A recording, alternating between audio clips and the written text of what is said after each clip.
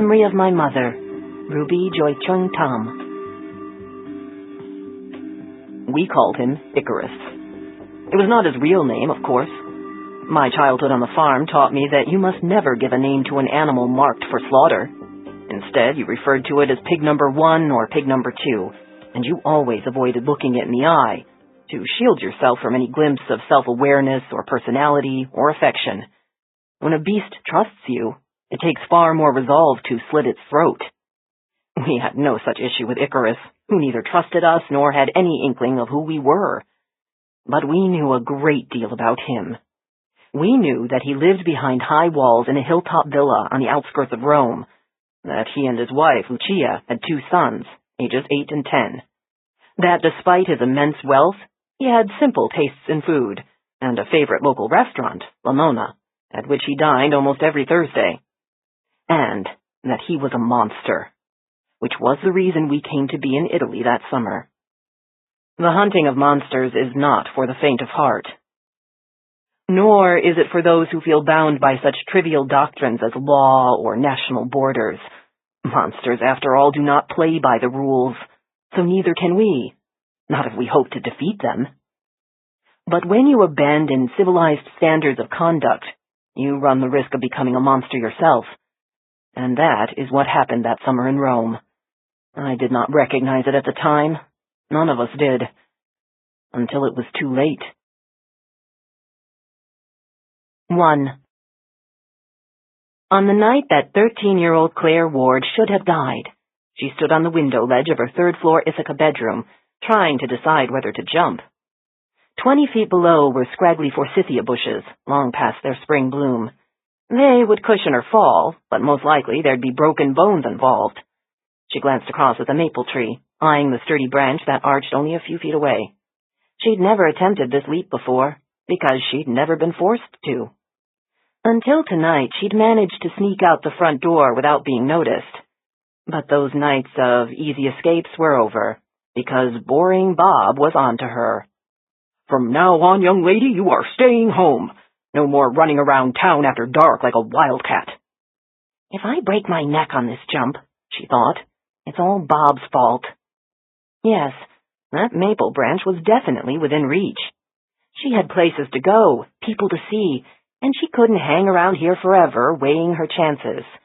She crouched, tensing for the leap, but suddenly froze as an approaching car's headlights angled around the corner. The SUV glided like a black shark beneath her window and continued slowly up the quiet street, as if searching for a particular house. Not ours, she thought.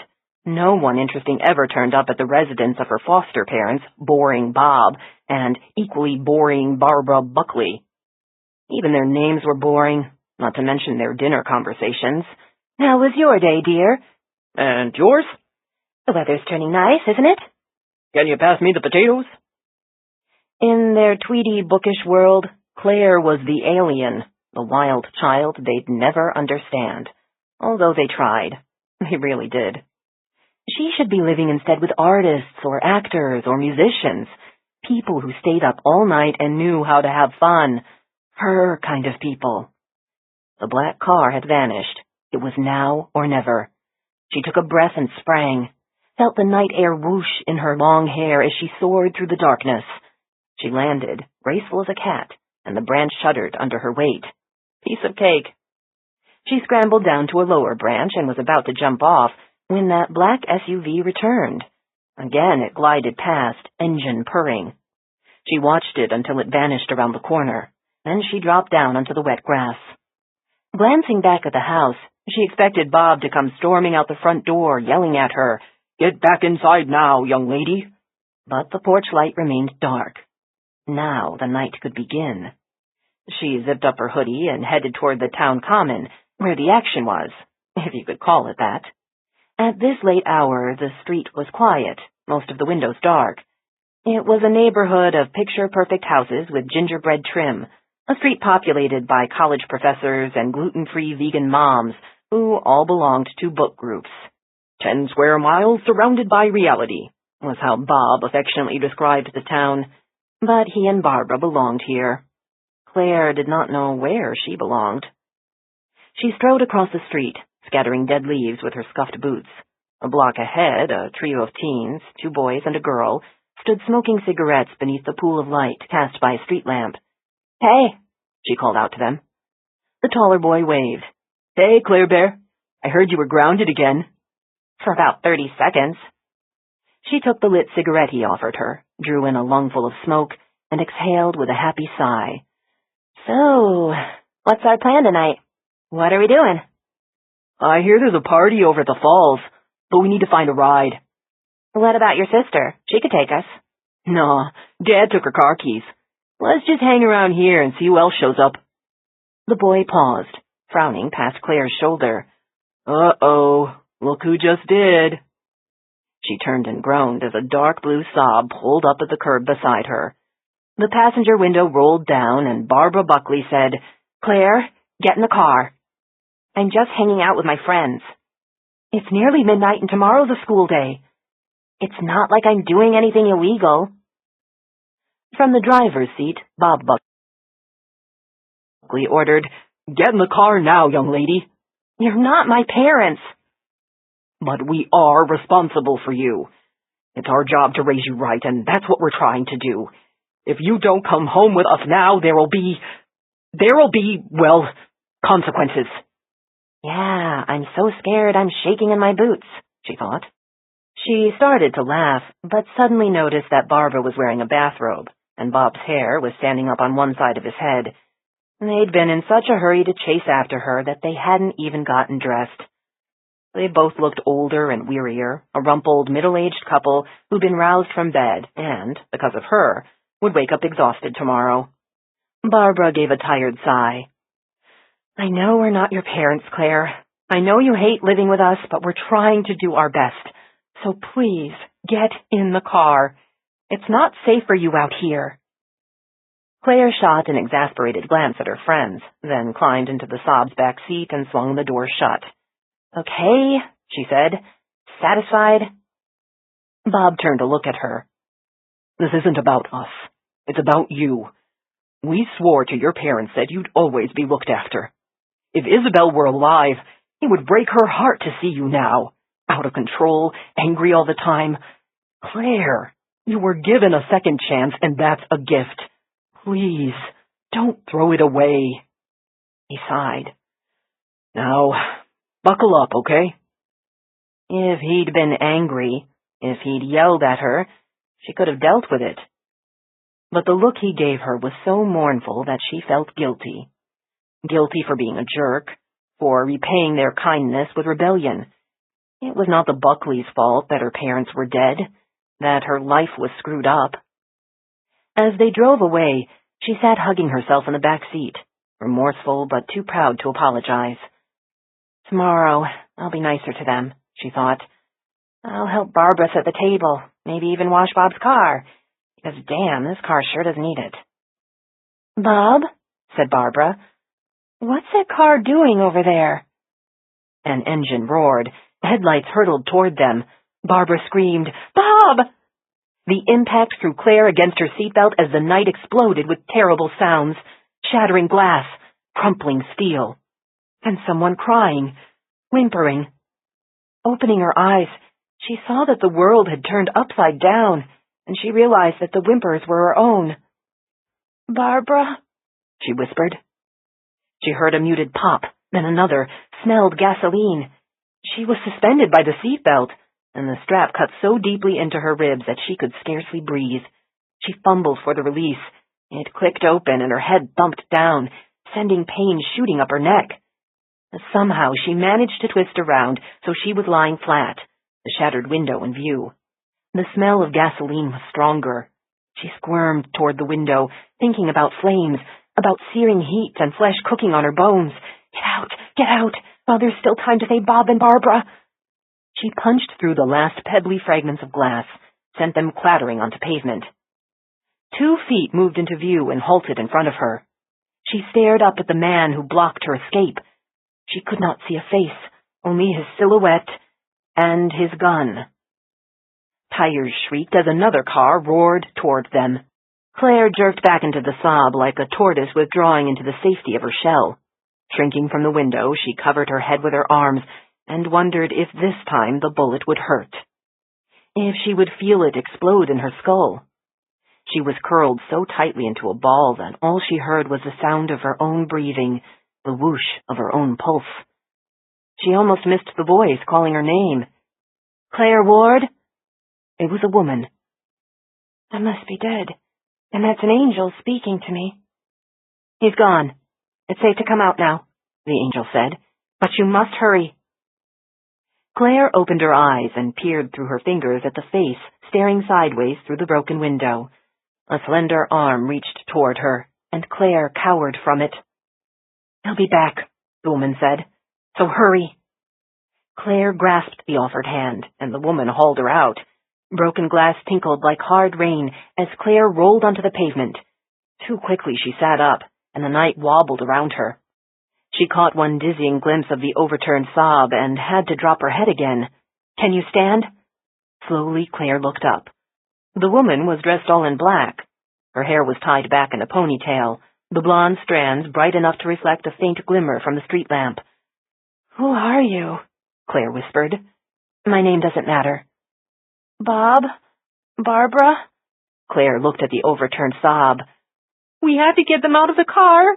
Help me!"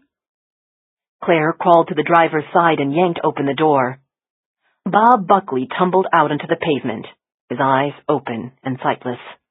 Claire stared at the bullet hole punched into his temple. "Bob?" she moaned. "Bob?" "You can't help him now." "Barbara! What about Barbara?" "It's too late." The woman grabbed her by the shoulders and gave her a hard shake. "They're dead. Do you understand? They're both dead." Claire shook her head, her gaze still on Bob, on the pool of blood now spreading like a dark halo around his head. "This can't be happening," she whispered. "Not again." "Come, Claire." The woman grabbed her hand and pulled her to her feet. "Come with me, if you want to live." 2. On the night 14-year-old Will Yablonsky should have died, he stood in a dark New Hampshire field, searching for aliens.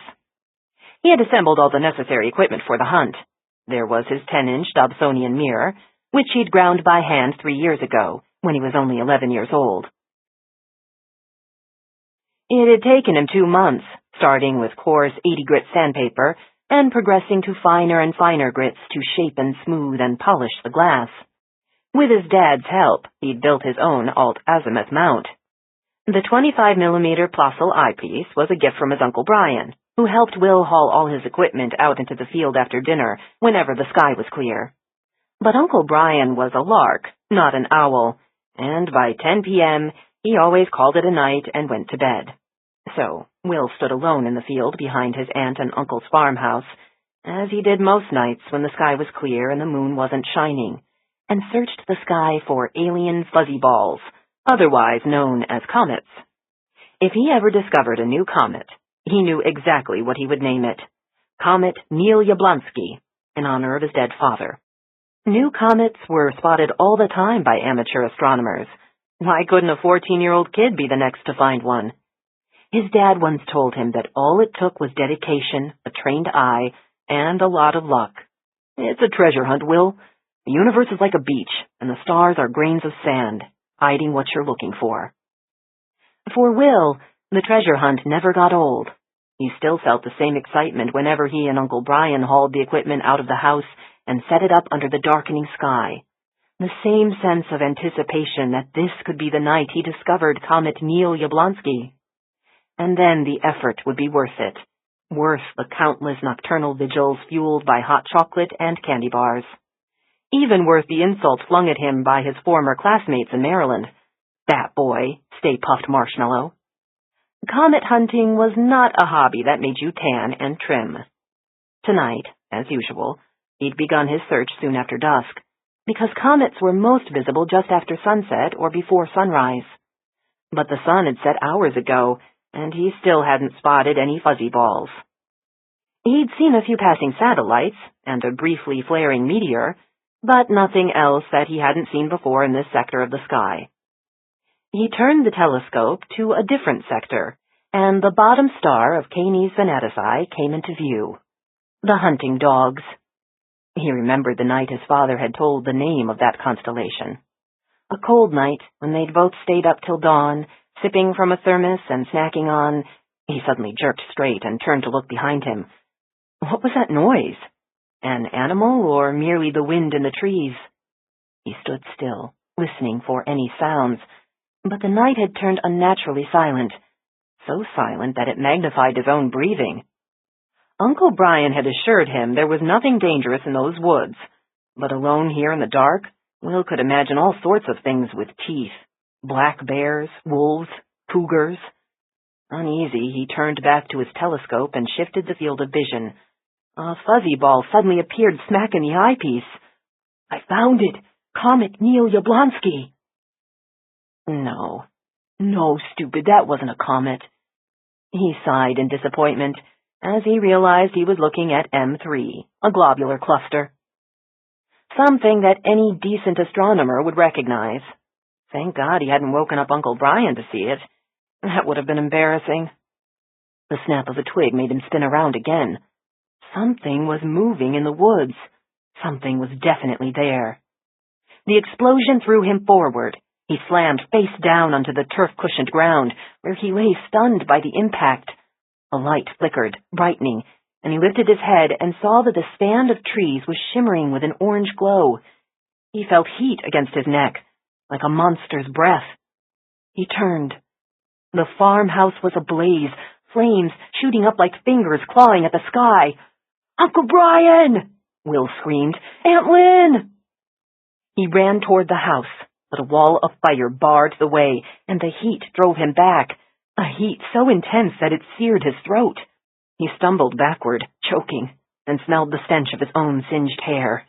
Find help, the neighbors. He turned to the road and ran 2 steps before he halted. A woman was walking toward him, a woman dressed all in black and lean as a panther. Her blonde hair was pulled back in a ponytail, and the flickering firelight cast her face in sharp angles. "Help me!" he screamed. "My aunt and uncle, they're in the house!"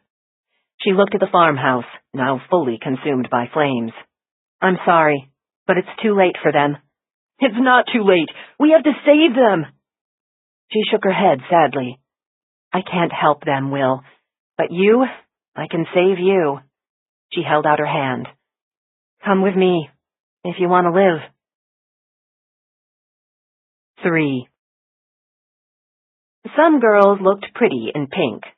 Some girls could don bows and lace, could swish around in silk organza, and look charming and feminine. Jane Rizzoli was not one of those girls. She stood in her mother's bedroom, staring at her reflection in the full-length mirror, and thought, "Just shoot me now." The bell-shaped dress was bubblegum pink with a neckline ruffle as wide as a clown's collar. The skirt was puffy with row upon grotesque row of more ruffles. Wrapped around the waist was a sash tied in a huge pink bow. Even Scarlett O'Hara would be horrified. "Oh, Janie, look at you," said Angela Rizzoli, clapping her hands in delight. "You are so beautiful. You'll steal the show from me. Don't you just love it?" Jane blinked, too stunned to say a word. "Of course, you'll have to wear high heels to pull it all together. Satin stilettos, I'm thinking, and a bouquet with pink roses and baby's breath, or is that old-fashioned? Do you think I should be more modern with calla lilies or something?" "Mom." "I'll have to take this in for you at the waist. How come you've lost weight? Aren't you eating enough? Seriously? This is what you want me to wear?" "What's the matter?" "It's pink. And you look beautiful in it. Have you ever seen me wear pink?" "I'm sewing a little dress just like it for Regina. You look so cute together, mom and daughter in matching dresses." "Regina's cute. I'm definitely not." Angela's lip began to quiver. It was a sign as subtly ominous as the first twitch of a nuclear reactor's warning dial. "I worked all weekend making that dress. Sewed every stitch, every ruffle, with my own hands. And you don't want to wear it, even for my wedding?" Jane swallowed. "I didn't say that. Not exactly." "I could see it in your face. You hate it. No, Mom. It's a great dress. For a freaking Barbie, maybe, she thought. Angela sank onto the bed, and her sigh was worthy of a dying heroine. You know, maybe Vince and I should just elope. That would make everyone happier, wouldn't it? Then I won't have to deal with Frankie. I won't have to worry about who's included on the guest list and who isn't. And you won't have to wear a dress you hate. Jane sat on the bed beside her, and the organza puffed up on her lap like a big ball of cotton candy. She punched it down. Mom, your divorce isn't even final yet. You can take all the time you want to plan this. That's the fun of a wedding, don't you think? You don't have to rush into anything. She glanced up at the sound of the doorbell. Vince is impatient. Do you know what he told me? He says he wants to claim his bride. Isn't that sweet? I feel like that Madonna song, like a virgin again. Jane jumped up. I'll answer the door. We should just get married in Miami, Angela yelled as Jane walked from the bedroom. It'd be a whole lot easier, cheaper, too, 'cause I wouldn't have to feed all the relatives. Jane opened the front door. Standing on the porch were the two men she least wanted to see on this Sunday morning. Her brother Frankie laughed as he entered the house. What's with the ugly dress? Her father, Frank Sr., followed, announcing, I'm here to speak to your mother. Dad, this isn't a good time, said Jane. I'm here. It's a good time. Where is she? He asked, looking around the living room. I don't think she wants to talk to you. She has to talk to me. We need to put a stop to this insanity. Insanity, said Angela, emerging from the bedroom.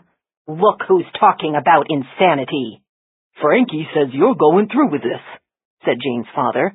You're actually going to marry that man? Vince asked me. I said yes.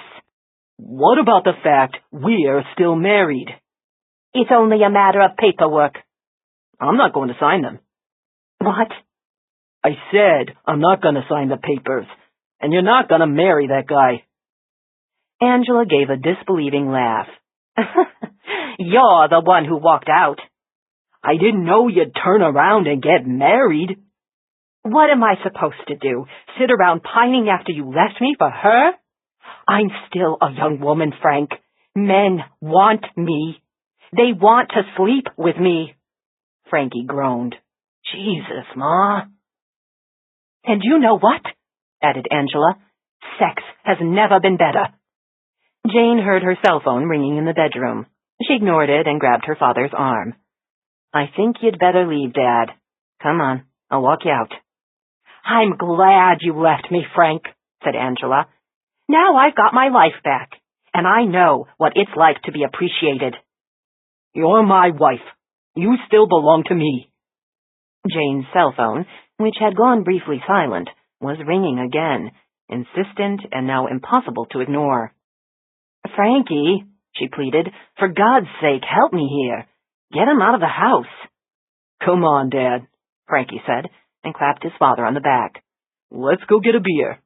I'm not finished here. Yes, you are, said Angela.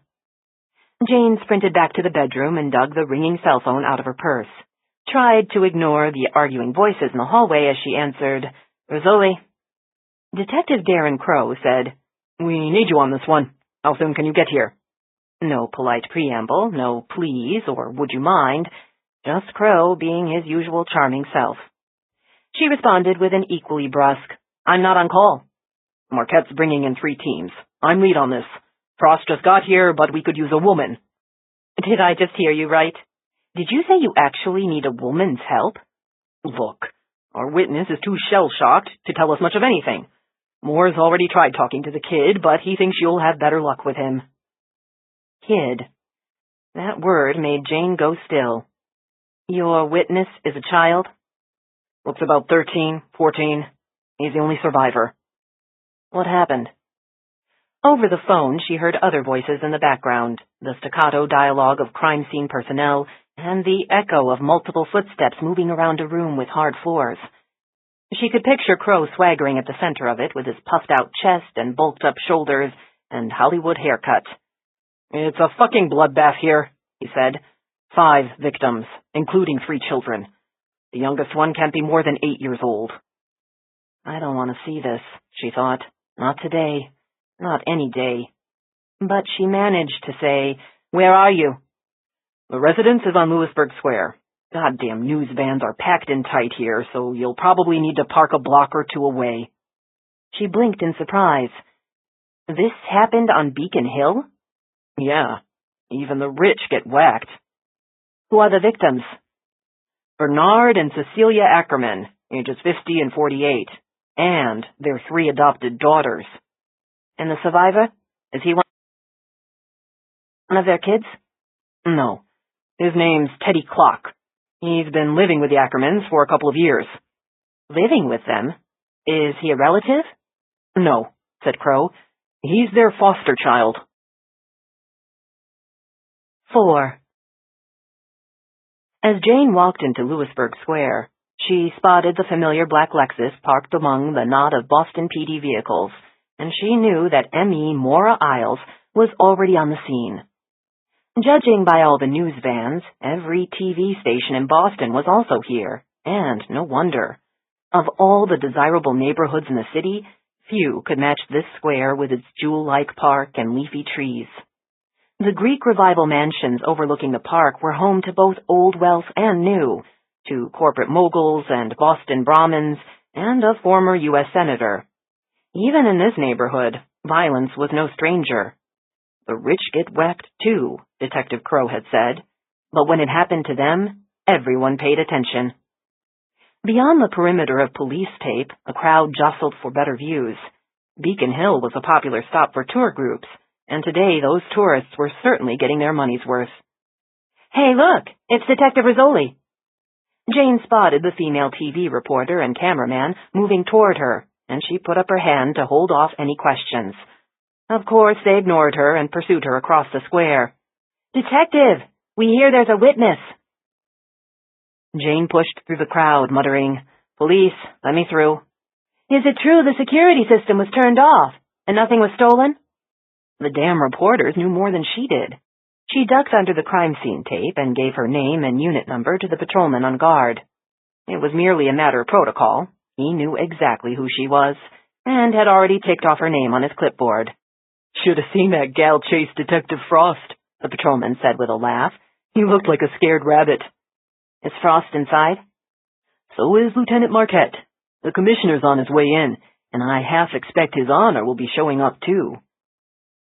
She looked up at the stunning 4-story red brick residence and murmured, "Wow, I figure it's worth 15, 20 million. But that was before the ghosts moved in, she thought, staring at the handsome bow windows and the elaborately carved pediment above the massive front door. Beyond that front door were horrors she had no stomach to confront. 3 dead children. This was the curse of parenthood. Every dead child wears the face of your own. As she pulled on gloves and shoe covers, she was donning emotional protection as well. Like the construction worker who puts on his hard hat, she donned her own armor and stepped inside. She looked up at a stairwell that soared 4 stories to a glass-domed roof, through which sunlight streamed in a shower of gold. Many voices, most of them male, echoed down that stairwell from the upper floors. Although she craned her neck, she could not spot anyone from the foyer, could just hear those voices, like the rumblings of ghosts in a house that, over a century, would have sheltered many souls. "A glimpse of how the other half lives," said a male voice. She turned to see Detective Crow standing in a doorway. "And dies," she said. "We've parked the boy next door. The neighbor lady was kind enough to let him wait in her house. The kid knows her, and we thought he'd feel more comfortable being interviewed there. First, I need to know what happened in this house." "We're still trying to figure that out." "What's with all the brass showing up? I heard the commissioner's on his way." "Just take a look at the place. Money talks, even when you're dead." "Where did this family's money come from?" "Bernard Ackerman's a retired investment banker. His family has owned this house for 2 generations. Big-time philanthropists. You name the charity, they probably gave to it." "How did this go down?" "Why don't you just take the tour?" He waved her into the room from which he'd just emerged. "You tell me what you think." Not that her opinion mattered much to Darren Crow. When she'd first joined the homicide unit, their clashes had been bitter, and his disdain all too apparent. She still detected hints of it in his laugh, his tone of voice.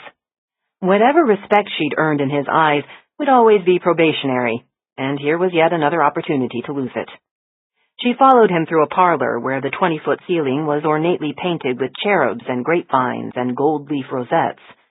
There was scarcely any chance to admire that ceiling or the oil paintings, because Crow walked straight through into the library, where Jane saw Lieutenant Marquette and Dr. Maura Isles. On this warm June day, Maura was wearing a peach-colored blouse, an uncharacteristically cheerful color for someone who usually favored wintry blacks and grays. With her stylishly geometric haircut and her elegant features, Maura looked like a woman who might actually live in a mansion like this, surrounded by oil paintings and Persian carpets. They stood surrounded by books, displayed in floor-to-ceiling mahogany shelves. Some of those volumes had tumbled onto the floor, where a silver-haired man lay face down, one arm propped upright against the bookcase, as though reaching for a volume, even in death. He was dressed in pajamas and slippers. The bullet had penetrated both his hand and his forehead, and on the shelf above the body, a starburst of blood had splattered the leather-bound spines. The victim put up his hand to block the bullet, thought Jane. He saw it coming. He knew he was going to die. "My time of death estimate is consistent with what the witness told you," Maura said to Marquette. "Early morning, then. Sometime after midnight." "Yes." Jane crouched down over the body and studied the entrance wound. 9mm? "Or possibly a .357, said Maura. "You don't know? We don't have casings?" "Not a single one in the whole house." Jane looked up in surprise. "Wow, he's a tidy killer. Picks up after himself." "Tidy in a number of ways," said Maura, thoughtfully regarding the deceased Bernard Ackerman. "This was a quick and efficient kill, a minimum of disorder, just like upstairs." Upstairs, thought Jane. The children. "The rest of the family," said Jane, sounding more matter-of-fact than she felt. "Did they die around the same time as Mr. Ackerman? Was there any delay?" "My estimate is only approximate. To be more precise, we'll need better information from the witness." "Which Detective Rizzoli here is going to get for us," said Crow. "How do you know I'll do any better with the boy?" said Jane. "I can't work magic." "We're counting on you because we don't have much to work with. Just a few fingerprints on the kitchen doorknob. No sign of forced entry, and the security system was switched off." "Off?" Jane looked down at the body. "It sounds like Mr. Ackerman admitted his own killer." "Or maybe he just forgot to turn it on. Then he heard a noise and came downstairs to check." "Robbery? Is anything missing?" "Mrs. Ackerman's jewelry box upstairs looks untouched," said Crow. "His wallet and her purse are still on the bedroom dresser." "Did the killer even go into their bedroom?" "Oh, yeah. He went into the bedroom. He went into all the bedrooms." She heard the ominous note in Crow's voice, knew that what waited upstairs was far worse than this blood-splattered library. Maura said quietly, "I can take you upstairs, Jane." Jane followed her back into the foyer, neither one of them speaking, as if this was an ordeal best borne in silence. As they ascended the grand staircase, Jane glimpsed treasures everywhere she looked. An antique clock, a painting of a woman in red. These details she automatically registered, even as she braced herself for what waited on the upper floors, in the bedrooms. At the top of the stairs, Maura turned right and walked to the room at the end of the hall. Through the open doorway, Jane glimpsed her partner, Detective Barry Frost, his hands gloved in lurid purple latex. He stood with elbows hugging his sides, the position every cop instinctively assumes at a crime scene to avoid cross-contamination. He saw Jane and gave a sad shake of his head, a look that said, "This is not where I want to be on this beautiful day either." Jane stepped into the room and was momentarily dazzled by the sunlight streaming in through floor-to-ceiling windows. This bedroom needed no curtains for privacy, as the windows looked out over a walled courtyard, where a Japanese maple tree was leafed in brilliant burgundy, where blooming roses were in their full flush. But it was the woman's body that demanded Jane's attention. Cecilia Ackerman, clothed in the beige nightgown, lay on her back in bed, the covers pulled up to her shoulders. She appeared to be younger than her age of 48, her hair artfully streaked with blonde highlights.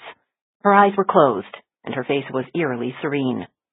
The bullet had entered just above her left eyebrow, and the powder ring on her skin showed it was a contact wound. The barrel pressed to her forehead at the time the trigger was pulled. "You were asleep when the killer pulled the trigger," thought Jane.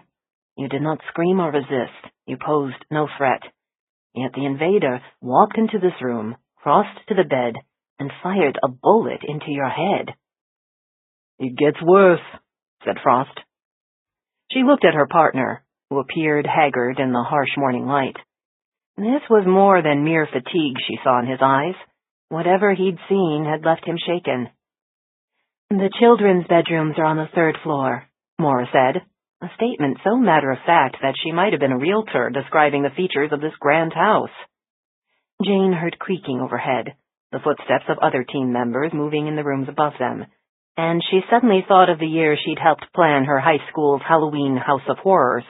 They'd splashed around fake blood and staged garishly gruesome scenes, far more gruesome than what she saw in this bedroom with its serenely reposing victim. Real life required little gore to horrify. Maura headed out of the room, indicating that they'd seen what was significant here, and it was time to move on. Jane followed her back to the staircase.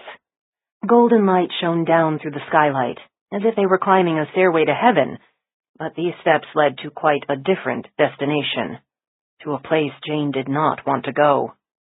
Maura's uncharacteristically summery blouse seemed as glaringly incongruous as wearing hot pink to a funeral. It was a minor detail, yet it bothered Jane, even annoyed her, that of all days that Maura would choose to wear such cheerful colors. It would be on a morning when 3 children had died. They reached the 3rd floor, and Maura made a graceful sidestep, maneuvering one paper-covered shoe over some obstacle on the landing. Only when Jane cleared the top step did she see the heartbreakingly small form, covered with a plastic sheet. Crouching down, Maura lifted a corner of the shroud.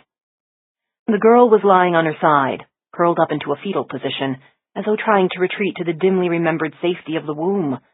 Her skin was coffee-colored, her black hair woven into cornrows decorated with bright beads. Unlike the Caucasian victims downstairs, this child appeared to be African-American. "Victim number 3 is Kimmy Ackerman, age 8, said Maura, speaking in a flatly clinical voice, a voice that Jane found more and more grating as she stared down at the child on the landing. Just a baby who wore pink pajamas with little dancing ponies. On the floor near the body was the imprint of a slender bare foot. Someone had stepped in this child's blood, had left that footprint while fleeing the house. It was too small to be a man's footprint. Teddy's. The bullet penetrated the girl's occipital bone but didn't exit. The angle is consistent with a shooter who was taller and firing from behind the victim. She was moving, said Jane softly, trying to run away. Judging by her position here, it appears she was fleeing toward one of these bedrooms on the 3rd floor when she was shot. In the back of the head. Yes. Who the fuck does something like that? Kills a baby. Maura replaced the sheet and stood up. She may have witnessed something downstairs, seen the killer's face. That would be a motive. Don't go all logical on me. Whoever did this walked into the house prepared to kill a kid, to wipe out a whole family. I can't speak to motive. Just the manner of death, which would be homicide. You think? Maura frowned at her. Why are you angry with me? Why doesn't this seem to bother you? You think this doesn't bother me? You think I can look at this child and not feel what you're feeling? They stared at each other for a moment, the child's body lying between them. It was yet another reminder of the gulf that had split their friendship since Maura's recent damaging testimony against a Boston cop, testimony that had sent that cop to prison. Although betrayals of the thin blue line are not quickly forgotten, Jane had had every intention of healing the rift between them. But apologies were not easy, and too many weeks had passed, during which their rift had hardened to concrete. "It's just," Jane sighed. "I hate it when it's kids. It makes me want to strangle someone." "That makes two of us." Though the words were said quietly, Jane saw the glint of steel in Maura's eyes. Yes, the rage was there, but better masked and under tight control, the way Maura strove to control almost everything else in her life. "Rizzoli!" called out Detective Thomas Moore from a doorway. Like Frost, he looked beaten down, as if this day's toll had aged him a decade. "Have you talked to the boy yet?" "Not yet. I wanted to see what we're dealing with first." "I spent an hour with him. He hardly said a word to me. Mrs. Lyman, the next-door neighbor, said that when he showed up at her house around 8 this morning, he was almost catatonic." "It sounds like what he really needs is a shrink." "We have a call into Dr. Zucker, and the social worker's on her way. But I thought maybe Teddy might talk to you. Someone who's a mother." "What did the boy see? Do you know?" Moore shook his head. "I just hope he didn't see what's in this room." That warning was enough to make Jane's fingers feel chilled inside the latex gloves. Moore was a tall man, and his shoulders blocked her view into the bedroom, as if he was trying to protect her from the sight that awaited her. In silence, he stepped aside to let her pass. Two crime scene techs were crouched in a corner, and they looked up as Jane walked in. Both were young women, part of a new wave of female criminalists who now dominated the field. Neither one looked old enough to have children, to know what it was like to press worried kisses to a feverish cheek, or to panic at the sight of an open window, an empty crib. With motherhood came a whole host of nightmares. In this room, one of those nightmares had come true. "We believe these victims are the Ackermans' daughters, Cassandra, age 10, and Sarah, age 9. Both adopted," said Maura. "Since they're out of their beds, something must have awakened them." "Gunshots?" said Jane softly. "There were no reports of gunfire heard in the neighborhood," said Moore. "A suppressor must have been used." "But something alarmed these girls," said Maura. "Something that made them climb out of bed." Jane had not moved from her spot near the door. For a moment, no one spoke, and she realized that they were all waiting for her to approach the bodies, to do her cop thing. Exactly what she had no wish to do. She forced herself to move toward the huddled bodies and knelt down. They died, holding each other. "Judging by their positions," said Maura, "it appears that Cassandra tried to shield her younger sister.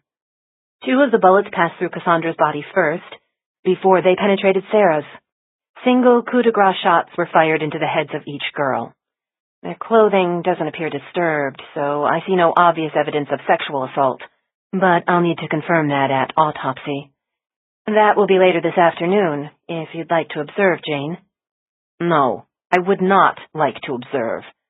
I'm not even supposed to be here today." Abruptly, she turned and walked out of the room, paper shoes crackling as she fled the sight of the 2 girls coiled together in death. But as she moved toward the stairwell, she again saw the body of the youngest child, Kimmy, 8 years old. "Everywhere I look in this house," she thought, "there's heartbreak." "Jane, are you all right?" said Maura. "Aside from wanting to rip this bastard limb from limb?" "I feel exactly the same way." "Then you do a better job of hiding it," she thought. Jane stared down at the draped body. "I look at this kid," she said softly, "and I can't help seeing my own." "You're a mom, so it's only natural. Look, Crow and Moore will attend the autopsy. There's no need for you to be there." She glanced at her watch. "It's going to be a long day, and I haven't even packed yet." "Is this the week you're visiting Julian's school?" "Come hell or high water, tomorrow I leave for Maine. 2 weeks with a teenage boy and his dog. I have no idea what to expect." Maura had no children of her own, so how could she possibly know?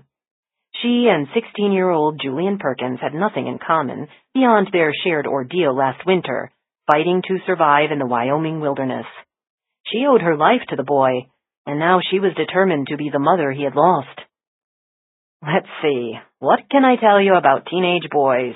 said Jane, trying to be helpful. "My brothers had stinky shoes. They slept till noon, and they ate about 12 times a day. Male pubertal metabolism. They can't help it."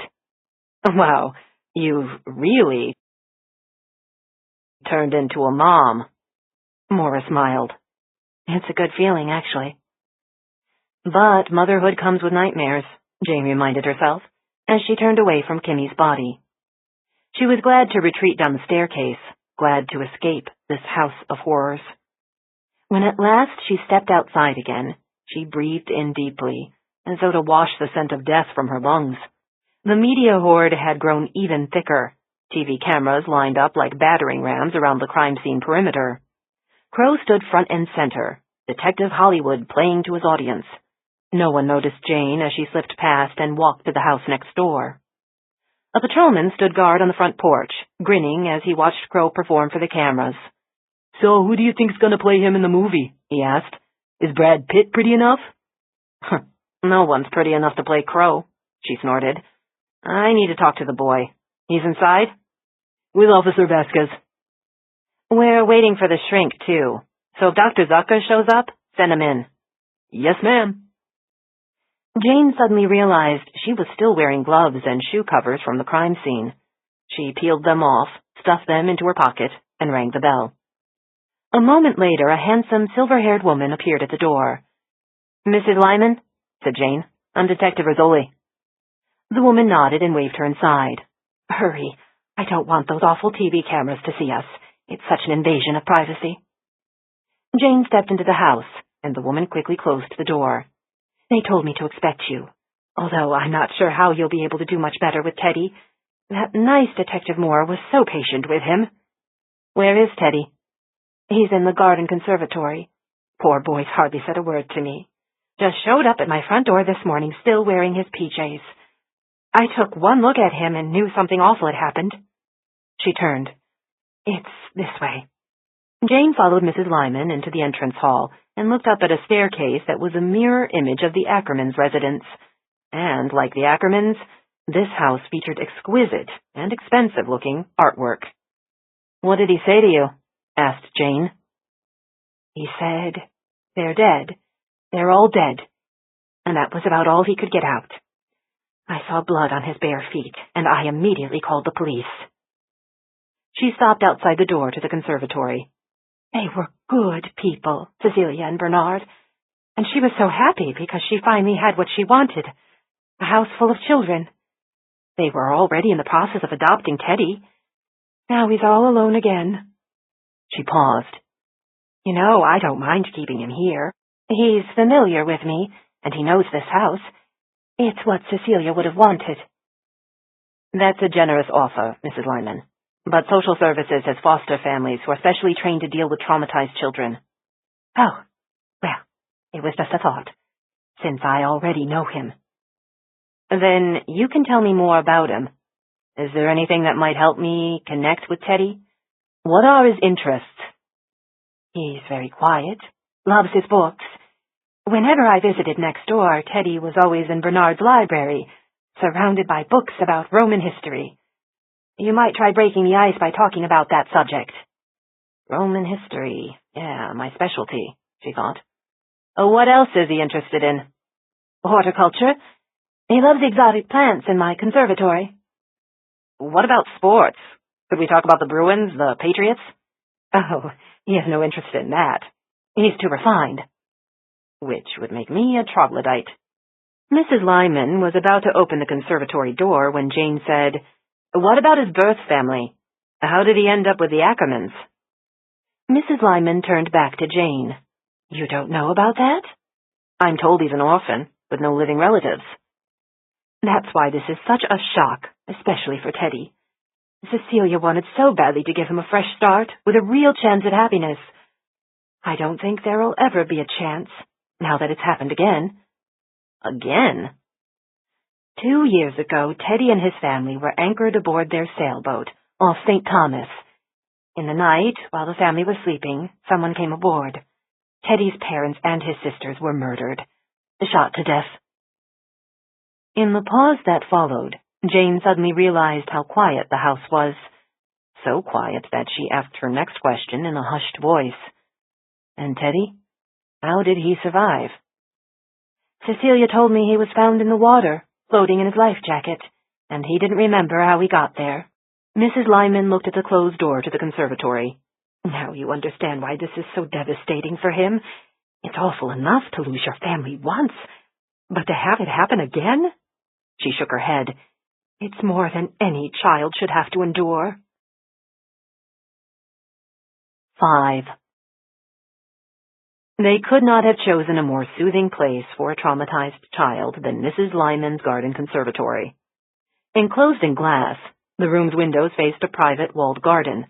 Morning sunlight streamed in through the windows, nourishing a humid jungle of vines and ferns and potted trees. In that lush overgrowth, Jane did not spot the boy, but saw only the female police officer, who quickly rose from a rattan garden chair. "Detective Rizzoli, I'm Officer Vasquez," the woman said. "How's Teddy?" said Jane. Vasquez glanced at a corner, where the vines had grown over to form a thick canopy, and whispered, "He hasn't said a word to me, just kind of hides away and whimpers." Only then did Jane locate the spindly figure crouched beneath the bower of vines. He was folded into himself, arms hugging his legs to his chest. Although they'd told her he was 14, he looked much younger, clothed in powder blue pajamas, a forelock of light brown hair hiding his face. Jane dropped down to her knees and crawled toward him, ducking beneath vines as she moved deeper into the leafy shadows. The boy didn't move as she settled down beside him in his jungle hiding place. "Teddy," she said, "my name is Jane. I'm here to help you." He didn't look up, didn't respond. "You've been sitting here a while, haven't you? You must be hungry." Was that a shake of the head she saw? Or was it a shudder, a seismic quake from all the pain bottled up inside that fragile body? "What do you think about some chocolate milk? Maybe ice cream? I bet Mrs. Lyman has some in her refrigerator." The boy seemed to recede even more deeply into himself, curling into such a tight knot that Jane feared they would never be able to pry open those limbs. She peered up through the tangle of vines at Officer Vasquez, who stood watching intently. "Can you leave us?" she said. "I think it's a little too much right now, having both of us in the room." Vasquez left the conservatory, closing the door behind her. For 10 minutes, 15, Jane didn't say a word, nor did she look at the boy. They sat side by side, companions in silence, and the only sound was the gentle splash of water in a marble fountain. Leaning back in the bower, she gazed up at the arching branches overhead. In this Garden of Eden, sheltered from the cold, even banana and orange trees thrived, and she imagined walking into this room on a winter's day, when the snow was falling outside, and breathing in the scent of warm earth and green plants. This is what money buys you, she thought, eternal springtime. While she kept her gaze fixed on the sunlight above, she was aware of the boy's breathing beside her. It was slower, calmer than it had been moments ago. She heard leaves rustle as he settled against the vines, but she resisted the temptation to look at him. She thought about the ear-splitting tantrums that her 2-year-old daughter had thrown last week, when little Regina had screamed again and again, "Stop looking at me! Stop looking!" Jane and her husband, Gabriel, had laughed, which only enraged Regina more. Even 2-year-olds did not like being stared at, and resented having their privacy invaded. So she tried not to invade Teddy Clocks, but merely shared his leafy cave. Even when she heard him sigh, her attention stayed focused instead on the dappled sunshine shining through the branches above. "Who are you?" The words were barely a whisper. She forced herself to remain still, to let a pause settle between them. "I'm Jane," she said, just as softly. "But who are you?" "I'm a friend." He sighed, a sound far too weary and defeated for a boy of only 14. "No, you're not. I don't even know you." She considered his words, and had to admit they were true. She was not his friend. She was a cop who needed something from him, and once she'd gotten it, she would hand him over to a social worker. "You're right, Teddy," she admitted. I'm not really a friend. I'm a detective, but I do want to help you. No one can help me. I can. I will. Then you'll die too. That statement, said so flatly, sent a cold whisper up Jane's back. You'll die too. She turned to stare at the boy. He wasn't looking at her, just stared bleakly ahead as if seeing a hopeless future. His eyes were such a pale blue they seemed unearthly. His light brown hair looked as wispy as corn silk, one drooping forelock curled over a pale, prominent forehead. His feet were bare, and as he rocked back and forth, she glimpsed smudges of dried blood under his right toes.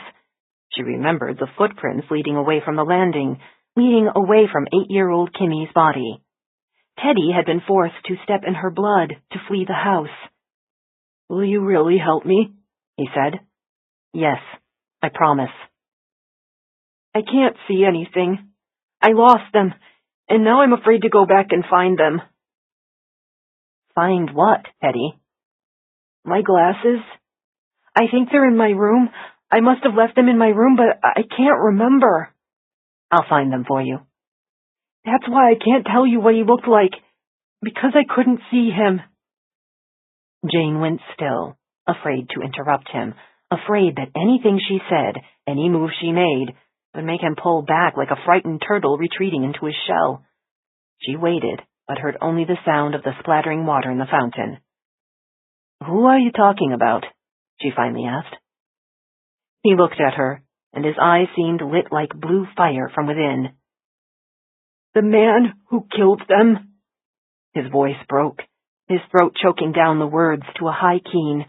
I wish I could help you, but I can't. I can't. It was a mother's instinct that made her suddenly open her arms, and he tumbled against her, face pressed to her shoulder. She held him as he quaked with shudders so powerful she felt his body might shatter apart, and she was the only force holding together this shaking basket of bones. He might not be her child, but at that moment, as he clung to her, his tears soaking into her blouse, she felt every bit his mother, ready to defend him against all the world's monsters. He never stops. The boy's words were so muffled against her blouse that she almost missed them. Next time, he'll find me. No, he won't. She grasped him by the shoulders and gently pushed him away so she could look at his face. Long lashes cast shadows on his powder-white cheeks. He won't find you. He'll come back. Teddy hugged himself, turning inward to some distant, safe place where no one could reach him. He always does. Teddy, the only way we can catch him, stop him, is if you help us, if you tell me what happened last night. She saw his thin chest expand, and the sigh that followed sounded far too weary and defeated for someone so young. I was in my room, he whispered. I was reading one of Bernard's books. And then what happened? Jane prompted. Teddy focused his haunted eyes on her. And then it started. By the time Jane returned to the Ackerman residence, the last of the bodies was being wheeled out, one of the children. Jane paused in the foyer as the stretcher rolled past her, wheels squeaking across the gleaming parquet floor, and she could not block out the sudden image of her own daughter, Regina, lying beneath the shroud. With a shudder she turned, and saw Moore coming down the stairs. Did the boy talk to you? Enough to tell me he didn't see anything that will help us. Then you got a lot farther with him than I did. I had a feeling you'd be able to reach him. It's not as if I'm all that warm and fuzzy. But he did talk to you. Crow wants you to be the boy's primary contact. I'm now the official kid wrangler? He gave an apologetic shrug. Crow's the lead. She looked up the stairs toward the upper floors, which now seemed strangely quiet. What's going on here? Where is everyone? They're following up on a tip about the housekeeper, Maria Salazar. She has the keys and the password to the security system. You'd expect a housekeeper to have those. It turns out she also has a boyfriend with a few issues. Who is he? Undocumented alien named Andres Zapata. He's a rap sheet in Colombia. Burglary. Drug smuggling. History of violence?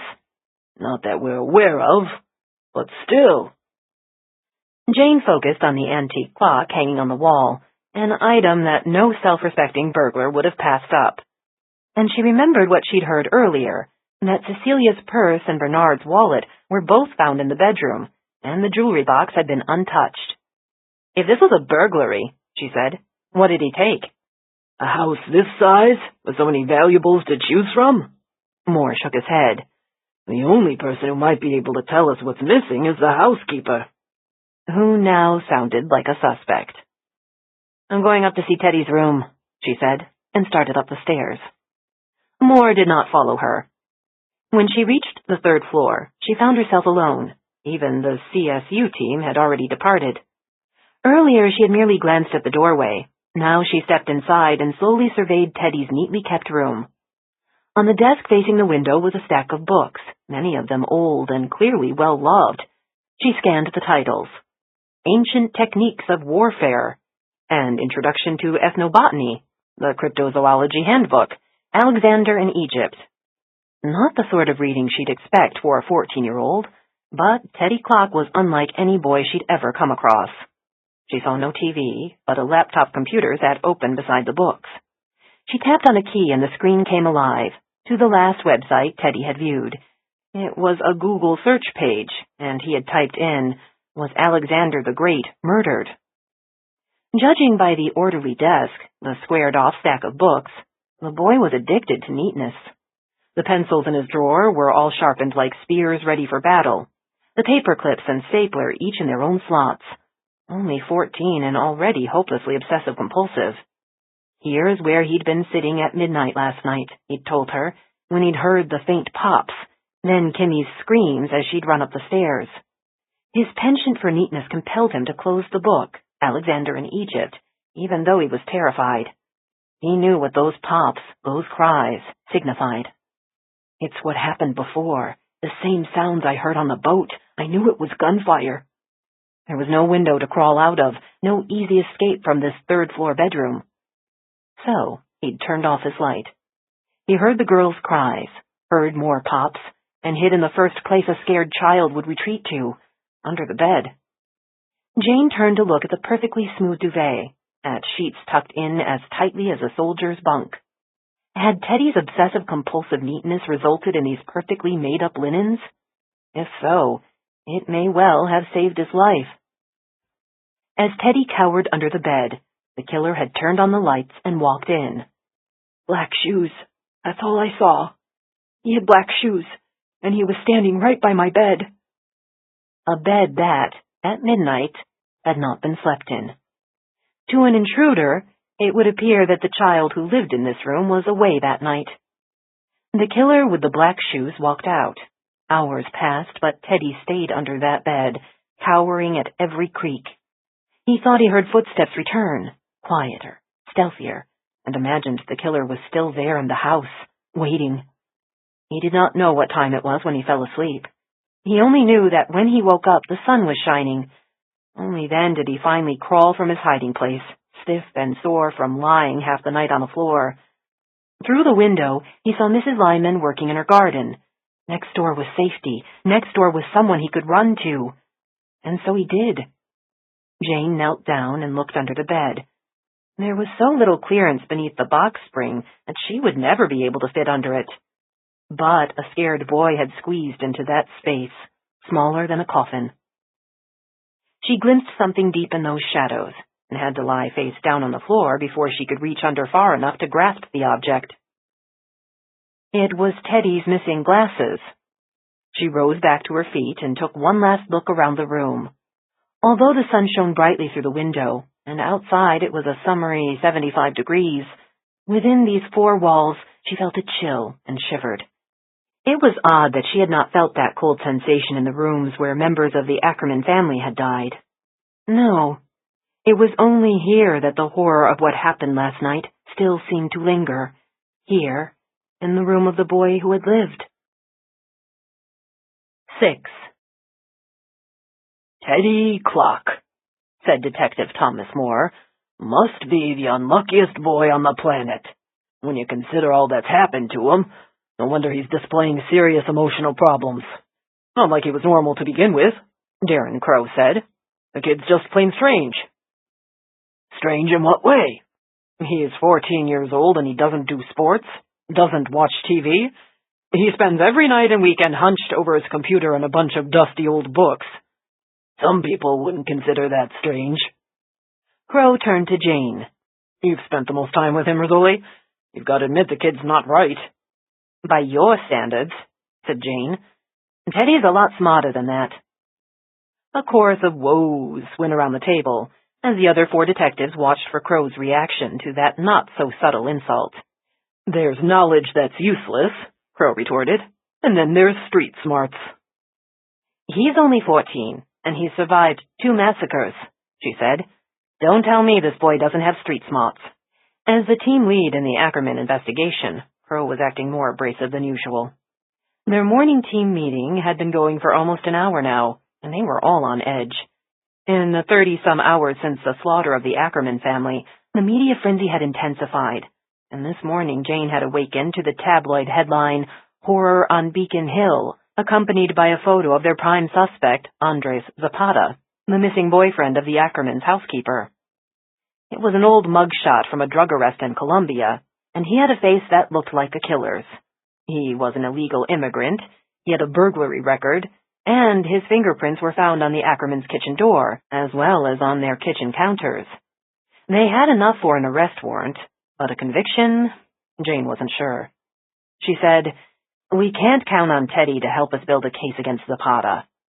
"You've got plenty of time to prepare him," said Crow. "He didn't see a face." "He must have seen something that will help us in court." "Teddy's a lot more fragile than you realize. We can't expect him to testify." "He's 14, for God's sake," Crow snapped. "When I was 14... "Don't tell me. You were strangling pythons with your bare hands." Crow leaned forward. "I do not want this case to fall apart. We need to get our ducks lined up." "Teddy is not a duck," said Jane. "He's a child." "And a psychologically scarred one at that," said Moore. He opened the folder he'd brought into the meeting. "I spoke again to Detective Edmonds in the U.S. Virgin Islands. He faxed me their file on the Clock family murders, and—" "They were killed 2 years ago," interjected Crow.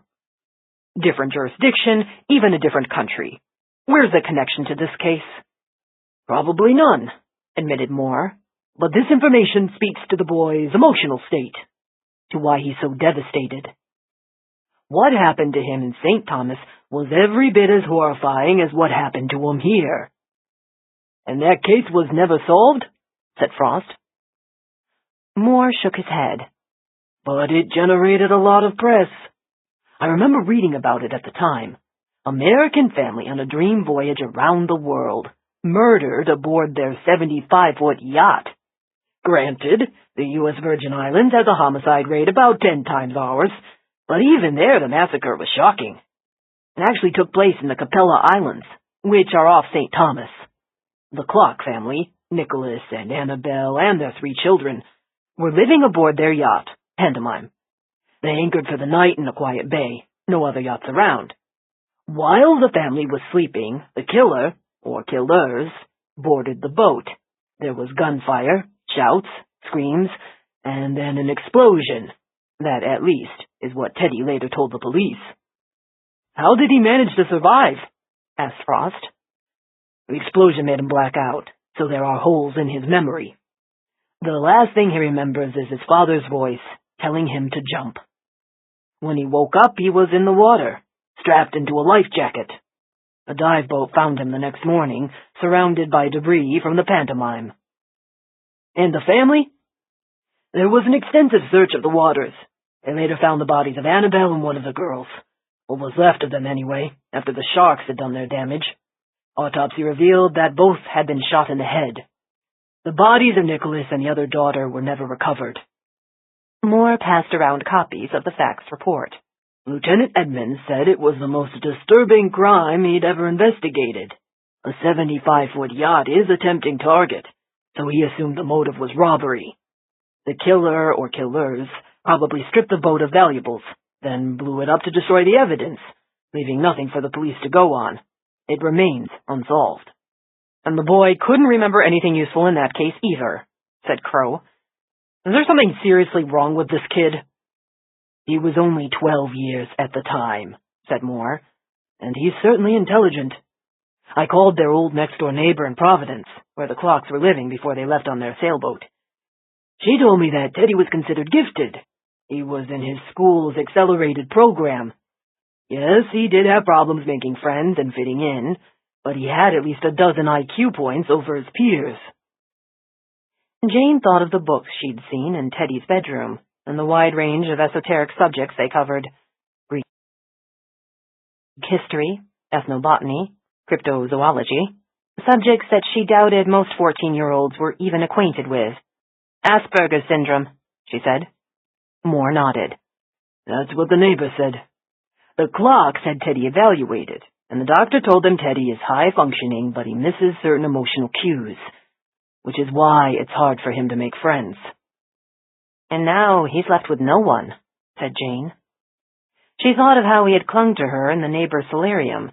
She could still feel his silky hair against her cheek, and remembered the sleepy boy scent of his pajamas.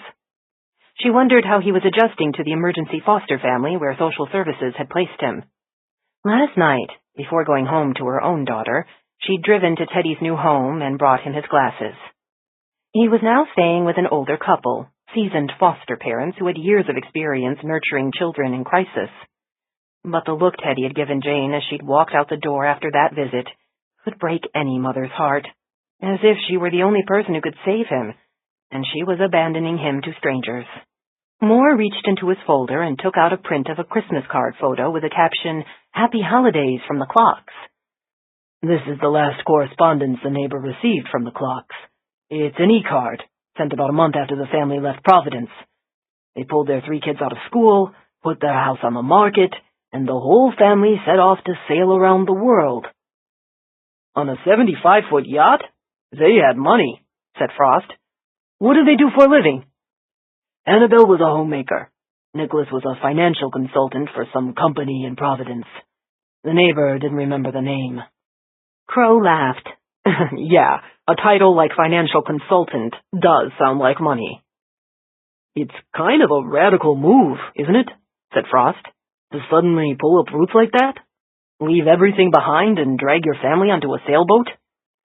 The neighbor certainly thought so, said Moore. And it happened abruptly.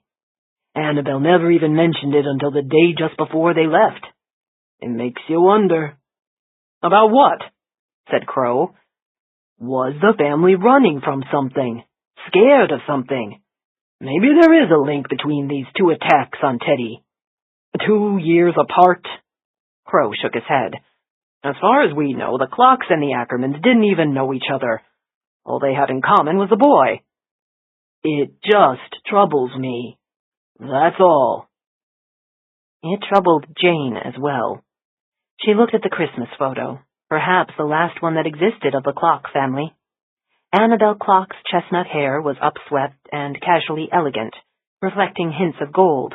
Her face, like sculpted ivory with delicately arching brows, could have adorned a medieval painter's canvas. Nicholas was blond and athletic-looking, his impressive shoulders filling out a lemon-yellow polo shirt. With his square jaw, his direct gaze, he looked like a man built to protect his family from any threat. On the day this photo was taken, when he stood smiling with one muscular arm draped around his wife, he could not have imagined the horrors that lay ahead. A watery grave for himself, the slaughter of his wife and 2 of their children. At that instant, the camera captured a family with no reason to fear the future. Their optimism shone brightly in their eyes and smiles, and in the Christmas decorations they had hung on the tree behind them. Even Teddy looked ebullient as he stood beside his younger sisters, 3 angelic-looking children with matching light brown hair and wide blue eyes. All of them smiling and safe within the bubble of their sheltering family. And she thought, Teddy will never feel safe again. Killing is easy. All you need is access and the proper tool, whether it's a bullet, a blade, or Semtex. And if you plan it right, no cleanup is necessary. But extracting a man like Icarus, who's alive and resisting you, a man who surrounds himself with family and bodyguards, is a far more delicate process. Which is why we devoted most of that June to surveillance and reconnaissance and dry runs. The hours were long, 7 days a week, but no one complained. Why would we? Our hotel was comfortable, our expenses covered, and at the end of the day there was always plenty of alcohol. Not mere plonk, but good Italian wines. For what we were required to do, we believed we deserved the best. It was a Thursday when we got the call from our local asset. He worked as a waiter inside the restaurant La Nonna, and that night 2 adjacent tables had been reserved for dinner. One table was for a party of 4, the other for a party of 2. Bottles of Brunello di Montalcino had been requested, to be opened immediately for proper airing upon the patron's arrival. He had no doubt for whom those tables were reserved. They arrived in separate vehicles, one right behind the other. In the black BMW were the 2 bodyguards. In the silver Volvo, Icarus was at the wheel. It was one of his quirks. He always insisted on being his own driver, on being in control. Both cars parked directly across the street from La Nonna, where they would be in view throughout the meal. I was already in position, seated at an outdoor cafe nearby, sipping espresso. From there I had a front-row view of the precision ballet that was about to unfold. I saw the bodyguards get out of their BMW first, and they watched as Icarus emerged from his Volvo. He always drove a Volvo, an exciting choice for a man who could afford a fleet of Maseratis. He opened the rear door, and out climbed one of the reasons for choosing such a safe vehicle. Little Carlo, the younger son, was 8 years old, with large dark eyes and unruly hair like his mother's. The boy's shoelace had come loose, and Icarus bent down to tie it. That was the moment Carlo noticed me, sitting nearby. His eyes fixed on mine so intently that I felt a dart of panic. I thought, the boy knows. Somehow he knows what's about to happen. I did not have children, no one on our team did, so children were a mystery to us. They were like little aliens, unformed creatures who could be ignored.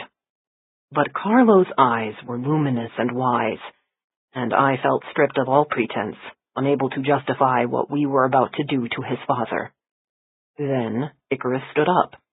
He took Carlo's hand and led his wife and older son across the street, into La Nonna for their supper. I breathed again.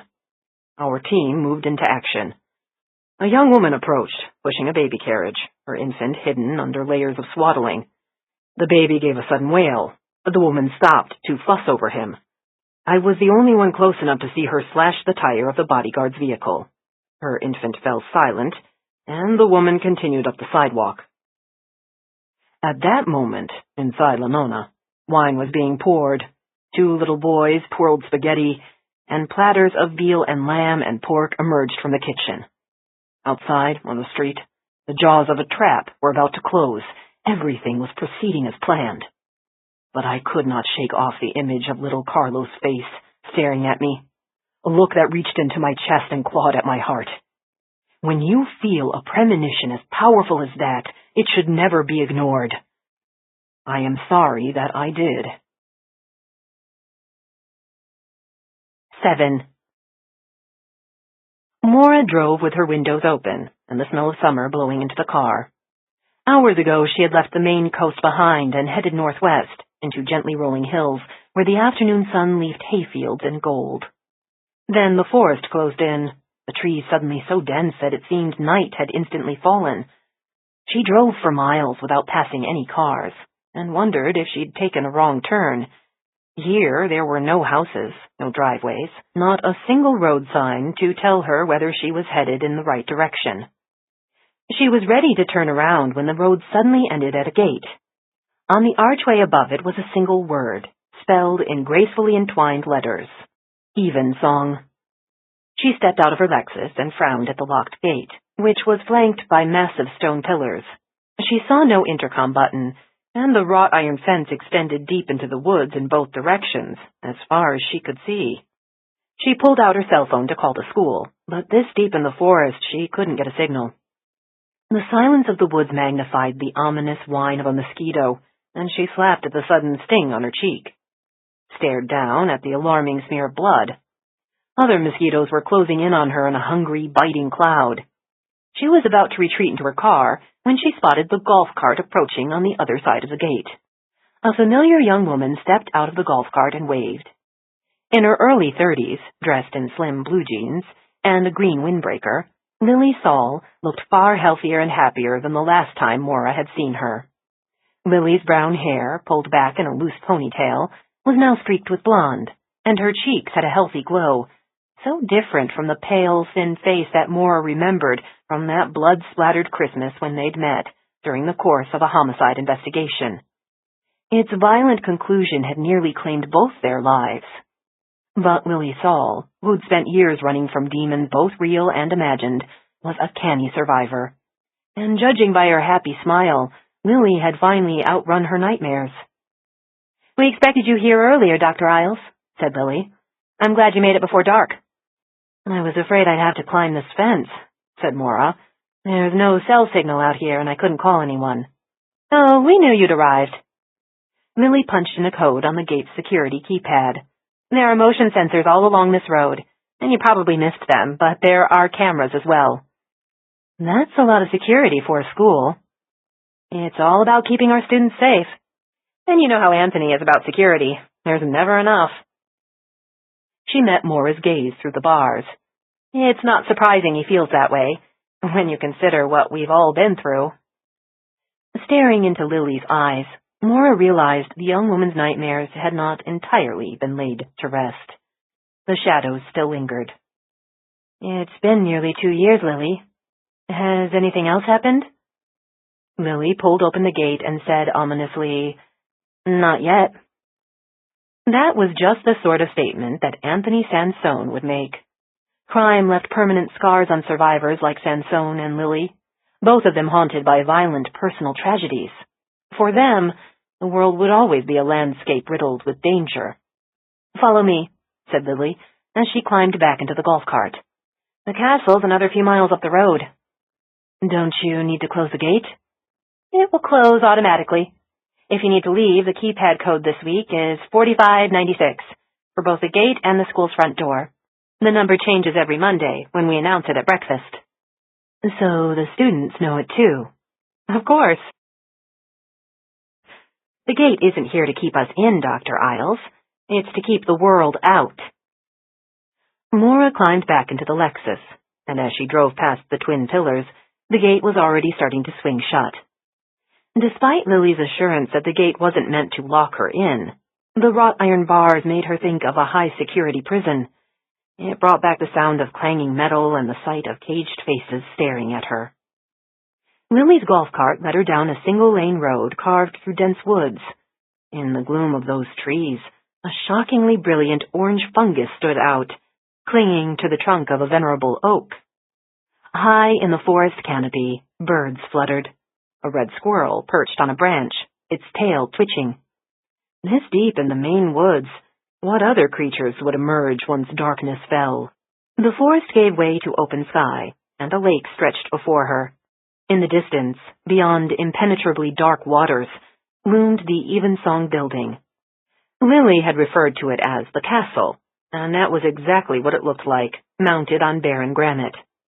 Constructed of that same gray rock, the walls rose up as though thrust from the hill itself. They drove under a stone arch into the courtyard, and Maura parked her Lexus beside a moss-covered wall. Only an hour ago, the day had been summery, but when she stepped out, the air felt cold and damp. Looking up at towering granite walls, at the steeply sloping roof, she imagined bats circling the turret high overhead. "Don't worry about your suitcase," said Lily, taking it out of the Lexus trunk. "We'll just leave it here on the steps, and Mr. Roman will bring it up to your room." "Where are all the students?" "Most of the students and staff have left for summer break. We're down to only 24 kids and a skeleton crew who stay year-round. And next week you and Julian will find it really quiet around here, because we'll be taking the rest of the kids on a field trip to Quebec. Let me give you a quick tour, then I'll bring you to see Julian. He's in class right now." "How is he doing?" Maura asked. "Oh, he's really blossomed since he got here. He's still not crazy about classroom work, but he's resourceful, and he notices things that everyone else misses. And he's protective of the younger kids, always watching out for them. A true guardian personality.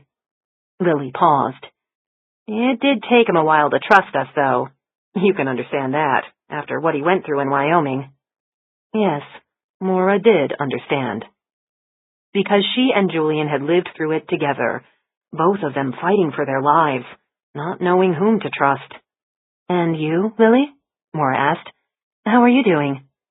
I'm right where I should be, living in this beautiful place, teaching these amazing kids. Julian told me you built a Roman catapult in class. Yes, during our unit on siege warfare. The students really got into that one. Broke a window, unfortunately. They climbed stone steps and came to a doorway so tall it could have admitted a giant. Lily punched in the security code again. The massive wooden door swung open easily with just a push, and they stepped across the threshold into a hall where soaring archways were framed in old timbers. Hanging overhead was an iron chandelier, and set in the arch above it, like a multicolored eye, was a circular stained glass window. On this gloomy afternoon, it admitted only a faintly muddy glow. Maura stopped at the foot of a massive stairway and admired the tapestry hanging on the wall, a faded image of two unicorns resting in a bower of vines and fruit trees. This really is a castle, she said. Built around 1835 by a megalomaniac named Cyril Magnus. Lily gave a disgusted shake of the head. He was a railroad baron, big game hunter, art collector, and all-around mean bastard, according to most accounts. This was built as his private castle, designed in the Gothic style that he admired during his trips to Europe. The granite was quarried 50 miles from here. The timbers are good old Maine oak. When Evensong purchased this property 30 years ago, it was still in pretty good shape, so most of what you see here is original. Over the years, Cyril Magnus kept adding to the building, which makes it a little confusing to navigate. Don't be surprised if you get lost. That tapestry, said Maura, pointing to the weaving of the unicorns. It actually looks medieval. It is. It comes from Anthony's villa in Florence.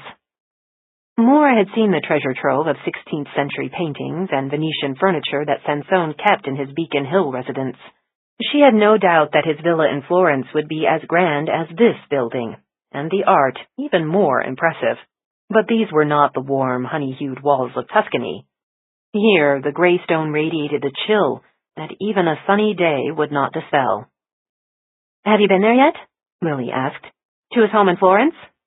I haven't been invited, said Maura. Unlike you, obviously, she thought. Lily gave her a thoughtful look.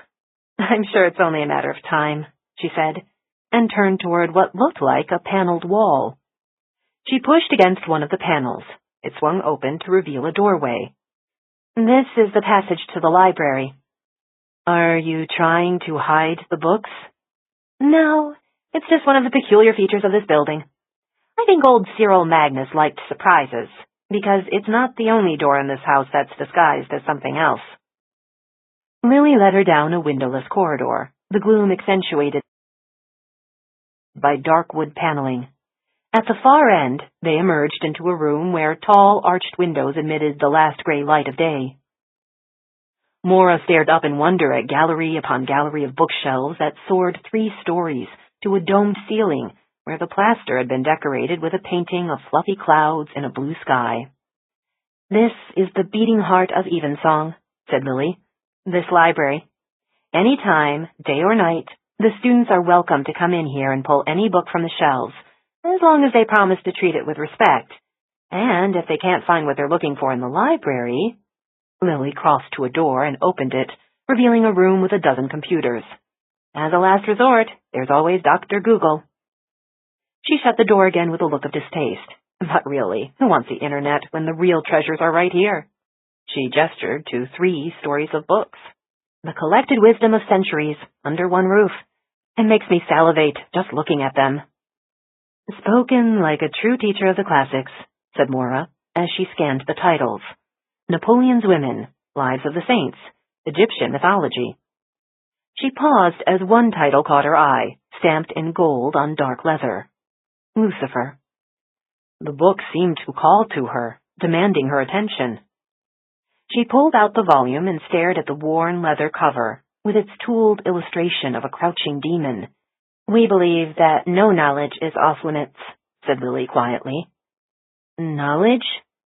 Maura slid the book back on the shelf and looked at the young woman. "Or superstition?" "It helps to understand both, don't you think?" Maura walked down the room, past rows of long wooden tables and chairs, past a series of globes, each representing the world as known in a different age.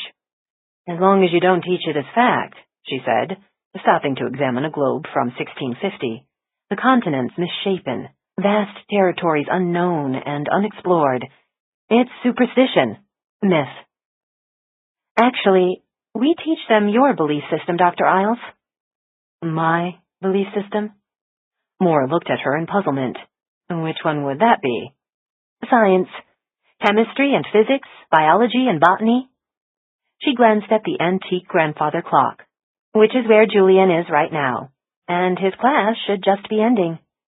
They left the library, returning through that dark-paneled corridor to the entrance hall, and climbed the massive stairway. As they passed beneath a tapestry, Maura saw it flutter against the stone wall, as if a draft had just swept into the building, and the unicorn seemed to come alive, trembling beneath the lushly fruited trees. The steps curved past a window, and Maura paused to admire the view of wooded hills in the distance. Julian had told her his school was surrounded by forest, that it was miles from the nearest village. Only now did she see how isolated Evensong truly was. "Nothing can reach us here." The voice, so soft, startled her by its nearness. Lily stood half hidden in the shadow of the archway. "We grow our own food, raise chickens for eggs, cows for milk, heat with our own wood. We don't need the outside world at all. This is the first place I've truly felt safe." "Here in the forest with bears and wolves?" "We both know there's a lot of things more dangerous than bears and wolves beyond the gate." "Hasn't it gotten any easier for you, Lily?" "I still think about what happened, every single day. What he did to my family, to me. But being here, it's helped me a great deal." "Has it? Or does this isolation just reinforce your fears?" Lily looked straight at her. "A healthy fear of the world is what keeps some of us alive. That's the lesson I learned 2 years ago." She continued up the steps, past a shadowy painting of 3 men in medieval robes, no doubt another contribution from Anthony Sansone's family collection. Maura thought of unruly students stampeding past this masterpiece every day, and she wondered how many milliseconds this art would survive intact in any other school. She thought, too, of the library with its priceless volumes bound in gold-stamped leather. The students of Evensong must be an unusual group indeed, to be entrusted with such treasures. They reached the 2nd floor, and Lily pointed upstairs, toward the 3rd floor. "Living quarters are on the next level. Student dormitories in the east wing, faculty and guests in the west. You'll be staying in the older part of the west wing, where the rooms have lovely stone fireplaces. In the summer, it's the choicest spot in the whole building. And in winter, it's not habitable. Unless you want to stay up all night throwing logs in the fire. We close it off when the weather turns cold." Lily led the way down the 2nd floor hallway. "Let's see if old Pasky's finished yet." "Who?" "Professor David Pasquantonio. He teaches botany, cell biology, and organic chemistry." "Rather advanced subjects for high school students." "High school?" Lily laughed. "We start those subjects in middle school. 12-year-olds are a lot smarter than most people give them credit for." They walked past open doorways, past deserted classrooms. She glimpsed a human skeleton dangling on a stand, a lab bench and test tube racks, a wraparound wall chart with a timeline of world history. "Since it's summer break, I'm surprised you still have classes in session," said Maura. "The alternative is 24 students going stir-crazy with boredom. No. We try to keep those gray cells humming." They turned the corner and confronted an enormous black dog stretched out in front of a closed door. At the sight of Maura, his head instantly perked up, and he bounded toward her, his tail wagging furiously. "Whoa, bear!" Maura laughed as he rose up on his hind legs. Two giant paws landed on her shoulders, and a wet tongue slathered her face. "I see your manners haven't improved." "He's obviously happy to see you again." "And I'm glad to see you too," Maura whispered, as she gave the dog a hug. He dropped back to all fours, and she could swear he was smiling at her. "I'll leave you here, then," said Lily. "Julian's been anxiously awaiting your arrival, so why don't you go on in?" Maura waved goodbye, then slipped so quietly into the classroom that no one noticed her entrance. She stood in the corner and watched the bald and bespectacled teacher write the week's schedule on the chalkboard in a thin and skittery hand. 8 a.m. sharp, we will gather at the lake, he said. If you're late, you will be left behind, and you'll miss your chance to see a rare specimen of Amanita bisporigera, which just popped up after the last rain. Bring boots and rain gear. It could get muddy. Even from behind, Julian Rat Perkins was easy to spot among the 24 students gathered around Professor Pasquantonio's demonstration table. At 16, he was already built like a man, with broad shoulders that had grown even more muscular since she'd last seen him. She'd relied on those same shoulders last winter, when together they'd struggled to survive in the Wyoming mountains, a battle that had forged a deep and lasting bond between them. Julian was as close to his son as she would ever know, and she saw with pride how straight he stood, how attentive he seemed, even as Professor Pasquantonio droned on in a voice that whined like a mosquito. I want all your plant toxicity reports turned in by Friday, before most of you leave for the trip to Quebec. And don't forget we have the mushroom identification quiz on Wednesday. Class dismissed. Turning to leave, Julian glimpsed Maura, and his face lit up with a grin. In 2 steps he crossed to her, his arms already spreading to give her a hug. But at the last instant, aware that his classmates were watching, he seemed to think better of it, and she had to settle instead for a quick peck on the cheek, a clumsy clap on the shoulders. You finally got here. I've been waiting for you all afternoon. Well, now we have 2 whole weeks together. She brushed the dark forelock off his face, and her hand lingered on his cheek, where she was startled to feel the first hint of a beard. He was growing up far too fast. He blushed at her touch, and she realized that some of the students had not left the room but were standing around, watching. Most teenagers ignored the very existence of adults, but Julian's classmates seemed intrigued by this alien visitor to their world. They ranged from middle school to high school age, and their clothing ran the gamut as well, from a blonde girl with torn blue jeans to a boy wearing dress slacks and an Oxford shirt. All of them were staring at Maura. You're the medical examiner, said a girl in a miniskirt. We heard you were coming. Maura smiled. Julian mentioned me? Like, just about all the time. Are you going to teach a class? A class? She looked at Julian. I hadn't planned to. We wanted to hear about forensic pathology, piped up an Asian boy.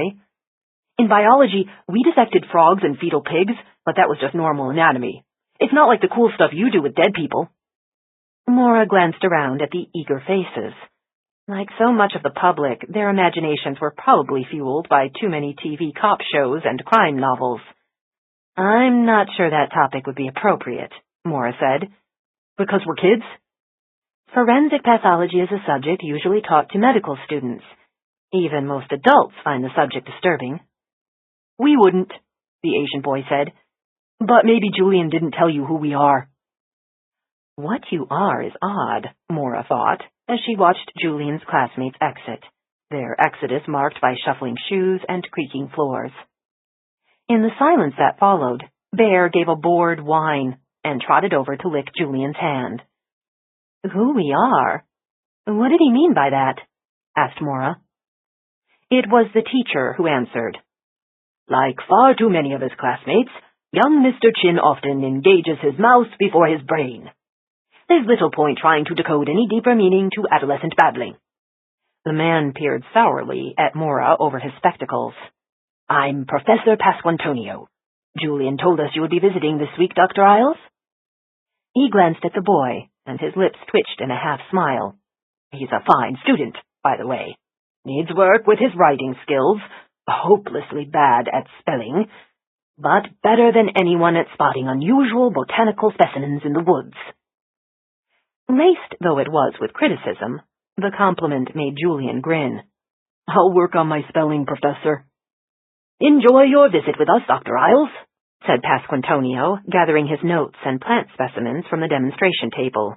Lucky for you, it's quiet this time of year. Not so many noisy feet clumping up and down the stairs like elephants. Maura noticed the clump of purple flowers the man was holding. Monkshood. Pasquantonio nodded. Aconitum. Very good. She scanned the other plant specimens he'd laid out on the table. Foxglove, purple nightshade, rhubarb. And this one? He held up a twig with dried leaves. Extra credit if you can tell me which flowering shrub this comes from. It's oleander. He looked at her, his pale eyes lit up with interest. Which doesn't even grow in this climate, yet you recognize it. He gave a deferential nod of his bald head. I am impressed. I grew up in California, where oleander's common. I suspect you're also a gardener. Aspiring, but I am a pathologist. She looked at the botanical specimens arrayed on the table. These are all poisonous plants. He nodded. And so beautiful, some of them. We grow monkshood and foxglove here, in our flower garden. Rhubarb's growing in our vegetable garden. And purple nightshade, with such sweet little blossoms and berries, springs up everywhere as a common weed. All around us, so prettily disguised, are the instruments of death. And you're teaching this to children? They have need of this knowledge as much as anyone else. It reminds them that the natural world is a dangerous place, as you well know. He set the specimens on a shelf and scooped up pages of notes. A pleasure to meet you, Dr. Isles, he said before turning to Julian. Mr. Perkins, your friend's visit will not serve as an excuse for late homework, just so we're clear on that matter. Yes, sir, said Julian solemnly. He maintained that sober expression until Professor Pasquantonio was well down the hall and out of earshot. Then he burst out in a laugh. Now you know why we call him Poison Pasky. He doesn't seem like the friendliest of teachers. He's not. He'd rather talk to his plants. I hope your other teachers aren't quite as strange. We're all strange here. That's why it's such an interesting place. Like Miss Saul says, normal is so boring. She smiled at him, touched his face again. This time he didn't shrink away. You sound happy here, Rat. Do you get along with everyone? Better than I ever did at home. Home, in Wyoming, had been a grim place for Julian. In school, he'd been a D- student, bullied and ridiculed, known not for any academic achievement, but for his scrapes with the law and his schoolyard fistfights. At 16, he'd seemed bound for a future prison cell. So there was truth to what Julian had just said about being strange. He was not normal, and he never would be. Cast out by his own family, thrust alone into the wilderness, he'd learned to rely on himself. He had killed a man. Although that killing was in self-defense, the spilling of another's blood changes you forever, and she wondered how deeply that memory still haunted him. He took her hand. Come on, I want to show you around. Ms. Saul showed me the library. Have you been to your room yet? No. It's in the old wing, where all the important guests go. That's where Mr. Sansone stays whenever he visits, although he hasn't been here for a while. Your room is a big old stone fireplace. When Brianna's aunt visited, she forgot to open the flue, and the room filled with smoke. They had to evacuate the whole building. So you'll remember that, right? About the flue? And you won't embarrass me, was the unspoken message. I'll remember. Who's Brianna? Just a girl here. Just a girl? With his dark hair and piercing eyes, Julian was growing into a handsome young man who'd one day catch many a woman's eye. Details, please. She's no one special. Did I just see her in class? Yeah. She had long black hair. A really short skirt. Oh, You mean the pretty one? I guess. She laughed. Come on, don't tell me you haven't noticed. Well, yeah, but I think she's kind of a jerk, even if I do feel sorry for her. Sorry for her? Why? He looked at her. She's here because her mom got murdered. Suddenly, Maura regretted how blithely she'd pried into his friendships. Teenage boys were a mystery to her, hulking creatures with big feet and simmering hormones, vulnerable one moment, cold and remote the next.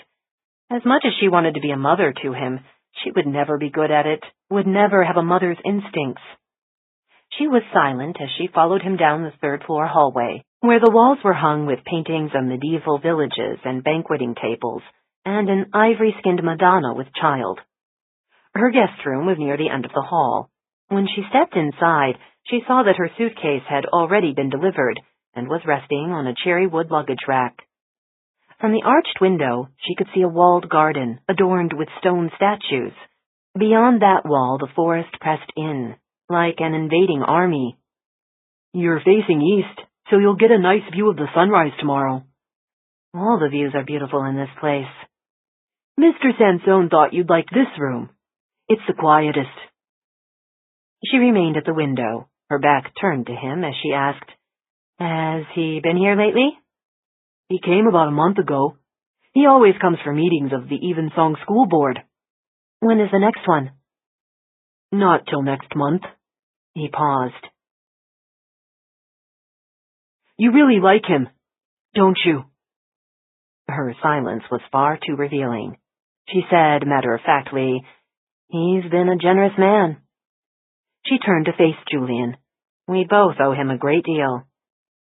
Is that really all you have to say about him? What else would there be?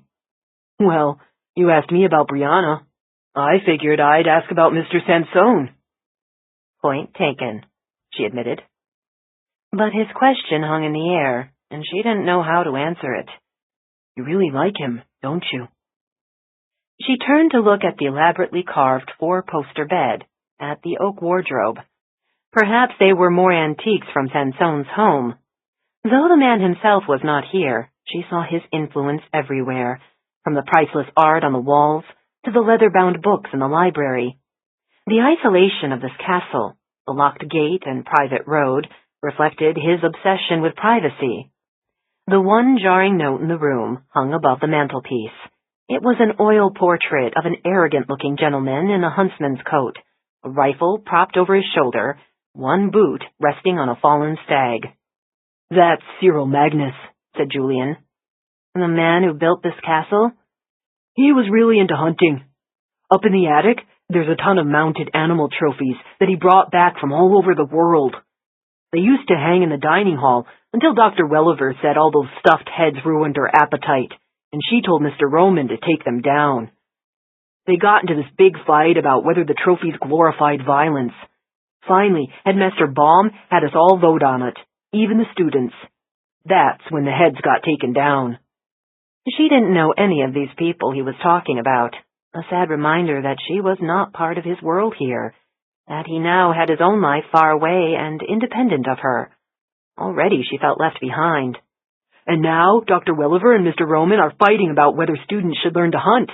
Mr. Roman said yes, because it's an ancient skill, but Dr. Welliver says it's barbaric. Then Mr. Roman pointed out that Dr. Welliver eats meat, so that qualifies her as a barbarian too. Boy, did that get her mad. As Maura unpacked jeans and hiking boots, hung up blouses and a dress in the wardrobe, Julian chattered about his classmates and teachers, about the catapult they'd built in Miss Saul's class, about their wilderness trip when a black bear had sauntered into their camp. And I'll bet you were the one who chased that bear away, she said with a smile. No, Mr. Roman scared him off. No bear wants to tangle with him. Then he must be a seriously scary man. He's the forester. You'll meet him at dinner tonight, if he shows up. Doesn't he have to eat? He's avoiding Dr. Welliver because of the argument I told you about. Maura closed the dresser drawer. And who's this Dr. Welliver who hates hunting so much? She's our psychologist. I see her every other Thursday. She turned and frowned at him. Why? Because I have issues, like everyone here. What issues are you talking about? He looked at her in puzzlement. I thought you knew. That's the reason I'm here. The reason all the students were chosen for Evensong. Because we're different from regular kids. She thought of the class she'd just visited, the 24 students gathered around Poison Paskey's demonstration table. They'd seemed like any other cross-section of American teenagers. What exactly is different about you? She asked. The way I lost my mom. It's the same thing that makes all the kids here different. The other students have lost parents as well? Some of them. Or they've lost sisters or brothers. Dr. Welliver helps us deal with the anger, the nightmares, and Evensong teaches us how to fight back. She thought of how Julian's mother had died. Thought of how violent crime ripples through families, through neighborhoods, through generations. Evensong teaches us how to fight back. When you say the other kids have lost their parents or sisters or brothers, said Maura, do you mean... Murder, said Julian. That's what we all have in common. 8. There was a new face in the dining hall tonight. For weeks, Julian had been talking about this visitor, Dr. Isles, and about her work in the Boston Medical Examiner's office cutting up dead people. He'd never mentioned that she was also beautiful, dark-haired and slender, with a quietly intense gaze. She looked so much like Julian that they could almost be mother and son. And Dr. Isles looked at Julian the way a mother would look at her own child, with obvious pride, attentive to every word he said. No one will ever look at me that way again, thought Claire Ward. Seated at her usual solitary spot in the corner, Claire kept her eye on Dr. Isles, noting how elegantly the woman used a knife and fork to cut her meat. From this table, Claire could see everything that went on in the dining hall. She did not mind sitting alone. It meant she didn't have to engage in pointless conversations, and could keep an eye on what everyone else was doing. And this corner was the only place she felt comfortable, with her back to the wall, where no one could creep up behind her. Tonight on the menu was consommé, a salad of baby lettuces, beef Wellington with roasted potatoes and asparagus, and a lemon tart for dessert. It meant juggling an array of forks and spoons and cutlery, something that had confused Claire when she first arrived at Evensong a month ago. In Bob and Barbara Buckley's house in Ithaca, dinners had been far simpler, involving only a knife, a fork, and a paper towel or two. There'd never been any beef Wellington. She missed Bob and Barbara far more than she'd ever imagined she would. Missed them almost as much as she missed her parents, whose deaths 2 years ago had left her with distressingly foggy memories that were fading fast day by day. But the deaths of Bob and Barbara were still raw, still painful, because it was all her fault. If she hadn't sneaked out of the house that night, if Bob and Barbara hadn't been forced to go searching for her, they might still be alive. Now they're dead, and I'm eating a lemon tart. She set down her fork and stared past the other students, who mostly ignored her, just as she ignored them. Once again she focused on the table where Julian sat with Dr. Isles, the lady who sliced dead people. Usually Claire avoided looking at adults, because they made her uneasy and they asked too many questions, especially Dr. Anna Welliver, the school shrink, with whom Claire spent every Wednesday afternoon. Dr. Welliver was nice enough, a big and frizzy-haired grandma type, but she always asked the same questions. Did Claire still have trouble sleeping? What did she remember about her parents? Were the nightmares any better? As if talking about it, thinking about it, would make the nightmares go away. And all of us here have nightmares. When she looked around the dining hall at her classmates, Claire saw what a casual observer would probably miss. How Lester Grimmett kept glancing at the door to assure himself that there was an open escape route. That Arthur Toombs's arms were rippled with ugly burn scars.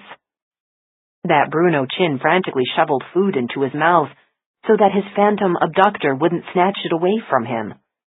All of us have been marked, she thought, but some of our scars are more apparent than others. She touched her own. It was hidden beneath her long blonde hair, a ridge of scar tissue that marked the spot where the surgeons had sliced her scalp and sawed open her skull to remove blood and bullet fragments. No one else could see the damage, but she never forgot it was there. Lying awake later that night, Claire was still rubbing that scar, and she wondered what her brain looked like beneath it. Did brains have scars as well, like this knotted ridge of skin? One of the doctors, she didn't remember his name, there had been so many in that London hospital, told her that children's brains recovered better than adults did, that she was lucky to be only 11 years old when she was shot. Lucky was the word he'd actually used. Stupid doctor. He'd been mostly right about her recovery. She could walk and talk like everyone else, but her grades now sucked because she had trouble concentrating on anything for more than 10 minutes, and she too quickly lost her temper in ways that scared her, ways that left her ashamed. While she didn't look damaged, she knew she was, and that damage was the reason she was now lying wide awake at midnight, as usual. There was no point wasting her time in bed. She rose and turned on the light. Her 3 roommates had gone home for the summer, so she had the room to herself and could come and go without anyone ratting her out. In seconds, she was dressed and slipping out into the hall. That's when she spotted the nasty note taped to her door. Dane Bramaged. It was the bitch Brianna again, she thought. Brianna, who whispered retard whenever Claire passed by, who'd laughed hysterically in class when Claire tripped over some strategically placed foot.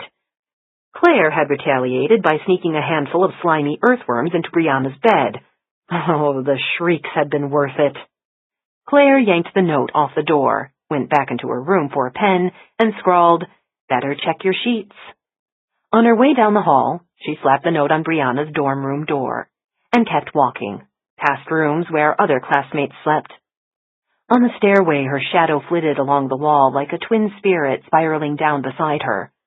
She stepped out the front door and walked out into the moonlight. The night was strangely warm, and the wind smelled like dry grass, as if it had blown in from a great distance, bringing with it the scent of prairies and deserts and places she would never go. She drew in a deep breath, and for the first time all day, she felt free. Free of classes, of teachers watching her, of Brianna's taunts. She moved down the stone steps, sure of her footing in the bright moonlight. The lake lay ahead, where rippling water sparkled like sequins, calling to her. She started pulling up her t-shirt, eager to glide into that silky water. "You're out again," a voice said. Claire spun around to see the figure separate itself from the shadow of the trees, a figure she instantly recognized by the chunky silhouette. Will Yablonsky moved into the moonlight, where she saw his chubby-cheeked face. She wondered if he knew that Brianna whispered "great white whale" behind his back. That much Will and I have in common, she thought. We're the uncool kids. "What are you doing out here?" she said.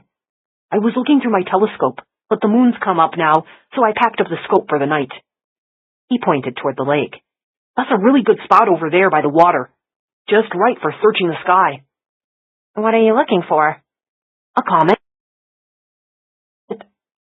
"Did you see it?" "No, I mean a new comet. One that's never been reported. Amateurs find new ones all the time. There's this guy named Don Mackholtz who found 11 of them, and he's just an amateur like me. If I find one, I get to name it, like Comet Kohoutek, or Halley, or Shoemaker-Levy." "What would you call yours?" "Comet Neil Yablonsky." She laughed. "Like that has a ring to it." "I don't think it sounds so bad," he said quietly. "It's in memory of my dad." She heard the sorrow in his voice and wished she hadn't laughed. "Yeah, I guess that'd be pretty neat, giving it your dad's name," she said, even if Comet Yablonsky did sound stupid. "I saw you a few nights ago," he said. "What do you do out here?" "I can't sleep." She turned to look at the water and imagined swimming across lakes, across oceans. Dark water didn't scare her, and it made her feel alive, like a mermaid returning home. "I hardly sleep ever since—" "Do you get nightmares too?" he asked. "I just don't sleep. It's because my brain's all messed up." "What do you mean?" I have this scar here on my head where the doctors sawed open my skull. They dug out pieces of the bullet and it damaged things inside, so I don't sleep. People have to sleep or they die. How can you go without it? I just don't sleep as much as everyone else. A few hours, that's all. She took a breath of the summer-scented wind.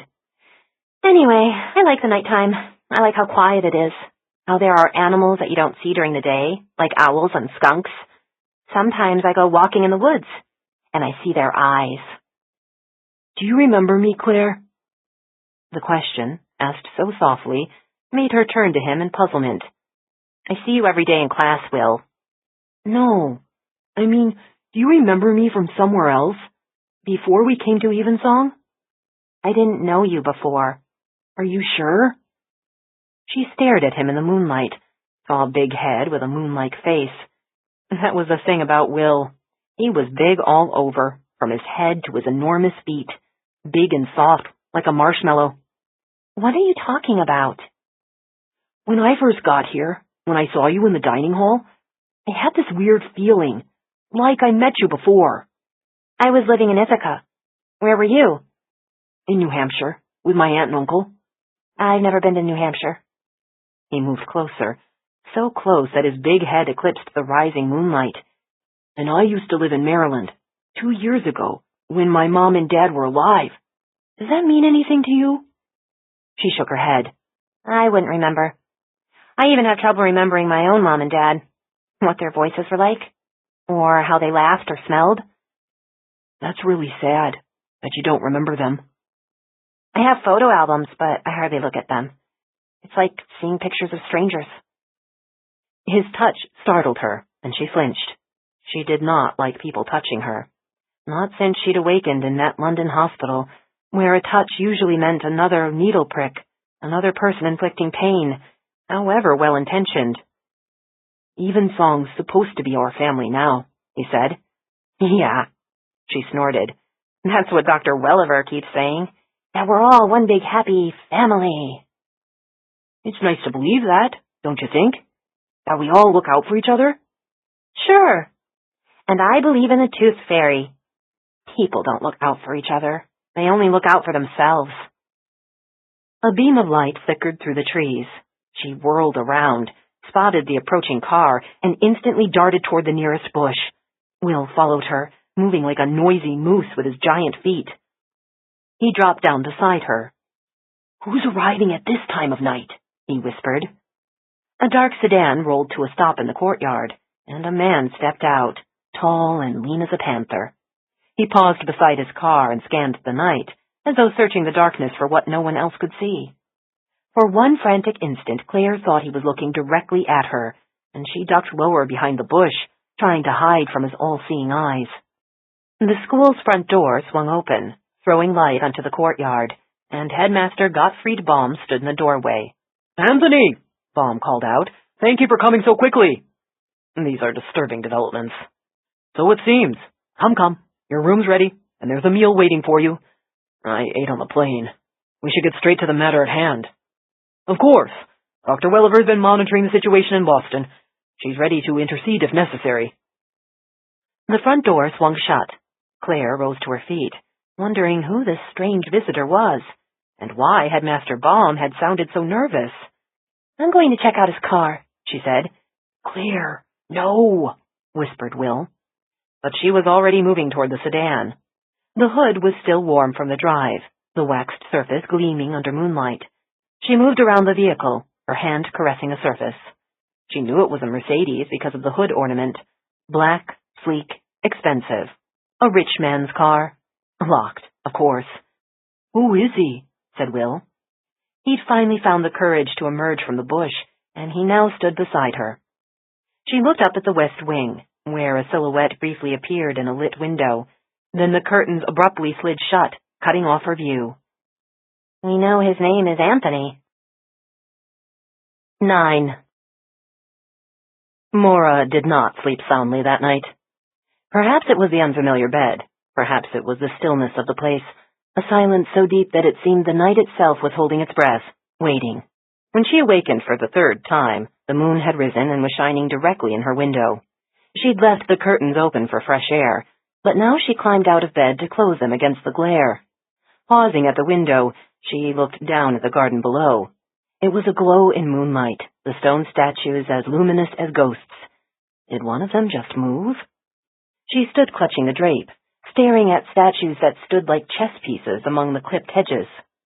Across that spectral landscape moved a slender figure with long, silver-bright hair and limbs as graceful as a nymph's. It was a girl, walking in the garden. In the hallway, outside her door, footsteps creaked past. She heard men's voices. "We're not sure whether the threat is real or imagined, but Dr. Welliver seems convinced." "The police seem to have the situation in hand. All we can do is wait and see." I know that voice. Maura pulled on a bathrobe and opened her door. "Anthony!"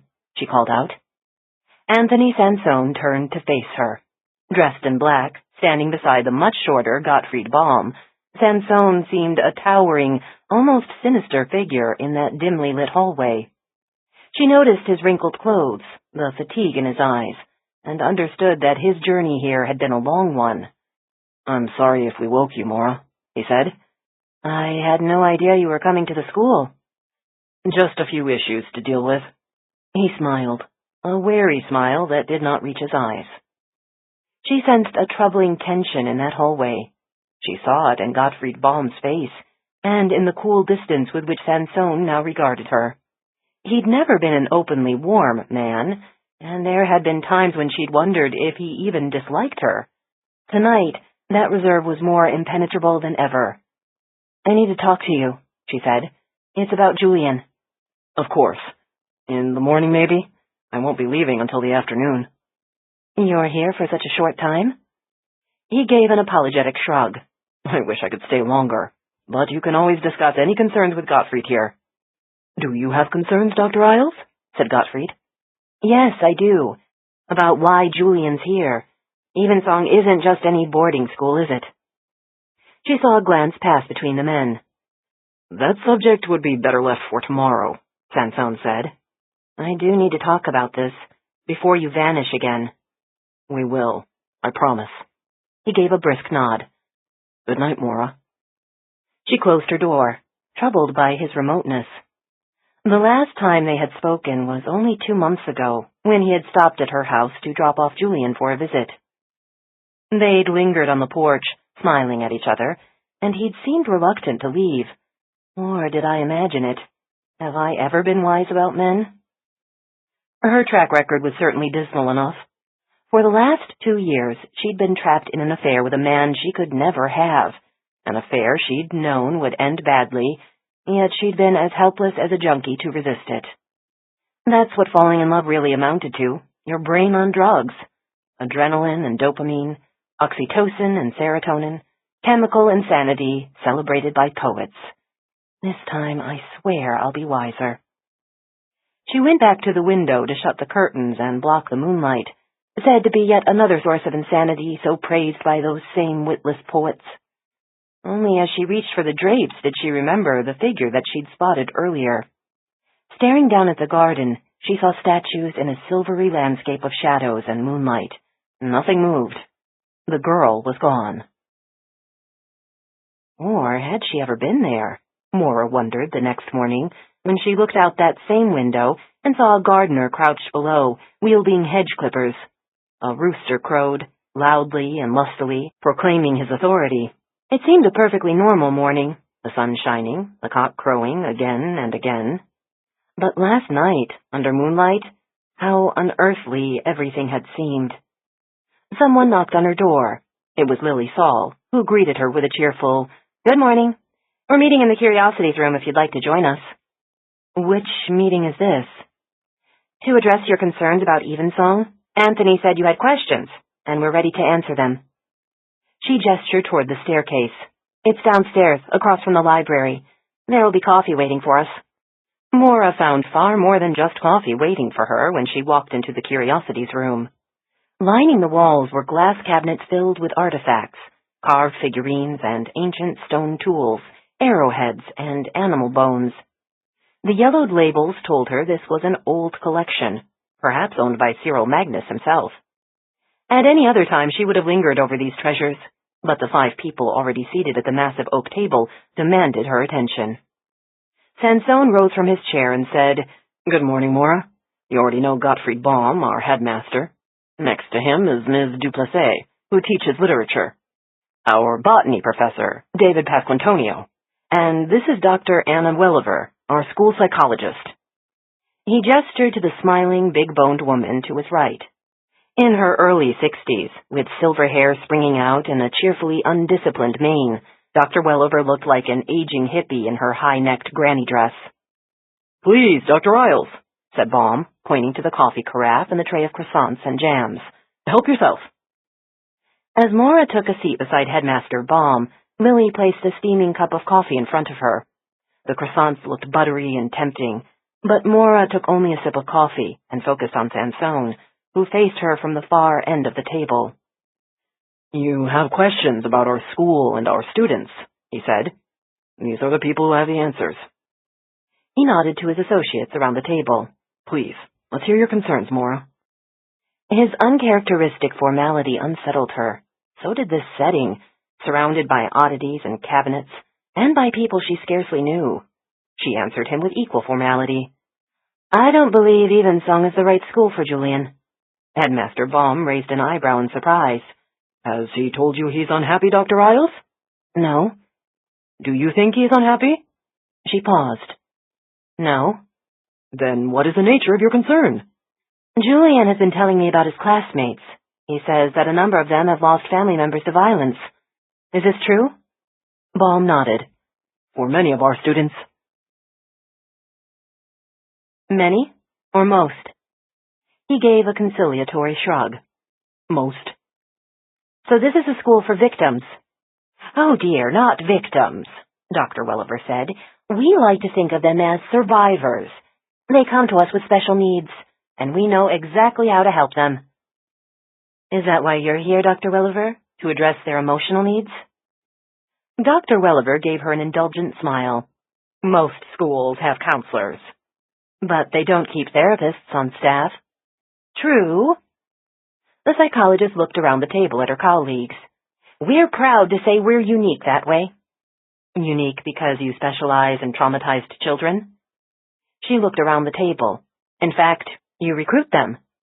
"Maura," said Sansone, "child protective agencies around the country send children to us because we offer what other schools can't. A sense of safety, a sense of order." "And a sense of purpose? Is that what you're really trying to instill?" She looked around the table at the 6 faces watching her. "You're all members of the Mephisto Society, aren't you?" "Maybe we could try to stay on topic," suggested Dr. Welliver, "and focus on what we do here at Evensong. I am talking about Evensong, about how you're using this school to recruit soldiers for your organization's paranoid mission." "Paranoid?" Dr. Welliver gave a surprised laugh. "That's hardly a diagnosis I'd make of anyone in this room. The Mephisto Society believes that evil is real. You believe that humanity itself is under attack, and your mission is to defend it." "Is that what you think we're doing here? Training demon hunters?" Welliver shook her head in amusement. "Trust me, our role is hardly metaphysical. We help children recover from violence and tragedy. We give them structure, safety, and a superb education. We prepare them for university, or whatever their goals may be. You visited Professor Pasquantonio's class yesterday. You saw how engaged the students are, even with a subject like botany. He was showing them poisonous plants." "And that's precisely why they were interested," said Pasquantonio. "Because the subtext was murder? Which plants can be used to kill?" "That's your interpretation. Others would call it a class on safety, how to recognize and avoid what could harm them." "What else do you teach here? Ballistics? Blood splatters?" Pasquantonio shrugged. "Neither would be out of place in a physics class. What is your objection?" "My objection is that you're using these children to advance your own agenda." "Against violence? Against the evils that men do to one another?" Pasquantonio snorted. You make it sound like we're pushing drugs or training gangsters. We're helping them heal, Dr. Isles, Lily said. We know what it's like to be crime victims. We help them find purpose in their pain, just as we do. We know what it's like. Yes, Lily Saul would know. She'd lost her family to murder. And Sansone had lost his father to murder as well. Maura looked at the 6 faces and felt a chilling sense of comprehension. You've all lost someone, she said. Gottfried gave a mournful nod. My wife, he said. A robbery in Berlin. My sister, said Miss Duplessis, raped and strangled in Detroit. My husband, Dr. Welliver said softly, her head bowed. Kidnapped and murdered in Buenos Aires. Maura turned to Pasquantonio, who stared down in silence at the table. He did not answer the question. He didn't need to. The answer was there, in his face. She suddenly thought of her own twin sister, murdered only a few years earlier, and Maura realized, I belong in this circle. Like them, I mourn someone lost to violence. We understand these children, said Dr. Welliver. That's why Evensong is the best place for them, maybe the only place for them, because they're one of us. We are all one family. Of victims, not victims. We're the ones who lived. Your students may be survivors, said Maura, but they're also just children. They can't choose for themselves. They can't object. Object to what?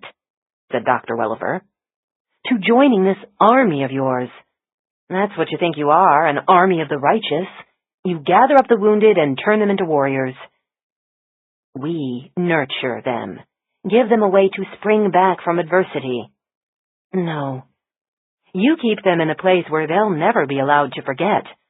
By surrounding them with other victims, you take away any chance of them seeing the world the way other children do. Instead of light, they see darkness. They see evil. Because it's there. Evil, Pasquantonio whispered. He sat hunched in his chair, his head still bowed. The proof of it comes from their own lives. They merely see what they already know exists.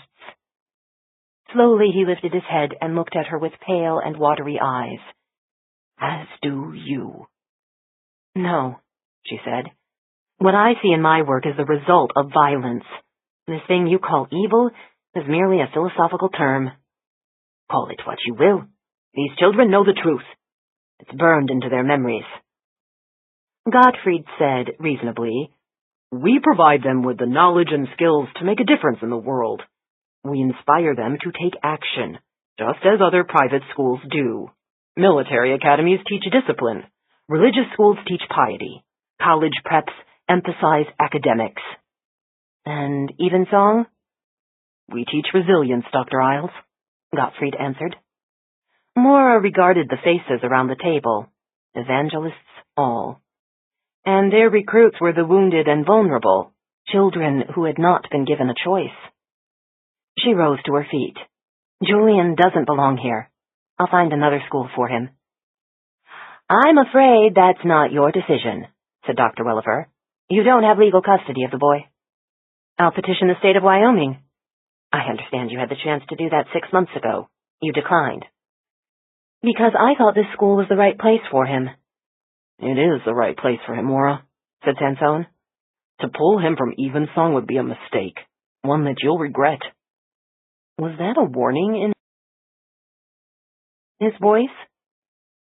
She tried to read his face, but like so many times before, she failed. This is up to Julian, don't you think?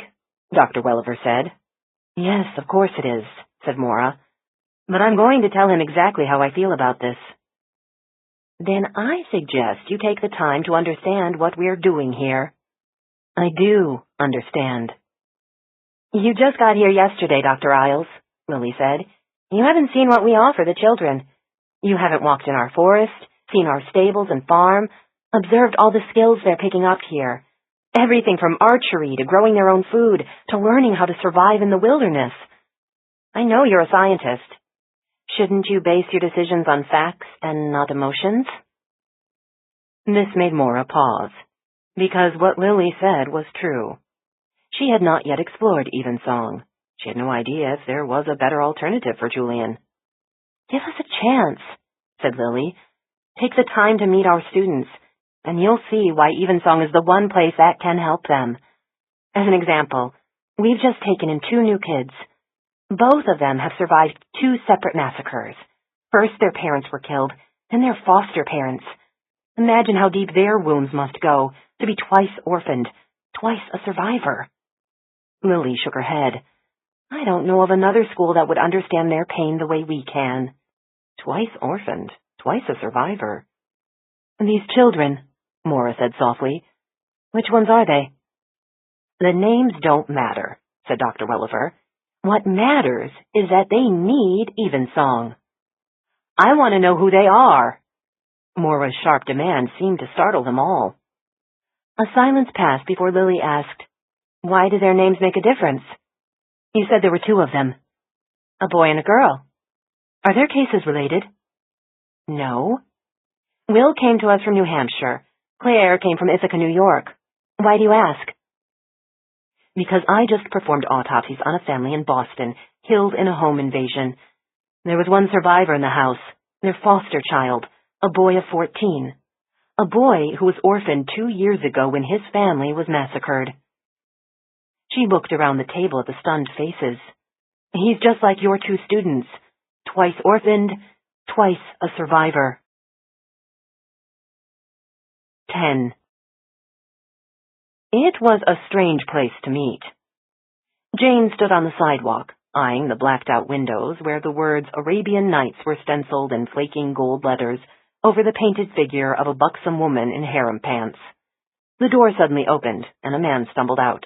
He wobbled for a moment, squinting in the daylight, and headed unsteadily down the street, trailing the sour scent of booze. As Jane stepped into the establishment, an even stronger whiff of alcohol hit her full in the face. Inside it was so dim that she could barely make out the silhouettes of 2 men hunched at the bar, nursing their drinks. Gaudy cushions and camel bells decorated the velvet-upholstered booths, and she half expected a belly dancer to come tinkling by with a tray of cocktails. "Get you something, miss?" the bartender called out, and the 2 patrons swiveled around to stare at her. "I'm here to meet someone," she said. "I'm guessing you want that guy in the back booth." A voice called out, "I'm here, Jane."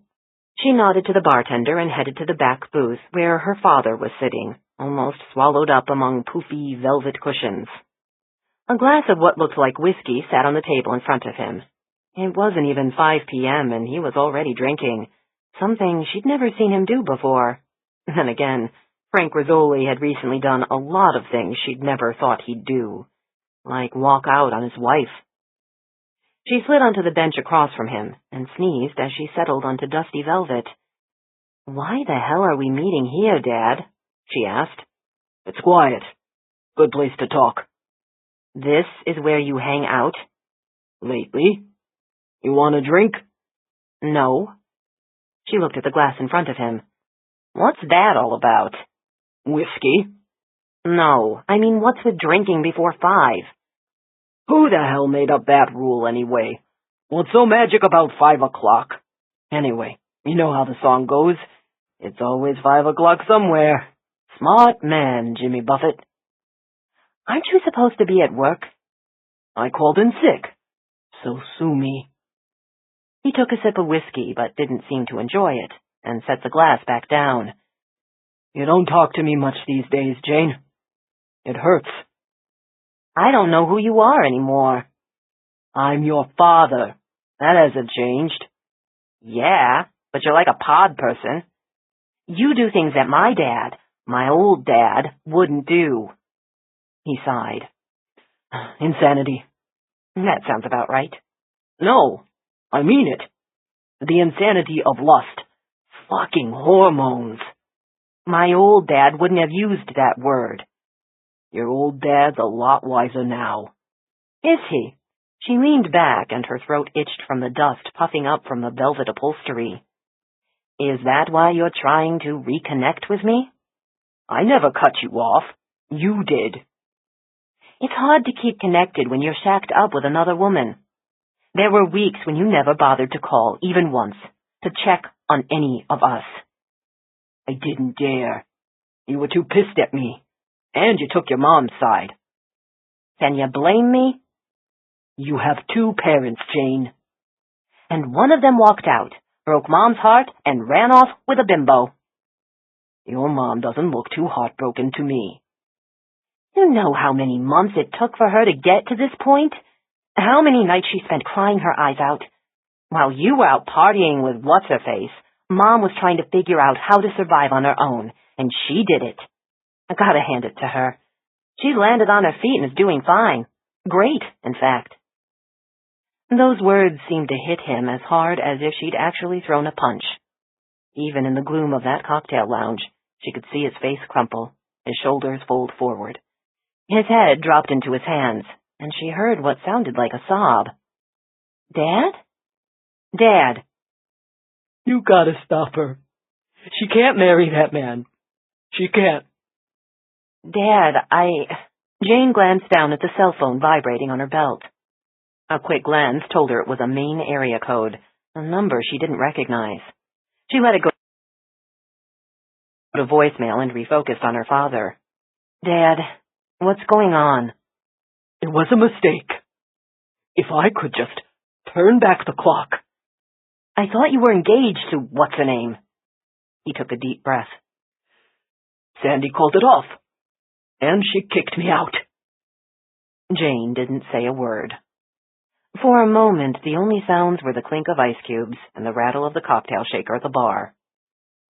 Head drooped, he murmured into his chest. I'm staying at a cheap hotel around the corner from here. That's why I asked you to meet me here, 'cause this is where I hang out now. He gave a disbelieving laugh. The fucking Arabian Nights cocktail lounge. What happened between you two? He raised his eyes to her. Life? Boredom? I don't know. She said I couldn't keep up with her, that I was acting like an old fart, wanting my dinner cooked every night, and what was she, the maid? Maybe now you appreciate Mom. Yeah, well, nobody beats your mom's cooking, that's for damn sure. So, maybe I was unfair, expecting Sandy to measure up. But she didn't have to twist the knife, you know, calling me old. Ouch. That's gotta sting. I'm only 62. Just 'cause she's 14 years younger doesn't make her some spring chicken. But that's how she sees me. Too old for her. Too old to be worth. He dropped his head in his hands again. Lust fades, and when you see your new and exciting lover in the harsh light of day... Sandy Huffington must have woken up one morning, looked at Frank Rizzoli, and noticed the lines in his face, the sag of his jowls. When the hormones were spent, what was left was 62 years old, and going flabby and bald. She'd snagged another woman's husband, and now she wanted to throw back the catch. You gotta help me, he said. You need money, Dad? His head snapped up. No, I'm not asking for that. I got a job. Why would I need your money? Then what do you need? I need you to talk to your ma. Tell her I'm sorry. She should hear that from you. I tried to tell her, but she doesn't want to hear me out. Jane sighed. Okay, I'll tell her. And ask her when I can come home. She stared at him. You're kidding. What's that look on your face? You expect Mom to let you move back in? Half the house is mine. You'll kill each other. A bad idea to have your parents together again? What kind of thing is that for a daughter to say? She took a deep breath, and when she spoke, it was slowly and clearly. So, you want to go back to Mom and be the way you were before. Is that what you're saying? She rubbed her temples. Holy shit. I want us to be a family again. Her, me, you and your brothers. Christmas and Thanksgiving together. All those great times. Great meals. Mostly the great meals. Frankie's on board, he said. He wants it to happen. So does Mike. I just need you to talk to her because she listens to you. You tell her to take me back. Tell her it's the way things were meant to be. What about Corsac? Who gives a shit about him? They're engaged. They're planning the wedding. She's not divorced yet. She's still my wife. It's only a matter of paperwork. It's a matter of family. A matter of what's right. Please, Jane, talk to her. And we can go back to being the Rizzolis again. The Rizzolis. She thought about what that meant. A history. All the holidays and birthdays together. Memories shared by no one else but them. There was a sacredness to that, something that should not be easily cast aside, and she was sentimental enough to mourn what had been lost. Now it could be reconstructed and made whole. Mom and Dad together again, as they'd always been. Frankie and Mike wanted it. Her dad wanted it. And her mother? What did she want? She thought of the pink taffeta bridesmaid's dress that Angela had so happily presented to her. Remembered the last time she and Gabriel had gone to her mother's house for dinner, when Angela and Corsac had giggled like teenagers and played footsie under the table. She looked across at her father and could not remember him ever playing footsie, or giggling, or slapping Angela's butt. What she saw was a tired and beaten man who'd gambled on a flaky blonde and lost. If I were Mom, would I take him back? Janie, talk to her for me, he pleaded. She sighed. Okay. Do it soon, before she gets too tight with that jerk. Corsac's not a jerk, Dad. How can you say that? He walked in and took what isn't his. He walked in because there was a vacancy. You understand, don't you, that things have changed since you left? Mom's changed. And I want her back the way she used to be. I'll do whatever it takes to make her happy. You tell her that. Tell her it'll be just like old times. Jane looked down at her watch. It's dinner time. I've got to go. You promise you'll do this for your old dad? Yeah, I promise. She slid out of the booth, glad to escape the dusty cushions. Take care of yourself. He smiled at her, the first smile she'd seen since she'd arrived, and a hint of Frank Rizzoli's old cockiness returned. Dad reclaiming his territory. I will, now that I know everything's gonna be okay. I wouldn't count on it, she thought, as she walked out of the Arabian Nights. She dreaded the conversation with Angela, dreaded her mother's reaction. Yelling would probably be involved. No matter what her mother decided, someone was going to get hurt. Either Corsac or her dad. And Jane had just gotten accustomed to the thought of Corsac joining the family. He was a big man with a big heart, and he loved Angela. Of that there was no doubt. Who will you choose, Mom? The looming conversation plagued her all the way home, darkening her mood through dinner, through Regina's bath time, through their evening rituals of the storybook and 5 bedtime kisses. When she finally closed Regina's bedroom door and walked to the kitchen to call Angela, it felt like a march to death row. She picked up the phone, hung up again, and sank with a sigh into a kitchen chair. You do know you're being manipulated, said Gabriel. He closed the dishwasher and started the wash cycle. You don't have to do this, Jane. I promised Dad I'd call her. He's perfectly capable of calling Angela himself. It's wrong to put you in the middle of this. Their marriage is their problem. She groaned and put her head in her hands. Which makes it my problem. I'll just say it. Your dad's a coward. He screwed up big time, and now he wants you to fix things. What if I'm the only one who can? Gabriel sat down, joining her at the kitchen table. By talking your mother into taking him back? I don't know what's best. Your mom's going to have to choose. She lifted her head and looked at him. What do you think she should do? He considered the question as the dishwasher swished and hummed in the background. I think she seems pretty happy right now.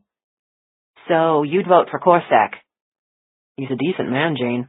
He's kind to her. He won't hurt her. But he's not my dad. And that's why you shouldn't get involved. You're being forced to choose sides, and that's wrong for your father to do. Look what he's putting you through. After a moment, she sat up straight. You're right. I shouldn't have to do this. I'm going to tell him to call her himself. Don't feel guilty about it. If your mom wants your advice, she'll ask you. Yeah, I'll tell him. Now, what the hell's his new phone number? She reached into her purse and dug out her cell phone to check the contacts list. Only then did she notice the message on her screen. One new voicemail. It was the call that had come in while she was talking to her father. She played the message and heard Maura's voice. 2 children here, a girl named Claire Ward and a boy, Will Yablonsky. Jane, their stories are like Teddy Clock's. Real parents killed 2 years ago. Foster parents killed just last month. I don't know if this is related, but it's damn weird. Don't you think? Jane replayed the recording twice, then dialed the number that Maura had called from. After 6 rings, a woman answered. Evensong School, this is Dr. Welliver. I'm Detective Jane Rizzoli, Boston PD. I'm trying to reach Dr. Maura Isles. I'm afraid she's gone for an evening canoe on the lake. I'll try a cell phone. We don't have a cell signal out here. That's why she used our landline. Then have her call me back when she can. Thank you. Jane hung up and stared at her phone for a moment, all thoughts of her parents temporarily forgotten. Instead, she thought of Teddy Clock, the unluckiest boy in the world, Moore called him. But now she knew of 2 others just like him. 3 unlucky children. Maybe there were more she didn't know about. Foster children in other cities, being hunted even now. I have to go out, she said. What's going on? Asked Gabriel. I need to see Teddy Clock. Is there a problem? She grabbed her car keys and headed for the door. I hope not. It was dark by the time she reached the suburban foster home where Teddy had been temporarily placed. The house was an older but neatly kept white colonial set back from the street and screened by leafy trees. Jane parked in the driveway and stepped out into a warm night that smelled of freshly mown grass. It was quiet on this road, with only an occasional car passing by. Through the trees, she could barely glimpse the lights of the neighbors next door. She climbed the porch steps and rang the bell. Mrs. Nancy Inigo answered, drying her hands on a dish towel. Her smiling face was streaked with flour, and gray hairs had come loose from her braid. The scent of cinnamon and vanilla wafted from inside, and Jane heard the sound of girls' laughter. You made it here in record time, Detective, said Nancy. I'm sorry if my phone call alarmed you. No, the girls and I are having a fine old time baking cookies for school. We just got the first batch out of the oven. Come on in. Is Teddy okay? Jane asked softly as she stepped into the foyer. Nancy gave a sigh. I'm afraid he's hiding upstairs right now.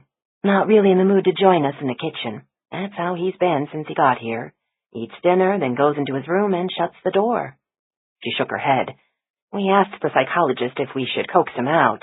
Maybe take away his computer time and make him join us for family activities, but she said it's too soon.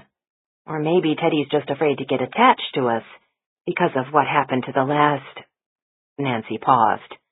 Anyway, Patrick and I are taking it slow with him. Is Patrick here? No, he's at Trevor's soccer practice. With 4 kids, there's never a moment to sit still. You 2 are really something. You know that? We just like having kids around, that's all, Nancy said with a laugh. They walked into the kitchen, where 2 flour-dusted girls of about 8 were pressing cookie cutters into a sheet of dough. Once we got started taking them in, we couldn't seem to stop. Did you know we're already about to attend the 4th wedding? Patrick's walking another foster daughter down the aisle next month. That's going to add up to a lot of grandkids for you 2. Nancy grinned. That's the whole idea. Jane glanced around the kitchen, where countertops were covered with homework papers and school books and scattered mail. The happy disorder of a busy family. But she'd seen how instantly normal could vanish. She had stood in kitchens transformed by blood splatters, and just for an instant she imagined splatters on these cabinets. She blinked and the blood was gone, and once again she saw 2 8-year-olds with sticky hands cutting star-shaped cookies. I'm going up to see Teddy, she said. Upstairs, 2nd bedroom on the right, the one with the closed door. Nancy slid another cookie sheet into the oven and turned to look at her. Be sure to knock first. He's particular about that. And don't be surprised if he doesn't want to talk. Just give him time, Detective. We may not have much time, she thought, as she climbed the stairs to the 2nd floor. Not if other foster families were being attacked. She paused outside the boy's room and listened for the sound of a radio or TV, but heard only silence through the closed door. She knocked. "Teddy? It's Detective Rizzoli. Can I come in?" After a moment, the button lock clicked and the door swung open. Teddy's owlish pale face regarded her through the gap, blinking rapidly, his glasses askew, as if he'd just woken up. As she entered the room, he stood silent, thin as a scarecrow in his baggy t-shirt and jeans. It was a pleasant room, painted lemon yellow, the curtains printed with African savanna scenes. The shelves contained children's books for various age levels, and on the walls hung cheery posters of Sesame Street characters, decor that was certainly too young for a smart 14-year-old like Teddy. Jane wondered how many other traumatized children had taken refuge in this room, had found comfort in the secure world created by the Inigos. The boy had still not spoken. She sat in a chair by Teddy's laptop computer, where a screensaver traced geometric lines across the monitor. "How are you doing?" she asked. He shrugged. "Why don't you sit down, so we can talk?"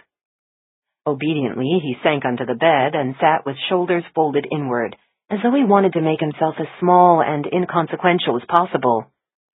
"Do you like it here with Nancy and Patrick?" He nodded. "Is there anything you need? Anything I can bring you?" A shake of the head. "Teddy, don't you have anything to say?" "No." At last a word, even if it was only one. "Okay," she sighed. "Then maybe I should just get to the point. I need to ask you about something." "I don't know anything else." He seemed to shrink deeper into himself and mumbled into his chest. "I told you everything I remembered." "And you helped us, Teddy. You really did." "But you haven't caught him, have you? So you want me to tell you more?" "This isn't about that night. It's not even about you. It's about 2 other children." Slowly his head lifted, and he looked at her. "I'm not the only one?" She stared at eyes so colorless they seemed transparent, as if she could look right through him. "Do you think there are other kids like you?" "I don't know, but you just said there were 2 other kids. What do they have to do with me?" The boy might not say much, but obviously he listened and understood more than she realized.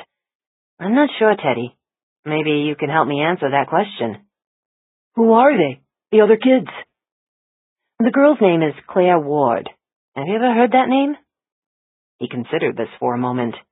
From the kitchen came the sounds of the oven door banging shut, the girl squealing, noises of a happy family. But in Teddy's room there was silence as the boy sat thinking. Finally he gave a small shake of the head. "I don't think so." "You're not sure?" "Anything's possible. That's what my dad used to say. But I can't be sure." "There's also a boy named Will Yablonsky. Does that ring any bells?" "Is his family dead too?" The question, asked so softly, made her heart ache for the boy. It was a mother's impulse that caused her to move close beside him, to place her arm around his pitifully thin shoulders. He sat stiffly beside her, as if her touch was simply something to endure. She kept her arm around him anyway, as they sat on the bed, 2 mute companions joined by a tragedy neither could explain. "Is the boy alive?" Teddy asked softly. "Yes, he is." "And the girl?" "They're both safe. You are too, I promise." "No, I'm not." He looked at her, his gaze clear-eyed and steady, his voice matter-of-fact. "I'm going to die." "Don't say that, Teddy. It's not true, and—" Her words were cut off as the lights suddenly went out. In the darkness, she heard the boy breathing loud and fast, and felt her own heart banging in her chest. Nancy Inigo called out from the kitchen. "Detective Rizzoli, I think we must have blown a fuse." Of course, that's all it is, thought Jane, a blown fuse. Things like this happen all the time. The crack of shattering glass made Jane leap to her feet. In an instant, she had her holster unsnapped, her hand on her Glock. "Nancy!" she yelled. Frantic footsteps came thumping up the stairs, and the 2 girls burst in, followed by the heavier footfalls of Nancy Inigo. It came from the front of the house, said Nancy, her voice almost drowned out by the girls' panicked whimpers. Someone's breaking in. And they were all trapped upstairs. Their only escape was through Teddy's window, which led to a 2-story drop. Where's the nearest telephone? Jane whispered. Downstairs. In my bedroom. And Jane's cell phone was in her purse, which she'd left in the kitchen. Stay here. Lock the door, Jane ordered. What are you doing? Detective, don't leave us. But Jane was already headed out of the room. She heard the door close softly behind her, heard Nancy snap the button lock. That lock was next to useless. It would delay an intruder for only the seconds it would take to kick down the flimsy door. First, he has to get past me. Gripping her weapon, she crept up the dark hallway. Whoever had broken the window was silent now. She heard only her own heartbeat and the rush of blood through her ears. At the top of the stairs, she halted and dropped to a crouch. This was as far as she'd go. Only a fool would try to stalk a killer in the darkness, and her only priority was protecting Nancy and the children.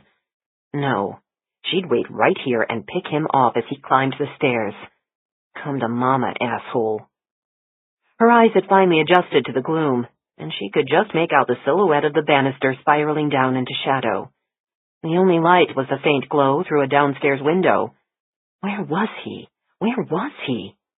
She heard no sound, no movement. Maybe he's no longer downstairs. Maybe he's already on the 2nd floor, standing right behind me. In panic, her head snapped around, but she saw no monster looming behind. Her attention swiveled back to the stairs just as an approaching car's headlights flared through the window. Car doors slammed shut, and she heard children's voices, footsteps thumping up the steps. The front door swung open, and a man stood framed in the doorway. Hey, Nancy! What's with the lights? He called out. I've got half the soccer team here expecting cookies. The invasion of little boys sounded like a cattle stampede as they came clomping in, laughing and hooting in the darkness. Still crouched at the top of the stairs, Jane slowly lowered her weapon. Mr. Inigo? She called out. Hello? Who's up there? Detective Rizzoli. Do you have your cell phone? Yeah? Where's Nancy?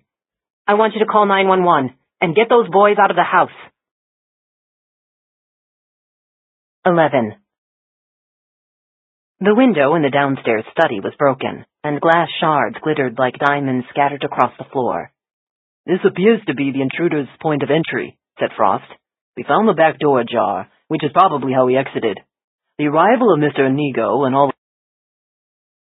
those noisy kids must have chased him off. As for dousing the lights, all the perp had to do was walk into the garage, open the fuse box, and flip the master switch. Jane crouched down to stare at the oak floor, where the intruder's shoe had left a faint imprint of dirt. Through the broken window, she heard the voices of the CSU team examining the soil outside for other footwear impressions, and in the driveway a patrol car's radio hissed and crackled. Reassuring sounds. But as she stared at the footprint on the floor, she felt her pulse bounding again, and remembered the smell of her own fear in the darkness. If only I'd had the chance to take him down. How did he find the boy? She said. How the hell did he know Teddy was here? We can't be sure Teddy was his target. This house could have been a random pick. Come on, Frost. She looked up at her partner. You don't really believe that, do you? There was a silence. No, he admitted. Somehow he knew the boy was here. That info could have leaked out of social services. Boston PD, any number of sources could have accidentally revealed it. Or the perp could have followed you here tonight. Anyone who saw you at the crime scene knows you're working the case. Jane thought about her drive to the Inigo's house, tried to remember if there had been anything unusual, any set of headlights that stood out in her rearview mirror. But headlights were anonymous, and Boston traffic unremitting. If a killer followed me, she thought, then he knows my car, and he knows where I live. Her cell phone rang. She pulled it from her purse, saw the main area code, and knew at once who was calling. Maura? She answered. Dr. Welliver told me you got my message. It's quite a coincidence, isn't it? 2 more children just like Teddy Clock. What do you think? I think we've got a situation here. Someone just came after Teddy. Again? The intruder actually got into the house. Luckily, I happened to be here. Are you all right? Is a boy? Everybody's fine, but the perp took off. Now we've got to find a safer place to park the kid. I know a safe place, and it's right here. A male CSU tech came into the room, and Jane fell silent as he and Frost talked about fingerprints on the back door and windowsill. This attack had left her shaken and suspicious of everyone, even the professionals with whom she worked. If I wasn't followed here, she thought, then someone must have leaked Teddy's location. Someone who might be working the crime scene at this very moment. She went into a bathroom and closed the door to continue the conversation. Tell me a situation there, she said. Is it secure? It's isolated. There's one road in and it's gated. They have motion sensors along the road. Your surroundings? 30,000 acres of private woodland. Theoretically, someone could hike in, but then he'd have to get into the building itself. The door is massive, with a security keypad. All the windows are well above ground level. Plus, there's the staff. A bunch of school teachers? Oh yeah, that's reassuring. They have a forester protecting the property, and he's armed. The school's self-contained, and has its own farm and generator. Still, we're talking teachers, not bodyguards. Jane, they're all members of the Mephisto Society. That made Jane pause. Anthony Sansone's bizarre little group kept track of violent crimes around the world, searching the data for patterns, seeking evidence that evil was real, that humanity itself was under attack. You never told me they operated the school. I didn't know that until I got here. They're conspiracy theorists. They see monsters under every rock. Maybe this time they have a point. Don't get biblical on me. Not you, please. I'm not talking about demons. There is something going on here that we can't explain. Something that connects these children. The school psychologist refuses to share the details because of patient confidentiality. But Lily Saul told me enough about Claire and Will to convince me there's a pattern here. And Evensong may be the one place these 3 children are safe. A school operated by a paranoid organization, which makes them the perfect guardians. They chose this remote site because they can defend it. There was a knock on the bathroom door. Rizzoli, called Frost. The social worker's here to take the boy. Don't let anyone take him. What do I tell her? Hold on, I'll be out in a minute. She turned her attention back to the phone. Maura, I'm not sure I trust Sansone and his crowd. He's never failed to come through for us, you know that. And these people certainly have more resources than Boston PD could ever scrape together. And there'd be no information leaks, thought Jane. No better place to keep a boy hidden from the world. How do I get there? She asked. It's not easy to find. I'll have to email you the directions. Do it. I'll talk to you later. She disconnected and walked out of the bathroom. In the living room, the social worker stood waiting with Frost. Detective Rizzoli, she said, we've arranged another placement for... I've made alternative arrangements for Teddy, Jane said. The social worker frowned. But I thought we were going to place him. Teddy may have been the target tonight, which means there could be more attacks. You don't want another foster family killed, do you? The woman lifted her hand to her mouth. Oh, God, do you really think? Exactly. Jane looked at Frost. Can you make sure the Inigos have a safe place to go tonight? I'm going to take Teddy. Where? I'll call you later.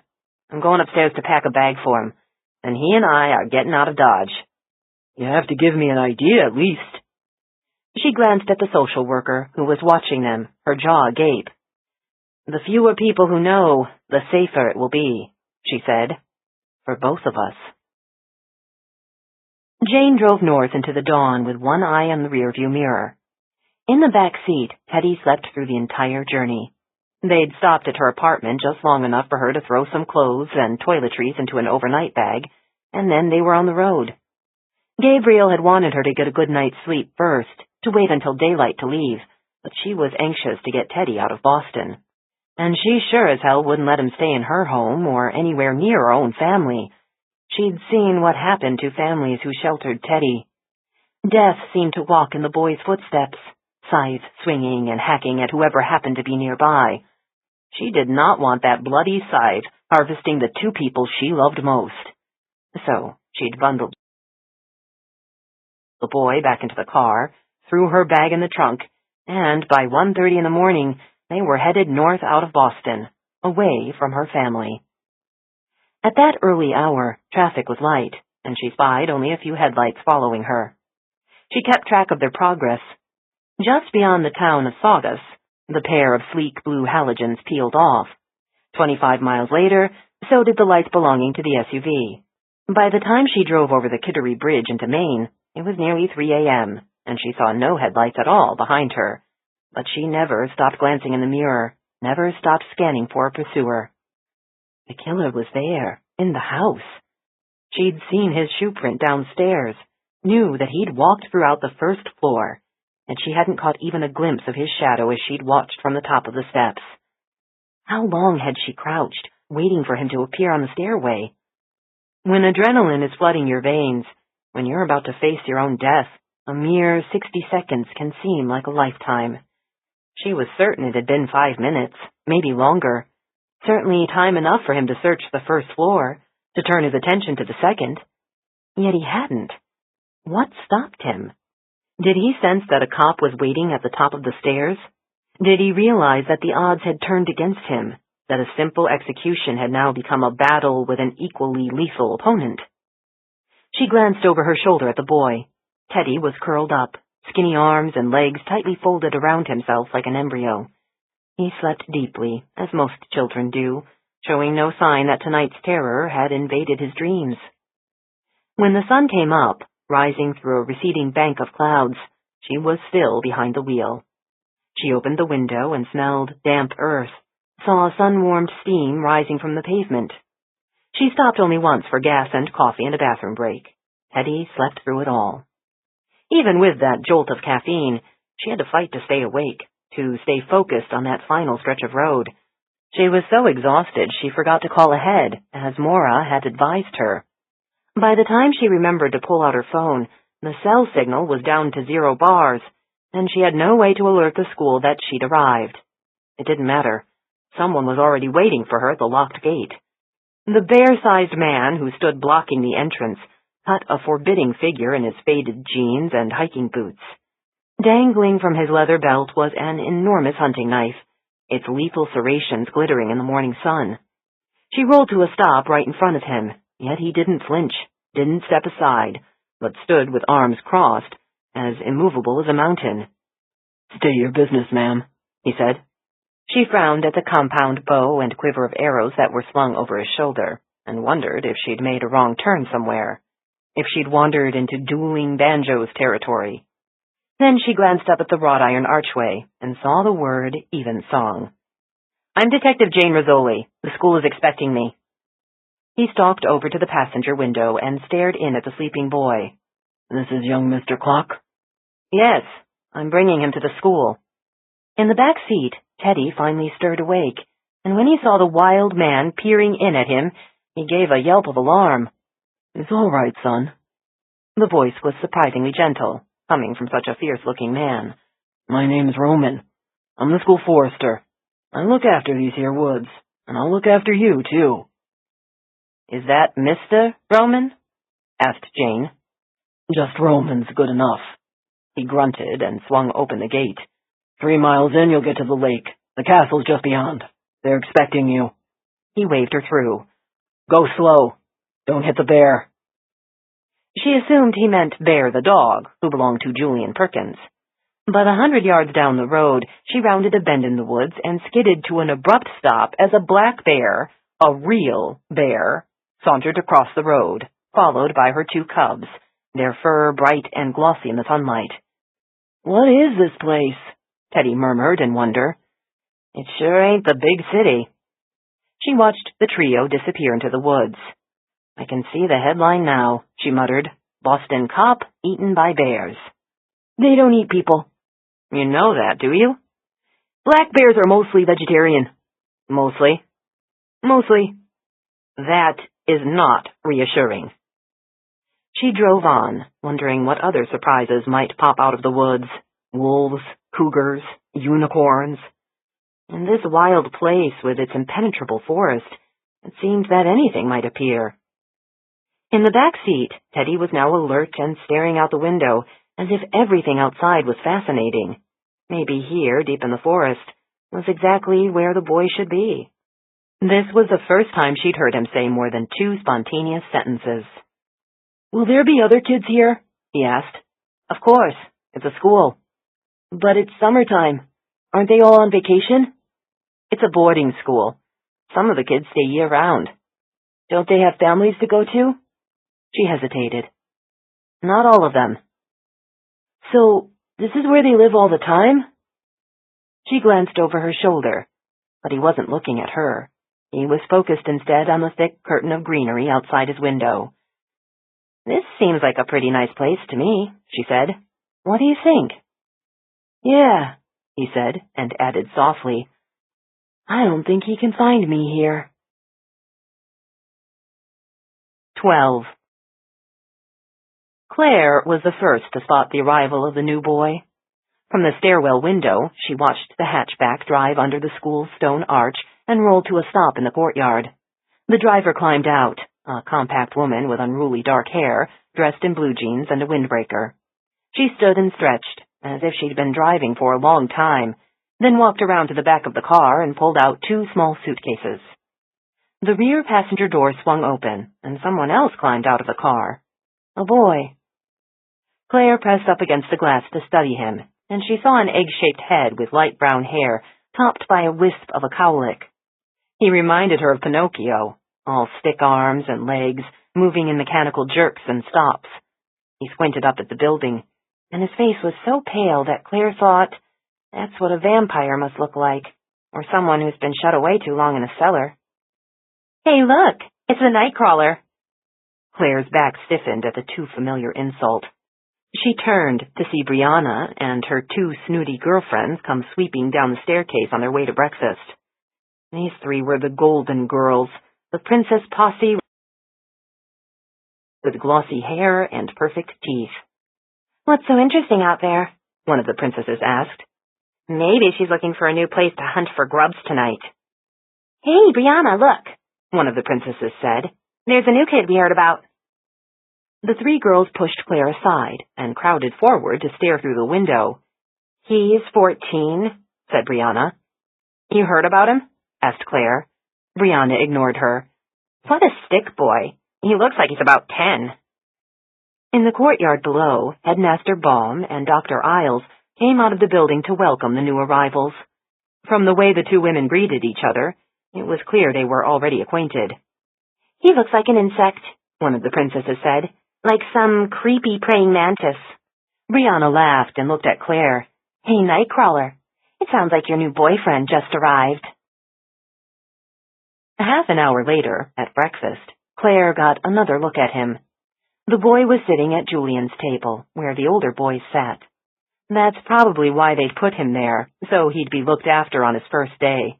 He seemed dazed and a little scared, as if he'd just landed on an alien planet. Somehow, he sensed that she was looking at him, and he turned to stare at her. Then he kept on staring, as if Claire was the only one he found interesting, as if he'd just spotted the one other person who was as much a misfit as he was. The insistent clink of a spoon against a water goblet made everyone look up at the teacher's table. Headmaster Baum rose to his feet with a noisy scrape of his chair. "Good morning, students," he said. "As I'm sure you've noticed, we have a new student with us today. Starting tomorrow, he'll be attending classes." He gestured toward Pinocchio Boy, who blushed at the sudden attention. "I hope you'll make him feel welcome. And I hope you'll remember what it was like when you first arrived, and try to make Teddy's first day here an excellent one." Teddy, with no last name. She wondered why Headmaster Baum had left out that particular detail. She studied him more closely, the same way the boy was watching her, and she saw his lips curve into a smile so tentative that she wasn't entirely sure it was there. She wondered why, of all the girls in the room, she was the one he was looking at. The 3 princesses were way prettier, and they were sitting closer to him. I'm just a class weirdo, she thought. The girl who always says the wrong thing. The girl with the hole in her head. So why are you looking at me? It made her feel uncomfortable and thrilled at the same time. Ooh, look, he's staring at her. Brianna had sidled up to Claire's table and now bent close to whisper in her ear, It looks like Mr. Stickbug has a thing for Ms. Nightcrawler. Leave me alone. Maybe you'll have cute little insect babies together. Without a word, Claire picked up her glass of orange juice and splashed it on Brianna. Juice splattered her rival's sparkly jeans and brand-new ballet flats. Did you see that? Brianna screamed. Did you see what she just did to me? Ignoring the outraged squeals, Claire stood up and headed for the exit. On her way out, she glimpsed Will Yablonsky's spotty face grinning at her, and he gave her a sly thumbs up. Now there was another weirdo, just like her. Maybe that's why Will was always so nice to her. Weirdos had to stick together here at Freak High, where no one could hear you scream. The new boy was still staring too, Teddy with no last name. She felt his eyes follow her every step. It wasn't until the next afternoon that she spoke to him. Every Thursday she had stable chores, and today she was grooming Plum Crazy, one of the 4 Evensong horses. Of all the duties regularly assigned to students, this was one she did not mind at all, even though it meant mucking out stalls and hauling around bales of wood shavings. Horses didn't complain. They didn't ask questions. They just watched her with their quiet brown eyes and trusted her not to hurt them. Just as she trusted them not to hurt her, even though Plum Crazy was 1,000 pounds of muscle and sharp hooves, and all he had to do was roll over and he could squash her right here in his stall. Chickens scratched and flapped nearby, and Herman the rooster let loose with an annoying screech, but Plum Crazy stood still and serene through it all, nickering in contentment as Claire ran the curry comb across his flank and down his rear. The rasp of the rubber teeth was hypnotically soothing. She was so focused on the task that she did not at first realize someone was standing behind her. Only when she straightened did she suddenly notice Teddy's face peering at her over the stall door. She was so startled she almost dropped the curry comb. "What are you doing here?" she snapped. Not exactly the friendliest of greetings. "I'm sorry, I just wanted to... They told me I could..." He glanced over his shoulder, as if hoping someone would rescue him. "I like animals," he finally said. "Dr. Welliver told me there were horses." "And cows and sheep. And these dumb shit chickens." She dropped the curry comb in a hanging bucket, where it landed with a loud thump. It was an angry sound, but she wasn't really angry. She just didn't like being startled. Teddy was already backing away from the stall door. "Hey," she said, trying to make amends. "You wanna pet him? His name's Plum Crazy." "Does he bite?" "Nah, he's just a big baby." She gave the horse's neck a gentle pat. "Aren't you, Plum?" Cautiously, Teddy swung open the stall door and stepped inside. As he stroked the horse, Claire retrieved the curry comb and resumed grooming. For a while they did not talk, just shared the stall in silence, inhaling the smells of fresh pine shavings and warm horseflesh. "I'm Claire Ward," she said. "I'm Teddy." "Yeah, I heard that at breakfast." He touched Plum's muzzle, and the horse suddenly tossed its head. Teddy flinched and pushed his glasses back up the bridge of his nose. Even in the gloom of the stable, she saw how pale he was, and thin, his wrists as delicate as twigs. But his eyes were arresting, wide and long-lashed, and he seemed to be taking in everything at once. "How old are you?" she asked. 14. "Really? Why do you sound surprised?" "Because I'm a year younger than you, and you seem so... small," was what she was about to say. But at the last second, a kinder word came to mind. "Shy." She peered at him over the horse's back. "So, do you have a last name?" "Detective Rizzoli says I shouldn't go around telling everyone." "You mean that lady who brought you here? She's a detective?" "Yeah." He got up the nerve to stroke Plum's muzzle again, and this time the horse accepted the pat and gave a soft nicker. She stopped combing Plum and gave the boy her full attention. "So, what happened to you?" He didn't answer. just looked at her with those wide, transparent eyes. "It's okay to talk about it here," she said. "Everybody does. It's the kind of school where they want you to get your pain out." "That's what shrinks always say." "Yeah, I know. I have to talk to her, too." "Why do you need a shrink?" She set the curry comb down. "I have a hole in my head. When I was 11 years old, someone killed my mom and dad, and then he shot me in the head." She turned to face him. "That's why I have a shrink. Because I'm supposed to be dealing with the trauma, even though I can't remember it. Any of it." "Did they catch him? The man who shot you?" "No. He's still out there. I think he might be looking for me." "How do you know that?" "Because it happened again last month. My foster parents got killed, and that's why I ended up here. Because it's safe here." He said softly, "That's why they brought me here, too." She stared at him with new understanding, and saw tragedy written in his pale cheeks, in the brightness of his eyes. "Then you're in the right place," she said. "It's the only school for kids like us." "You mean all the other kids here?" "You'll find out," she said, "if you stay long enough." A shadow blotted out the light above the stall door.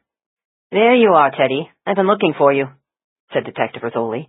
She noticed Claire and smiled. "Making new friends already?" "Yes, ma'am," said Teddy. "I'm sorry to interrupt, but Dr. Welliver wants to talk to you now." He looked at Claire, who answered his unspoken question by mouthing, "The shrink." "She just wants to ask you a few questions, and get to know you better." Detective Rizzoli opened the stall door. "Come on." Teddy stepped out, pulling the door shut behind him.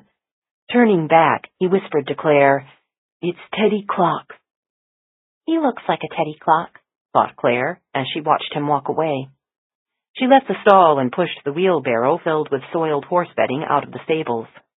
In the barnyard, that annoying rooster was causing trouble again, chasing and pecking a beleaguered hen. Even chickens could be cruel. "They're as mean as we are," she thought. "They attack each other, even kill each other." Suddenly, the sight of that poor hen, cowering under Herman the rooster's assault, infuriated her. "Leave her alone!" She aimed a kick, but Herman flapped safely out of reach and darted away squawking. "Asshole rooster!" she yelled. Turning, she saw one of the princesses laughing at her from the corral. "What?" she snapped. "He's just a chicken, retard. What's your problem?" "Like anybody cares," she muttered, and walked away. Until the moment it all fell apart, the operation was running perfectly.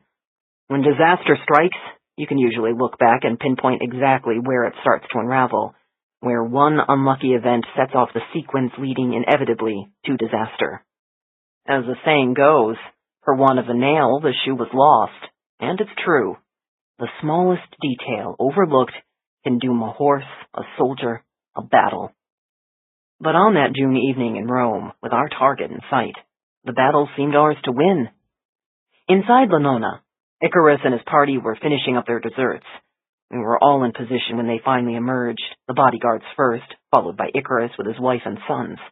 A heavy meal, washed down with glasses of excellent wine, had rendered Icarus mellow that evening, and he did not stop to scan his surroundings, but headed directly to his car. He helped his wife, Lucia, and their 2 sons into the Volvo, then slid behind the steering wheel. Right behind him, the bodyguards climbed into their BMW. Icarus was the first to pull away, into the road. At that instant, the produce truck veered into position, lurching to an angled stop that blocked the BMW. The bodyguards climbed out, shouting at the truck driver to move, but he ignored them as he nonchalantly carried a crate of onions into Lanona's kitchen. That's when the bodyguards realized their tires had been slashed, and they were stranded. An ambush. Icarus thought once what was happening, and he reacted as we expected he would. He hit his accelerator and roared away, speeding toward the safety of his hilltop home. We were in the car right behind him. A second car, with 2 more members of our team, waited 100 yards up the road. It cut into position just in front of Icarus, and the Volvo was now boxed between our 2 vehicles. The road narrowed as it wound up the hillside, carving hairpin turns. A blind curve was coming up, and the first car braked to slow down the Volvo. Our plan was to force it to a stop, to yank Icarus from the Volvo and bundle him into our vehicle. But instead of slowing, Icarus surprised us. Recklessly, he accelerated, squeezing past the first car with barely an inch to spare. No one saw the oncoming truck until it was too late. Icarus desperately swerved right, but that sent the Volvo into the guardrail. It caromed off and skidded. The truck hit it broadside, crumpling the passenger doors. Even before I scrambled out of my car, I knew that the wife was dead. I was the one who yanked open Icarus's door, the one who first glimpsed the carnage inside. Lucia's broken body, the destroyed face of the 10-year-old, and little Carlo, still conscious but dying. Carlo looked at me, and I saw the question in his eyes. It is a question that I still struggle to answer. Why? We dragged Icarus from the Volvo. Unlike his family, he was very much alive and fighting us. Within seconds, we had his wrists and ankles bound. We tossed him into the backseat of my vehicle and threw a blanket over him. The hapless truck driver, dazed and lightheaded from the collision, had no idea what had really happened. Later, he would tell the police that Good Samaritans had stopped to rescue the Volvo's driver and must have brought him to a hospital.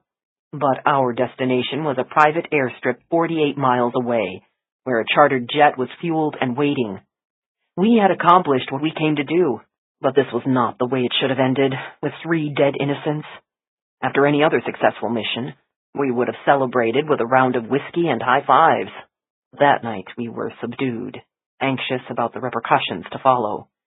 We had no idea how terrible they would be. 13.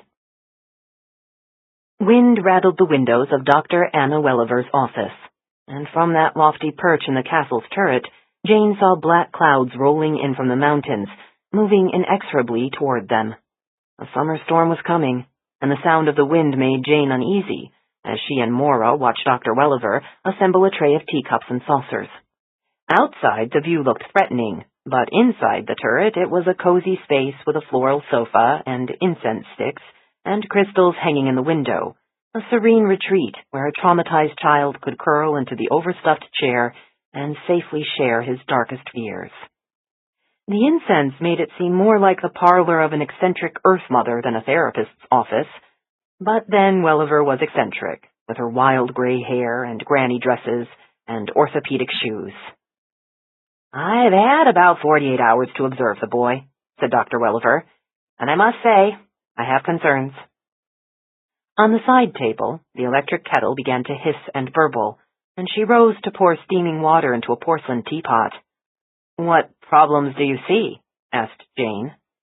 "Superficially, he seems to be settling in remarkably well. He appeared to enjoy the first day of classes. Ms. Duplessis said he reads well above his grade level. Mr. Roman coaxed him into shooting a few arrows at archery class. And last night I discovered him in the computer room, surfing YouTube." Jane glanced at Maura. "You can't make a cell phone call here, but you can surf the web? We can't hold back the digital age," said Dr. Welliver with a laugh. She settled heavily back into her chair, her dress puffing up like a tent around her generous body. "Of course, we block inappropriate websites, and our students know they're never to reveal any personal information. Not their locations, not their names. It's a matter of safety." "For these children in particular," said Maura. "The point I was trying to make," said Dr. Welliver, "is that Teddy has, to all appearances, adjusted very well to this new environment. He even seems to have made a few friends." "So what's the problem?" asked Jane. "At my session with him yesterday, I discovered quite a few things he doesn't remember, or chooses not to remember, about his birth family. You do know there's a reason he can't remember the night they died. I know they were killed aboard their sailboat off St. Thomas, and there was an explosion that made Teddy black out. But I can't help wondering if that explosion is the whole explanation for his memory gaps. When I ask him about his family, he tries to avoid all my questions. He deflects, says he's hungry or needs to use the bathroom. Occasionally, he still refers to members of his family in the present tense. He simply doesn't want to deal with that loss at all." "He was only 12 years old," said Maura. "Still a tender age." "It's been 2 years. That's time enough for him to have processed his loss, the way our other students have. There's a lot of work to be done with Teddy. To get him past this denial stage. To accept his family is gone. She looked at Jane. It's a good thing you brought him here, Detective. I hope you'll let him stay. This was an emergency move, said Jane. It's not my decision where he stays in the long term. Last night, the Evensong Board unanimously agreed to accept Teddy, all expenses paid. Please convey that to the state of Massachusetts. We do want to be of service. I'll tell you how you can really be of service, said Jane. Tell me about the other two students, Claire Ward and Will Yablonsky. Welliver stood to pour the herbal tea, which had been brewing. In silence, she filled the cups and served her visitors. Then she sat down and stirred several generous spoonfuls of sugar into her tea. This is a delicate matter, she finally said, sharing confidential files about our students. I've got a delicate matter, too, said Jane. I'm trying to keep Teddy alive. Why do you think there's a connection among these three children? Maura said, The coincidence is eerie. That's why I called Jane, because there are so many parallels. 3 different families, the Wards, the Yablonskys, and the Clocks, were all killed the same year, even the same week. Now, 2 years later, their surviving children are attacked again, within weeks of one another. Yes, I agree it is odd. It's way more than odd, said Jane. But it's merely a coincidence. Jane leaned forward to look straight into Dr. Welliver's eyes. How can you so easily dismiss the possibility there's a connection? Because these families were killed in different locations. Teddy Clock's family died on their sailboat off St. Thomas. Claire's parents were shot to death in London. And Will's parents, the Yablonskys? They died when their private plane went down in Maryland. Jane frowned. I thought they were murdered. That sounds more like an accident. Dr. Welliver turned and looked out the glass door to the rooftop walkway, where mist was swirling in the wind. I've probably told you far too much already. These are my patients, and they trust me to keep their secrets. I feel bound by rules of confidentiality.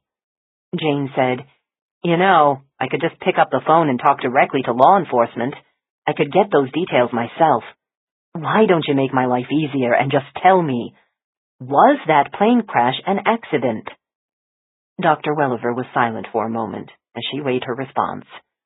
No, it wasn't an accident, she finally said.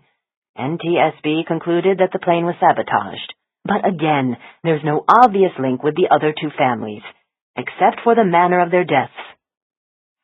Excuse me for saying this, said Jane, but drawing that conclusion is my job, not yours.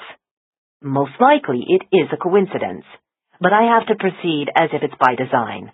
Because if I miss something, we could end up with 3 dead kids. Welliver set down her teacup and studied Jane for a moment, as if trying to gauge her determination. At last, she rose from her chair and shuffled to the filing cabinet, where she rooted inside for a chart. The Yablonsky's plane went down soon after takeoff, she said. Neil Yablonsky was at the controls when it happened. He and his wife were the only ones aboard. At first, it was presumed to be an accident. She brought Will's file back to the desk and handed it to Jane. Then the NTSB found forensic evidence of explosives. The investigators searched for a motive, for any reason why this particular couple was targeted. They never came up with an answer. Luckily, their son, Will, wasn't on board his parents' plane that day. He'd chosen to spend the weekend with his aunt and uncle, so he could work on a science project. Jane opened the folder and scanned the Evensong School's intake form. 14-year-old white male with no known surviving family members, referred by the state of New Hampshire after a fire of suspicious origin destroyed the home of his aunt and uncle, Brian and Lynn Temple, who have served as his guardians since his parents' death 2 years ago. Jane read the next paragraph and looked up at Welliver, who was adding yet a 4th teaspoon of sugar to her cup of herbal tea. The kid was briefly considered a suspect in the New Hampshire fire? The police had to consider that possibility, because Will was a sole survivor. He told them he was outside looking through his telescope when the house exploded. A passing motorist spotted the flames and stopped to help. She's the one who brought the boy to the emergency room. The kid just happened to be outside looking through his telescope? Will's father and his uncle were both NASA scientists who worked at Goddard Space Flight Center in Maryland. It's not surprising that Will's an amateur astronomer. So the kid's a geek, said Jane. You could call him that. Which is why the police considered him a suspect, if only briefly, because he certainly has the intelligence to build a bomb. But he had no motive. That they know of. From what I've observed, Will is a very well-behaved boy with excellent academic skills, especially math. I see no aggression whatsoever. Socially, he's a bit awkward. His aunt and uncle homeschooled him in New Hampshire, so he didn't have much interaction with other children. That may be one of the reasons he's not quick to make friends. Why was he homeschooled? Asked Maura. He had problems back in Maryland. The poor boy was teased and bullied. Why? Because of his weight. Dr. Welliver looked down at her own large frame, only partly disguised by the voluminous dresses she always wore. Most of my life I've struggled with my own weight, so I know what it's like to be ridiculed. Children can be especially cruel, zeroing in on the fact Will's heavy, and also a bit clumsy. Here, we intervene at once if we see any bullying going on, but we're not omniscient. Despite any teasing, Will's always cheerful and good-natured. He's kind to the younger children. He's a reliable student who's never in trouble. Welliver paused. Unlike the girl. Claire Ward, said Jane. Welliver sighed.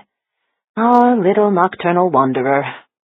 She pushed out of her chair and went back to the filing cabinet to look for Claire's chart. Now, this child has caused us multiple headaches, most of them related to her neurologic issues. What do you mean, neurologic issues? Welliver straightened and looked at her. Claire was with her parents the night they were attacked in London. All of them were shot in the head. Only Claire survived. In the distance, thunder rumbled, and the sky had turned ominously dark.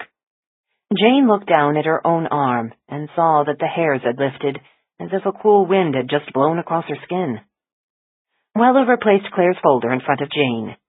It happened as the family was walking to their car after dining in a restaurant. Claire's father was Erskine Ward, a Foreign Service officer who'd worked in London, Rome, and Washington. Her mother, Isabel, was a homemaker. Because of Erskine's job at the U.S. Embassy, there was concern that this might have been a terrorist attack, but in the end the police concluded it was a robbery gone wrong. Claire couldn't help the investigation because she couldn't remember the attack. The first thing she does remember is waking up in the hospital after surgery. For a girl who was shot in the head, she seems amazingly normal now, said Jane. At first glance, she does look perfectly normal. Welliver looked at Maura. Even you didn't immediately spot her deficits, did you, Dr. Isles? No, Maura admitted. They're subtle. When the bullet was fired into her head, said Welliver, it resulted in what's called diascasis. It's Greek for shocked thought. At the age of 11, her brain was still relatively plastic, so she's been able to recover almost all function. Her language and motor skills are virtually normal, as is her memory, except for that night in London. Prior to the attack, she was an excellent student, even gifted, but I'm afraid she'll never be an academic star now. But she can still live a normal life, said Jane. Not entirely. Like many head injury patients, she's impulsive. She takes risks. She says things without much thought about the consequences. Sounds like a typical teenager. Dr. Welliver gave a knowing laugh. True. Teenage brain is a diagnosis in and of itself, but I don't think Claire's ever going to grow out of this. Impulse control will always be an issue for her. She loses her temper, blurts out what she thinks. It's already caused problems. She has a feud going on with another girl here. It started with some name-calling, nasty notes, accelerated to tripping, shoving, clothes vandalized, earthworms in the bed. Sounds like me and my brothers, said Jane. Except you, hopefully, grew out of it. But Claire's always going to leap before she looks, and that's especially dangerous, given her other neurologic issue. Which is? Her sleep-wake cycle has been completely disrupted. That happens to many head-injured patients, but most of them suffer from excessive drowsiness. They sleep more than normal. Claire, for some reason, had a paradoxical result. She's restless, especially at night, and she seems to be hyperacute. She seems to need only 4 hours of sleep a day. "The night I arrived," said Maura, "I saw her down in the garden. It was well after midnight." Welliver nodded. "That's when she's most active. She's like a nocturnal creature. We call her our midnight rambler." "And you allow her to just wander around in the dark?" said Jane. "When she was living in Ithaca, there was nothing her foster family could do to stop it. They tried medications, locked doors, threats of punishment. This is going to be Claire's baseline behavior for the rest of her life, and she needs to learn to deal with it. She's not a prisoner here, so we decided not to treat her as one." "By allowing her to run wild at night?" "Fortunately, there aren't many things that can hurt you in the Maine woods. We have no poisonous snakes, no large predators, and our black bears are more terrified of us than we are of them. The biggest danger is that she'll step on a porcupine or sprain an ankle stumbling into some animal burrow. This is simply Claire's nature, and it's a condition she'll have to live with. Frankly, it's far safer for her to wander here in the woods than in any big city." Jane could not argue with that statement. She knew only too well where the most dangerous predators were found. And after she graduates from Evensong, what happens to her then? When that time comes, she'll have to make her own choices. Meanwhile, we're giving her the skills to survive. That's our purpose here, Detective. It's the reason this school exists, so these children can find their places in the world. A world that hasn't been kind to them. Welliver pointed toward the filing cabinet. "We have dozens of students like Claire, some so traumatized when they arrived that they could barely talk, or they'd wake up every night screaming. But children are resilient. With guidance, they can bounce back." Jane opened Claire's file. Like Will's, it included an initial psychological evaluation by Dr. Welliver.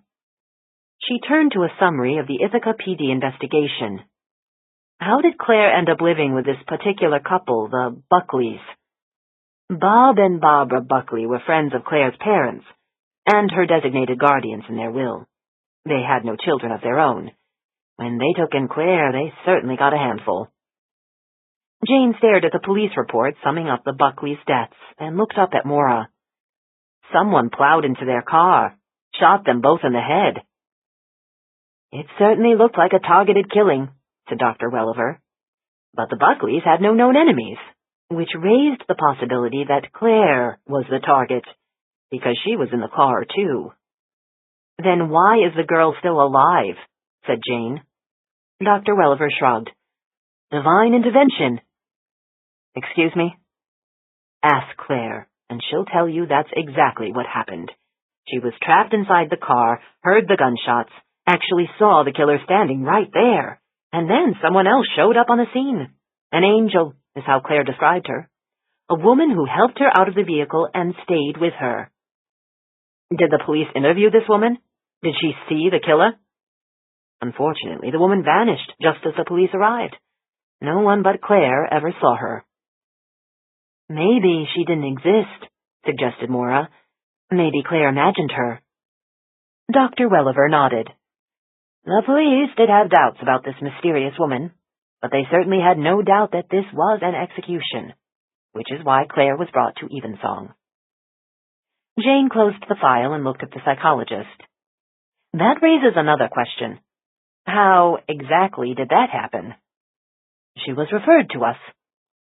"I'm sure the state of New York can look after its own kids. Why send her to Evensong? And how did Will Yablonsky end up here from New Hampshire?" Dr. Welliver didn't look at Jane. Instead, she focused on one of the crystals that dangled in the window. On a sunny day, that bit of quartz would scatter rainbows around the room, but on this gray morning, it hung inert, offering no light-bending magic. "Evensong has a reputation," she said. "For many of these children, we offer tuition, room and board, at no cost to the states. Law enforcement agencies all around the country know about the work we do here." Because the Mephisto Society is everywhere, said Jane, and so are your spies. Welliver's eyes met Jane's. You and I are on the same side, Detective, she said quietly. Never doubt that. It's the conspiracy theories that bother me. Can we agree, at least, that the innocent need protection? That victims need to be healed? At Evensong, we do both. Yes, we track crimes around the world. Like any scientists, we search for patterns. Because we're victims, too, and we've chosen to fight back. Someone knocked on the door, and they all turned as an Asian boy, small and wiry, popped into the room. Dr. Welliver greeted him with a motherly smile. Hello, Bruno. Do you need something? We found something in the woods, on a tree, the boy blurted out. The woods are full of trees. What's special about this one? We're not sure what it means, and the girls, they're all screaming. Bruno took a deep breath to calm himself, and Jane suddenly noticed that the boy was shaking. Mr. Roman says you need to come right now. Dr. Welliver rose to her feet in alarm. Show us. 14. They followed the boy down 3 flights of stairs in a noisy parade of footsteps. Outside, the wind whipped Jane's hair, and she regretted not bringing her jacket. The distant dark clouds that she had seen from the turret were now almost upon them, and she heard the creak and groan of the trees, smelled impending rain in the air. They tramped into the woods, led by the boy who did not seem to be following any obvious trail. With so many feet snapping twigs and crunching over dead leaves, the birds had gone silent. There was only the sound of their passage and the wind in the branches. Are we lost? Asked Jane. No, it's just a shortcut, Dr. Welliver answered. Despite her tent-like dress, she managed to move steadily through the woods, lumbering heavily behind the puck-like boy who scampered ahead of them. The trees grew denser, the branches blotting out her view of the sky. Though it was only mid-morning, here in the forest, the day had darkened to a twilight gloom. Does this kid actually know where he's going? Bruno knows exactly where he's going. Dr. Welliver pointed at a broken branch just above their heads. He marked a trail? The psychologist glanced back at her. Don't underestimate our students. They'd lost sight of the castle. Now all Jane saw, in every direction, were trees. How far had they walked? Half a mile? More? And this was supposed to be a shortcut? Her shoelace came loose, and she crouched down to tie it again. When she straightened, she saw that the others were already a dozen paces ahead of her, and almost out of sight. Left alone here, she might wander for days trying to find her way out. She scrambled to catch up, and pushed through a curtain of brush into a small clearing where the others had come to a halt. Beneath a magnificent willow tree stood Professor Pasquantonio and Roman, the forester. Nearby stood a group of students, huddled together against the wind. Haven't touched a thing. We left him just as we found him, Roman said to Dr. Welliver. Damned if I know what this means. A sick prank, Pasquantonio snorted. That's what it is. Children do ridiculous things. Dr. Welliver moved beneath the willow tree and stared up into the branches. Do we know who did this? Nobody's owning up to it, grunted Roman. We all know she did it, a dark-haired girl said. Who else would it be? She pointed at Claire. She sneaked out again last night. I saw her through the window. Nightcrawler. I didn't do it, Claire said. She stood off by herself at the edge of the woods, arms crossed over her chest as though to fend off the accusations. You were out. Don't lie about it. Brianna, said Dr. Welliver, we don't accuse people without proof. Jane eased her way through the gathering to see what had drawn them all to this place. Dangling from a lower branch of the willow tree were 3 dolls made of twigs and twine, suspended like rustic Christmas ornaments. Stepping closer, Jane saw that one of the dolls had a birch bark skirt. A female. The twig dolls slowly twisted in the wind, like little hangman's victims, all of them splattered with what looked like blood. High in the willow tree, crows cawed, and Jane looked up, saw the source of those splatters hanging above her head, and caught a whiff of decay. In disgust, she backed away, her gaze fixed on the carcass that hung from that high branch. Who found it? Asked Dr. Welliver. We all did, said Roman. Every few days I take 'em down this trail, pointing out how the forest changes. Those girls were the first to spot 'em." He pointed to Brianna and the two girls who always seemed to hover around her. "Never heard such hysterical caterwauling." He pulled out a knife and sliced the rope that suspended the carcass, and the dead rooster plopped to the ground. "You'd think they never ate chicken," he muttered. "It's Herman," one of the boys murmured. "Someone killed Herman." Not just killed him, thought Jane. Slit him open, pulled out his entrails, and exposed them to the crows. This was no mere juvenile prank. This turned her stomach. Dr. Welliver looked around at the students, who stood shivering as the first raindrops began to fall. "Does anyone know anything about this?" "I didn't hear him crowing this morning," said one of the girls. "Herman always wakes me up, but not this morning." "I came down the trail yesterday afternoon," said Roman. "Wasn't hanging then. Must have been done last night." Jane glanced at Claire, the midnight rambler. The girl, suddenly aware of Jane's gaze, stared back at her in defiance, a look that dared everyone to prove she had done it. As raindrops splattered her dress, Dr. Welliver looked around at the circle of students, her arms spread as if offering a hug to anyone who needed one. "If anyone wants to talk to me about this later, my door is always open. I promise whatever you tell me will stay just between you and me. Now," she sighed, looking up at the rain, "why don't you head back?" As the students left the clearing, the adults remained by the willow tree. Only when the children were out of earshot did Dr. Welliver say softly, "This is very disturbing." Maura crouched down over the slaughtered rooster. "His neck is broken. That's probably what killed him. But then to gut him? Leave him here where everyone will see him?" She looked at Dr. Welliver. "There's meaning to this." "It means you've got one sick puppy here," said Jane. She looked up at the 3 twig figures. "And what does that mean? Like creepy little voodoo dolls. Why did she do this?" "She?" said Welliver. "Sure, Claire denied it. But kids lie all the time." Dr. Welliver shook her head. That brain injury made her impulsive, but it also made her almost incapable of deception. Claire says exactly what she thinks, even though it gets her into trouble. She denied it, and I believe her. "Then which of them did it?" said Roman. Behind them, a voice asked, "Why do you think it was a student?" They all turned to see Julian standing at the edge of the clearing. He had returned so quietly they hadn't heard him.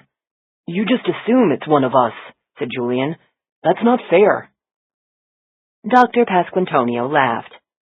"You don't really think a teacher would do this?" "Remember what you taught us about the word assume, sir?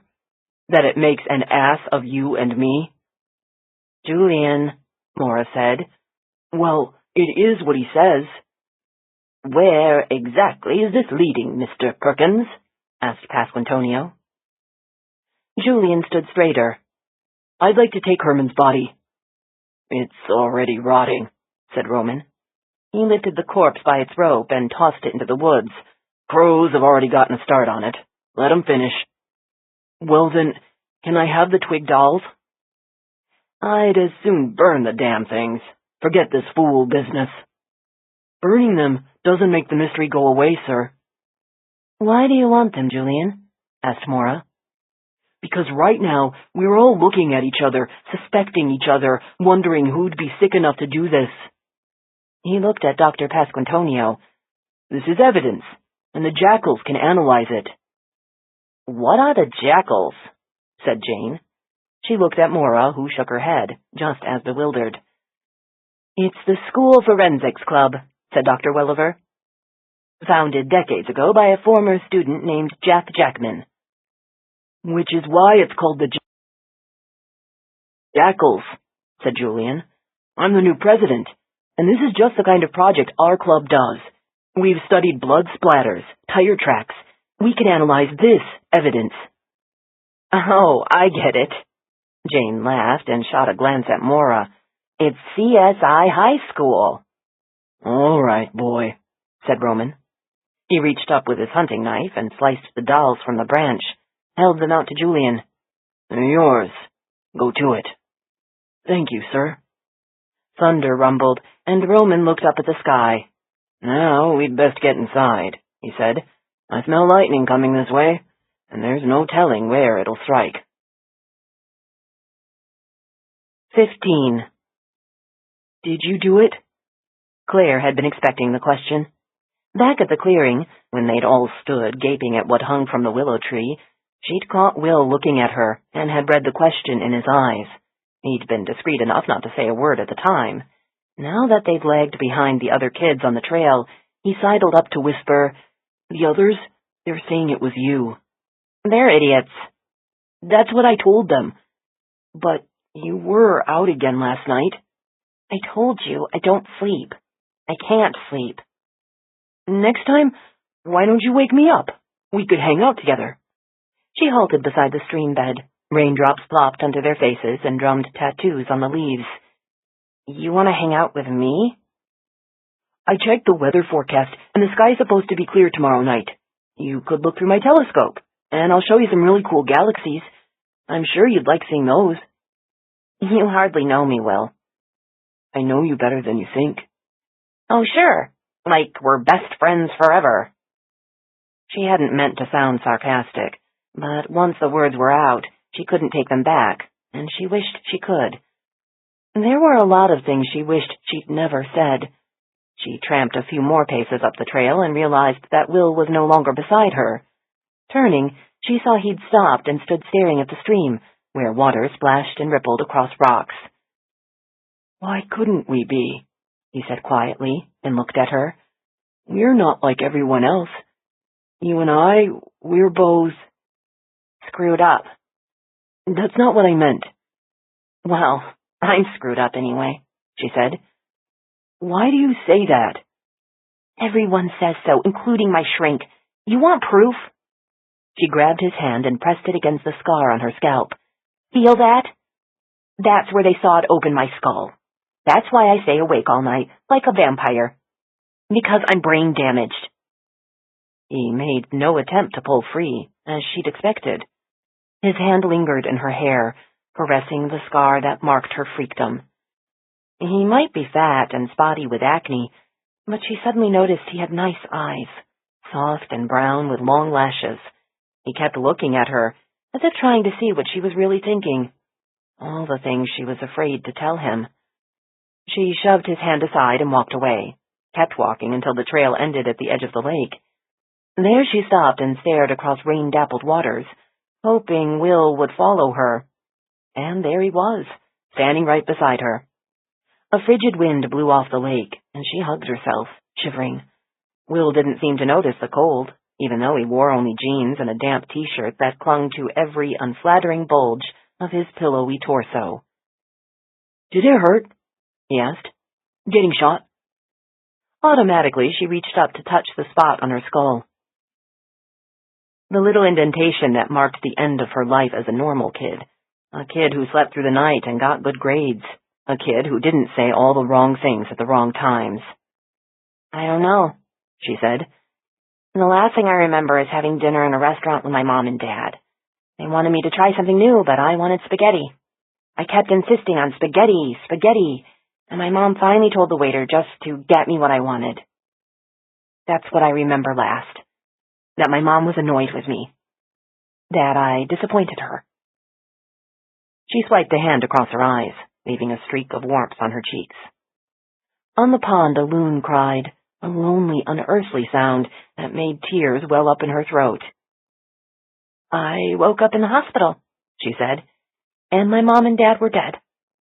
His touch was so soft that she wasn't sure if she imagined it. Just a feather-light stroke of his fingers on her face. She lifted her head to look into Will's brown eyes. "I miss my mom and dad, too," he said. "This is a creepy school with creepy kids," said Jane. "Every single one of them is peculiar." They sat in Maura's room, their chairs pulled close to the hearth, where a fire was burning. Outside, rain lashed the windows and wind rattled the glass. Although she'd changed into dry clothes, the dampness had penetrated so deeply into Jane's bones that even the heat of the flames failed to warm her. She pulled her sweater tighter and looked up at the oil painting that hung above the mantelpiece. It was a gentleman hunter, rifle propped over his shoulder as he posed proudly beside a fallen stag. Men and their trophies. "The word I would use," said Maura, "is haunted." "The children, you mean?" "Yes. They're haunted by crime, by violence. No wonder they strike you as odd." "You put a bunch of kids like that together, kids who have serious emotional issues, and all it does is reinforce their weirdness." "Maybe," said Maura, "but it's also the one place where they find acceptance, with people who understand them." This was not what Jane expected her to say. The Maura she saw now, sitting by the fire, seemed like a different woman. The wind and humidity had transformed Maura's usually sculpted black hair into a tangled thatch. Her plaid flannel shirt was untucked, and the cuffs of her blue jeans were stained with dried mud. Only a few days in Maine, and she'd been transformed into someone Jane did not quite recognize. "You told me earlier that you wanted to pull Julian out of this school," said Jane. "I did. So what changed your mind?" "You can see how happy he is here, and he refuses to leave. That's what he told me. At 16, he already knows exactly what he wants." Maura sipped from a cup of tea and regarded Jane through the curling steam. "Remember what he was like in Wyoming? A wild animal who always got into fights, whose only friend was that dog. But here in Evensong, he's found friends. This is where he belongs." "Because they're all oddballs here." Maura smiled at the fire. "Maybe that's why Julian and I bonded. Because I am too." "But in a good way," Jane quickly added. "Which way would that be?" "Brilliant, determined, reliable." "I'm starting to sound like a German shepherd." "And honest." Jane paused. "Even when it means losing friends because of it." Maura stared into her teacup. "I'm going to pay for that sin forever, aren't I?" For a moment they didn't speak. The only sound was the rain hitting the window and the hiss of the fire. Jane could not remember the last time they had sat together and quietly talked, just the two of them. Her bag was already packed, and she was expected back in Boston tonight, but Jane made no move to leave. Instead, she remained in the armchair, because she did not know when they would have this chance again. Life was too often a series of interruptions, phone calls, family crises, other people always interrupting, whether it was in the morgue or at the crime scene. On this gray afternoon, there were no ringing phones, no one knocking on the door, yet silence hung between them, heavy with all that had been left unsaid these past weeks, ever since Maura's testimony had sent a cop to prison. Boston's finest did not easily forgive such acts of treason. Now, at every crime scene, Maura was forced to walk a gauntlet of chilly silence and hostile stares, and the strain was apparent in her face. In the firelight, her eyes seemed hollow, her cheeks thinner. Graff was guilty. Maura's fingers tightened around the teacup. "I would testify to that again." "Of course you would. That's what you do. You tell the truth." "You make it sound like a bad habit, a tic." "No, it takes courage to tell the truth. I should have been a better friend." "I wasn't sure if we were friends anymore, or if I'm capable of holding on to any friends." Maura stared at the fire, as if all the answers could be found in those flames. "Maybe I should just stay here, become a hermit and live in the woods. It's so beautiful. I could spend the rest of my life in Maine." "Your life's in Boston. It's not as if Boston ever embraced me. Cities don't embrace you. People do. And it's people who let you down." Maura blinked at the firelight. "That could happen anywhere, Maura. There's a hardness to Boston, a coldness. Before I moved there, I'd heard about chilly New Englanders, but I didn't really believe it. Then I got to Boston, and I felt like I had to chip through ice just to know people." "Even me?" Maura looked at her. "Even you. I had no idea we gave off those vibes. I guess it ain't sunny California."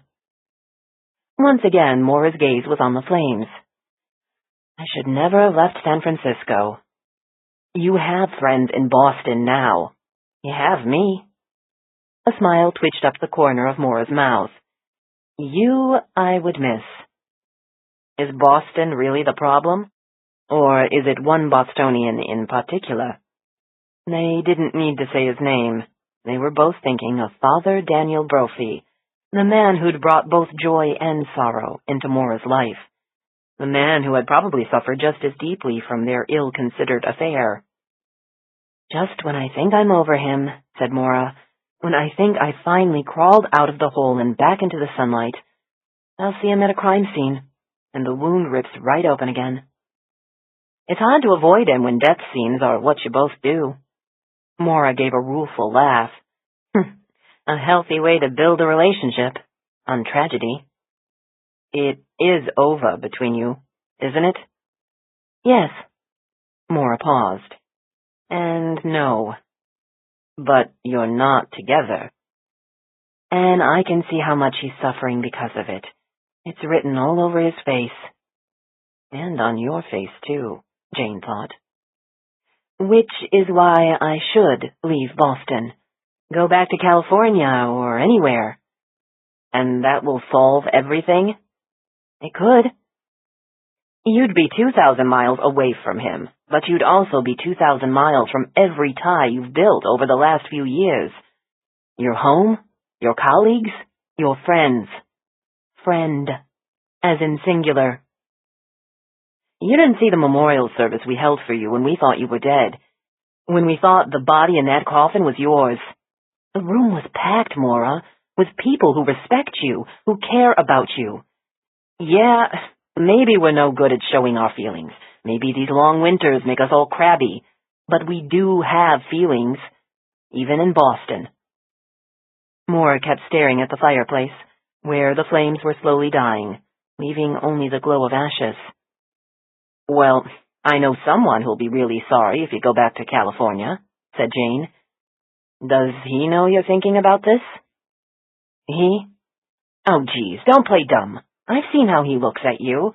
It's the one reason Sansone and Brophy dislike each other so much. Because of you. Surprise flickered in Maura's eyes as she looked at Jane. Anthony Sansone was never on your list of favorite people. Talk about oddballs. And he's part of this weird Mephisto group. Yet now you're telling me he's a reason for me to stay in Boston? He's worth considering, isn't he? Wow, he's come a long way in your estimation. At least he's available. Unlike Daniel Brophy, was what Jane didn't have to add. And he has a thing for you. No, Jane. Maura slumped back into the armchair.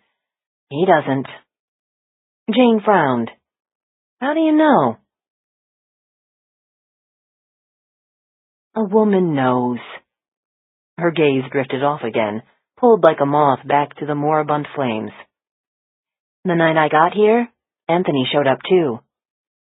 And what happened? Nothing. The next morning we had a meeting with the faculty, and then he was gone again, off to London. Just a phantom who flits in and out of my life. Sansone's been known to do that kind of thing. It doesn't mean he's not interested. Jane, please, don't try to talk me into another bad affair. I'm trying to talk you into not leaving Boston. Because Anthony's such a good catch?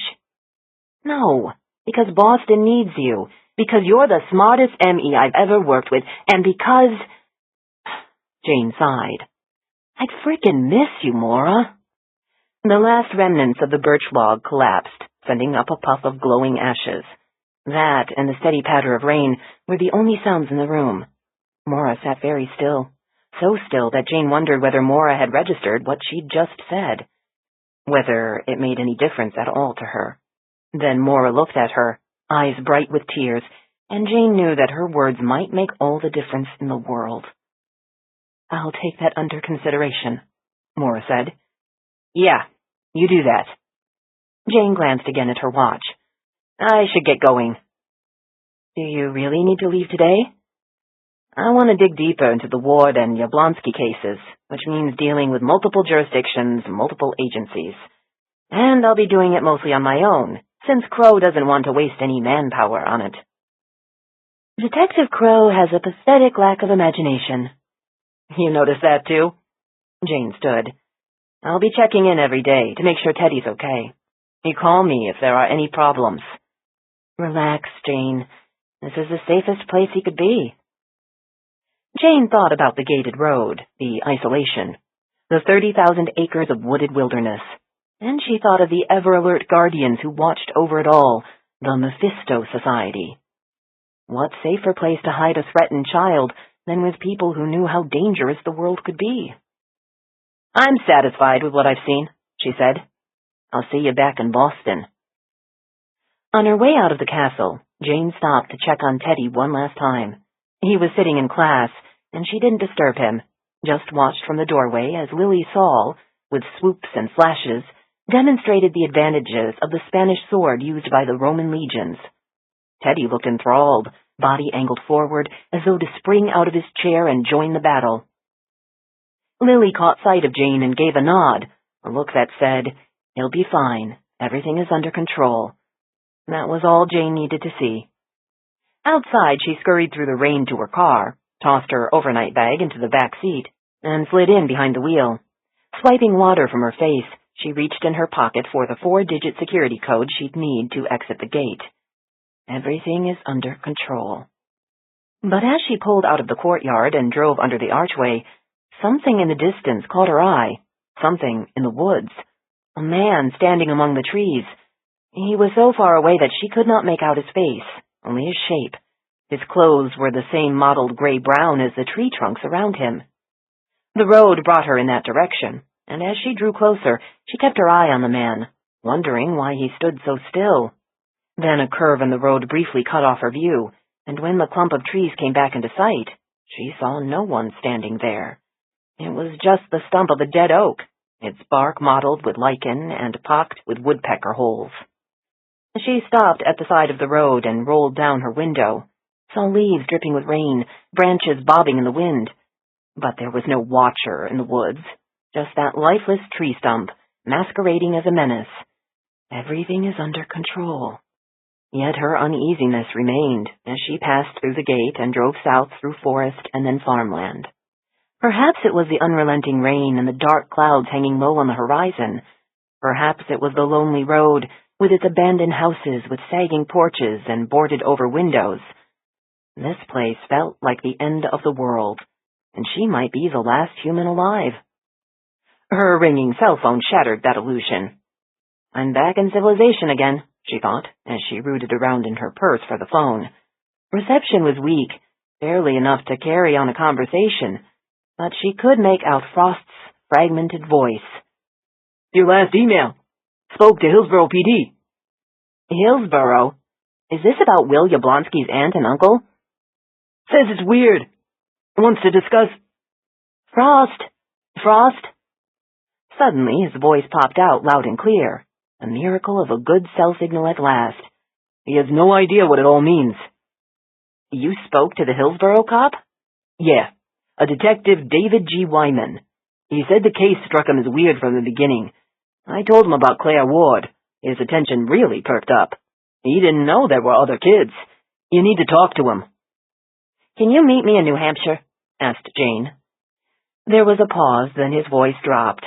No way. Crow wants us focused on finding Andres Zapata. I'm on stakeout tonight. The housekeeper's apartment. Crow's still going with robbery as the motive? On paper, Zapata looks good. Burglary, priors, and Columbia. He had access, opportunity, and his fingerprints are on the kitchen door. But this is bugging me, Frost. These 3 kids. Look, we're not expecting you here till tomorrow. You've got time to make a little detour. She'd planned to be home tonight for dinner with Gabriel and a goodnight kiss for Regina. Now it seemed she was headed to New Hampshire. Don't say a word to Crow. Wasn't planning to. One more thing. Run a VICAP search on unsolved family massacres. Specifically the same year the Wards, the Yablonskys, and the Clocks were killed. What do you think we're dealing with? I don't know. She stared ahead at the rain-slicked road. But whatever it is, it's starting to scare me. 16. By the time Jane pulled into the driveway, the rain had stopped. But clouds hung on, gray and oppressive, and the trees continued to drip moisture. No other vehicles were in sight. She stepped out of her car and approached the remains of what had once been the farmhouse of Will's aunt and uncle, Lynn and Brian Temple. A dozen yards away the barn stood untouched, but the residence was now nothing more than a pile of charred timbers. Standing alone by the ruins, the sound of water dripping all around her, she could almost smell the stench of smoke still rising from the ashes. Tires crunched across gravel, and she turned to see a dark blue SUV pull to a stop behind her Subaru. The man who stepped out was wearing a yellow rain slicker, which hung like a four-man tent on his hefty frame. Everything about him seemed large, from his bald head to his meaty hands, and although she was not afraid of him, in this isolated spot she was acutely aware of his physical advantage over her. "Detective Wyman?" she called out. He strode toward her, boots splashing through puddles. "And you must be Detective Rizzoli. How was your drive down from Maine?" "Wet. Thanks for meeting me." She looked at the ruins. "This is what you wanted me to see?" "I thought we should meet here first, while there's still daylight. You could take a look around." For a moment they stood together, regarding the destroyed house in silence. In the field beyond it, a deer wandered into view and stared at them, unafraid. It was not yet acquainted with the crack of a rifle, the punch of a bullet. "They seemed like decent citizens," Detective Wyman said. "Quiet, kept the property in good order, never came to our attention." He paused and gave an ironic shake of the head. "That's one definition of decent citizen, I guess." "So you didn't personally know the Temples?" "I heard there was a new couple who were renting the old McMurray place, but I never met them. They didn't appear to have regular jobs, so not many folks in town got to know them, except for their rental agent. They told her they were looking for a quiet life in the country, someplace where their nephew could enjoy the outdoors, breathe fresh air. Gas station, grocery store clerks saw them around town, but to everyone else the Temples were pretty much invisible." "What about their nephew, Will? He must have had friends around here." "Homeschooled. Never got a chance to mix in with any local kids. Besides which, I got the feeling he was sort of different." "How so?" "Kind of big and clumsy. A real nerd, if you know what I mean. The night it happened, he told me he was standing out in that field there." Wyman pointed to the pasture, where the lone deer was leisurely grazing. "He had this fancy telescope set up, and he was looking at the stars or something. Oh, I remember now. He was searching for comets." Wyman laughed. "Now I got two teenage boys of my own, and on a Saturday night, the last thing they'd want to do is stand out in a field with no TV and no Facebook." "So Will's just standing out here by himself in this field, looking at the sky, and the house blows up." "That's about it. I assumed it was just an accident. Furnace, propane tank, something like that.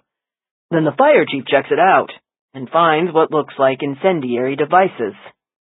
That's when we called in the state police major crime unit. It's all in my report. I brought a copy for you. It's in the truck." "Their nephew, Will. What did you think of him? I mean, beyond the fact he's a nerd."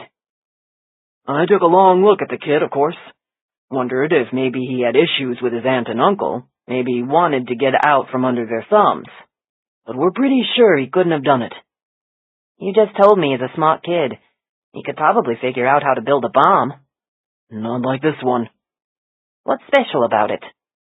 "Semtex, to start with." That startled her. "Plastic explosives?" "Highly sophisticated design. According to the FBI, the components were French. That's not what a 14-year-old kid would use to murder his aunt and uncle." Jane frowned at the blackened timbers, came to the only possible conclusion. A professional did this. "Tell me about the Temples," she said. "They were the boy's only surviving relatives. Lynn Temple was his mother's sister. She worked as a librarian near Baltimore. Brian Temple was a physicist. Worked at NASA Goddard in Greenbelt, Maryland, where Will's father, Neil Yablonsky, also worked. The two men were friends and colleagues, and the couples were pretty close. After the boy's parents were killed in the plane crash, Lynn and Brian got custody of Will. What happened after that is kind of a puzzle. What do you mean? Days after the boy's parents died in the crash, both Brian and Lynn quit their jobs. Just like that. Brian leaves a 20-year career with NASA. They pack up, put their furniture in storage, and leave Baltimore. A few months later, they settled here. Without jobs? How did they support themselves? Another good question. The Temples died with $500,000 in their bank account. Now, I don't know how well NASA pays, but that's quite a nice nest egg, even for a physicist. Daylight was fading. From the woods, 2 more deer emerged, a doe and her fawn, but they were cautious, eyeing the 2 humans as they ventured out, step by step, into the field. Come hunting season, that caution might be the extra margin of safety that would keep them alive. But nothing will save you once you catch the hunter's eye. What were the Temples running from? She said. I don't know, but it's pretty obvious they were running. Maybe they knew something about that plane crash. Then why not go to the police? I have no idea. The Maryland detective I spoke to, the one who investigated the Yablonsky's deaths, sounded as baffled as I am. Did Will know why his aunt and uncle moved him here? They told him Baltimore was a dangerous town, and they wanted to live someplace safer. And that's it. And this is where they end up, she said, thinking of collapsing timbers, searing flames. A hellish death at the edge of a quiet wood. The thing is, this is a safe town, said Wyman. We get our OUIs, our stupid teens doing stupid stuff. Maybe a burglary, or some family hauling off at each other. That's our police blotter. But this? He shook his head. I've never dealt with anything like it, and I hope I never will again. In the field, more silhouettes appeared. A whole herd of deer, moving silently through the twilight. For a city girl like Jane, it was a magical sight. Here, where wild deer felt secure enough to wander into view, the Temples must have thought they'd found their own sanctuary, a place where they could settle, unknown and unnoticed. It's just a matter of luck that the boys survived, said Wyman. And you're sure it was just luck? Like I said, I did briefly consider him a suspect. I had to, just as a matter of routine. But that boy, he truly was shaken up. We found his telescope still out in the field, where he said he'd left it. It was a crystal clear sky that night, just the kind of night you'd set up a telescope, and he got singed pretty good, trying to save his aunt and uncle. I understand a passing motorist brought him to the hospital. Wyman nodded. A woman was driving by and she saw the flames. She drove the kid to the ER. Jane turned to look at the road. The last house I saw was about a mile from here. Does that woman live around here? I don't think so. You don't know? We never spoke to her. She dropped off the boy and left. Told the nurse her phone number, but there was some kind of mix-up. When we called the number, some guy in New Jersey picked up. Had no idea what we were talking about. At that point, we weren't thinking this was a crime at all. We thought it was an accident, so hunting for witnesses wasn't a priority. It was only later, after we heard about the Semtex, that we realized we were dealing with a homicide. She might have seen something that night, maybe even passed the killer on the road. We had no luck tracking her down. Both the boy and the ER nurse described her as blonde and slim, in her 40s. Matches the glimpse we caught of her in the hospital surveillance video. Wyman looked up as the light rain began to fall. So, that's the puzzle we're left with. This thing is like an iceberg, with only a piece showing above the water, and a whole deeper story that we can't see. He pulled the hood over his head against the rain. I got that file for you in my truck. Why don't you look it over? Call if you have questions. She took the thick bundle of papers he handed her. Actually, I do have another question. About how Will ended up at Evensong. I thought you were just there. Didn't they tell you? The school psychologist said Will was referred there from your state agency. Fastest damn placement I ever saw. Day after the fire, While the kid's still in the hospital, I got a call from the governor's office. They put the boy under special protection. Then, some guy in an unmarked car arrives, scoops up the kid, and off they go. Some guy? Tall, dark-haired fellow, dressed all in black, like a vampire. All in black. Anthony Sansone. 17. I now call to order this meeting of the Jackals, announced Julian. Maura watched as 6 boys took their seats in the chemistry classroom. Because they sat together at Julian's table in the dining hall, Maura had come to know all their names. In the second row, there was Bruno Chin, who never seemed to sit still for a minute, and even now was fidgeting and twitching in his chair. Beside him, Arthur Toombs sat perfectly still, his burn-scarred hands clasped together on the desk. Those scars, she'd been told, were the ugly souvenirs of a fire set by his own father. Near the door sat Lester Grimmett, a boy obsessed with quick escape routes. A quick escape out a window had once saved his life, and he always chose a seat near the exit. And in the front row sat the 2 newest members of the Jackals, Will Yablonsky and Teddy Clock. Their stories Maura knew all too well. 6 boys, 6 tragedies, Maura thought. But life went on, and here they were, some of them scarred, all of them survivors. This club was their way of dealing with the losses, the bad memories, a way for even these powerless children to feel like warriors. But as crime fighters, they seemed a rather unimpressive lot. Only Julian stood out, tall and commanding, a club president who looked the part. Although Jane had dismissed the Jackals as nothing more than CSI High School, it was clear that Julian took his role as club president seriously, and the other boys in the room looked every bit as serious. Today, Jackals, we have a real forensic investigator joining us, said Julian. Dr. Isles works at the medical examiner's office in Boston, where she performs autopsies. She's a medical doctor, a forensic pathologist, a scientist, and he looked at her with pride. She's my friend. My friend. 2 such simple words, yet the way he'd said them held a far deeper meaning for both of them. She stood up, smiling, and addressed the club with the same respect that they regarded her. Thank you for the introduction, Julian. As he told you, I'm a pathologist. I work with the dead. I examine human remains on the autopsy table, and I look at tissues under the microscope to understand why people die. Whether it was a natural result of a disease process, or whether it was caused by trauma or toxins, poisons. Since my scientific background is medicine, I can advise you on... She paused, glimpsing movement in the hallway, a flash of blonde hair. Claire, she called out, would you like to join us? All the boys turned at once to look at the doorway. Claire could hardly slip away unnoticed, so she gave a shrug, as if she had nothing better to do anyway.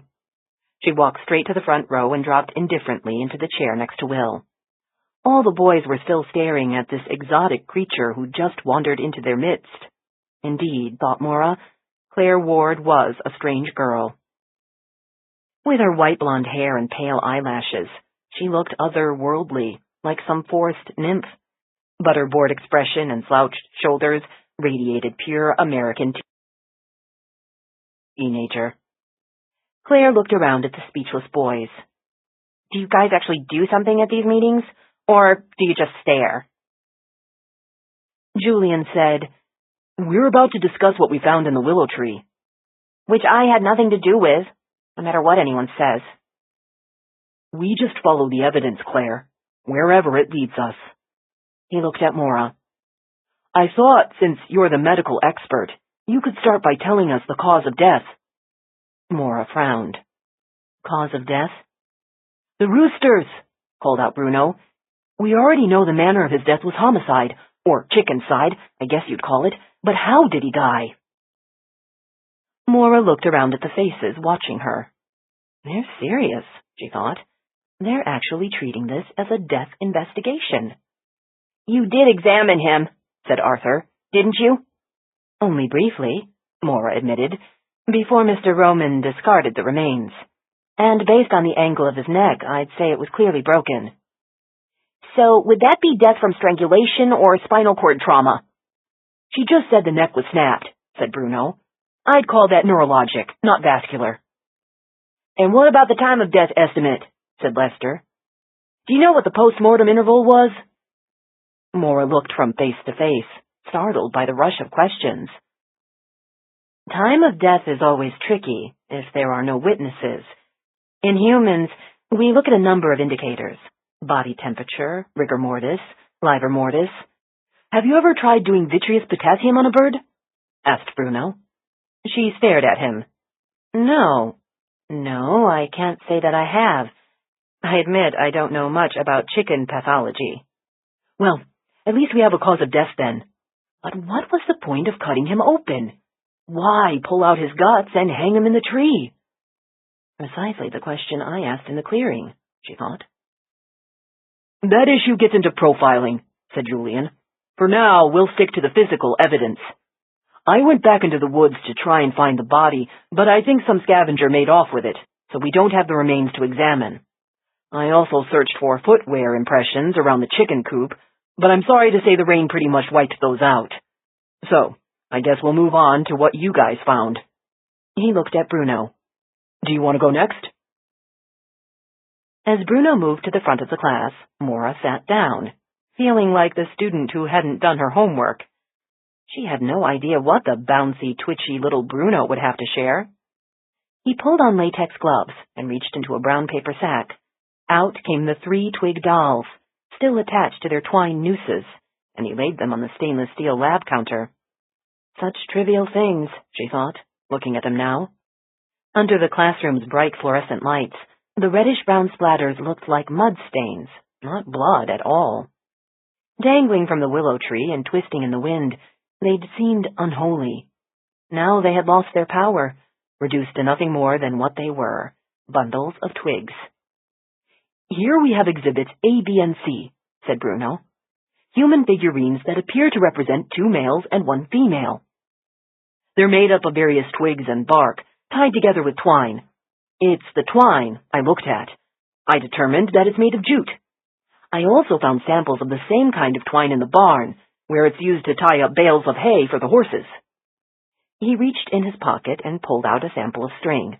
See? Identical. From our own barn. He sat back down. Arthur, you want to go next? Said Julian. I identified the twigs, said Arthur, rising to his feet. The bark skirt was easy. It's Betula papyrifera, the American white birch. The twigs weren't as easy to figure out, and there are 2 different kinds. Based on the smooth green bark and the pointed buds, I think some of them are Fraxinus nigra, the black ash. The other twigs I was able to identify because of their star-shaped pith. I think they're balsam poplar. You can find all these trees down by the stream. Good work, said Julian. Maura stared at Arthur as he sat down, and she thought, that 15-year-old knows more about trees than I ever will. CSI High School was turning out to be far more impressive than she'd imagined.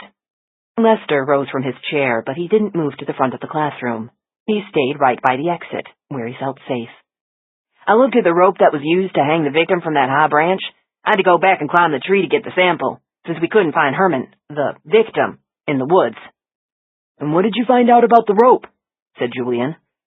It's 1/4-inch white nylon, diamond braid, all-purpose, good tensile strength, resist rot and mildew. Lester paused. I searched all over the place to see if I could find the source, and I found a whole roll of it in the tool shed. He sat down. So, we've established that all the materials needed to make these dolls can be found right here, on the school grounds. The twigs, the twine, the rope. Julian looked around the room. So now comes the hard part, answering the question that Lester asked earlier. Why? Why would someone kill a rooster, slice him open, and gut him? Why hang him up along a trail that we walk almost every day, a place where we'd be sure to come across it? He waited for an answer. Arthur said, Someone wants attention. Or hates roosters, said Bruno, looking pointedly at Claire. A religious rite, suggested Will, like Santeria. They kill chickens, don't they? A psychopath kills animals for fun, said Lester. Maybe he enjoyed it. Maybe he got a thrill, which means he'll do it again. Lester paused. Next time, it might not be a chicken. That made the room fall silent. It was Teddy who broke the hush. I think it's a message, he said. What kind of message? Asked Julian. He's trying to tell us something. Trying to warn us. Teddy's voice faded to a whisper. Does anyone else wonder why there are 3 dolls? Maura looked at the twig dolls. Then she looked at Claire, sitting in the front row, flanked by Will and Teddy. 2 males, 1 female. 18.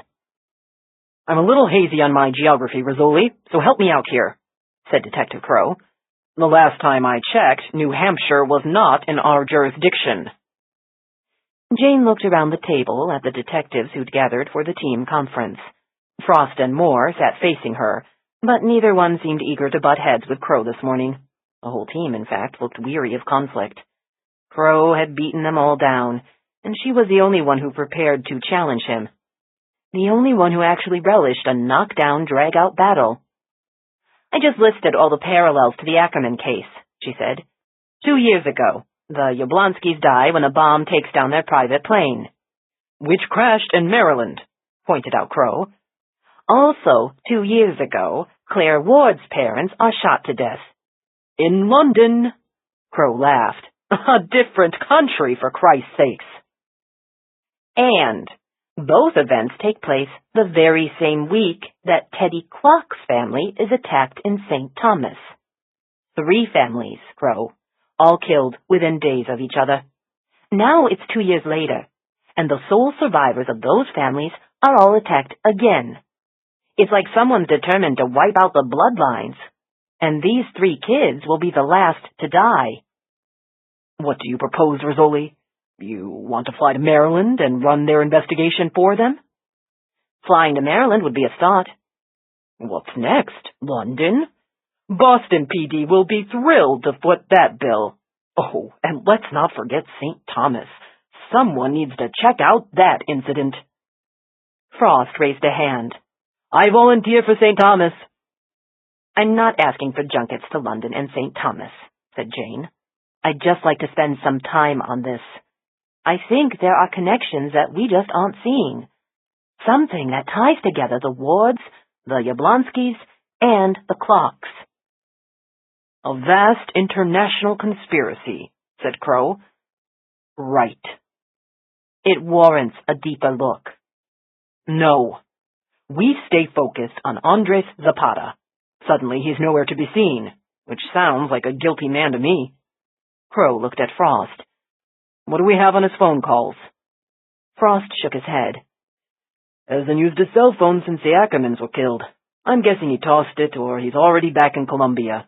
Maria's phone calls don't trip any alarms for me. Then she has some other way she contacts him.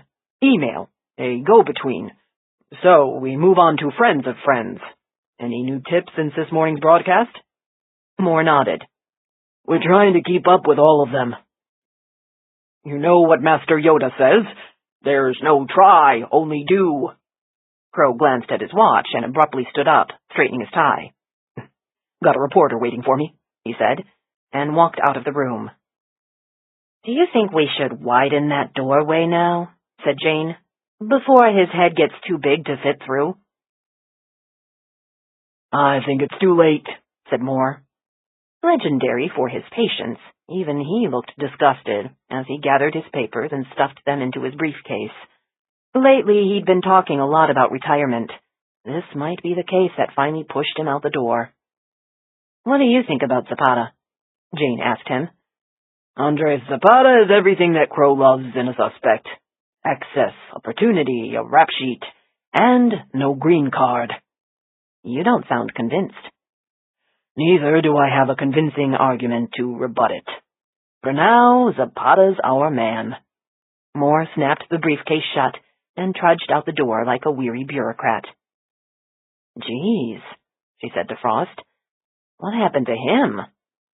You don't know what it's been like around here the past few days, said Frost. You haven't had the pleasure of Crow's company. She sat tapping her pen on the file she'd brought into the meeting, thought about all the hours she'd devoted to researching the wards and Yablonskys. Tell me I've got a point, Frost. Tell me there's something weird about it all. There's something weird. Thank you. Well, that doesn't mean it ties in here. I did that VICAP search, looked at hundreds of family annihilations across the country. I'm sorry to say, these 3 families have a lot of company. But it's the second attacks that makes these 3 stand out. It's like the Grim Reaper won't give up until he finishes the job. How do we explain it? Not every crazy thing has an explanation. Sometimes it just is. I never liked that answer. It's the kind of thing I tell my kid. And Regina's okay with it, right? Doesn't mean I am. Her cell phone rang. She saw Crow's number on the display and groaned, rolled her eyes at Frost as she answered. Rizzoli. They spotted Zapata, an apartment in Roxbury. Surveillance tails Maria there, and the fucking moron shows up. Get here now. We're moving in. 10 minutes later, Jane and Frost pulled up next to a chain-link fence and scrambled out of their car. Crow was already there, strutting like General MacArthur exhorting his troops, which consisted of Detectives Arbato and Moore and 2 patrolmen. Front entrance is around the corner, said Arbato, pointing to the 4-story red brick apartment building. Cahill's watching the front door. Hasn't seen the suspect come out yet. Are we sure it is Zapata? Asked Moore. If not, then he's got a double. Maria stepped off the bus 2 blocks from here, walked straight to this address. Half an hour later, Zapata cuts across that parking lot, enters the building. You got a list of the tenants? Asked Jane. Yeah, there are 24 apartments, 5 of them vacant. Any Hispanic names? Said Crow. We'll check those first.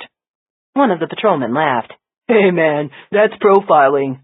So sue me. Can I see that list? Frost asked, and he scanned down the names. There's a Philbrook living here. Yeah, that's real Hispanic, the patrolman said. Maria has a sister. Frost looked up. She's married to a Philbrook. That's gotta be it, said Crow. Which apartment? It says 210. That'd be the rear of the building, said Arbato. Security code for the entrance keypad is 127. Arbato, snapped Crow, you and these 2 officers stay on the exits. Rest of us, in. Anyone who spotted them would know something was about to go down as Crow and Moore, Frost and Jane moved together toward the front entrance. But those in apartment 210, which faced the rear of the building, would be blind to what was coming their way. Crow punched 127 on the entrance keypad, and the lock clicked open. As Jane followed him inside, her heart was thumping, her hands starting to sweat. This could go down easy, or it could turn into a bloody disaster. Which meant these might be the last seconds she'd ever register. Her shoes moving up scuffed stairs, the weight of the Glock in her hands. Frost's back was just ahead of her, his Kevlar vest bulging beneath his shirt. All these details she took in with click-click efficiency, a dozen impressions at once. They reached the second-floor landing. Apartment 210 was down the hall. Behind her, a door suddenly opened, and Jane whirled, weapon swinging around. A young woman stared back, baby clutched in her arms, dark eyes wide with terror. "Stay inside," Jane hissed. Instantly, the woman retreated and the door slammed shut. Crow was already at apartment 210. He paused, shot his team a glance. "Rizzoli," he whispered, "your show. Get us in there." She knew why he'd chosen her. Female face and voice, not as threatening. She took a breath and rang the door buzzer, stood close enough to the peephole that she'd fill the view. Unfortunately, that also made it easier for anyone inside to blow off her head. She spied a flicker of movement in the peephole. Someone was staring at her. The door swung open.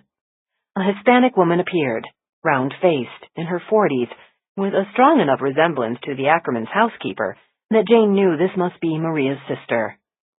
"Mrs. Philbrook?" said Jane. The woman spotted the other detectives in the hall and screamed, "Maria!" "Go! Go!" barked Crow as he shoved past Jane and burst into the apartment. Too many things happened at once.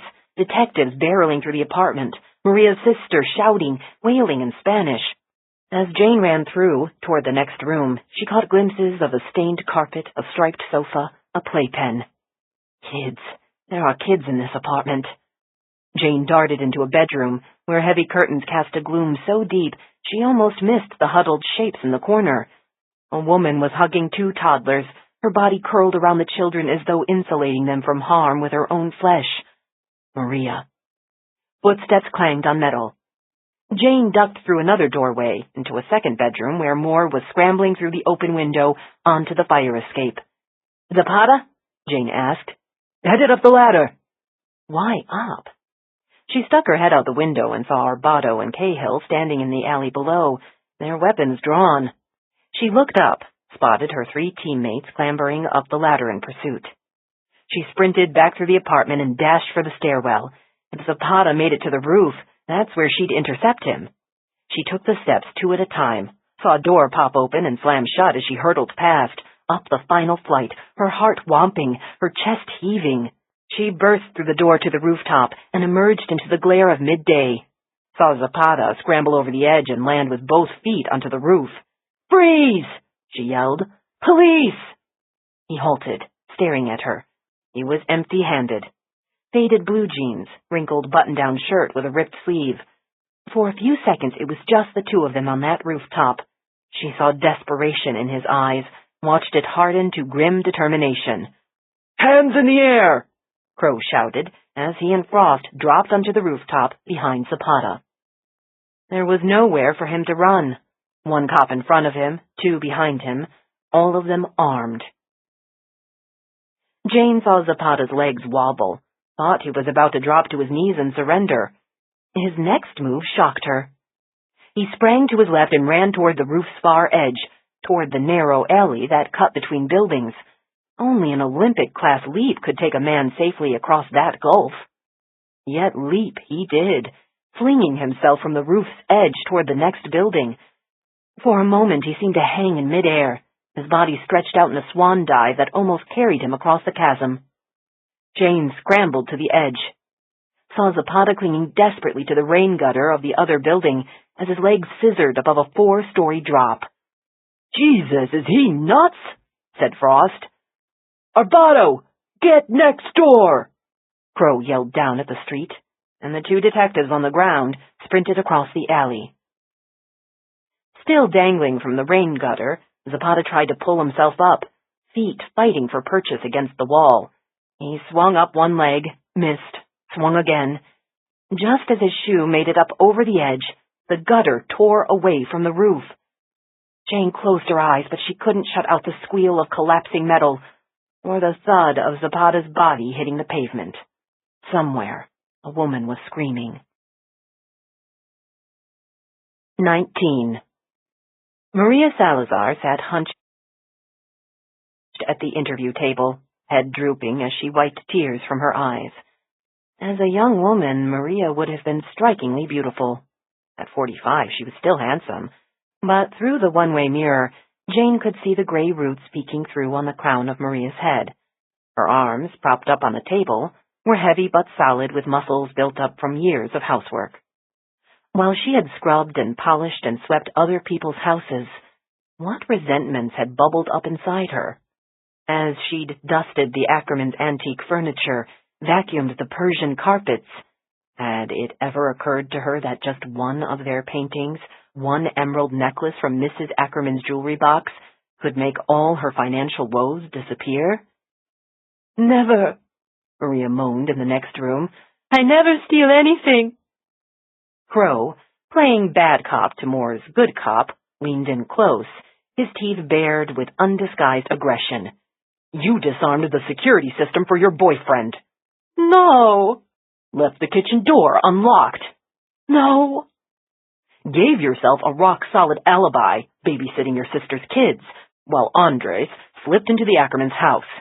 Was he just going to rob them that night, or was murder always the plan?"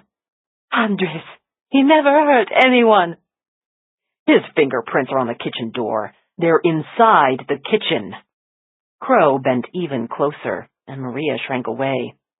Jane almost felt sorry for the woman, because there were few sights uglier than Darren Crow's snarl, shoved into your face. He was in the house, Maria. Just walked through that kitchen door. He brought my cell phone. I left it home that morning, so he comes to the house. And left his fingerprints inside the kitchen? I give him coffee. I clean the stove, and he sits for a minute. And Mrs. Ackerman's okay with that? A strange man sitting in her kitchen? She don't mind. Mrs. Ackerman, she's always nice to me. Come on. Weren't the Ackermans like every other rich asshole? Paid you almost nothing, while you're on your knees scrubbing their toilets. No, they treat me good. They had all the money in the world, and look at you, Maria, struggling to pay your bills. It's so unfair. You deserve more, don't you think? She shook her head. You make this up. It's not the truth. The truth is, Andres had a criminal record in Colombia, drug smuggling, burglary. He never hurt anyone. There's always a first time. Gotta be tempting when we're talking about people as rich as the Ackermans. All those nice things there for the taking. He pulled an evidence bag out of the box he'd brought into the room. We found these in your apartment, Maria. Nice pearl earrings. How did you afford these? Mrs. Ackerman. She gave them to me. For Christmas. Gave them to you? Sure. She did. They're worth about $500. Pretty nice bonus. She didn't want them anymore. Said I could have them. Or did she suddenly find out you'd stolen them? Maybe that's the reason Andres had to kill them. To keep them quiet, so you wouldn't get arrested. Maria's head came up, her eyes swollen and damp, her face flushed with rage. You are a devil. I'm just trying to keep this city safe. I'm making up lies? You don't know me. You don't know Andres. I know he was a criminal. I know he ran from us. That tells me he was guilty. He was afraid. Of what? Colombia. He couldn't go back to Colombia. They would kill him there. So he chose to die here instead? Maria dropped her face in her hands. He wanted to live, she sobbed. He wanted to be left alone. Tell the truth, Maria. That is the truth. Tell the truth, or... Crow paused at Moore's touch on his shoulder. Though no words were exchanged between the two men, Jane saw the look that passed between them, saw Moore's disapproving shake of the head, answered by Crow's glare. Abruptly, Crow straightened. Think about it, Maria, he said, and walked out of the room. Man, Frost muttered beside Jane. That's one asshole on steroids. Through the one-way mirror, Jane watched as Moore sat with Maria. He offered no comforting touch, no reassuring words, as the woman continued to sob, hugging herself as though to stop her shaking. "There's not enough evidence here," said Jane. "The fingerprints on the kitchen door?" said Frost. "The fact he ran from us?" "Give me a break. You sound like Crow." "And those earrings. Who gives their housekeeper an expensive gift like that?" "Maybe it's true. Maybe Mrs. Ackerman was a generous woman. We can't disprove it. And think about that house. All the things Zapata could have stolen, if this really was a robbery. Even the jewelry box was left." "He got spooked. Ran before he could take anything." "Does that sound plausible? It's gotta bother you. It sure as hell bothers me." In the next room, Maria slowly rose to her feet, steadied by Moore's hand. As he guided the housekeeper out the door, Jane said quietly, "It bothers Moore, too." "The trouble is, you don't have anything else to go on. Just a bad feeling." That wasn't enough, but it was also something she couldn't ignore. A bad feeling was your subconscious telling you you'd missed something, a vital detail that could change the course of an investigation. It could change lives. Her phone rang. When she looked at the caller's name, she had another bad feeling. "Frankie," she answered with a sigh. "I've called you twice and you didn't pick up." "I've been busy chasing suspects, watching a man die," she thought. "Yeah, well, now it's too late. It's all hitting the fan."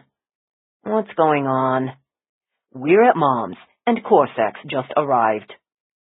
"We? You mean Dad's there too?" "Yeah, they're all yelling at each other." "Jesus, Frankie, you've got to keep Dad and Corsac apart. And get one of them out of there." "I swear they're gonna kill each other, Jane." Okay, I'll be right there." She hung up. "Remember, there's nothing more dangerous than a domestic call," said Frost, spectacularly unhelpful. "I just hope I won't have to call a lawyer." "For your dad?" "For me, after I kill him." 20. As Jane stepped out of her car, she could already hear the shouting.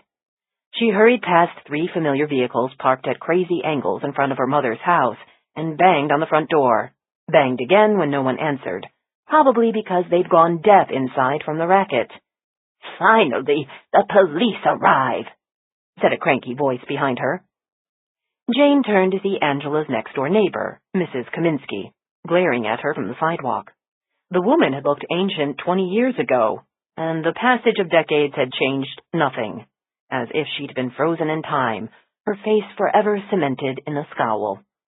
"This neighborhood's gone all to pot," said Mrs. Kaminsky. "All this running around with strange men." "Excuse me?" said Jane. "Your mother used to be respectable. A good married woman. My dad left her. So that's an excuse to run wild?" "Wild? My mom?" The front door opened. "Thank God you're here," said Corsac. "It's 2 against 1. He grabbed Jane's hand. "Come help me." "You see," said Mrs. Kaminsky, pointing at Corsac. "He's what I'm talking about." Jane followed Corsac into the house, relieved to close the front door against the neighbor's disapproving stare. "What do you mean, 2 against 1? "I'm all on my own here. Your dad and Frankie keep hammering away, trying to get your mom to dump me." "What does Mom say?" "Who knows what she'll do? Any minute now she's gonna snap." Kicking all these guys out of her house would be a good first step, thought Jane, as she followed the sound of voices toward the kitchen. Of course, this battle would have to be in the kitchen, where a sharp knife was always handy. "It's like you've been taken over by pod people, and now you can't think for yourself," Jane's father said. "Ma, we don't know you anymore," Frankie chimed in. "I just want my old Angela back, my wife and me together the way we used to be." Angela was sitting at the table, clutching her head as though to shut out the voices assaulting her. "Dad, Frankie," said Jane, "leave her alone." Angela looked up at her daughter with desperate eyes. "What do I do, Janie? They're making me so confused." "There's no confusion here," said Frank. "We're married, and that's that." "Last week you were getting divorced," said Corsac. "That was a misunderstanding." "And her name was Sandy," muttered Angela. "She meant nothing." "Not what I heard," said Corsac. "This has nothing to do with you," said Jane's brother. "Why are you still here, asshole?" "'Cause I love this woman, okay? After your dad walked out, I was the one who stood by her. I was the one who made her laugh again." Corsac placed a possessive hand on Angela's shoulder. "Now your dad needs to move on. Don't touch my wife." Frank slapped Corsac's hand away from Angela. Corsac bristled. "Did you just hit me?" "What, you mean that little tap?" Frank gave Corsac's arm a hard shove. "Or did you mean that?" "Dad, don't," said Jane. Corsac's face flushed a dangerous red. With both hands, he shoved Frank Rizzoli backward against the kitchen counter, That was assaulting a police officer. Jane's brother shoved himself between the two older men. Hey! You ain't a police officer now, Frank Sr. yelled, and no wonder, fat ass with a bad ticker. Dad! Jane pleaded as she swept the nearby woodblock of kitchen knives out of his reach. Stop it! Both of you! Corsac gave his shirt collar a tug. I'll overlook what just happened here, for Angela's sake, but don't think I'll ever forget it. Get out of my house, asshole, said Frank Sr. Your house? You walked out on her, pointed out Corsac. That makes this her house, which I've been paying the mortgage on for the past 20 years. Now you think you can just horn in on my property? Property? Angela suddenly snapped straight, as if that word had driven a spear down her spine. Property? Is that what I am to you, Frank? Ma, said Frankie, Dad didn't mean it that way. He most certainly did. No, I didn't, said Frank. I'm just saying. Angela shot him a 1,000-volt look. I am nobody's property. I am my own woman. You tell him, babe, said Corsac. Frank and Frankie snapped simultaneously. You shut up. I want you out of here, Angela said, rising from her seat at the table, a Valkyrie ready for battle. Go, she ordered. Frank and Corsac looked at each other uncertainly. Well, you heard her, said Corsac. I mean both of you. All of you, said Angela. Corsac shook his head in bewilderment. But, Angie, you're giving me a headache with all this tugging and yelling. It's my kitchen, my house, and I want it back now. Ma, that sounds like a good idea, said Frankie. A great idea. He gave his father a pat on the back. Come on, Dad. Give her time, and she'll come back to her senses. That, said Angela, will not help your father's case. She glared at the interlopers in her kitchen. Well, what are you all waiting for? He leads first, said Frank, pointing at Corsac. Why should it be me? We're all leaving, Ma, said Jane. She took Corsac's arm and pulled him toward the front door. Frankie, you get Dad out of here. Not you, Jane, said Angela. You, stay. But you just said, I want the men to leave. They're the ones giving me this headache. I want you to stay, so we can talk. Take care of this, Janie, said Frankie, and she couldn't miss the threatening note in his voice. Remember, we're a family. That doesn't change. Sometimes to my regret, she thought, as the men left the kitchen, trailing a cloud of hostility so thick she could almost smell it. She didn't dare say a word, didn't move a muscle, until she heard the front door shut, then the sound of 3 car engines simultaneously revving up. Sighing with relief, she slid the block of kitchen knives back to its usual space on the counter and looked at her mother. Now this was a strange turn of events.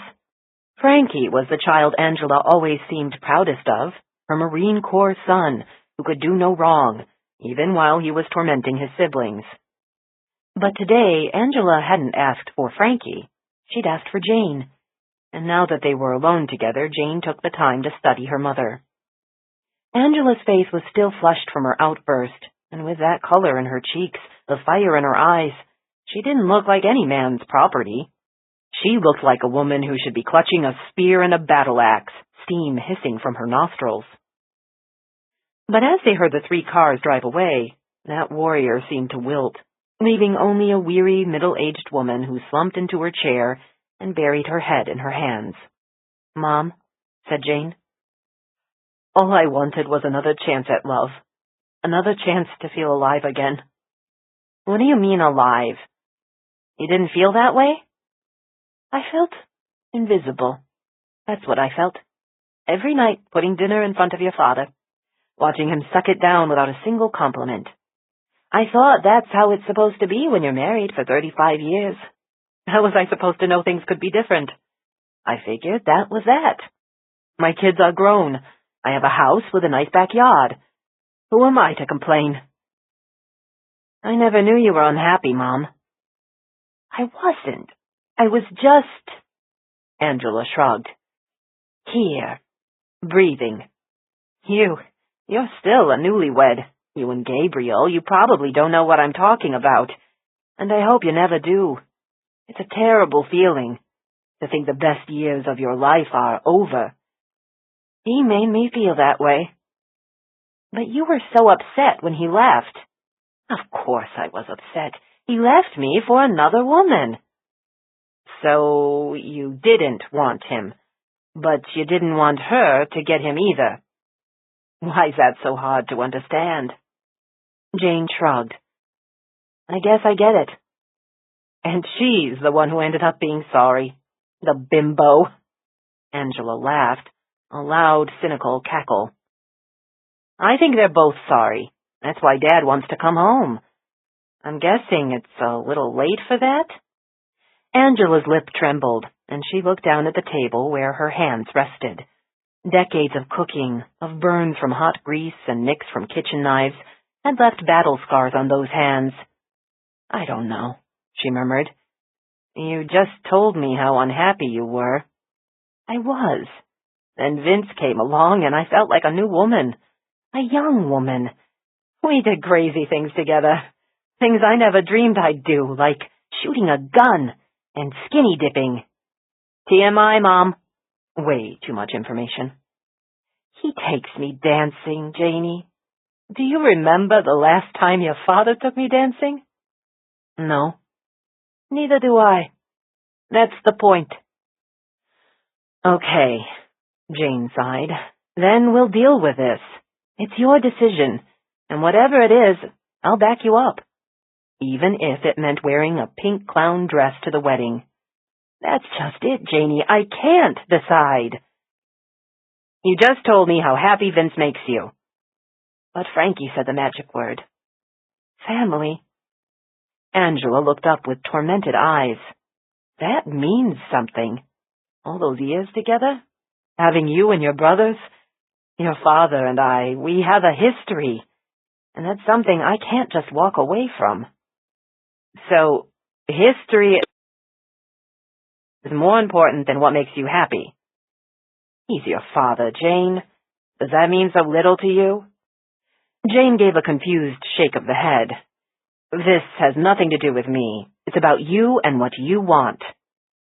What if what I want makes me feel guilty? What if I marry Vince and spend the rest of my life regretting that I didn't give our family a second chance? Frankie, for one, will never forgive me. And then there's Father Flanagan and everyone at church and the neighbors. Forget the neighbors. They're a lost cause, she thought. So, you see, there's a lot to consider here. It was so much easier when I was a wronged woman and everyone was saying, you go, girl. Now it's all flipped around and I'm the one breaking up the family. You know how hard that is for me? Being the Scarlet Woman? Better Scarlet, thought Jane, than depressed and gray. She reached across the table to touch her mother's arm. You deserve to be happy. That's all I can say. Don't let Father Flanagan or Mrs. Kaminsky or Frankie talk you into doing anything you don't want to do. I wish I could be like you, so sure of yourself. I look at you and I think, how did I raise such a strong daughter? Someone who makes breakfast, feeds her baby, and then takes down perps. I'm strong because you made me that way, Ma. Angela laughed, ran a hand across her eyes. Yeah, right. Look at me, a babbling mess, torn between my lover and my family. This member of the family wants you to stop worrying about us. Impossible. When they say your family is flesh and blood, that's exactly what it means. If I lose Frankie because of this, it'll be like cutting off my own arm. When you lose your family, you lose everything. The words echoed in Jane's head as she drove home that evening. Her mother was right. If you lost your family, you lost everything. She'd seen what happened to people who lost husbands or wives or children to murder, She'd seen how grief shriveled lives, how faces aged overnight. As hard as she might try to offer them comfort, to promise them closure through justice, she did not really know, or want to know, the depths of their suffering. Only another victim would truly understand. Which was why a school like Evensong existed. It was a place for the wounded to heal, among those who understood. She'd spoken with Maura that morning, but had not updated her about Zapata's fate.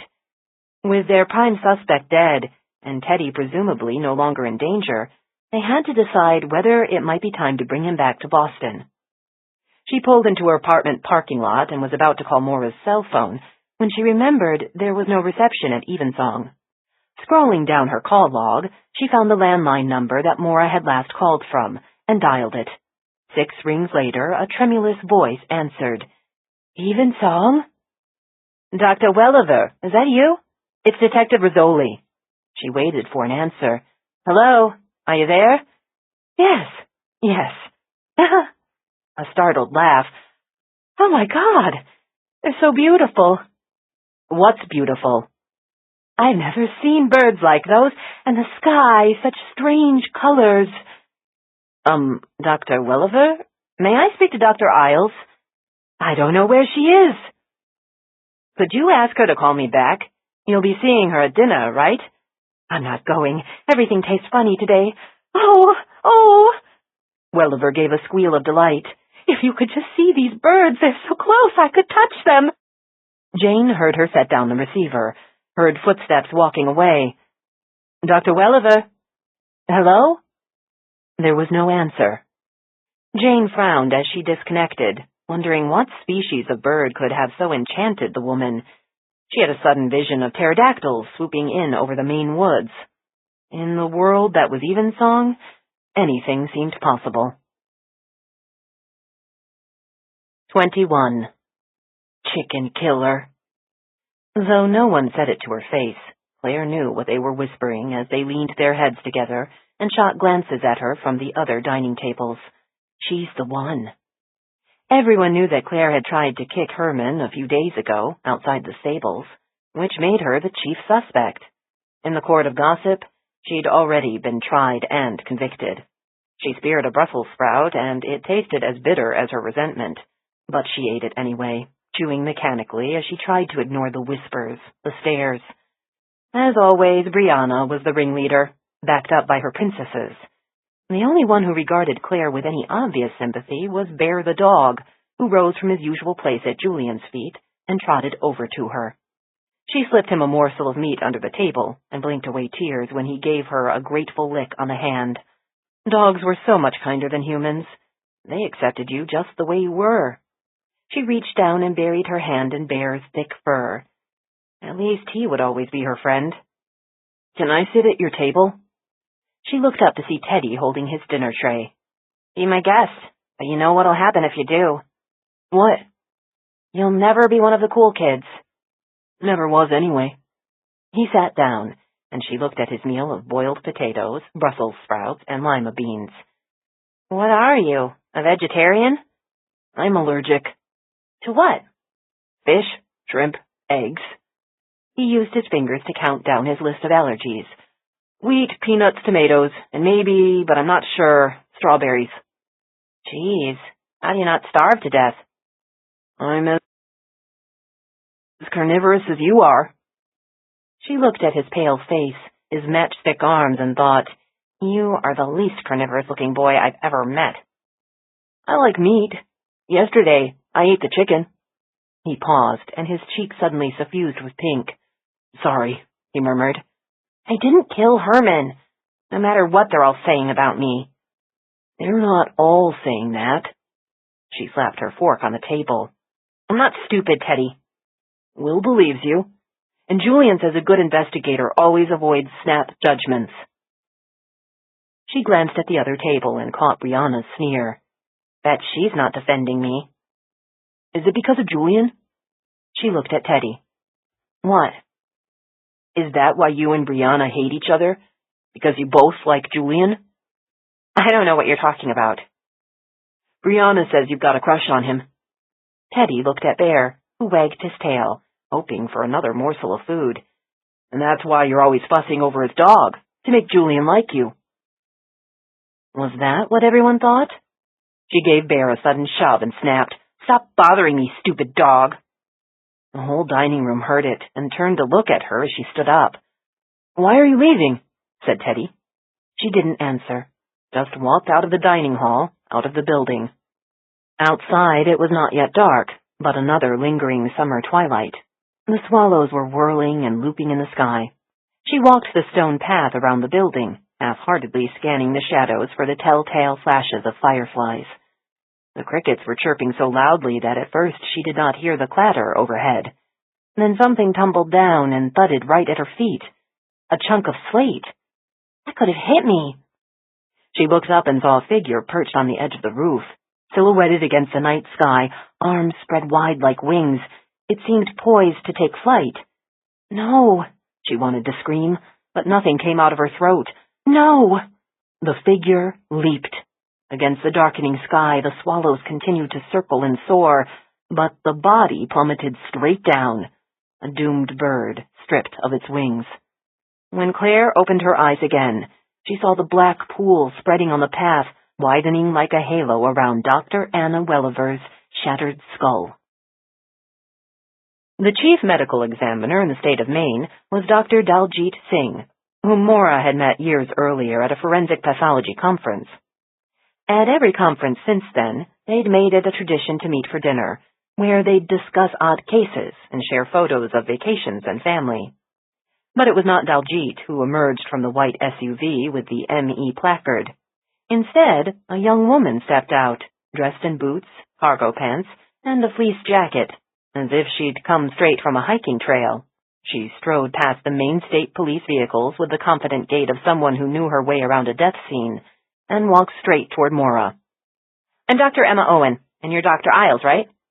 "Good guess," Maura said, as they automatically shook hands, although it felt strange to do so with another woman, especially a woman who looked scarcely old enough to have finished college, much less a pathology fellowship.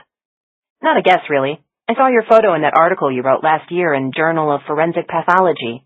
Daljit talks about you all the time, so I feel like I already know you." "How is Daljit?" "He's in Alaska this week, on vacation.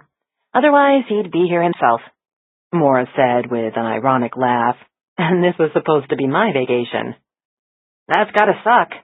Come to Maine and the dead bodies follow you." Dr. Owen pulled shoe covers out of her pocket and, with the grace of a dancer, easily slipped them on while balancing on one leg, then the other. Like so many young female physicians now transforming the face of the medical profession, Dr. Owen seemed smart, athletic, and sure of herself. "Detective Holland already briefed me over the phone. Did you see this coming? Notice any signs of suicidal ideation, depression?" "No. I'm as shocked as everyone else here. Dr. Welliver seemed perfectly fine to me. The only thing different today is that she didn't come down to dinner." "And the last time you saw her?" "At lunchtime.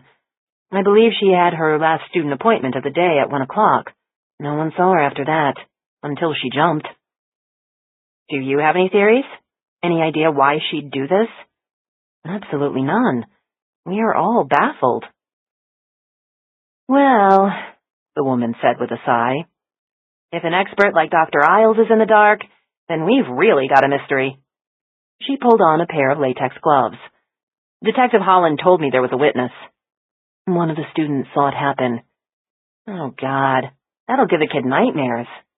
As if Claire Ward didn't already have her share of them, thought Maura. Dr. Owen looked up at the building, the windows lit up against the night sky. "Wow, I've never been out here before. I didn't even know this school existed. It looks like a castle." "Built in the 19th century as a railroad baron's estate. Judging by the Gothic architecture, I think he fancied himself as royalty." "Do you know where she jumped from?" "The roof walk. It leads off the turret where her office is located." Dr. Owen stared up at the turret, where Welliver's office lights were still shining. "That looks like it's about 70 feet, maybe even higher. What do you think, Dr. Isles?" "I'd agree." As they followed the path around the side of the building, Maura wondered when she'd assumed the role of senior authority, a status made apparent whenever the young woman addressed her as Dr. Isles. Up ahead were the flashlight beams of the two Maine State Police detectives. The body lying at their feet was covered with a plastic sheet. "Evening, gentlemen," said Dr. Owen. "Ain't it always a shrink who do this sort of thing?" one of the detectives said. "She was a shrink?" "Dr. Welliver was a school psychologist," said Maura. The detective grunted. "As I was saying, I guess there's a reason they chose the field." As Dr. Owen lifted up the sheet, both cops aimed their flashlights to illuminate the body. Anna Welliver lay on her back, face exposed to the glare, her hair splayed about her head like a wiry gray nest. Maura glanced up at the third-floor dormitory windows and saw the silhouettes of students staring down at a sight that children should never have to see. "Dr. Isles?" Dr. Owen offered Maura a pair of gloves. "If you'd like to join me." It was an invitation Maura didn't particularly welcome, but she pulled on the gloves and crouched down beside her younger colleague. Together they palpated the skull, examined the limbs, tallied up the obvious fractures. "All we want to know is accident or suicide," said one of the detectives. "You've already ruled out homicide, have you?" said Dr. Owen. He nodded. "We talked to the witness, a girl named Claire Ward, age 13. She was outside, standing right here when it happened, and she didn't see anyone else on the roof but the victim. Said the woman spread her arms and took a dive." He pointed up toward the brightly lit turret. "The door leading from her office was wide open, and we saw no signs of a struggle. She stepped out onto the roof walk, climbed over the railing, and jumped." "Why?" The detective shrugged. "That I'll leave to the shrinks, the ones who haven't jumped." Dr. Owen quickly rose back to her feet, but Maura felt her own age as she stood up more slowly, her right knee stiff from too many summers of gardening, from 4 decades of inevitable wear and tear on tendons and cartilage. It was yet another creaky reminder that a new generation always stood waiting in the wings. "So, based on what the witness told you," said Dr. Owen, "this doesn't sound like an accidental death." "Unless she accidentally climbed over the railing and accidentally flung herself off the roof." "Okay." Dr. Owen stripped off her gloves. "I have to agree. Manner of death is suicide." "Except we never saw it coming," said Maura. "There was no warning at all." In the dark, she could not see the expressions of the two cops, but could imagine them both rolling their eyes. "You want a suicide note?" one detective said. "I want a reason. I knew the woman." "Wives think they know their husbands, and parents know their kids."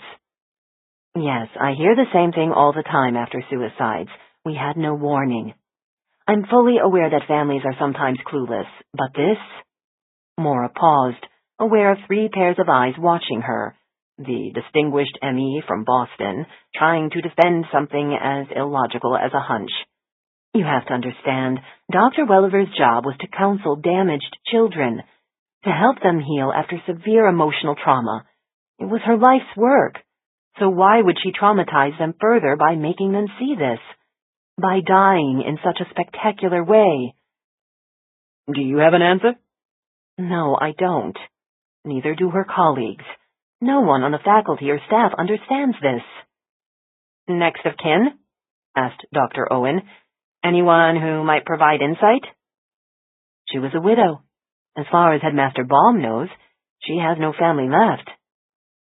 "Then I'm afraid it's just one of those unknowns," said Dr. Owen. "But I will do an autopsy, even though the cause of death seems apparent." Maura looked down at the body and thought, determining cause of death will be the easy part.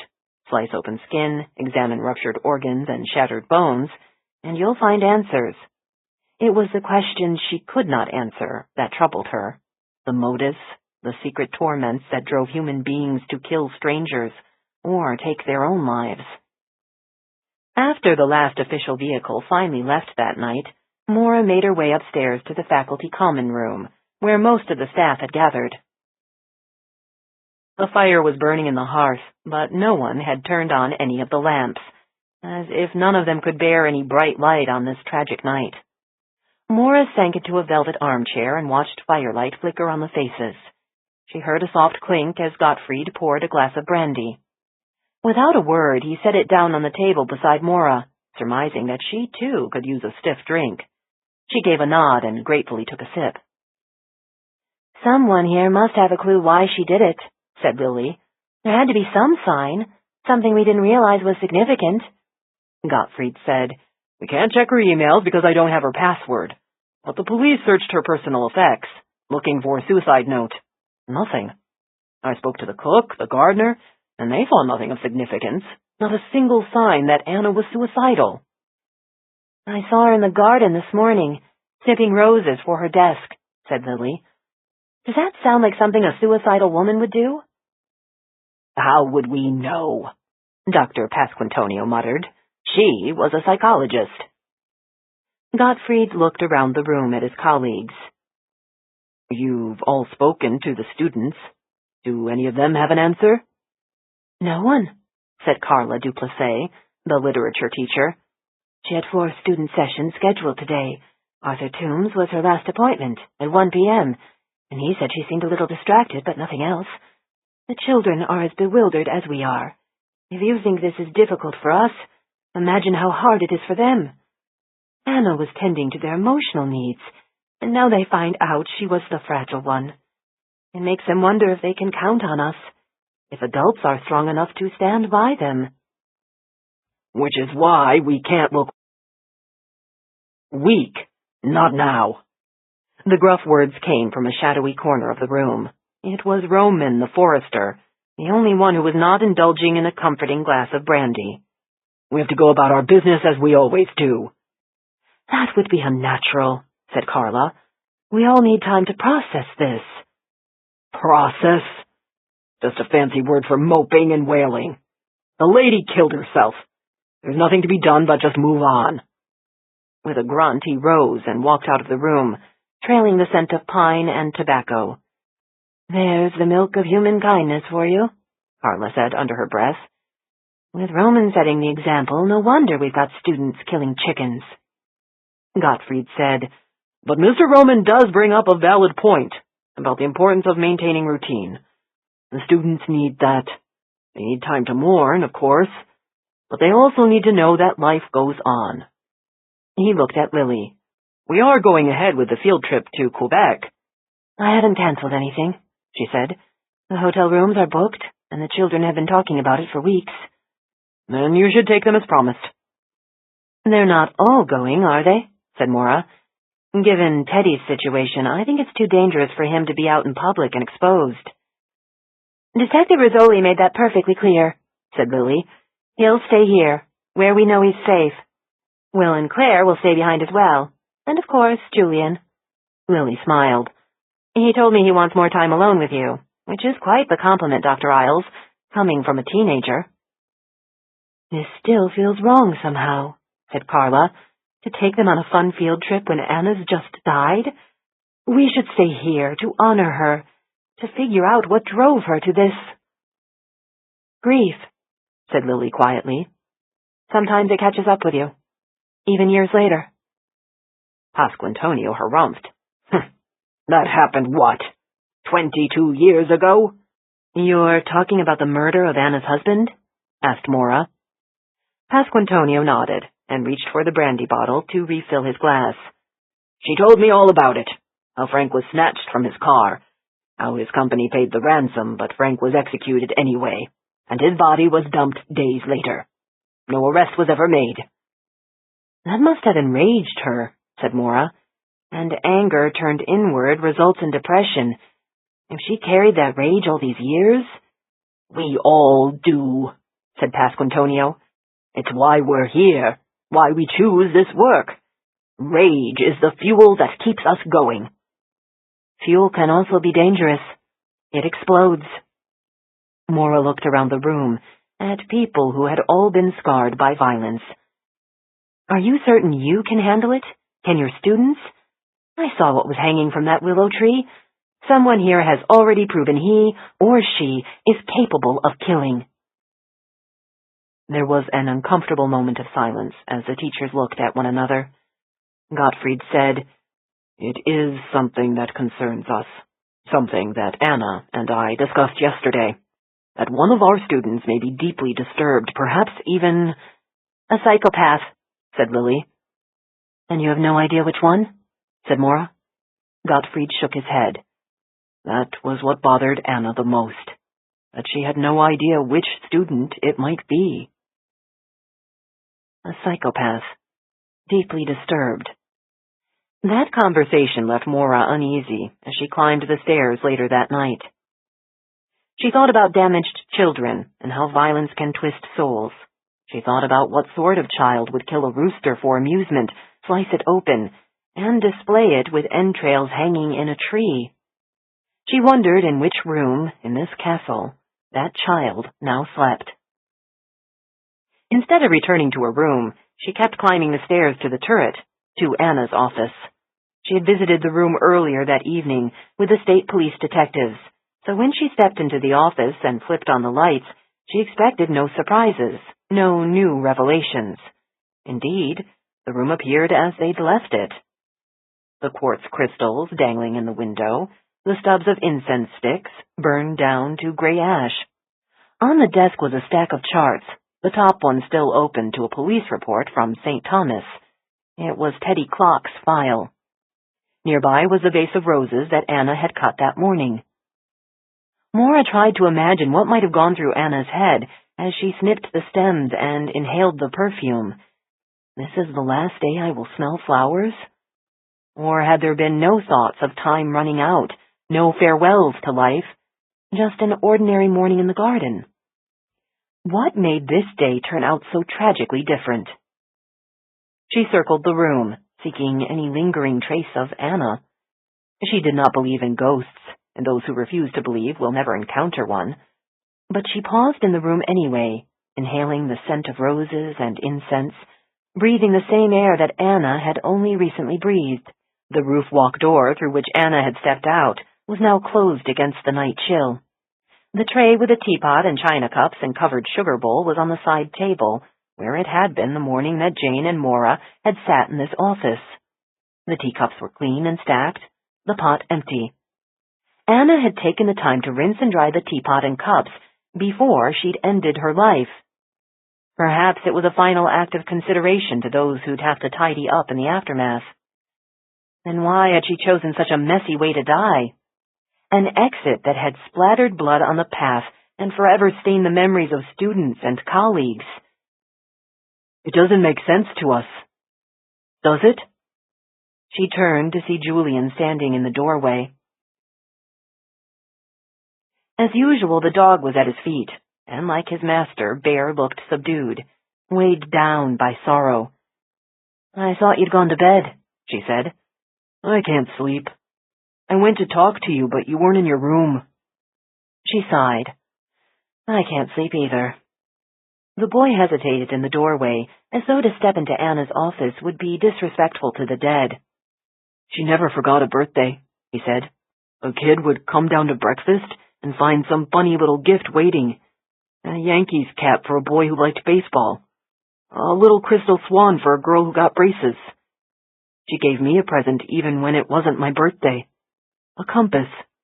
So I'd always know where I was going and would always remember where I've been." His voice thinned to a whisper. "It's what always happens to people I care about." "What does?" "They leave me." They die, was what he meant. And it was true. The last of his family had perished last winter, leaving him alone in the world. Except for me, he still has me. She pulled him into her arms and held him. Julian was as close to a son as she'd ever have, yet in so many ways they were still strangers to each other. He stood stiffly in her arms, a wooden statue embraced by a woman who was equally uneasy with affection. In this way they were sadly alike, hungry for connection, yet untrusting of it. At last she felt the tension go out of him, and he returned the hug, melting against her. "I won't leave you, Rat," she said. "You can always count on me." "People say that, but things happen." "Nothing will happen to me." "You know you can't promise that." He pulled away and turned toward Dr. Welliver's desk. "She said we could count on her, and look what happened." He touched the roses in the vase. One pink petal dropped off, fluttering down like a dying butterfly. "Why did she do it?" Sometimes there are no answers. I struggle with that question far too often in my own job. Families trying to understand why someone they love committed suicide. "What do you tell them?" Never to blame themselves, not to feel guilty, because we bear responsibility for our own actions alone, not for anyone else's. She didn't understand why her answer made his head suddenly droop. He ran a hand across his eyes, a quick, embarrassed swipe that left a glistening streak on his face. "Rat?" she asked softly. "I do feel guilty." "No one knows why she did it." "Not about Dr. Welliver." "Then who?" "Carrie." He looked at her. "It's her birthday next week." His dead sister. Last winter, the girl had perished, along with their mother, in a lonely Wyoming valley. He seldom talked about his family, seldom talked about anything that had happened during those desperate weeks when he and Maura had fought to stay alive. She thought he'd put the ordeal behind him, but of course he hadn't. He is more like me than I realized, she thought. We both bury our sorrows where no one can see them. "I should have saved her," he said. "How could you? Your mother wouldn't let her leave." "I should have made her leave. I was a man in the family. It was my job to keep her safe." A responsibility that should never fall on the shoulders of a mere 16-year-old boy, she thought. He might be as tall as a man with a man's broad shoulders, but she saw a boy's tears on his face. He swiped them with his sleeve and glanced around for tissues. She went into the adjoining bathroom and unspooled a wad of toilet paper. As she tore it off, a sparkle caught her eye, like glittering bits of sand scattered on the toilet seat. She touched it and stared at white granules adhering to her fingers. Noticed that there were more granules sparkling on the bathroom tiles. Something had been emptied into the toilet. She went back into the office and looked at the tea tray on the side table, remembered how Anna had brewed Earl Grey tea in that china pot and poured 3 cups. Remembered that Anna had added 3 generous teaspoons of sugar to her own cup, an extravagance that had caught Maura's eye. She lifted the lid to the sugar bowl. It was empty. Why would Anna pour the sugar into the toilet? The telephone rang on Anna's desk, startling both her and Julian. They glanced at each other, both rattled that someone was calling a dead woman. Maura answered it. "Evensong School, this is Dr. Isles." "You didn't call me back," said Jane Rizzoli. "Was I supposed to?" "I left a message with Dr. Welliver hours ago. Figured I'd better try again before it got too late." "You spoke to Anna? When?" "Around 5:30. "Jane, something awful's happened and—" "Teddy's okay, right?" Jane cut in. Yes, he's fine." "And then what is it?" "Anna Welliver is dead. It looks like a suicide. She jumped off the roof." There was a long pause. In the background, Maura could hear the sound of the TV, running water and the clatter of dishes. Domestic sounds that made her suddenly miss her own home, her own kitchen. "Jesus," Jane finally managed to say. Maura looked down at the sugar bowl, pictured Anna emptying it into the toilet and walking back into this room, opening the roof door and stepping outside to take a short walk to eternity. "Why would she commit suicide?" asked Jane. Maura was still staring at the empty sugar bowl, and she said, "I'm not convinced she did."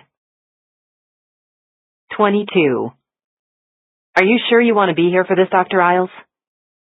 They stood in the morgue anteroom, surrounded by supply cabinets filled with gloves and masks and shoe covers. Maura had donned a scrub top and pants from the locker room, and she was already tucking her hair into a paper cap.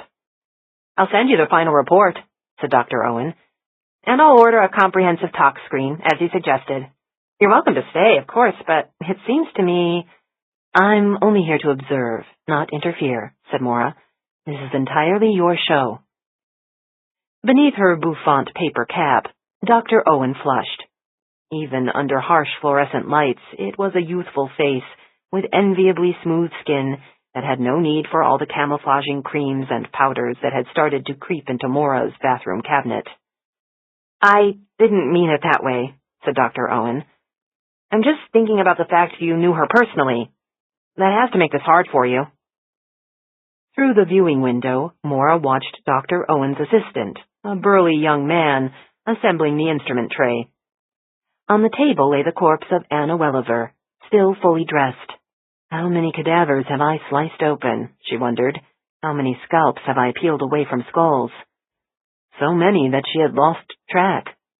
But they were all strangers, with whom she shared no memories.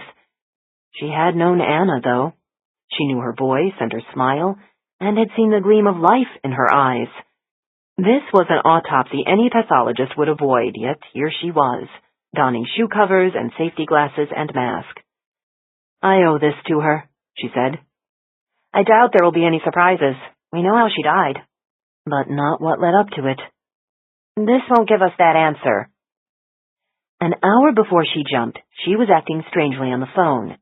She told Detective Rizzoli that food didn't taste right, and she saw birds, strange birds, flying outside her window.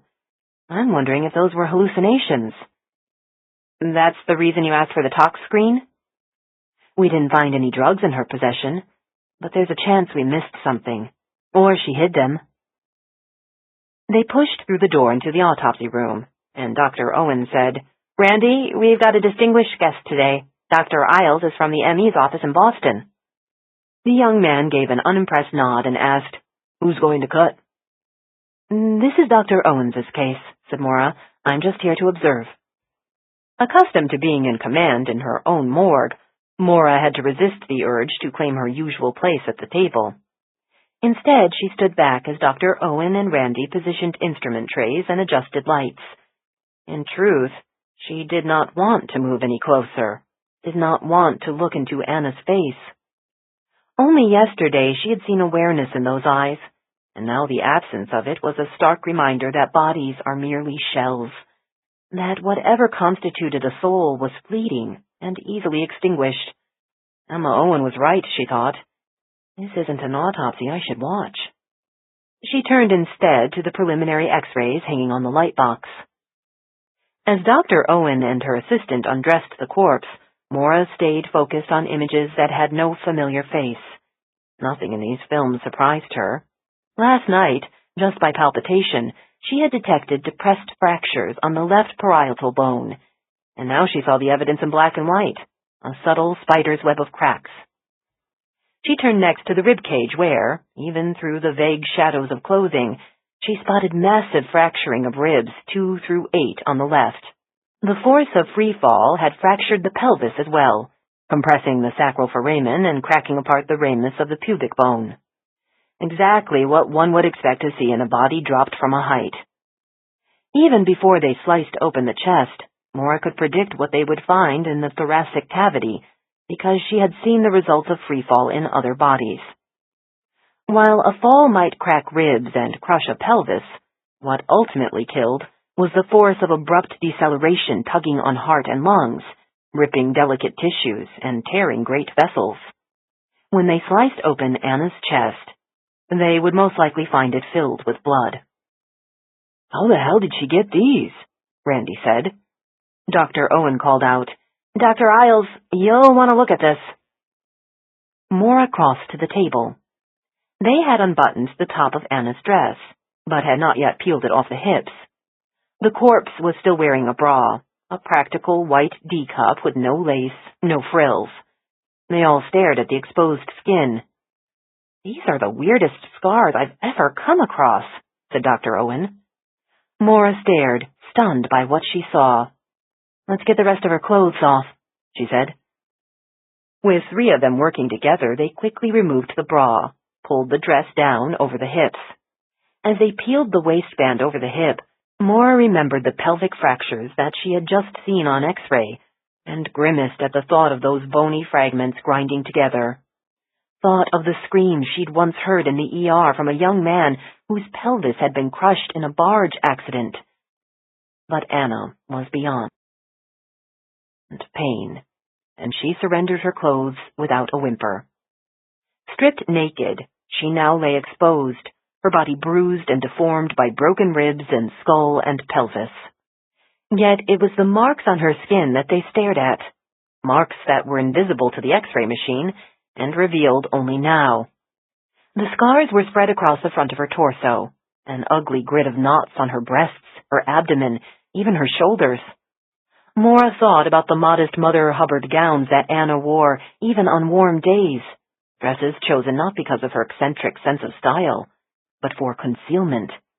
She wondered how many years it had been since Anna had donned a bathing suit or sunbathed on a beach.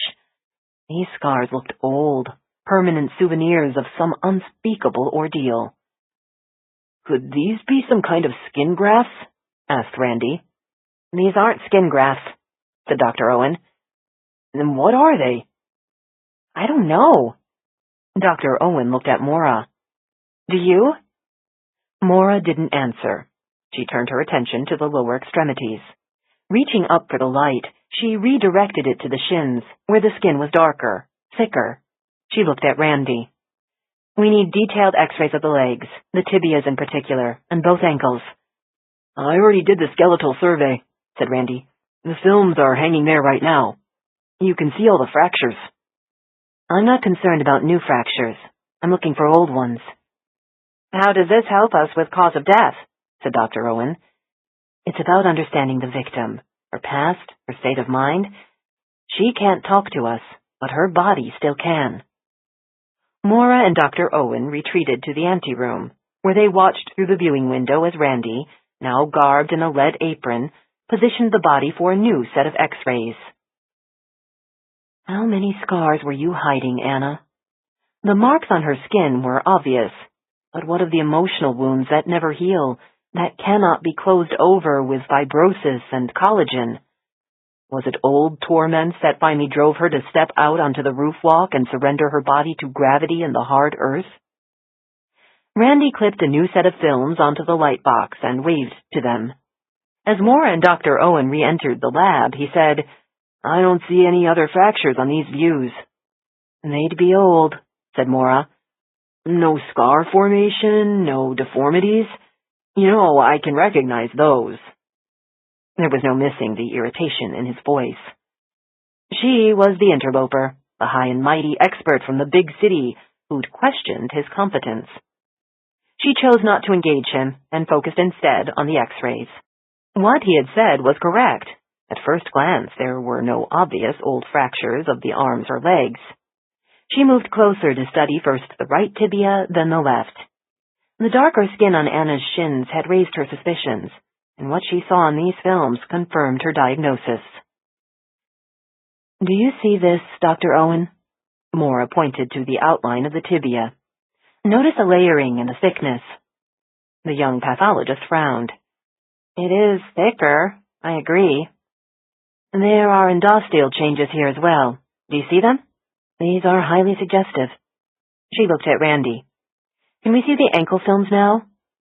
"Suggestive of what?" he asked, still unconvinced by this expert from Boston. "Periostitis. Inflammatory changes of the membrane covering the bone." Maura pulled down the tibia x-rays. "Ankle films, please." Tight-lipped, he shoved the new x-rays under the clips, and what Maura saw in those films swept away any doubts she'd had. Dr. Owen, standing beside her, murmured a troubled, "Oh." "These are classic bony changes," said Maura. "I've seen them only twice before. Once in an immigrant from Algeria. The second was a corpse that turned up on a freighter, a man from South America." "What are you looking at?" said Randy. "The changes in the left calcaneus," said Dr. Owen. She pointed to the right heel bone. Maura said, "You can see them in the left calcaneus, too. Those deformities are from multiple old fractures that have since healed." "Both her feet were broken?" said Randy. "Repeatedly." She stared at the x-rays and shuddered at their significance. "Falaka," she said softly. "I've read about it," said Dr. Owen, "but I never thought I'd see a case in Maine." Maura looked at Randy. It's also known as bastonado. The feet are beaten on the sole, which breaks bones, ruptures tendons, and ligaments. It's known in many places around the world. The Middle East, Asia, South America. You mean someone did this to her? Maura nodded. And those changes in the tibias that I pointed out are also from repeated beatings. Something heavy was slammed against the shins. It may not be enough to actually fracture bone, but it leaves permanent changes in the periosteum from repeated hemorrhages. Maura went back to the table, where Anna's broken body lay. She understood now the significance of that grid of scars on the breasts, the abdomen. What she did not understand was why any of this had been done to Anna. Or when. It still doesn't explain why she killed herself, said Dr. Rowan. No, Maura admitted, but it makes you wonder, doesn't it? If her death is somehow connected to her past, to what caused these scars. You're now questioning whether this was a suicide? After seeing this, I question everything. And now we have another mystery. She looked at Dr. Owen. Why was Anna Welliver tortured? A jail cell diminishes any man, and so it was with Icarus. Viewed through the bars, he seemed smaller, inconsequential. Now stripped of his Italian suit and his Panerai wristwatch, he wore a lurid orange jumpsuit and rubber flip-flops. His solitary cell was furnished only with a sink, a toilet, and a concrete shelf bed with a thin mattress, on which he was now sitting. You know, he said, that every man has his price. And what would yours be? I asked. I have already paid it. Everything I ever valued has been lost. He looked up at me with bright blue eyes, so unlike the soft brown eyes of his dead son Carlo. I was speaking of your price. Me? I can't be bought. Then you are merely a simple-minded patriot? You do this for love of country? Yes. He laughed. I've heard that before. All it means is that the alternative offer was not high enough. There isn't any offer high enough to make me sell out my country. He gave me a look akin to pity, as if I were feeble-minded. All right, then. Go back to your country.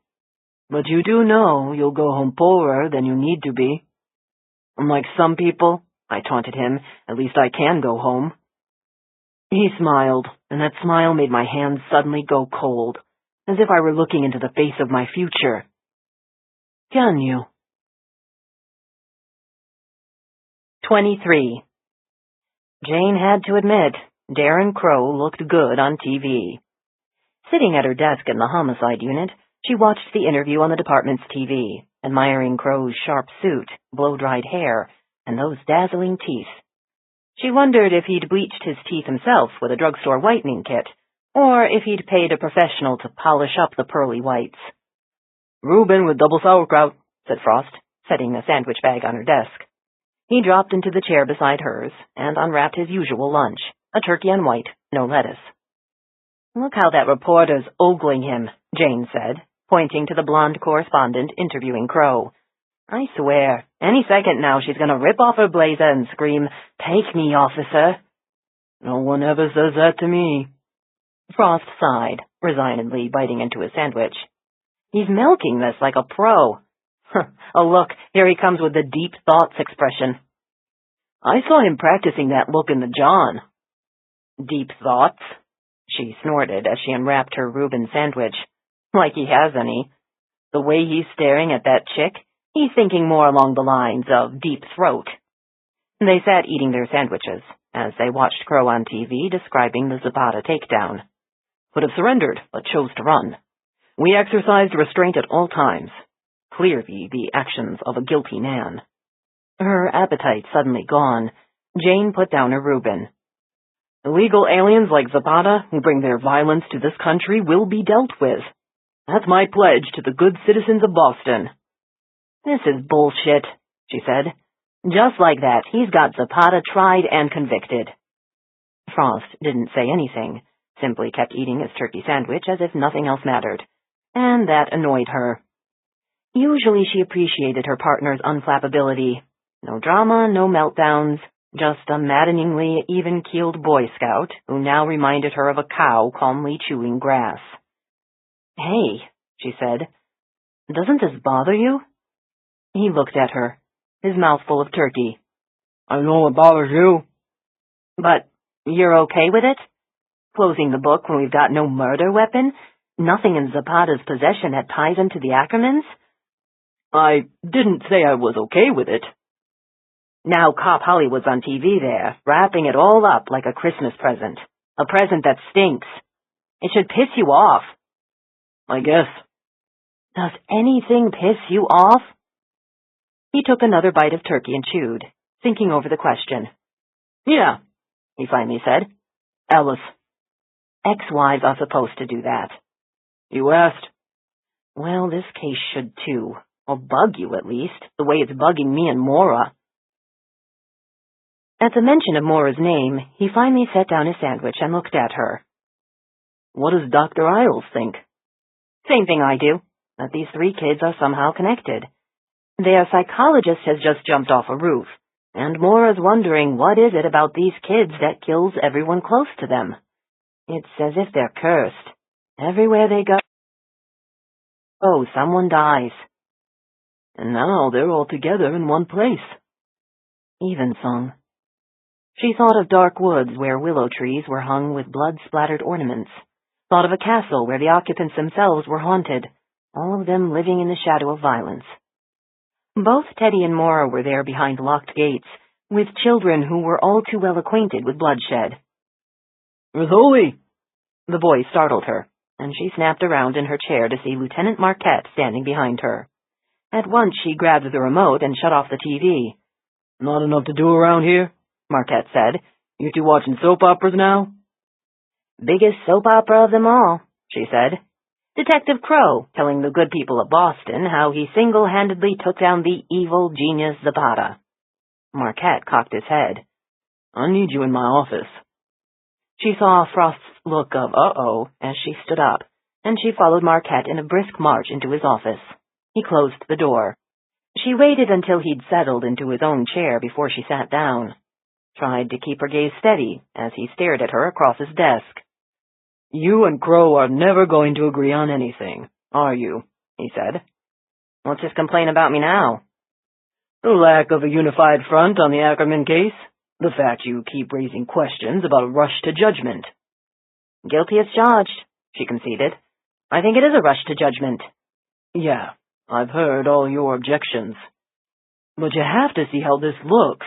If the press gets wind of what you're saying, it'd be a PR nightmare. This case has already gotten everyone's attention. Wealthy family, dead kids, everything that Nancy Grace loves. It also has a villain that half of America loves to hate, an illegal immigrant. Zapata was everyone's dream perp. Best of all, he's dead and the case is closed. A fairy tale ending." "If nightmares were fairy tales," she said. "After all, they do call them the Brothers Grimm." "The public's satisfied. So you're saying I should shut up and be satisfied, too?" He leaned back in his chair. "Sometimes, Rizzoli, you really are a pain in the butt." "I've been hearing that a lot lately." "Which is why you make a good investigator. You poke and you prod. You go digging holes where no one else wants to. I read your report on the 3 kids, Semtex in New Hampshire, a plane bombed in Maryland. This thing is looking like one hell of a big graveyard." He paused, fingers tapping his desk as he studied her. "So go ahead. Do your thing." She wasn't sure what he was saying. "My thing?" "Dig. Officially, the Ackerman case is closed. Unofficially, I've got doubts too, but you're the only one who knows it." "Can I bring Frost aboard? I could use him." "I cannot commit any more resources to this. I'm not even sure I should let you spend time on it." "So why are you?" He leaned forward, his eyes on hers. "Look, I'd love to close this case right now and call it a win. I want our statistics to look good. Of course I do. But just like you, I've got instincts. Sometimes we're forced to ignore those gut feelings, and when it turns out we were right all along, we kick ourselves. I don't want it someday shoved in my face that I shut this down too fast." So we're covering our asses. Anything wrong with that? He snapped. Not a thing. Okay. He leaned back again. What's your plan? She had to think about this for a moment, consider which of the unanswered questions demanded priority, and she decided that her number one question was, what did the Wards, the Yablonskys, and the Clocks have in common, aside from the manner of their deaths? Did they know one another? She said, I need to go to Maryland. Why Maryland? Will Yablonsky's father worked at NASA Goddard. So did Will's uncle, Brian Temple. I want to talk to their colleagues at NASA. Maybe they know why that plane went down, and why Brian and his wife were so quick to get their nephew out of Maryland and move him to New Hampshire. Where their farmhouse blows up. She nodded. This whole thing's starting to look very big and very bad, which is why I want Frost along, to help me sort it out. After a moment, he nodded. Okay, you got Frost. I'll give you 3 days on this. We're on it. Thank you. She stood up. Rizzoli? Yes, sir? Keep it quiet. Don't tell anyone in the unit, especially Crow. As far as the public is concerned, the Ackerman case is closed. You know how that old saying goes, it doesn't take a rocket scientist? Said Frost as they drove through the Goddard Space Flight Center campus. Well, now we're going to be hanging out with real rocket scientists. That's so amazing. I mean, look out the window and just think about the average IQ of these guys you see walking around here. What does that make us? Bird brains? All that math and chemistry and physics they've got to know? I wouldn't have the faintest idea how to launch a rocket. You mean you never shot up one of those toy rockets with vinegar and baking soda? Yeah, right. Like that's how we got to the moon. She pulled into a parking stall in front of the Exploration Sciences building, and they both clipped on the NASA visitor badges that they'd picked up at the entrance gate. Man, I hope I get to keep this, he said, fondling his badge. It'd be such a cool souvenir. Can you dial down the geek worship a little bit? You sound like a Trekkie, and frankly, that is so embarrassing. I am a Trekkie. As they stepped out of the car, he raised his hand in a Vulcan salute. Live long and... Don't do that while we're in there, okay? Hey, look at that! He pointed to the bumper sticker on one of the cars in the parking lot. Beam me up, Scotty. So these are my people. And maybe they'll keep you, she muttered, as she stretched the kinks from her back. They had caught an early morning flight to Baltimore, and as they walked into the building, she glanced around, hoping to spot a coffee machine.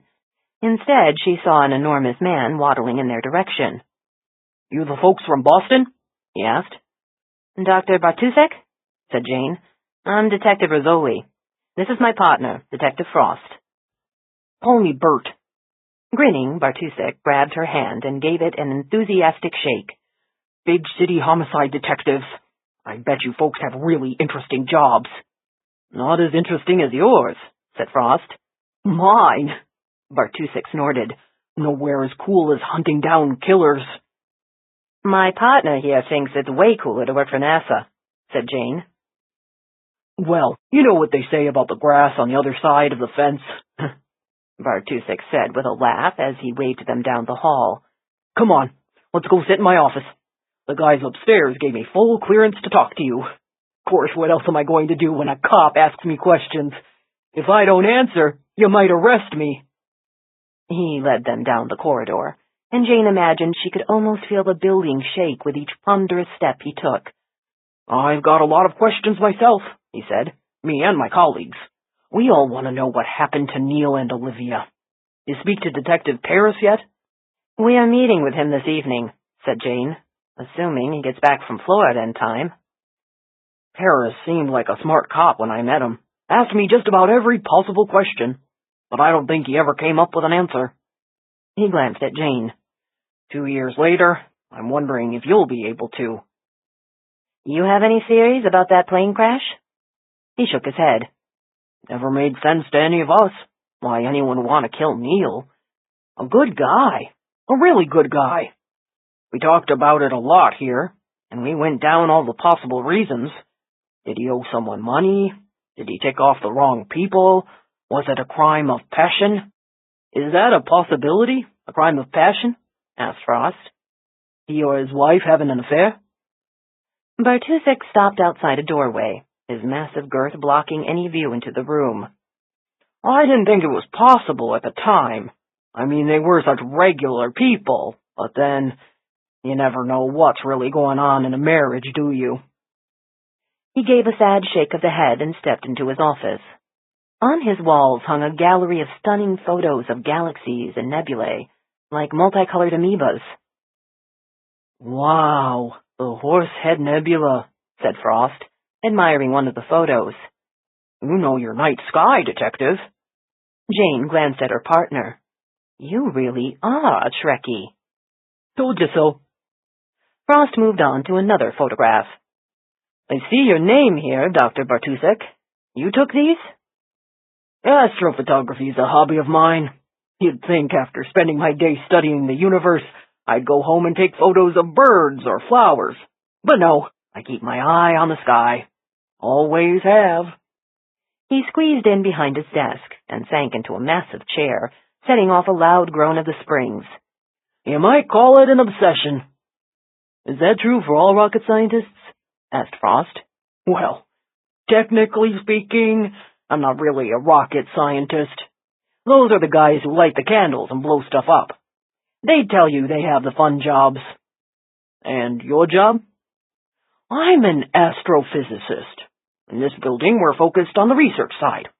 My colleagues and I, we formulate a scientific question, and we figure out what kind of data we need to answer it. Maybe we want to sample dust from a passing comet, or we want to do a wide-field infrared survey of the sky. To get that data, we need to launch a special telescope. That's when we turn to the rocket scientists, who help us get that scope up and into position. We define the purpose of a mission. The rocket engineers design a way to do it. Truth is, we kind of talk different languages. They're gearheads. They think of us as eggheads. Which was Neil Yablonsky? Asked Jane. Neil was most definitely an egghead. He and his brother-in-law Brian Temple were the smartest guys around here, which may be why they were friends. Such good friends, in fact, they were planning a joint trip to Rome with their wives. That's where Neil and Olivia first met, and they wanted to visit their old romantic haunts. Hardly sounds like a romantic trip if you're bringing another couple along. Not just any other couple. See, Lynn and Olivia were sisters. Neil and Brian were best friends. So, when Lynn and Brian got married, presto, they turned into the four amigos. Brian and Neil had to go to Rome for a meeting anyway, so they thought they'd bring their wives. Man, was Neil looking forward to that trip. Tortured me with all his talk about pasta, pizza, frito misto. He looked down at his bulging stomach, which suddenly gave a growl. I think I gained weight just saying those words. But they never made it to Rome?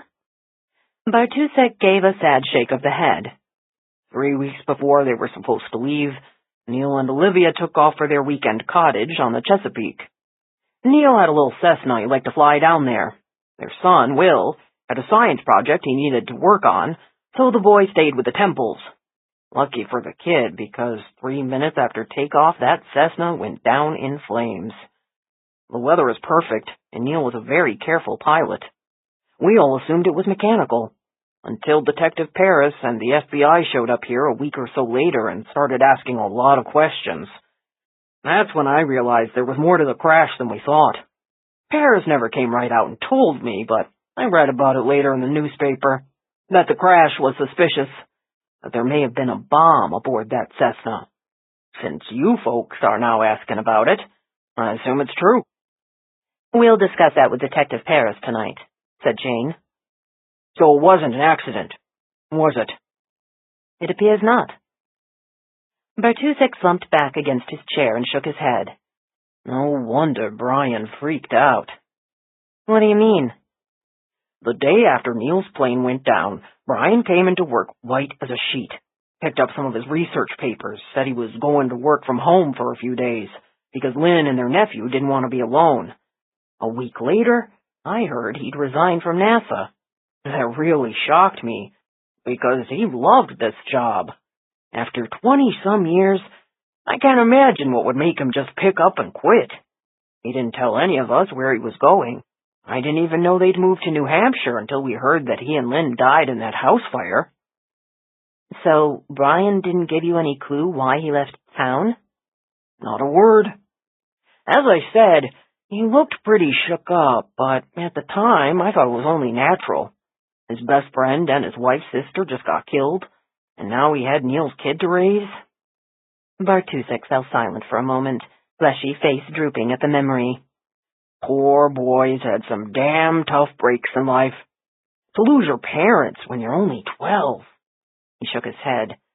You know, I never mentioned this to Detective Paris, but some of us had a theory that it was all a mistake. Maybe the killer put a bomb aboard the wrong Cessna. A couple of big business types keep their planes at that field.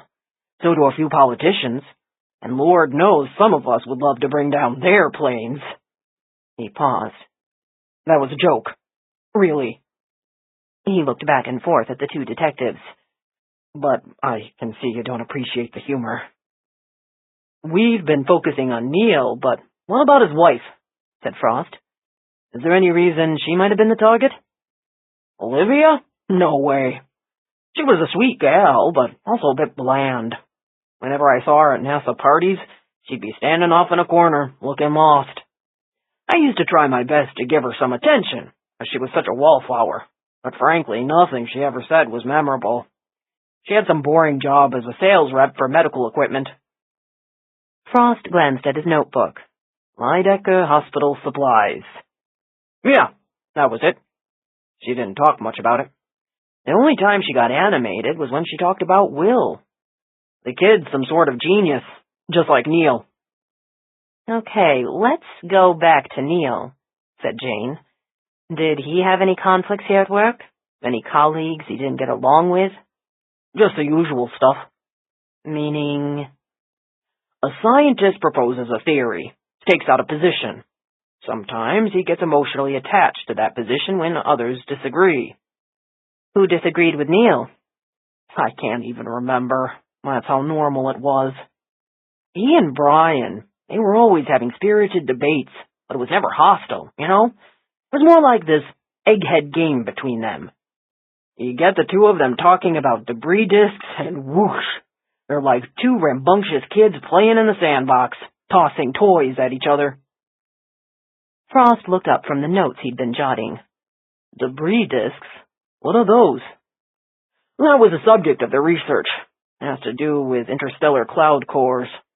When they collapse, angular momentum causes them to form these spinning disks of gas and dust around baby stars. They got into arguments about that, said Jane. Hey, we get into arguments about everything. It's what makes science so damn engaging. Yeah, sometimes the debates might turn personal, but we can deal with it here. We're all big boys. He looked down at his belly and added with an ironic sigh, some of us bigger than others. What kind of arguments would you get into over a dirt disk? Debris disks. There's a lot of controversy about how these rings of dust and gas transform into solar systems with planets. Some say the planets form because of multiple collisions. But what makes those debris particles stick together? How does mass accumulate? How do you turn a bunch of swirling particles into a Mercury, Venus, and Earth? It's a question we can't answer yet. We do know ours isn't the only solar system. There are countless planets in this galaxy alone, and many of them are in the habitable zone. Frost, who might as well have had Trekkie tattooed on his forehead, rocked forward with sudden interest. You mean we could colonize them? Maybe. Habitable zone means that life in some form could exist there. At least the carbon-based life we're familiar with. Data from the Kepler mission identifies a number of what we call Goldilocks planets. Not too hot, not too cold, but just right. In fact, That's why Neil and Brian were going to Rome, to present their data to the team at the Vatican Observatory. Frost gave a surprised laugh. The Vatican has an observatory? Quite well regarded. Part of the Pontifical Academy of Sciences. He saw Frost's raised eyebrow. Yeah, I know, it sounds strange. This is the same church that attacked Galileo for believing the Earth revolves around the sun. But their academy has some impressive astronomers. They were anxious to look over Neil and Brian's latest research, because it has major implications, certainly for the Vatican. Why would this research concern the Catholic Church? Asked Jane. Because we're talking about astrobiology, Detective Rizzoli. The study of life in the universe. Think about it. What does it mean to our perceived place in that universe if we find life on another planet? What happens to the concept of divine creation and let there be light? It overturns humankind's most cherished belief, that we are unique, that God made us. It could topple the central pillar of the church. Topple? Did Yablonsky and Temple actually have the data to do that? I don't know that I'd call it proof, exactly. They shared it with you? I saw their initial analysis of data from infrared and radio telescopes.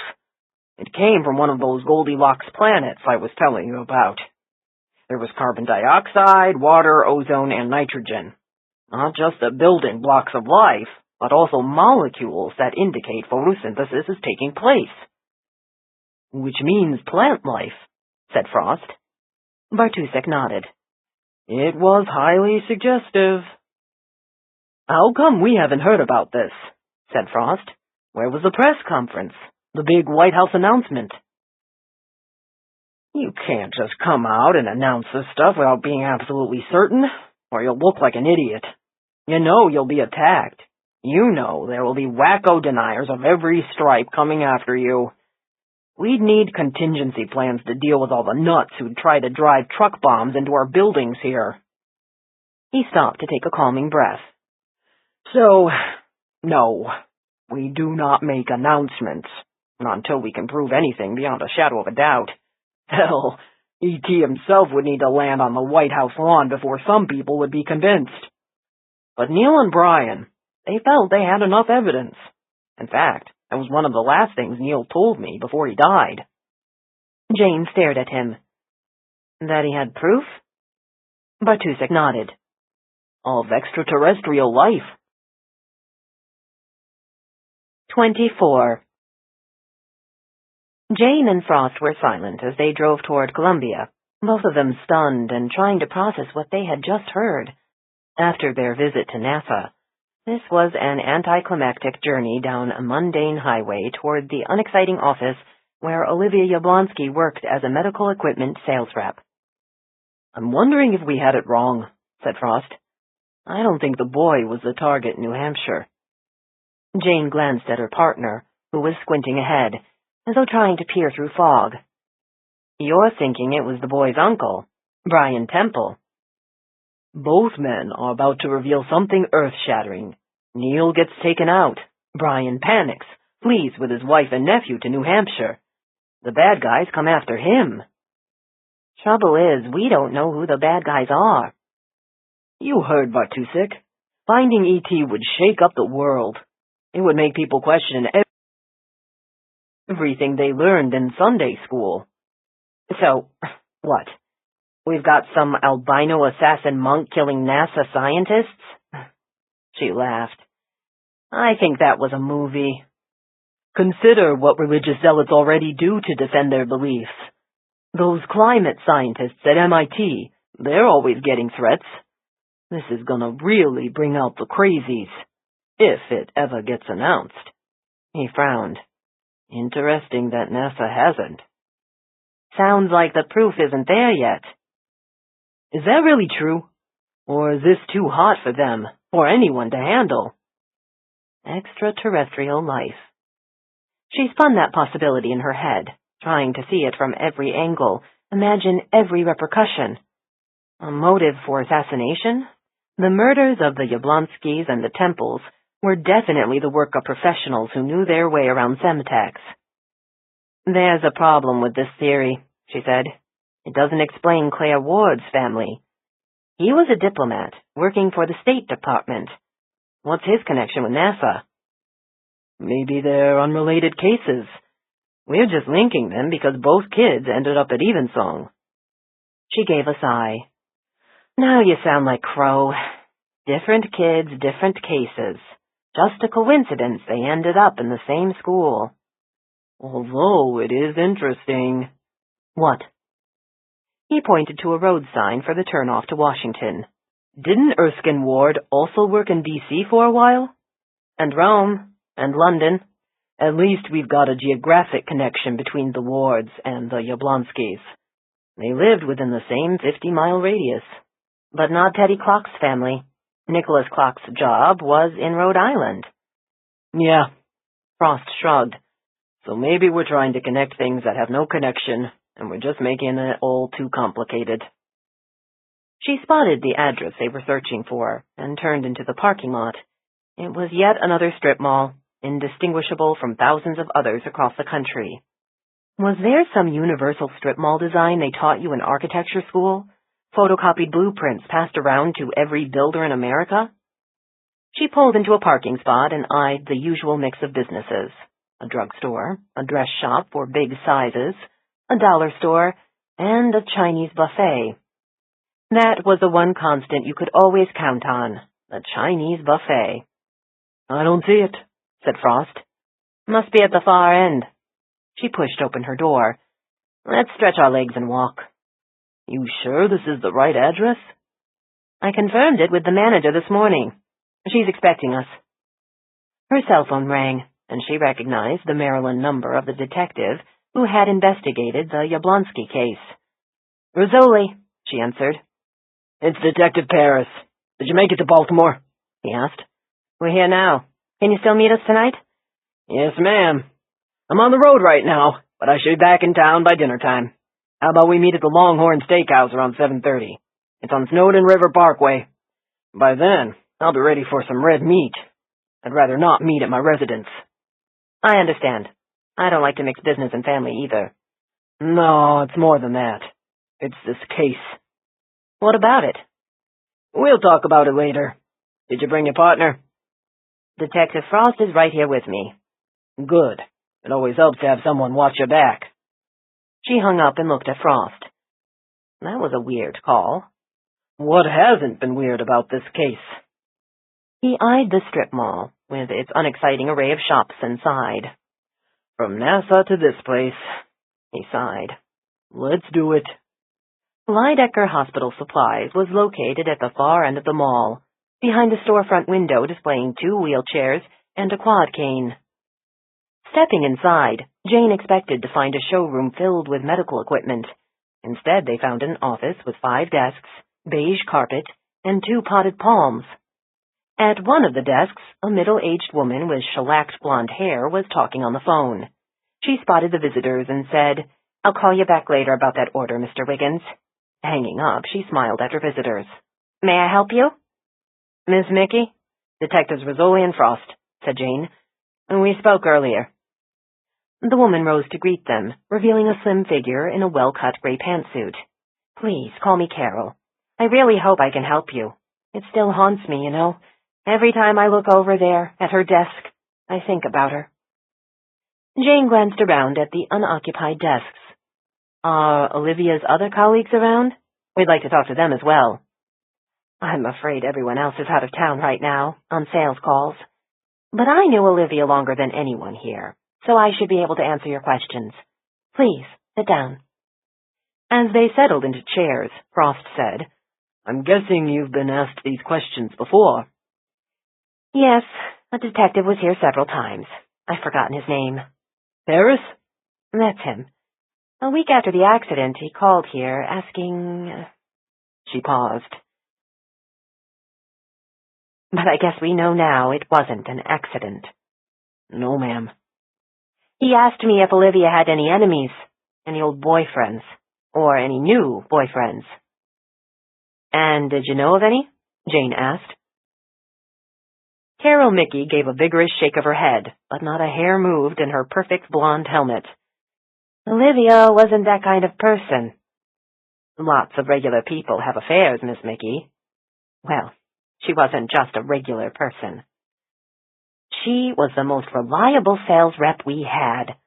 If she said she'd be in London on Wednesday, she'd be in London on Wednesday.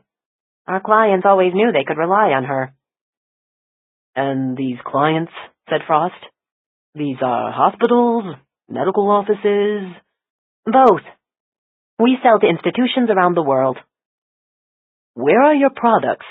I don't see much on display here. Carol reached into a drawer and pulled out a heavy catalog, which she thumped onto the desk in front of them.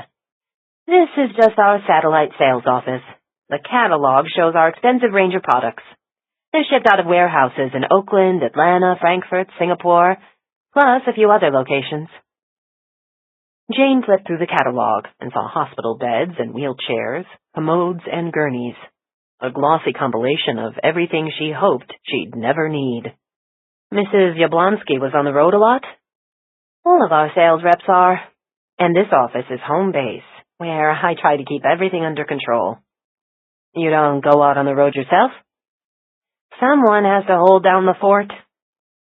Carol looked around the room with its beige carpet and fake palm trees.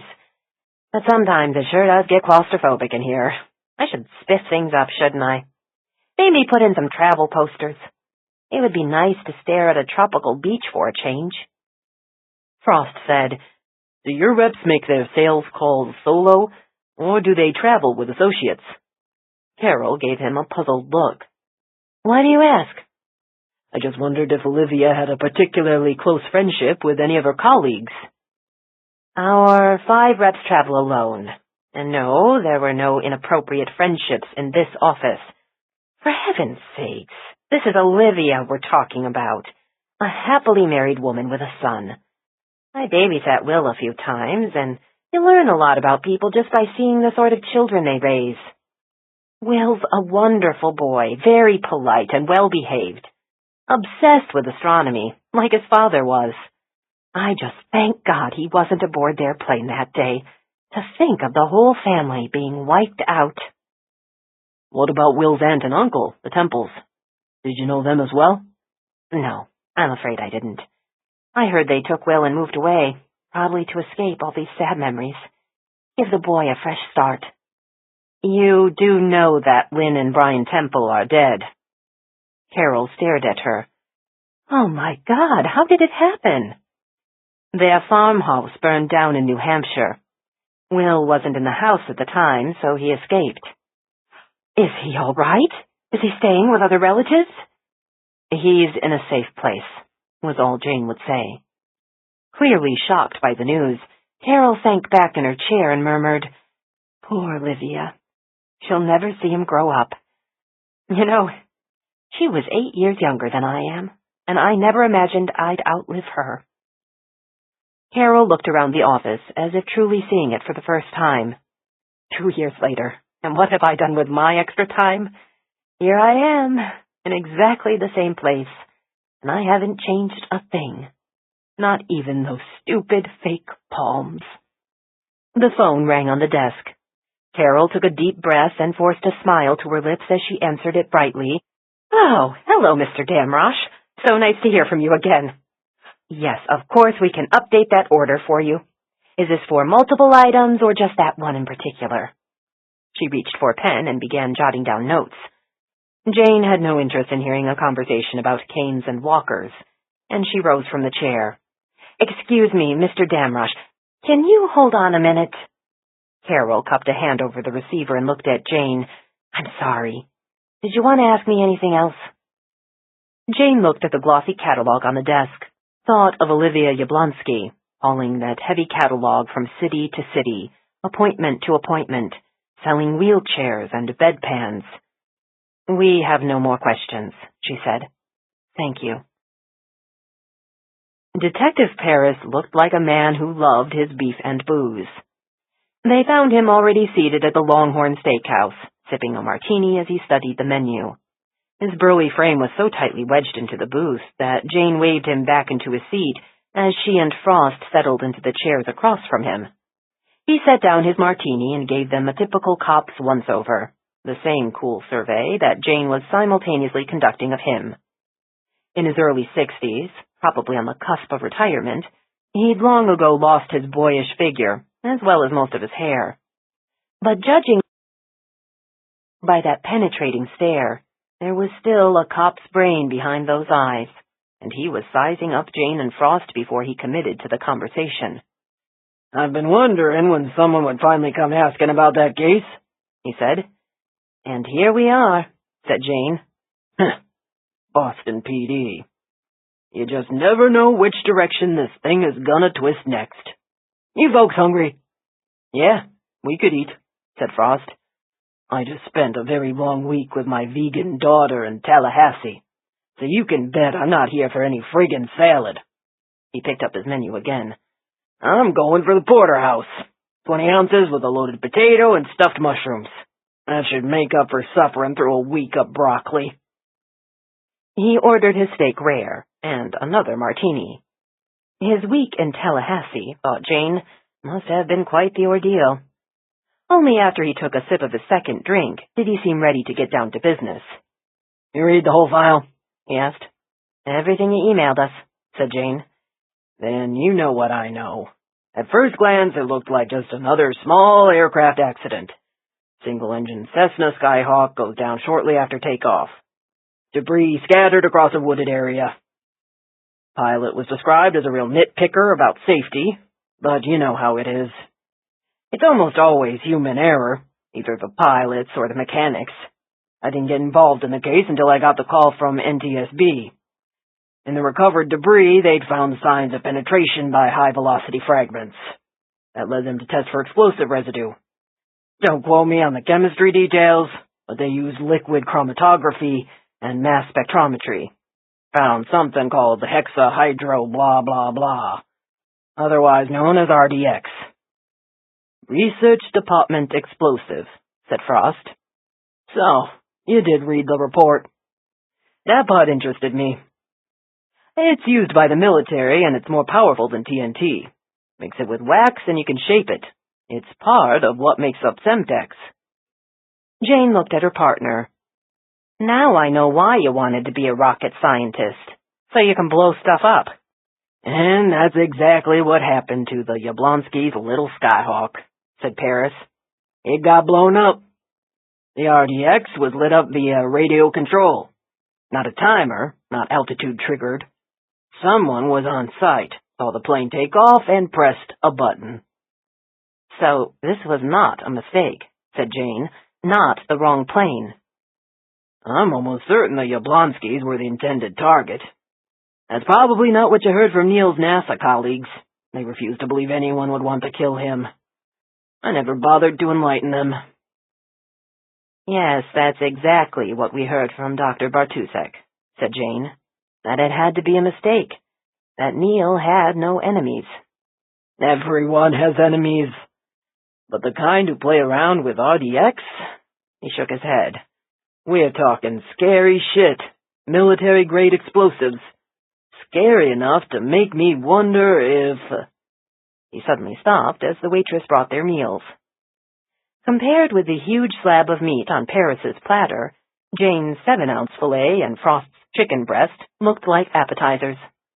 Only after the waitress had left did Jane prompt Paris to finish his sentence. "It made you wonder what?" she asked. "If I was the next one who'd turn up dead," he muttered, and shoved a dripping chunk of meat into his mouth. Bloody juices pooled on his plate as he cut another chunk, took another gulp of his martini.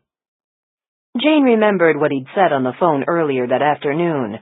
"I'd rather not meet at my residence." She thought it was merely to keep his job separate from his personal life. Now his statement had an ominous new meaning. "This scared you that much?" she said. "Damn right." He looked at her. "You'll start to understand if you keep chasing this." "What are you afraid of?" "That's just it. I don't know. I'll never know if I was being paranoid and imagining things, or if there really was someone tapping my phone, tailing my car." "Whoa," Jane laughed. You're serious?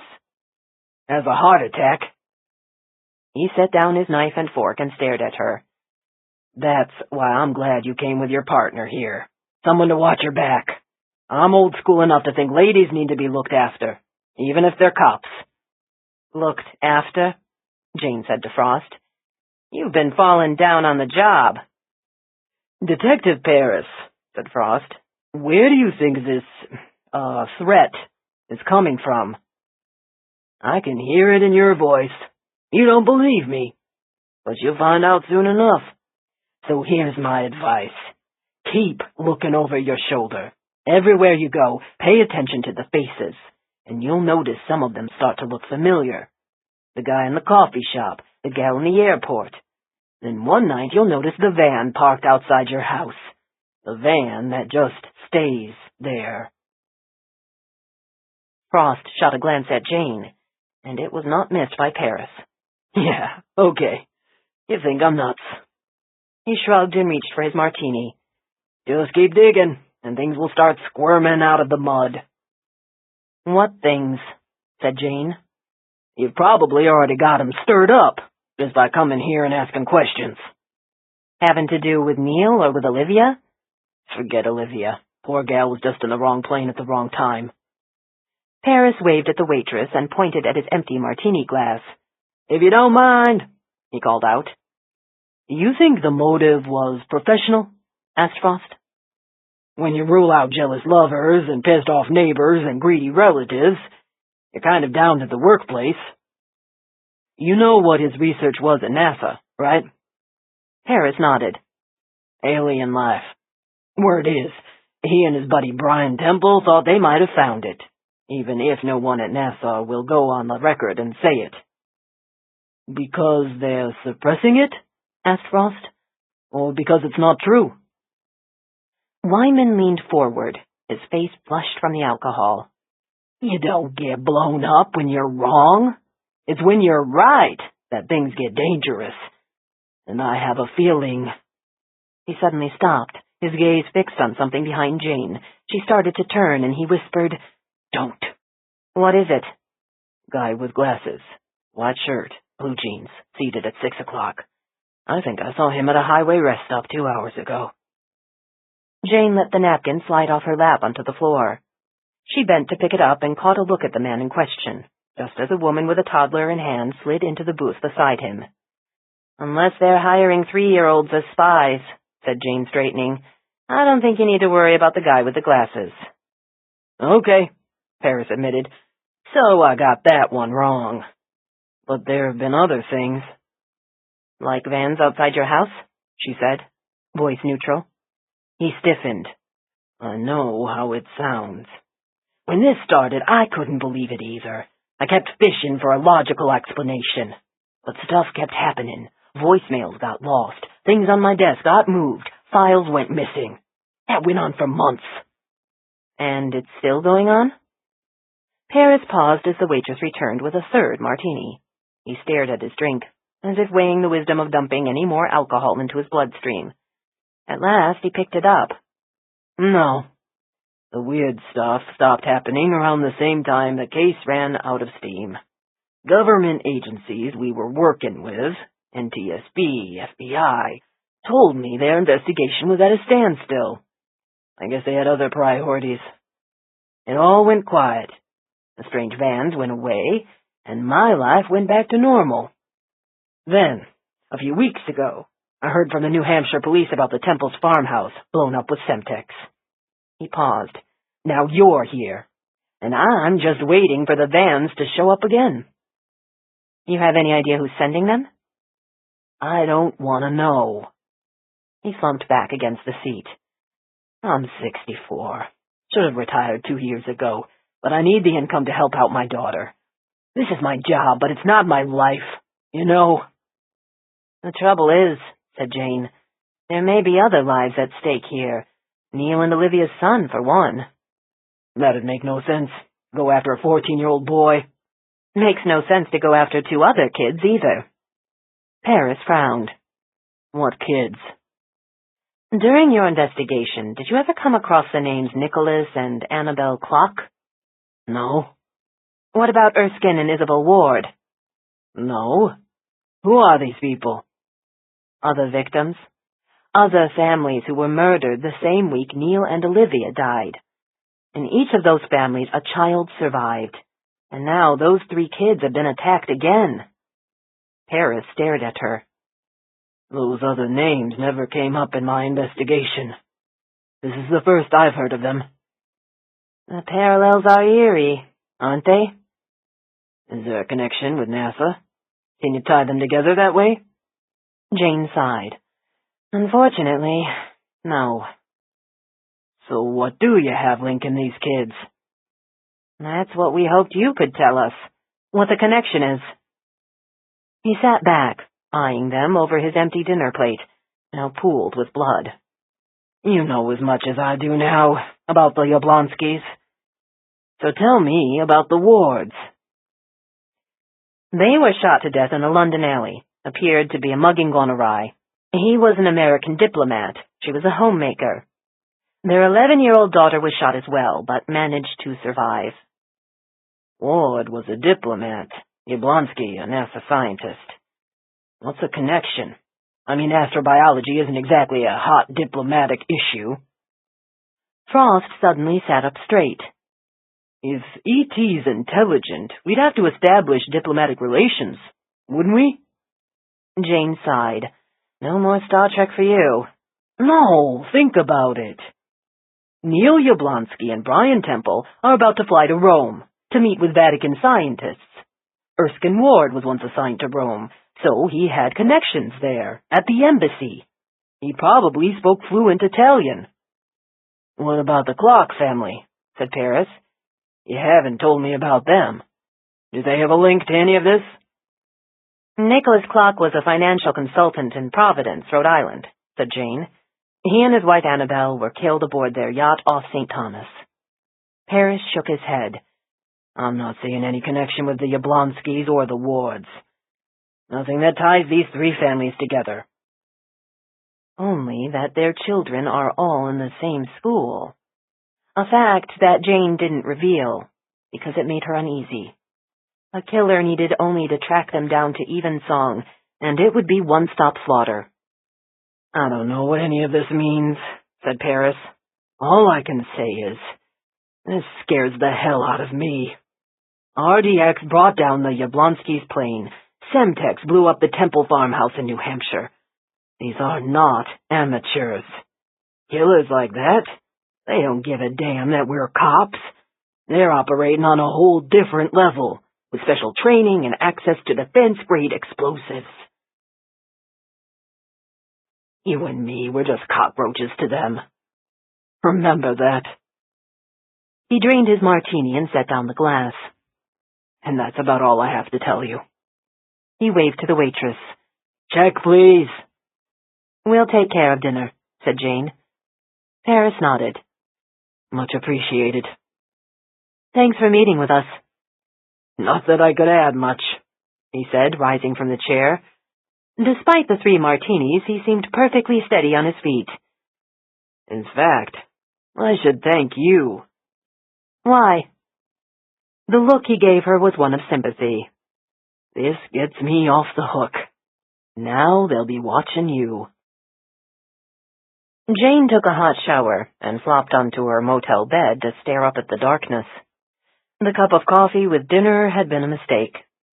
Caffeine, plus the day's events, kept her wide awake, mind churning over what she and Frost had learned, and what it all meant. When at last she fell asleep, the turmoil followed her straight into her dreams. It was a clear, clear night. She was holding Regina as she stood amid a crowd, gazing up at the sky where stars glittered. Some of those stars began to move like fireflies, and she heard the crowd murmur in wonder as those stars grew brighter, traveling across the heavens in geometric formation. They weren't stars. In horror, she realized what those lights really meant, and she pushed her way through the crowd, desperately searching for a place to hide, a place where the alien lights could not find her. They are coming for us. She lurched awake, her heart slamming so hard she thought it might leap out of her chest. She lay sweating as the terror of the nightmare slowly faded. This was what happened when you had dinner with a paranoid cop, she thought. You dreamed about alien invasions. Not friendly ETs, but monsters with spaceships and death rays. And why wouldn't aliens come to Earth as conquerors? They would probably be as bloodthirsty as we are. She sat up on the side of the bed, her throat parched, the sweat cooling her skin. The motel's bedside clock glowed 2:14 a.m. In only 4 hours, they had to check out and catch their flight back to Boston. She rose in darkness and felt her way toward the bathroom to get a drink of water. As she passed the window, a pinpoint beam of light flickered through the curtain and vanished. She moved to the window and nudged aside the drape to peer out at the unlit parking lot. The motel was completely booked, every parking stall filled. She searched the darkness, wondering where that flashlight beam had come from, and was about to let the curtain fall shut again when a dome light suddenly went on inside one of the vehicles. That's a rental car. She hadn't packed a weapon for this trip, neither had Frost. They were unarmed, without backup. Against what? She snatched up her cell phone and hit speed dial. A few rings later, Frost answered, voice still groggy with sleep. "Someone's screwing around with our car," she whispered, as she pulled on her blue jeans. "I'm going out there." "What? Wait." She zipped up her fly. 30 seconds and I'm out the door. "Oh, hold on, I'm coming." She grabbed her flashlight and key card and stepped barefoot into the hallway, just as Frost emerged from his room next door. No wonder he'd managed such a quick exit. He was still wearing his pajamas. Red and white striped PJs that hadn't been in fashion since Clark Gable. He saw her staring at him and said, "What?" "Those make my eyes hurt. You're like walking neon," she muttered, as they headed for the side exit at the end of the hall. "What's the plan?" "We find out who's in our car." "Maybe we should call 911. "By the time they respond, he'll be long gone." They slipped out the exit into the night and darted behind a parked car. Peering around the rear bumper, she stared down the row, toward the stall where their rental vehicle was parked. The dome light was no longer shining. "You sure about what you saw?" he whispered.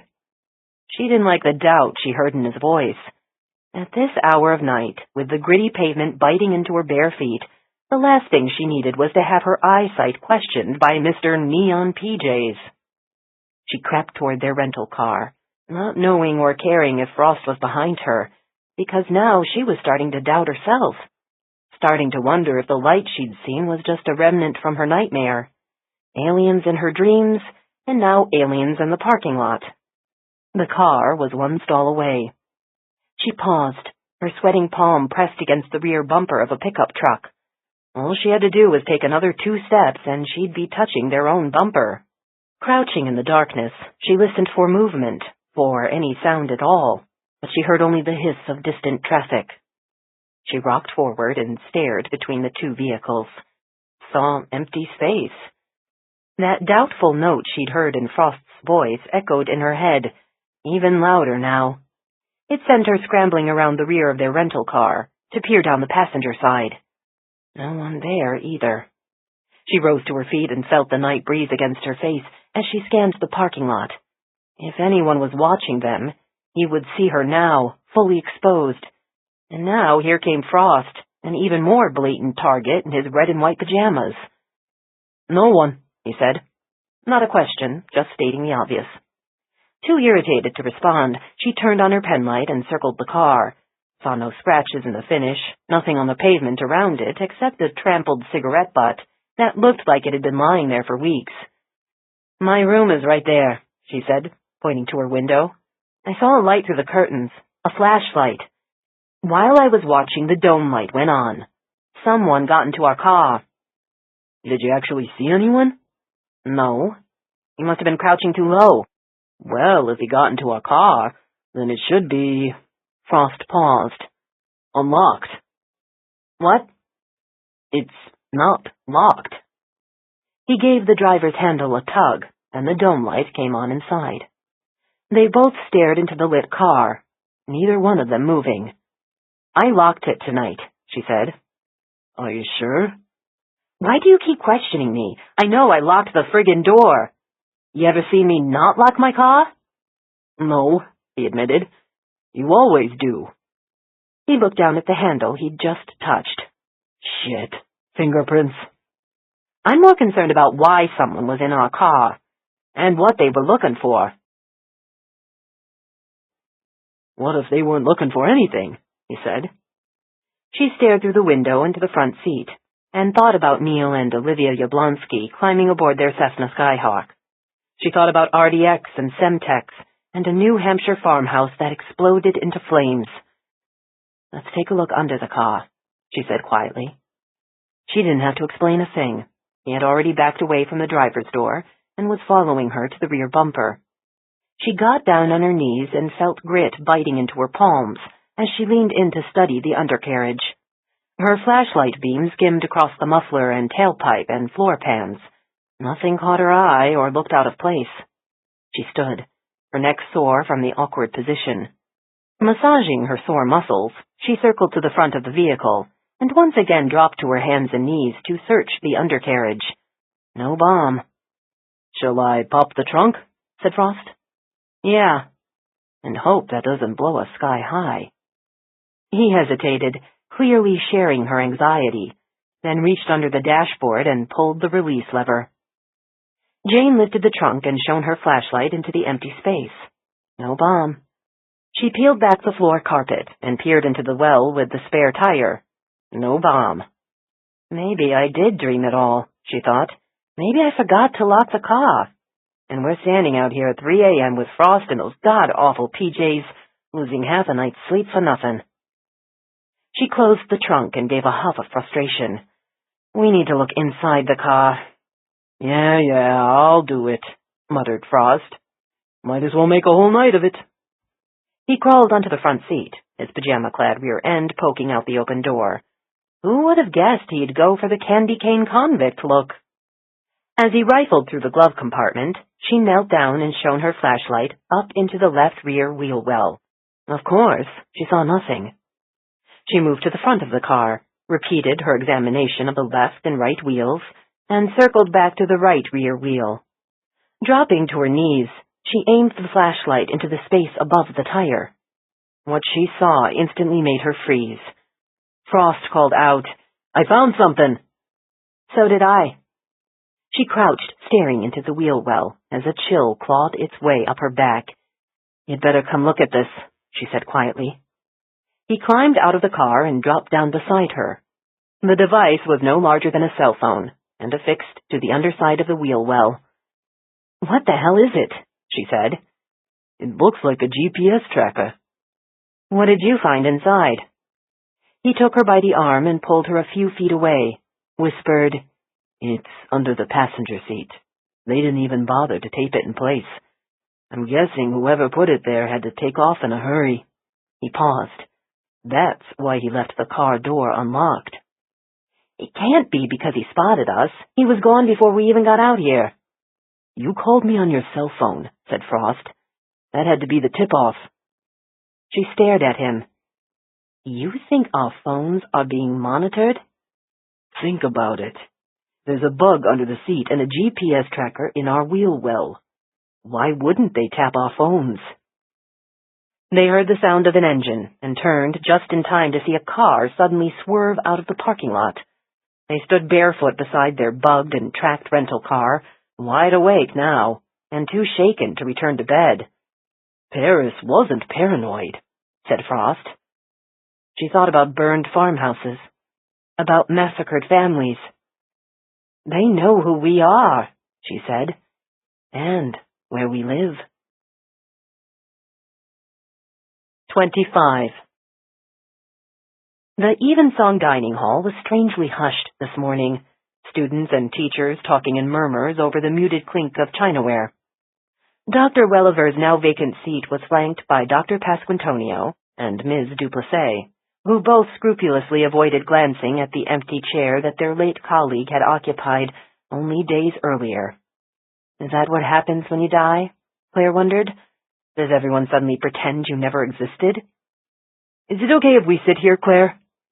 She looked up to see Teddy and Will standing above her with their breakfast trays. This was new and different.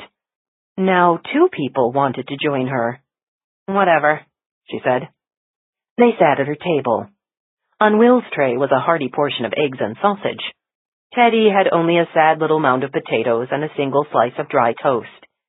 They couldn't be more unlike, even down to their meal choices. "Is there anything you're not allergic to?" she asked Teddy, pointing to his breakfast. "I'm not hungry today." "You're never hungry." He pushed his glasses higher on his pale nose and pointed to the sausage on her plate. "That contains toxins, you know. Processed meat cooked at high temperatures has carcinogens from heterocyclic amines." "Yum. No wonder it tastes so good." She popped the last chunk of sausage in her mouth, just to be contrary. When you'd been shot in the head, it gave you a different perspective on dangers as minor as carcinogens. Will leaned in close and said softly, "There's going to be a special meeting right after breakfast." "What meeting?" "The Jackals. They want you to come too." She focused on Will's pimply moon face, and a word suddenly sprang into her head. Endomorph. She'd learned it from their health textbook, a term that was far kinder than what Brianna called Will behind his back. Fat boy, spotted pig. Claire and Will had that much in common. So did Teddy. They were the 3 misfits, the kids who were too weird or fat or nearsighted to ever be invited to the cool kids' table. So they would make this table their own, the table for outcasts. "Will you come?" asked Will. "Why do they want me at their stupid meeting?" "Because we need to put our heads together and talk about what happened to Dr. Welliver." "I've already told everyone what happened," said Claire. "I told the police. I told Dr. Isles. I told—" "He means what really happened," said Teddy. She frowned at him. Teddy, the ectomorph, another word she'd learned from that health book. Ecto, as in ectoplasm, pale and wispy as a ghost. "Are you saying I didn't tell the truth?" "That's not at all what he meant," said Will. "That's what it sounded like." "We're just wondering. The Jackals are wondering." "Are you talking behind my back? You and the club?" "We're trying to understand how it happened." "Dr. Welliver jumped off the roof and she went splat on the ground. That's not so hard to understand." "But why did she do it?" said Will. "Half the time, I can't even tell you why I do the things I do," she said, and rose to her feet. Will reached across the table and grabbed her hand to stop her from leaving. "Does it make any sense to you why she'd jump off the roof?" She stared down at his hand, touching hers. "No," she admitted. "That's why you should come," he said urgently. "But you can't talk about it. Julian says it's only for the Jackals." She glanced across the dining hall at the table where glossy-haired Brianna sat gossiping with the other cool kids. "Is she going to be there? Is this some kind of practical joke?" "Claire, it's me asking you," said Will. "You know you can trust me." She looked at Will, and this time she didn't focus on his pimples or his pale moon face, but his eyes. Those gentle brown eyes with long lashes. She'd never known Will to do or say anything unkind. He was goofy, sometimes annoying, but never hurtful. Unlike me. She thought of the time she'd pointedly ignored him, or rolled her eyes at something he said, or laughed, along with everyone else, about the monster cannonballs he splashed up jumping into the lake. Somewhere, a farmer is missing his hog, the other girls had said, and Claire had not challenged that cruel comment. It shamed her now as she looked into Will's eyes. "Where are we meeting?" she asked. "Bruno will show us the way." The path that took them up the hillside behind the school was steep and rocky, a direction that Claire had not yet explored on her midnight rambles.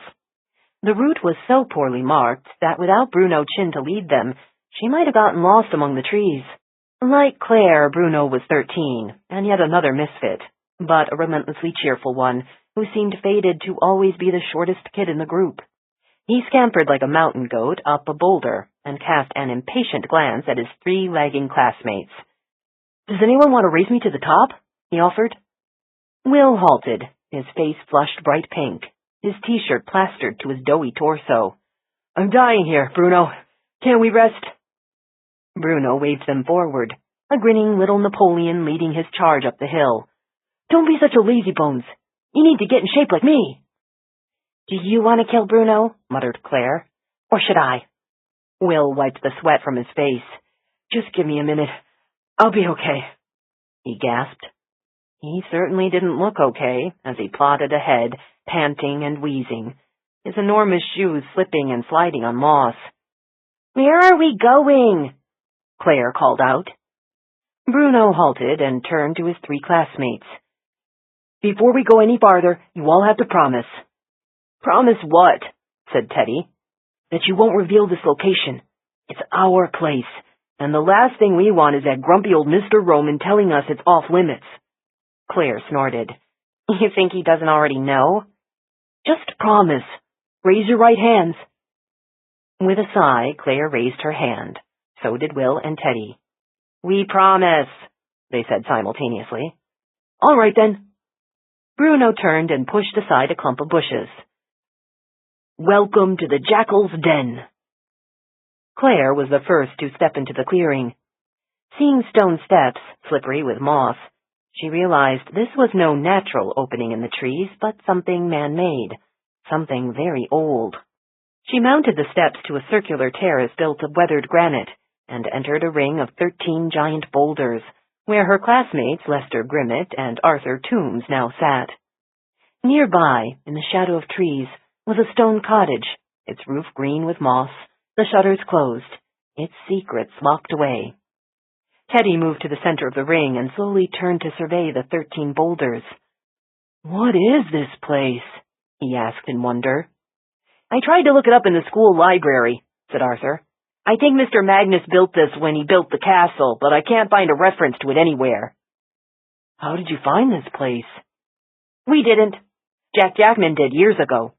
He claimed it for the Jackals, and it's been ours ever since. The stone house there? It was all falling down when Jackson first saw it. He and the first Jackals fixed it up, put on the roof and shutters. When it gets cold, we meet in there. Who'd put a house way up here in the middle of the woods? It's kind of strange, isn't it? Like these 13 boulders? Why 13? Arthur's voice dropped. Maybe Mr. Magnus had a cult or something. Claire looked down at where clumps of grass had pushed through the cracks between the stones.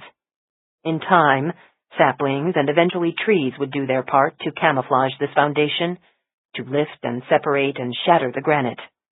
Already the years had wrought their damage, but on this summer morning, with the haze hanging in the distance, it seemed to her that this place was timeless, that it had always been this way. I think this is way older than the castle, she said. I think it's been here a really long time. She walked to the edge of the terrace. Through a gap in the trees, she looked down into the valley. There was the Evensong School with its many chimneys and turrets, and beyond it the dark waters of the lake. From here, she thought, I can see the whole world. 2 canoes being paddled across the lake, sketching wakes on the water. Students on horseback, moving dots on the pin-scratch of a trail. Standing here, with the wind in her face, she felt all-seeing and omnipotent, queen of the universe. The sound of a barking dog told her that Julian was approaching. She turned to see him stride up the steps to the stone terrace, there at his heels as always. You all made it, he said, and looked at Claire. You took the pledge? We promised not to talk about this place, if that's what you mean, she said. It's not like you're some secret order. Why do we have to meet up here? So we can feel free to say exactly what we think. No one else can hear us. And what's said here stays here. Julian looked around at the circle of students, now 7 of them in all. A fine collection they were, thought Claire. Bruno, the cheerful little mountain goat. Arthur, who tapped everything 5 times before he used it. Lester, whose nightmares sometimes ended in screams that woke everyone in the dorm. Claire was the only girl in the group, and even among these oddballs, she felt conspicuous. Something strange is happening, Julian said. You're not telling us the truth about Dr. Welliver. What do you mean, the truth? asked Teddy. I'm not convinced she killed herself. I saw her do it, Claire said. That may not be what actually happened. Claire bristled. Are you calling me a liar? I saw Maura bag up Dr. Welliver's sugar bowl and send it to the crime lab. And the night after she came back from watching the autopsy, she had a long meeting with some of the teachers. They're worried, Claire. I think they're even scared. What's this got to do with the three of us? Asked Will. Why did you ask us to be here? Because, said Julian, turning to look at Will, you three are somehow at the center of this. I heard Maura talking on the phone with Detective Rizzoli, and your names all came up. Ward, Clock, Yablonsky. He looked from Will to Teddy to Claire. What do you three have in common? Claire looked at her two companions and shrugged. We're weird? Bruno let out one of his annoying giggles. Like that wasn't the obvious answer. There's also their files, said Arthur. What about our files? Said Claire. The day Dr. Welliver died, I was her 11 o'clock appointment. When I walked into her office, I saw she had 3 files open on her desk, like she'd been reading them. Your file, Claire, and Will's, and Teddy's. Julian said, that night, after she killed herself, those 3 files were still on her desk. Something about you 3 caught her attention. Claire looked around at the expectant faces. You already know why. It's because of our families. She turned to Will. Tell them how your parents died. Will looked down at his feet. Those enormous feet in their enormous sneakers. They said it was just an accident. A plane crash, but I found out later. It wasn't an accident, said Julian. Will shook his head. It was a bomb. Teddy, said Claire, tell them what you told me, about your family. I don't want to talk about it, Teddy whispered. She looked at the other students. They were murdered, like Will's parents, like mine. That's what you all wanted to hear, isn't it? That's what we have in common. Tell them the rest of it, Claire, said Julian. What happened to your foster families? Everyone's eyes turned back to Claire. She said, You know what happened. Why are you doing this? Because it's fun to screw around with the weird kids' heads? I'm just trying to understand what's happening here. To you, and to the school. Julian looked at the other jackals. We talk about being investigators someday, and how we'll make a difference in the world. We spend all our time learning about blood types and blowflies, but it's all just theoretical. Now we have a real investigation going on around us right here, and these 3 are at the center of it. Why don't you just ask Dr. Isles? Said Will. She says she can't talk about it. He added on a faintly resentful note.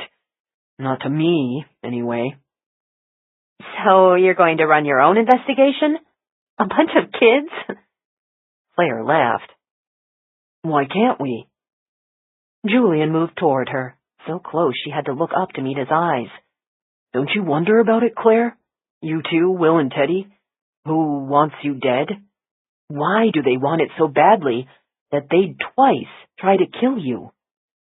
It's like that creepy movie, Final Destination, Bruno said, far too cheerfully. About those kids who are supposed to die in a plane crash, but they escape, and death keeps coming after them. This is not a movie, Bruno, said Julian. We're not talking about the supernatural. Real people are doing this, and for a reason. We need to figure out why. Claire gave a dismissive laugh. Listen to you. You think you can figure out what the police can't?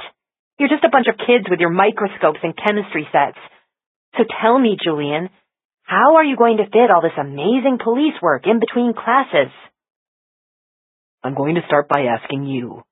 You're the one this is happening to, Claire. You must have some idea what connects the 3 of you. She looked at Will and Teddy, the endomorph and the ectomorph. Well, we sure aren't related, because we don't look anything like each other.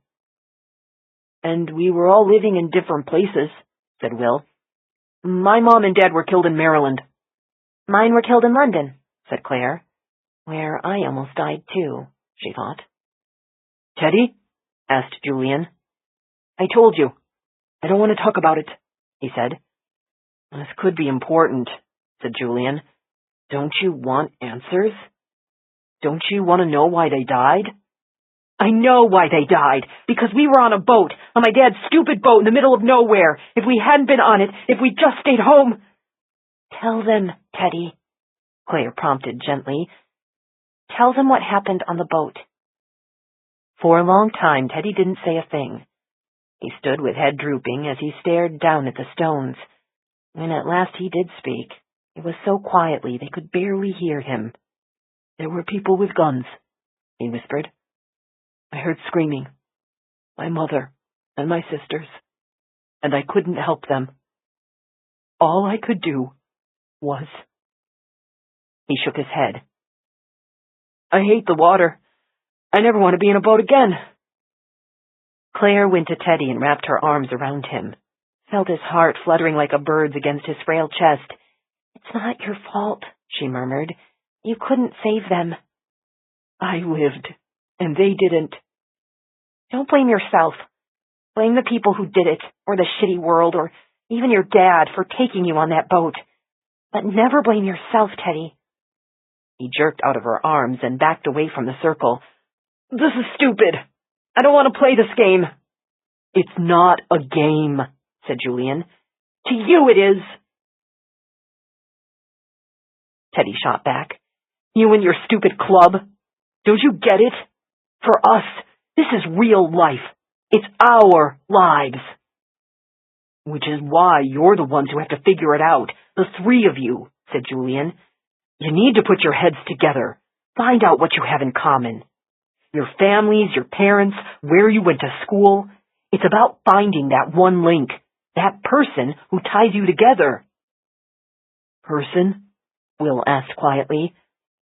You mean the killer? Julian nodded. It all gets down to that. There's someone who's passed through your lives, or your parents' lives. Someone who might be searching for you right now. Claire looked at Will and remembered what he'd said to her. I feel like I've met you. She had no memory of him. She had no recollection of a lot of things, but that was because she'd been shot in the head. A lot of things could be blamed on that bullet, from her mediocre grades, to her insomnia, to her freakishly bad temper. And now the old headache was back. She blamed the bullet for that, too. She went to a boulder and sat down to massage her scalp, fingers worrying at the old defect in her skull. It was a permanent reminder of everything that she'd lost. At her feet, a skinny sapling had grown between the stones. Even granite can't stop the inevitable, she thought. Someday the tree will break through, cracking and lifting that rock. Even if I snip this sapling, another will pop up. The way killers do. Claire opened her closet and reached up for the battered cardboard box on the shelf. She had not taken it out since she'd arrived at Evensong, and could scarcely remember what was in it. 2 years ago, she and Barbara Buckley had packed it with a few mementos from her parents' London apartment.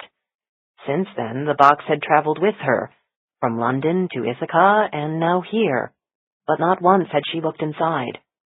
She'd been afraid to see their faces again, afraid it would make her remember all that she had lost.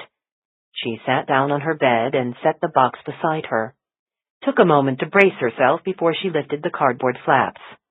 A porcelain unicorn lay on top. Izzy, she thought. I remember its name. It belonged to her mother, a silly little trinket that Isabel Ward had picked up in a flea market somewhere. She'd called it her good luck charm. The luck ran out, Mom. For all of us.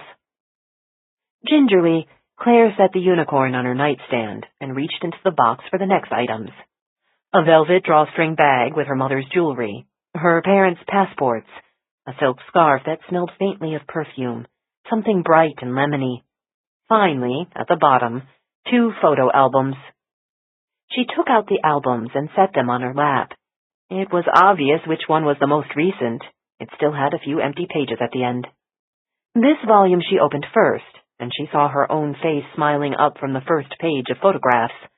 She was wearing a fluffy yellow dress and holding a balloon in front of the Disney World entrance. She didn't remember the dress, nor did she remember going to Disney World. How old was she in this photo? 3? 4? She was no good at judging kids' ages. Had this photo not existed, she would not have known she'd ever set foot in the Magic Kingdom. Another memory I've lost, she thought. She wanted to tear that page from the album, rip that lying photograph to pieces. If she didn't remember it, then it might as well never have happened. This album was a book of lies, some other girl's childhood, some other girl's memories. "Can I come in, Claire?" said Will, peeking through her open doorway. He seemed afraid to step in, and he hung back in the hall, his head ducked as though she might throw something at him. "I don't care," she said. She meant it as an invitation, but when he backed away, she called out, "Hey, where are you going? Don't you want to come in and check out my room?" Only then did he enter, but he hesitated just inside the door and looked around nervously at the bookshelves, the desks, the dressers. He avoided looking at any of the beds, as if one of them might leap up and bite him. "My roommates are packing for Quebec," he said. "It sucks that we can't go with them tomorrow." "Like I'd want to be stuck on a bus for hours and hours? I'd rather stay here," she said, even though that wasn't really true. It did suck, being left behind. She turned a page in the album and saw another photo of herself, this time dressed in a cowboy hat, sitting on a depressed-looking pony. "Is that you?" He laughed. "You're really cute." Annoyed, she slapped the album shut. "I'm just doing research, like Julian asked us to." "I'm doing research, too." He reached into his pocket and unfolded a sheet of paper. "I'm working on a timeline of our lives, all the things that have happened to you and me and Teddy, and how they might relate. I'm trying to see if anything intersects between us. I still need to get Teddy's exact dates, but I've got yours here. You want to check them?" She took the sheet of paper and focused on the 2 event markers that represented her personal tragedies. The first was the date she and her parents were shot in London, an event so hazy in her memory that it might have happened to another girl, not her. But the second event was still fresh enough to make her stomach churn with guilt. She had stubbornly avoided thinking about it these past few weeks, but seeing that date on Will's timeline brought it back in a sickening rush of memories. How blithely she had slipped out of the Buckleys' house that night. How tired and worried Bob and Barbara had looked when they'd fetched her in their car. They died because of me, because I was a thoughtless jerk. She thrust the timeline back at Will. "Yeah, the dates are okay." He pointed to the photo albums. "Did you find anything?" "Just pictures." "Can I see?" She didn't want to reveal any more embarrassing photos of herself, so she set aside the more recent album and opened her parents' album instead. On the first page, she saw her father, Erskine, tall and handsome, wearing a suit and tie. "That's my dad," she said. "That's the Washington Monument behind him. I've been there. My dad took me to the Air and Space Museum when I was 8. It's such a cool place." "Whoop-de-doo." He looked at her. "Why do you do that, Claire?" "Do what?" "Put me down all the time?" A denial reflexively bubbled to her lips. Then she saw his face and realized what he'd said was true. She did put him down all the time. She sighed. "I don't really mean to." "So it's not because you think I deserve it? Like, I'm disgusting or something?" "No. It's because I'm not thinking at all. It's a stupid habit." He nodded. "I have stupid habits, too. Like how I'm always using the word like." "Just stop it, then."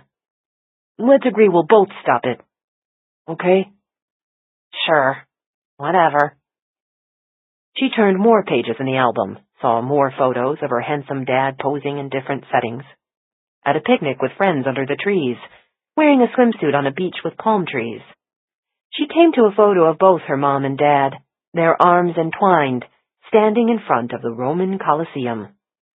"Look, that's my mom," she said softly, stroking a finger across the image. Suddenly, the scent of the perfume on that scarf cut through the fog of lost memories, and she could smell her mother's hair, feel her mother's hands on her face. "She looks like you," said Will in wonder. "She's really beautiful." They were both beautiful, thought Claire, gazing hungrily at her mother and father. They must have thought the whole world was at their feet when this picture was taken. They had striking good looks and a lifetime ahead of them, and they were living in Rome. Did they ever stop to think? Did they ever imagine how prematurely their future would end? "This was taken 19 years ago," said Will, noting the date that Claire's mom had written in the album. They were just married then. My dad worked at the embassy. He was a political secretary. "In Rome? Cool. Is that where you were born?" My birth certificate says I was born in Virginia. I guess my mom came home to have me." They turned more pages, saw more images of the same handsome couple smiling at a dinner, holding up champagne glasses at a cocktail party, waving from a motorboat. Living la dolce vita, her mother used to say. The sweet life. And that's what Claire saw in these photos. A record of what seemed to be a never-ending string of good times with colleagues and friends. But that's what photo albums were meant to show. The best moments in life. The moments you wanted to remember, not the ones you wanted to forget. "Look, that's gotta be you," said Will. It was a photo of Claire's mother, smiling from her hospital bed as she cradled an infant. She saw the handwritten date and said, "Yeah, that's the day I was born. My mom said it happened really fast. She said I was in a hurry to get out, and she almost didn't make it to the hospital in time." Will laughed. "You're still in a hurry to get out." She turned the pages, past more boring baby photos, in a stroller, in a high chair, clutching a bottle. None of this helped her remember anything, because these were all taken before her memories had been laid down. It could just as well be another child's album. She reached the last page. In the final 2 photos, Claire did not appear. These featured yet another cocktail party, another set of smiling strangers holding wine glasses. That was the burden of the diplomat's wife, her mom used to joke. Always smiling, always pouring. Claire was about to shut the album when Will's hand suddenly closed over hers. "Wait," he said. "That picture." "What about it?" He took the album from her and leaned in close to study one of the party photos. It showed Claire's dad, cocktail glass in hand, caught in mid-laugh with another man. The handwritten caption said 4th of July, Happy Birthday, USA. "This woman," murmured Will. He pointed to a slim brunette standing to the right of Erskine Ward. She was wearing a low-cut green dress with a gold belt, and her gaze was fixed on Claire's father. It was a look of unabashed admiration. "Do you know who she is?" Will asked. "Should I?" "Look at her. Try to remember if you've ever seen her." The harder she stared, the more familiar the woman seemed, but it was just a wisp of a memory, one she couldn't be sure of, one that might not even exist, except through a trick of effort. "I don't know," she said. "Why?" "Because I do know her." She frowned at him.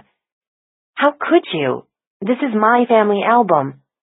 "And that," he said, pointing to the woman in the photo, "is my mother."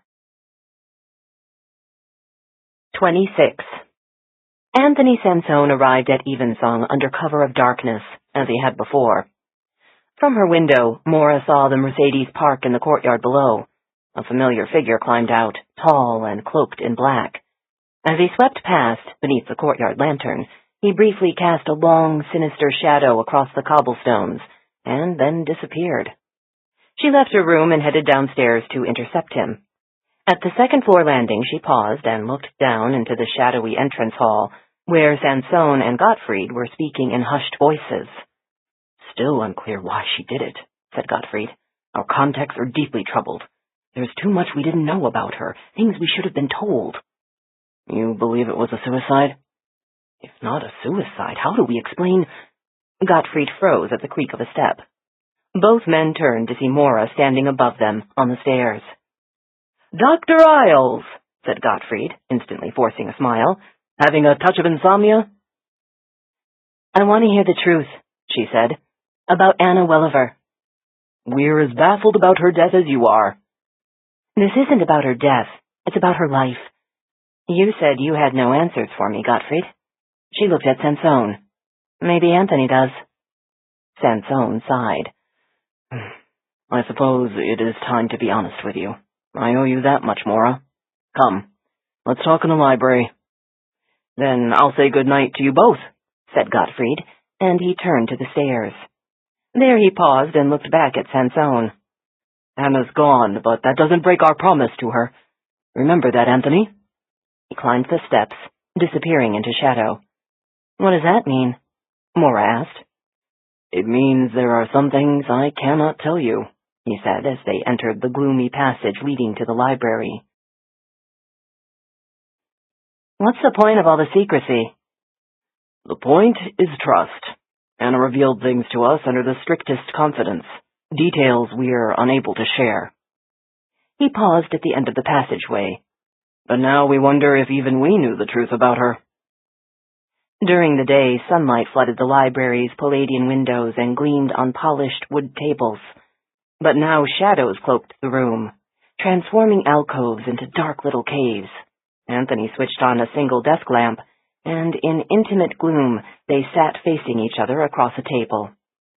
All around them loomed rows and rows of bookcases in scholarly formation, 2 millennia's worth of knowledge. But it was this man she now struggled to read, a man as unknowable as a closed book. Who was Anna Welliver? Maura asked. I saw her autopsy.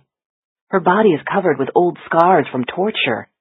I know her husband was murdered, but what happened to Anna? He shook his head and sighed. Will it always be this way between us? What do you mean? Why can't we have normal conversations like other people? About the weather, the theater. Instead, we talk about your work, not the most pleasant of subjects. But I suppose that is what keeps bringing us together. Death, you mean? And violence. He leaned forward, his eyes as intense as lasers. We're so much alike, you and I. There's a darkness in you, and that's a bond we share. We both understand. Understand what? That the darkness is real. I don't want to see the world that way, she said. But you see the evidence every time a corpse lands on your autopsy table.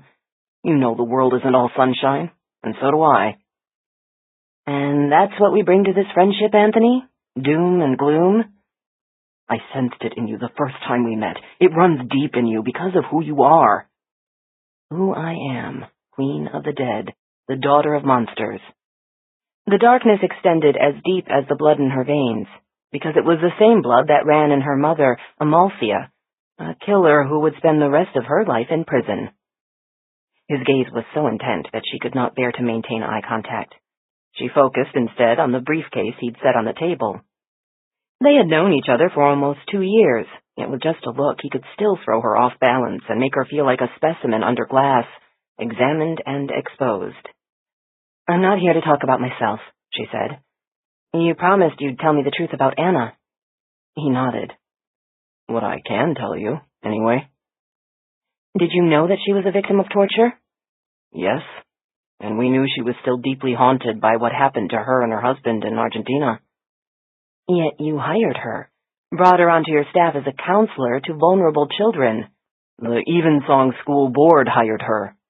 You must have personally approved it. He nodded. Based on her references, her academic qualifications, her dedication to crime victims, and she was one of us. A member of the Mephisto Society? She, too, was personally scarred by violence. 22 years ago, Anna and her husband were working for an international firm in Argentina when they were abducted. Both Anna and her husband were tortured. Her husband, Frank, was executed. The killers were never captured. That experience taught Anna that justice is unreliable, that monsters are always with us. She left the company she'd been working for, went back to graduate school, and became a counselor for crime victims. 16 years ago, she joined us. You're not exactly in the yellow pages. How did she learn about the society? The way all our members do, through an intermediary. She was recruited? Her name was proposed to the society by a member who served in law enforcement. Anna came to his attention because of her excellent work as a counselor. He knew that she'd lost her husband to violence, that she was especially effective with childhood victims, and she had multiple contacts within law enforcement and child protective agencies around the country. He lifted the briefcase he'd carried into the library and set it on the table. After I got news of her death, I reviewed her membership file. Every member has a file? Compiled at the time of proposal. I've redacted the sensitive information, but here's what I can share with you. I can't be trusted with a complete file? Maura, he sighed. Even though I trust you, some information can be shared only among members. Then why show this to me at all? Because you've made yourself part of the investigation. You attended the autopsy. You requested a comprehensive tox screen on Anna's blood, so I assume you have doubts it was a suicide. When you raise questions, I listen, because I know how good you are at your job. I have no evidence yet to support my doubts. But something's triggered your instincts. Something in your subconscious has picked up details that you're not even aware of yet. It's telling you something is wrong. He leaned closer, studying her face. Am I correct? She thought of the empty sugar bowl and the baffling phone conversation between Jane and Anna. She looked down at the file that Sansone had slid to her and opened the folder. The first page was a photo of Anna, before her hair had turned silver. It was taken 16 years earlier, when she'd been proposed for the society.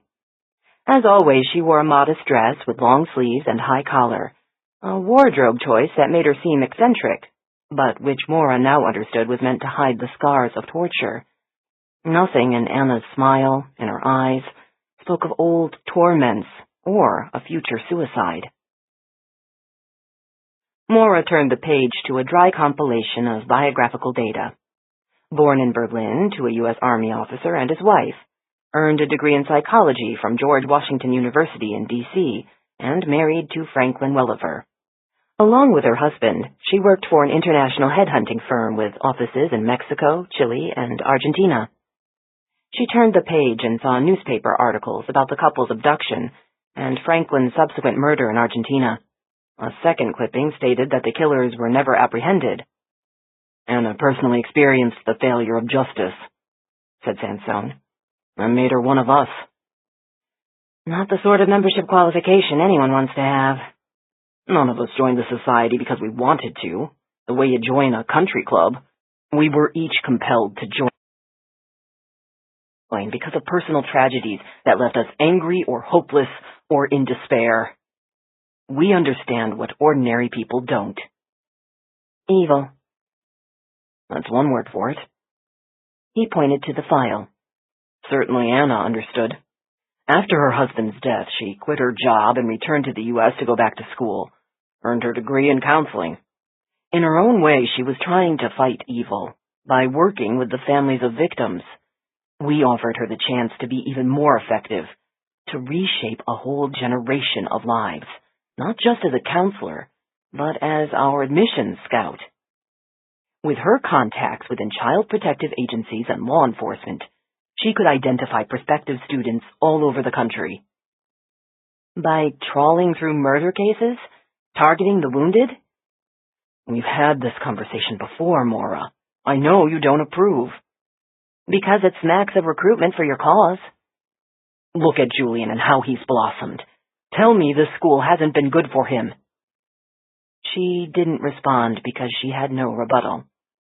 Evensong was exactly where Julian should be. In just these few months, he'd gained both muscle and confidence. Anna knew he would do well here, said Sansone. If you judged him only by his school records in Wyoming, no one would consider him a promising candidate. He was failing half his classes, getting into fights, committing petty crimes. But Anna saw in his file that he was a survivor. She knew he'd kept you alive in those mountains for no other reason but compassion. And that's how she knew he was a student we wanted. So she made that decision? Anna's approval was key. She handpicked half the students you see here." He paused and added, "including Claire Ward and Will Yablonsky."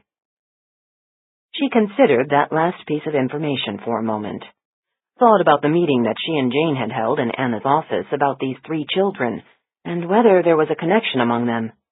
Anna had told them it was merely a coincidence and not worth pursuing. Yet on the day Anna died, she had been studying the files of those same 3 children. The room was so quiet Maura could hear her own heartbeat. The silence magnified the sound of approaching footsteps, and she turned as 4 figures emerged from the shadows and walked into the glow of the lamp. "We need to talk to you," said Julian. Beside him stood 3 companions. The 3. Will and Teddy and Claire, the trio whose tragedies seemed to have no end to them. Although it was approaching 11 p.m. and these children should all be in bed, Sansone regarded them with the same respect he'd give any adult. "What do you have on your mind, Julian?" he asked. "The Jackals had a meeting this morning, about Dr. Welliver," the voice said, "and these 3 members have since uncovered a lead, but we need your help to pursue it." Maura sighed. "Julian, I know you want to be helpful, but it's late. Mr. Sansone and I have things to—" "We want to see our files," Claire cut in. "We want to know everything the police know about us and our parents. All the reports." "I don't have that information, Claire." "But you can get it, right? Or Detective Rizzoli can." "These are ongoing investigations, which means that information isn't meant for the public." "We're not the public," said Claire. "This is about us, about our lives, and we have a right to know." "Yes, you do have a right to know when you get older. But these are official documents, and there are details that you might not understand." "Because we're too young to handle the truth? That's what you're saying, isn't it? That 13-year-olds can't possibly deal with it. It's like you have no idea who we are, or what we've been through." "I do know, Claire," Maura said quietly. "I understand." "Understand what? She got shot in the head? That's what you know about me, but you have no idea what that really means. Waking up in a hospital, not remembering how you got there, not knowing your mom and dad are dead, feeling like you'll never again be able to read a whole book, or sleep through the night, or even hold on to a single damn thought." She pressed her hand to her head. "When they blasted this hole in my skull, they blew up my life, too. I'll never be like everyone else. I'll always be the weirdo. So don't tell me you know me, or anything about me." The boys, stunned by that outburst, stared at her in astonishment, perhaps even admiration. "I'm sorry," said Maura. "You're absolutely right, Claire. I don't know." She looked at Will and Teddy. "Just like I don't know what your lives have been like, not really. I cut open bodies and see what's inside, but that's all I can do. You 3, well, you'll just have to tell me what the files can't, about your lives and who you are." "Like Claire says, we're the weirdos," said Will, and Teddy gave a sad nod of agreement. "We're the ones no one wants to be around. It's like everyone can sense we're bad luck, and they don't want anything to do with us, in case it rubs off." Will's head drooped. "And they end up dead, like Dr. Welliver." "There's no proof that Dr. Welliver's death was anything but a suicide." "Maybe," said Will, "but our files were on her desk the day she died. It's like she opened them and got cursed." "Maura," said Julian, "we want to help the investigation. We have information."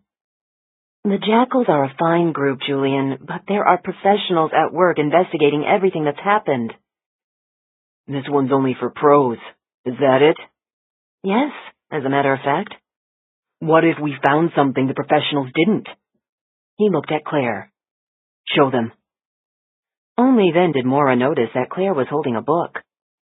"This is my family album," said Claire, handing the volume to Maura.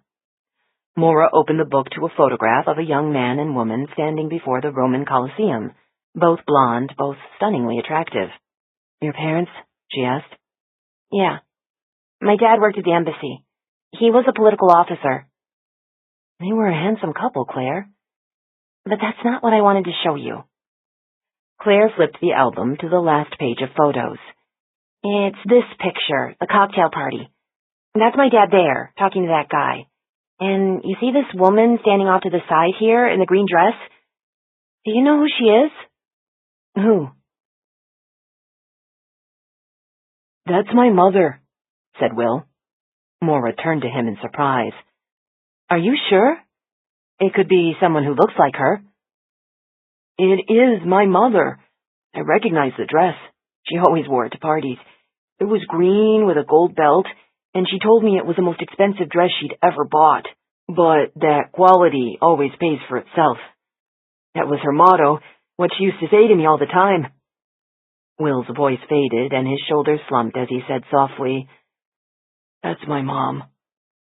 Maura looked at the caption, July 4th, Happy Birthday, USA. There's no year. We don't know when this picture was taken. The point is, said Julian, they were together at the same party. And you know who else was there? Him, said Claire.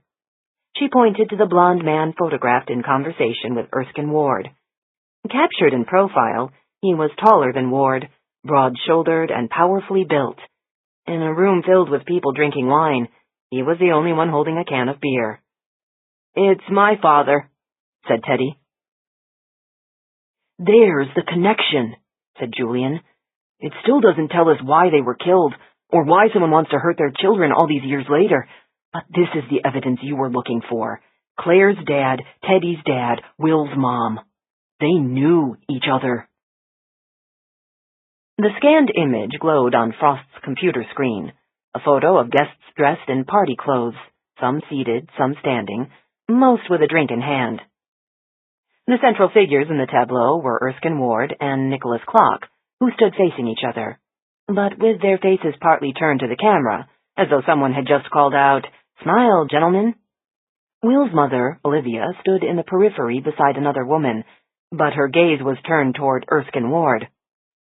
Jane scanned the other faces, searching for the spouses of these three, but did not spot them amid the well-heeled and clearly well-lubricated gathering. That, said Frost, pointing to Olivia, is the expression of a woman who has the hots for Ward. That's what you see in her face? Not that anyone ever looks at me like that. It could be just the look of an old friend, someone who knows him well. Then it's funny we can't find anything else to tie Olivia and Erskine together, if they knew each other that well. Jane leaned back in her chair and stretched the kinks from her neck. It was nearly midnight, and everyone else in the homicide unit had left the building for the night. So should we, she thought. But these scanned photos, which Maura emailed to Boston PD, had kept Jane and Frost at their desks for the last hour. Maura had sent 8 photos from the Ward family album, images of barbecues and black-tie parties, of gatherings indoors and outdoors. In none of the other photos had Jane spotted either Olivia Yablonsky or Nicholas Clock. This was the only image where the two appeared along with Erskine Ward. A 4th of July party, year unspecified, in a room with at least a dozen other people visible in the shot. Where and when had this photo been taken? Frost clicked through the other 7 images and stopped at a photo of the Ward family, seated on a white sofa. Claire looked about 8 years old. They were dressed in their best, Erskine in a gray suit, Isabel in a well-cut dress and blazer. Behind them was an elaborately decorated Christmas tree. This is the same room as the cocktail party, said Frost. See the house there, on the right? It's in the other photo as well. And here. He zoomed in on a corner of the room. Does that look like the same crown molding? Yeah, it does, said Jane. She squinted to read the handwritten caption from the album. Our last Christmas in Georgetown. London, here we come. She looked at Frost. This was taken in D.C. So that's where the cocktail party was. The question is, why did Nicholas Clock and Olivia Yablonsky get invited to a diplomat party? Nicholas was in finance. Olivia was a medical equipment sales rep. How and where did these 3 people meet? Go back to the other photo, she said. Frost pulled up the image of the cocktail party, which they now knew was in Washington. They look younger here, said Jane. She swiveled around to grab the Ward family's file from her desk and flipped it open to Erskine Ward's curriculum vitae. Foreign Service officer, served in Rome for 14 years, Washington for 5, then stationed in London, where he was killed a year later.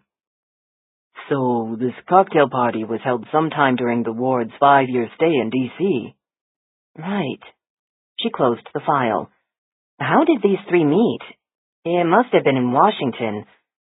Or... She looked at Frost, just as the same thought seemed to spring into his head. Rome, said Frost, and he sat up straight in excitement. Remember what that guy at NASA told us? Neil and Olivia were looking forward to their trip to Rome, where they first met each other. Jane swiveled around to grab her file on the Yablonskis. All this time we focused on Neil and his job, kept chasing that stupid NASA and alien shit, when it was Olivia we should have been looking at. Bland Olivia with the boring job, who stood around looking lost at her husband's NASA gatherings. Olivia, who regularly traveled overseas to sell medical equipment. What were you really selling, Olivia? Jane found the page she was searching for. Here it is. Date of marriage, Olivia and Neil Yablonsky, 15 years ago. She met her future husband in Rome, which would place her there during the same time Erskine Ward was working at the embassy. What about this guy? Frost pointed at Teddy's father, Nicholas Clock, who cut a striking and athletic figure, a man confident enough in his own skin to drink beer when everyone else was sipping wine, to sport dockers and a golf shirt among a jacket and tie crowd. Did we place Nicholas Clock in Rome around that same time? Were all three of them there? Jane flipped through the file. We don't know enough about Clock. Most of what we've got is what the St. Thomas police sent us. He was just a tourist in St. Thomas. Down there, no one would know him. But they would know him in Providence, where he worked. She paged through the file. Here. Financial consultant at Jarvis and McCrane, Chapman Street. She looked up. Our next stop. 27. I didn't want to go to Quebec anyway. Claire sulked in the courtyard as she watched her excited classmates climb aboard the field trip bus. She had told Will she didn't want to be stuck on any bus for hours, but this was a sleek new bus, not some ratty yellow clunker like most schools used. Bruno added insult to injury by shouting out the bus window, announcing all the onboard luxuries. Hey everyone, it's got TVs, headphones, Wi-Fi!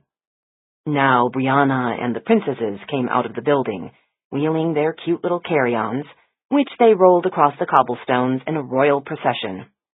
As they passed her, Claire heard one of them sneer under her breath, "Nightcrawler." "Loser," Claire shot back. Brianna wheeled around. "I'm just going to say it right here, loud and clear so everyone hears it. My room is locked. If I find anything missing when I get back, anything, we'll all know who did it." "Get on the bus, Brianna," Ms. Saul said with a sigh, as she and Ms. Duplessis tried to shepherd their students aboard. "We have to get going now if we want to make it there by lunchtime." Brianna shot a poisonous glance at Claire and climbed aboard the bus. "Are you okay, Claire?" Ms. Saul asked gently. Of all the teachers at Evensong, Ms. Saul was her favorite, because she looked at you as if she really saw you, and cared. And what she saw now must be obvious, that as much as Claire denied wanting to go with them, she hated being left behind. "It's only because you're still so new to Evensong," said Ms. Saul. "You'll get to go on our next trip. And won't it be nice this weekend, just the 4 of you, having the whole school to yourselves?" "I guess," moped Claire. "Mr. Roman set up the hay bales for you, if you want to shoot a few arrows. You'll be an expert archer by the time we get back." "Aren't you afraid I'll kill another chicken?" was what Claire thought, but she kept her mouth shut as Ms. Saul climbed aboard and the doors closed. With a puff of diesel smoke, the bus pulled away and drove under the stone archway. She heard barking behind her, saw a flash of black fur as Julian's dog shot past, chasing after the bus. "There!" Claire yelled. "Come back here!" The dog ignored her and tore out of the courtyard. Claire followed him all the way to the edge of the lake, where he suddenly halted, his nose lifted to the air. No longer did he seem interested in the bus, which continued driving down the road and disappeared around the bend. Instead, Bear turned and took off in a different direction. "Now where are you going?" she called out. With a sigh, she followed him around the building, toward the trail that led up the ridge. Already he was picking his way through the scrub, moving faster now, so fast that she had to scramble to keep up. "Bear, come back here," she commanded. Watched in frustration as he slipped away into the underbrush. So much for obedience. She couldn't get even a dog to show her any respect. Halfway up the ridge, she gave up chasing him and plopped down on a boulder. From here, she could just look over the school's rooftop. It was not as spectacular a view as up at the Jackal's Den, but this was good enough, especially on this bright morning, with the sun glittering on the lake. By now, the bus would be out of the gate and on its way to Quebec. By noon, they'd be eating at some fancy French restaurant. That's what Rihanna had bragged about anyway. And there'd be a trip to the Quebec Experience Museum, and a ride on an outdoor elevator that went up a cliff. Meanwhile, I get to sit on this stupid rock. She broke off a chip of lichen and tossed it over the edge. Wondered if Will and Teddy were finished with breakfast yet. Maybe they'd want to shoot arrows with her. But instead of heading back down the ridge, she flopped onto her back, stretching out like a snake warming itself on the boulder, and closed her eyes. Heard a dog's whine, and felt Bear brush up against her jeans. She stroked his back, taking comfort from the touch of his fur. What was it that made a dog's company so comforting? Maybe the fact you never had to hide your feelings from them, never had to fake a smile for their benefit. "Good old Bear," she murmured, and opened her eyes to look at him. "What did you bring back for me?" The dog had something in his mouth, something he did not seem willing to surrender. Only when she gave a tug on it did he finally let it drop.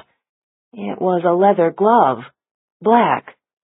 Where in these woods had Bear found a glove? It smelled bad, and it glistened with the dog's saliva. Grimacing, she picked it up and felt a heaviness to it. Peeking inside, she saw something white gleaming within. She turned the glove upside down, gave it a hard shake. What came tumbling out made her scream and scramble backward, away from the object that lay stinking on the boulder. A hand. "It's always the dogs that find them," said Dr. Emma Owen. Maura and the main medical examiner stood in the dappled shade of the woods, insects buzzing around their faces, the air thick with the stench of cadaver. Maura thought of other bodies she'd examined over the years, also unearthed by dogs, whose noses are always on the alert for such ripe treasures. Although these remains were hundreds of yards up the slope, Bear had caught the scent and tracked it to this thicket, where dense underbrush partially concealed the body. The man, who appeared to be well-muscled and fit, was dressed in camouflage cargo pants, a dark green windbreaker, a t-shirt, and hiking boots. A serrated knife was still strapped to his ankle, and a rifle with a telescopic sight was perched on a nearby boulder. He lay on his left side, exposing his right face and neck to the elements. Scavengers had been at work, greedily stripping away the scalp and face, gnawing at nasal cartilage, and digging into the right orbit, which now gaped empty, the socket scooped clean. Canids, thought Maura, noting the teeth marks on the remaining skin, the punctures in the thin orbital bone. Coyotes most likely, or, in this remote area, perhaps wolves. Even in this tangle of vines, the cause of death was easy to spot, an aluminum arrow, its tip embedded deep in the left eye, its tail feathers dyed a deep green.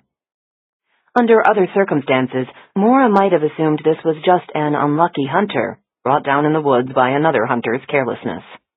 But this man had been trespassing on Evensong property, and from the boulder where his rifle was positioned, he would have had a commanding view of the valley and the school below. He could have observed who arrived on the property, and who departed. Inured as she was to foul smells, Maura had to turn away as the body was rolled onto a plastic sheet, stirring up a stench so foul that Maura gagged and lifted her arm over her nose. Dr. Owen's staff was fully garbed and masked, but Maura, standing here as a mere observer, had settled for gloves and shoe covers. The big city ME trying to prove she was too seasoned to let a rotting corpse defeat her. Dr. Owen crouched down over the body. "There's barely persistent rigor mortis here," she said, testing the limbs for range of motion. "It was 51 degrees last night," one of the state police detectives said. "Balmy." The medical examiner lifted the edge of the victim's t-shirt to expose the abdomen. The changes from autolysis were obvious, even from where Maura stood. Death sets off a cascade of changes in soft tissues, as leaking enzymes digest proteins and disintegrate membranes. Blood cells break apart and leak through vessel walls, and in that soup of nutrients, bacteria feast, filling the abdomen with gases. Braving the stench, Maura crouched down beside Dr. Owen. She saw blue veins marbling the bloated belly, and knew that if they rolled down the pants, they would find the scrotum swollen with those same gases. 48 to 72 hours, said Dr. Owen. You agree? Maura nodded. Based on the relatively minor amount of damage by scavengers, I'd favor the lower end of that post-mortem interval. The attacks are confined to the head and neck and... Maura paused, glancing at the bony stump poking from the jacket sleeve. The hand. The wrist must have been exposed. That's how they got at it. She wondered if Bear had sampled a taste before bringing his putrid prize to Claire. A friendly lick won't be so welcome after this. Dr. Owen patted the victim's jacket and cargo pants. There's something here, she said, and withdrew a thin billfold from the cargo pocket. And we have ID. Virginia driver's license. Russell Remsen, 6'1", 190 pounds. Brown hair, blue eyes, 37 years old. She eyed the cadaver. Could be. Let's hope he has dental x-rays on file. Maura stared at the victim's face, half of it gnawed away, the other half swollen and streaked with purge fluid. A post-mortem bulla had ballooned the intact eyelid into a bulging sac. On the right side, scavengers had stripped the neck of skin and muscle. The damage extended all the way down to the neckline of his clothing, where sharp teeth had already punctured and frayed the fabric, trying to tear into the thoracic outlet. Evisceration would have been next. Heart and lungs, liver and spleen dragged out and feasted on. Limbs would be ripped from joints, portable prizes to be carried off to dens and pups. The forest would do its part as well, vines twisting around ribs, insects delving, devouring. In a year, she thought, Russell Remsen would be little more than bone fragments, scattered among the trees. This guy wasn't carrying your usual hunting rifle, the state police detective said, examining the weapon perched on the boulder. With gloved hands, he brought it over to show Dr. Owen, turning it to reveal the manufacturer's stamp on the lower receiver. What kind of rifle is that? Asked Maura. An M110, Knight's Armament, semi-automatic with a bipod. He looked at her, clearly impressed. This one's got excellent optics, 20-round box magazine, fires a 308 or 7.62 NATO. Effective range of 800 meters. Holy cow, said Dr. Owen. You could shoot a deer in the next county. Wasn't designed for hunting deer. It's military issue. A very nice and very expensive sniper rifle. Maura frowned at the dead man, at the camouflage pants. What was he doing up here with a sniper rifle? Well, a deer hunter might use one of these. It's a pretty handy weapon if you want to drop a deer at long range, but it's kind of like using a Rolls Royce to make a run to the grocery store. He shook his head. I guess this is what you'd call irony. Here he was equipped with top-of-the-line gear, and he's taken down by something as primitive as an arrow. He glanced at Dr. Owen. I take it that's going to be the cause of death. I know cause of death seems obvious, Ken, but let's wait until the autopsy. I knew you'd say that. Dr. Owen turned to Maura. You're welcome to join me in the morgue tomorrow. Maura thought of slicing into that belly, ripe with decay and foul gases. I think I'll pass on this autopsy, she said and stood up. I'm supposed to be on a holiday from death, but he keeps finding me. Dr. Owen rose to her feet as well, and her thoughtful gaze made Maura uncomfortable. What's going on here, Dr. Isles? I wish I knew. First a suicide, now this, and I can't even tell you what this is. Accident? Homicide? Maura focused on the arrow protruding from the dead man's eye. This would take an expert marksman. Not really, said the state detective. The bullseye on an archery target is smaller than an eye socket. A decent archer could hit that from 100, 200 feet, especially with a crossbow. He paused, assuming he meant to hit this target. You're saying this might have been an accident? Said Dr. Owen. I'm just throwing out scenarios here, said the cop. Say 2 buddies come hunting on this land without permission. The guy with the bow spots a deer, gets excited, and lets an arrow fly. Oops, down goes his buddy. Guy with the bow freaks out and runs. Doesn't tell anyone because he knows they were trespassing. Or he's on probation. Or he just doesn't want the trouble. He shrugged. I could see it happening. Let's hope that is the story, said Maura, because I don't like the alternative. That there's a homicidal archer running around these woods, said Dr. Owen. That is not a comforting thought, so close to a school.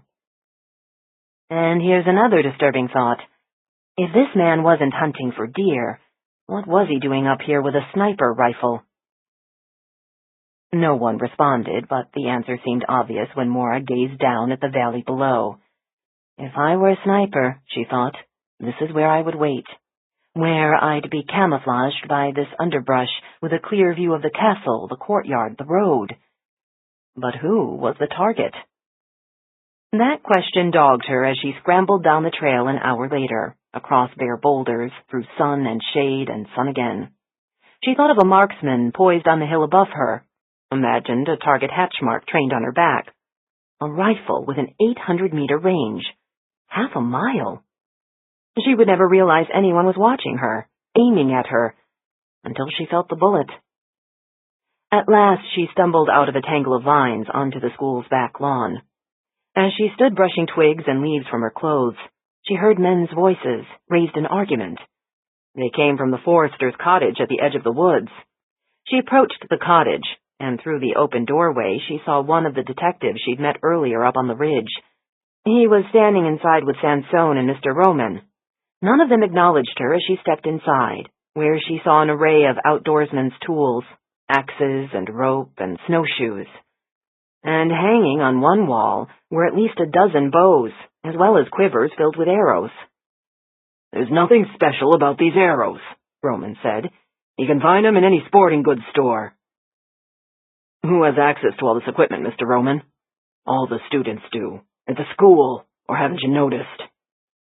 He's been our archery instructor for decades, said Sansone. It's a skill that teaches them discipline and focus. Valuable skills relevant to all their subjects. And all the students take archery? All those who choose to, Roman said.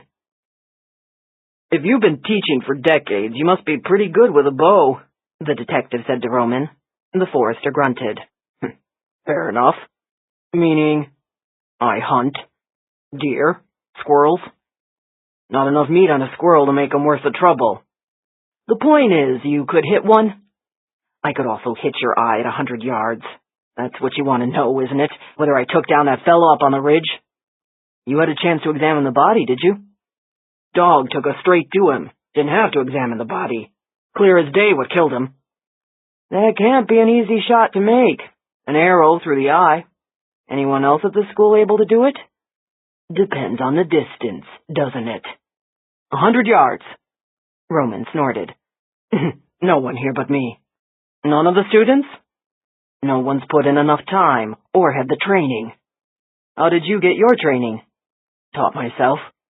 And you hunt with only a bow? Never a rifle? Don't like rifles. Why not? Seems like a rifle would be a lot easier when you're hunting deer. Sansone cut in. I think Mr. Roman's told you what you wanted to know. It's a simple question. Why won't he use a rifle? The detective stared at Roman, waiting for a response. You don't need to answer any more questions, Roman, said Sansone. Not without a lawyer. Roman sighed. No, I'll answer it. Seems to me he already knows about me anyway. He met the cop's gaze head on. 25 years ago, I killed a man. In that silence, Maura's sharp intake of breath made the cop finally look at her. Dr. Isles, would you mind stepping outside? I'd like to continue this interview in private. Let her stay. I don't care, said Roman. Better to have it all out right now, so there's no secrets. Never wanted to keep it a secret anyway. He looked at Sansone. Even though you thought it best. You know about this, Mr. Sansone? The cop asked. And you employ him here anyway?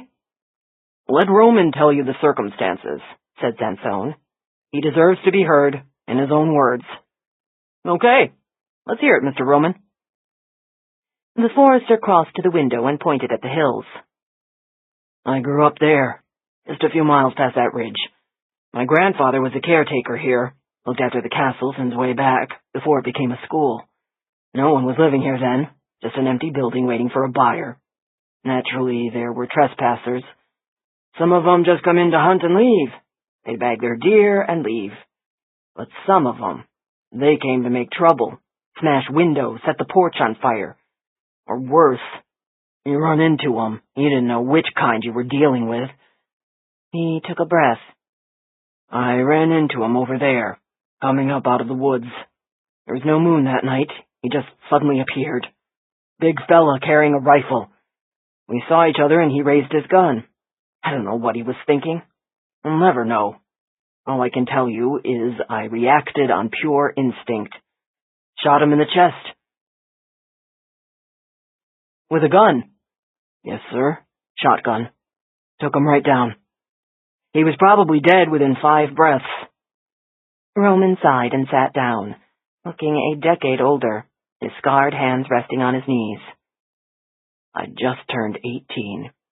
But I guess you knew that. I called in a background check. Roman nodded. No secret around these parts. Thing is, he was no saint, even if he was a doctor's kid. But I killed him, so I went to jail. 4 years, manslaughter. Roman looked down at his hands, scarred from years of outdoor labors.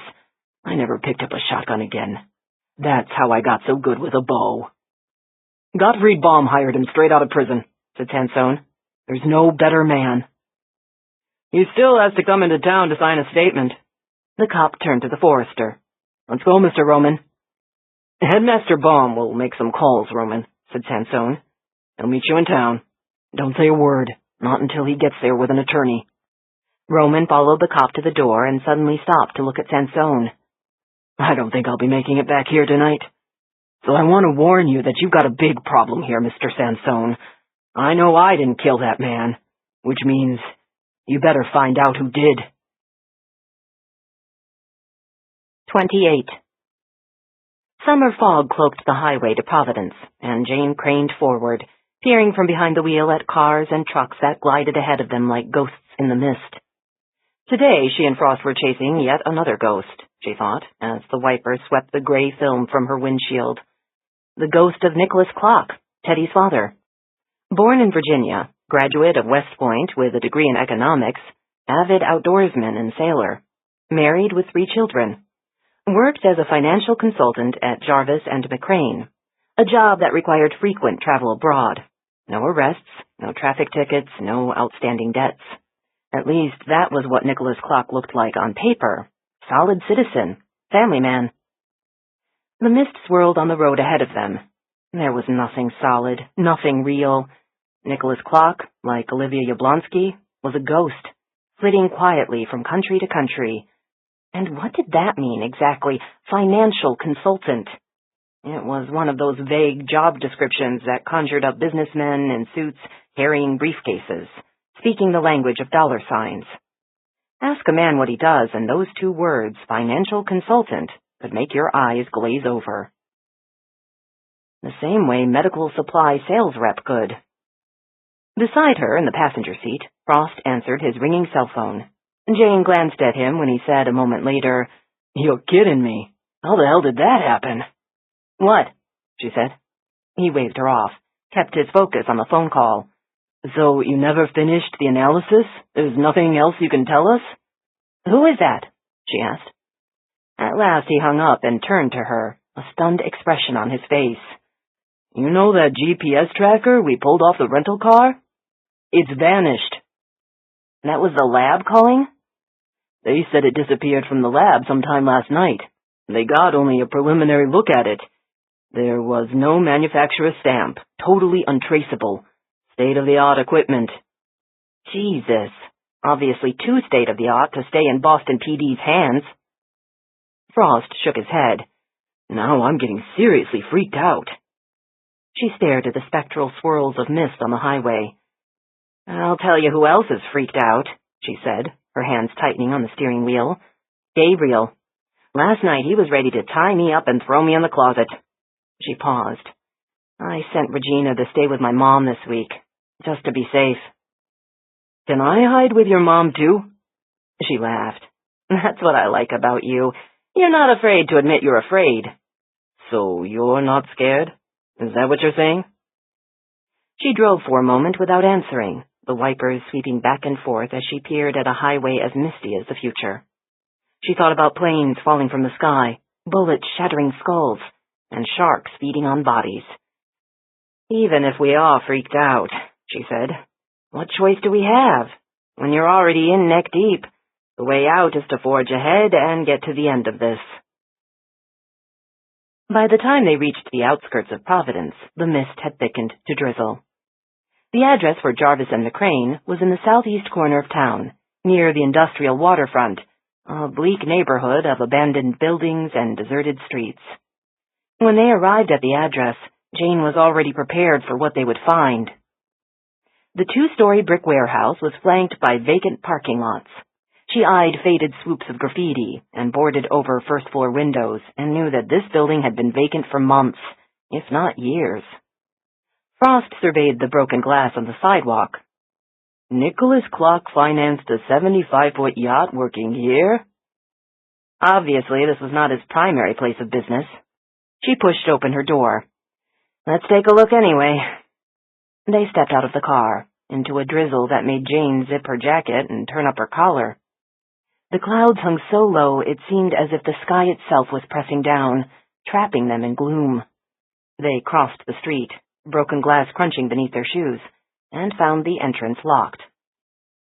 Frost backed up and surveyed the upper windows, most of them shattered. I don't see any sign for Jarvis and McCrane.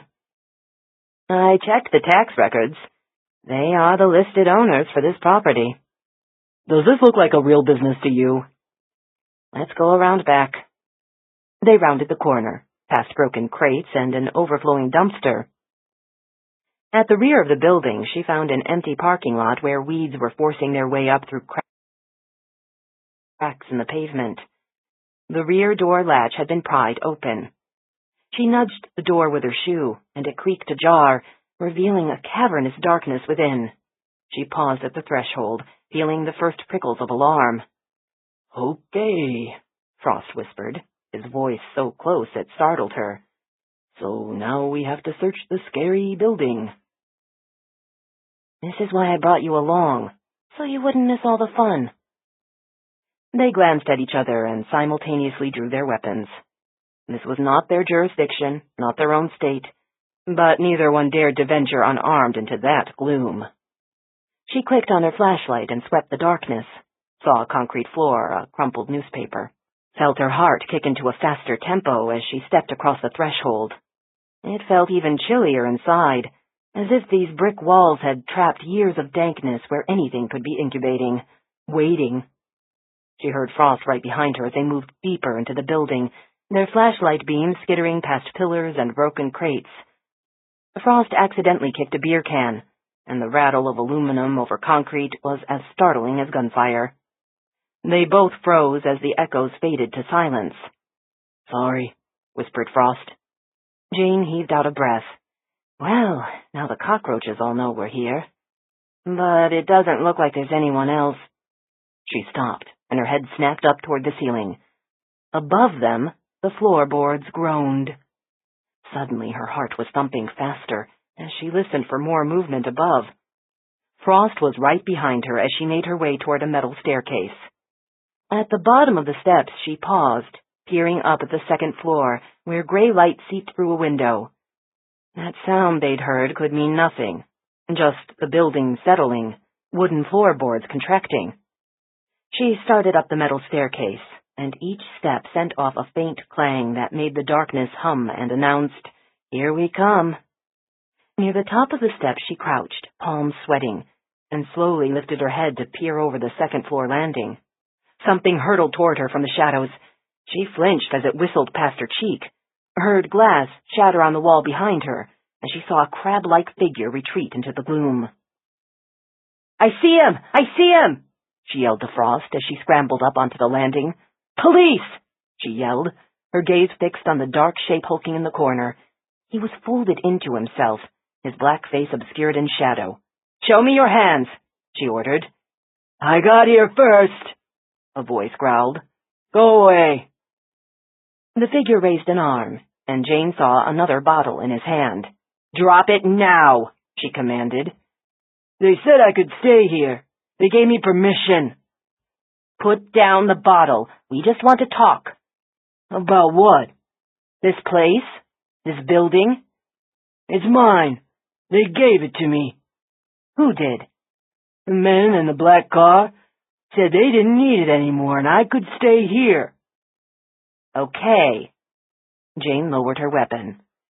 "Why don't we start over? First, what's your name, sir?" "Denzel." "Last name?" "Washington." "Denzel Washington. Really?" She sighed. "I guess that's as good a name as any. So, Denzel, how about we both put away our weapons and relax?" She slid the gun into her holster and held up both hands. "Fair?" "What about him?" Denzel said, pointing to Frost. "Soon as you put down the bottle, sir," Frost said. After a moment, Denzel set the bottle down between his feet with an emphatic thud. "Only take me an instant to throw it," he said, "so you better behave." "How long have you been living here?" said Jane. Denzel struck a match and leaned over to light a candle. By the glowing flame, she saw a trash-strewn floor, the splintered remains of a broken chair. He planted himself beside the candle, a disheveled African-American man in ragtag clothes. "Few months," he said. "How many?" 7, 8, I guess. "Anyone else ever come by to check out the place?" "Just the rats." "You live all alone here?" "Why do you want to know?" "Denzel," Jane said, and felt ridiculous just saying that name. "We're trying to find out who really owns this building." "I told you. Me." "Not Jarvis and McCrane?" "Who's that?" "What about Nicholas Clock? You ever heard that name? Ever met the man?" Denzel suddenly turned and barked at Frost. "What are you doing over there? You trying to steal my stuff?" "There's nothing here to steal, man," said Frost. "I'm just looking around. See a lot of iron shavings here on the floor. This must have been some old tool-making factory."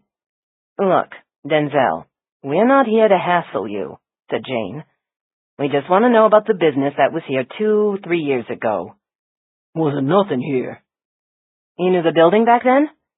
"This is my neighborhood. I got eyes."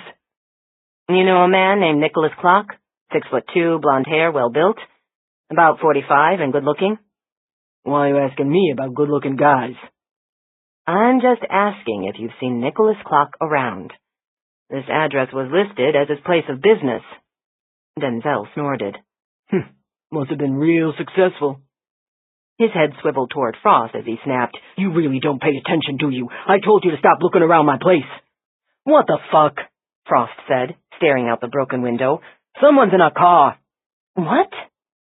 Jane crossed to the window and looked down at her Subaru, saw the passenger door was ajar.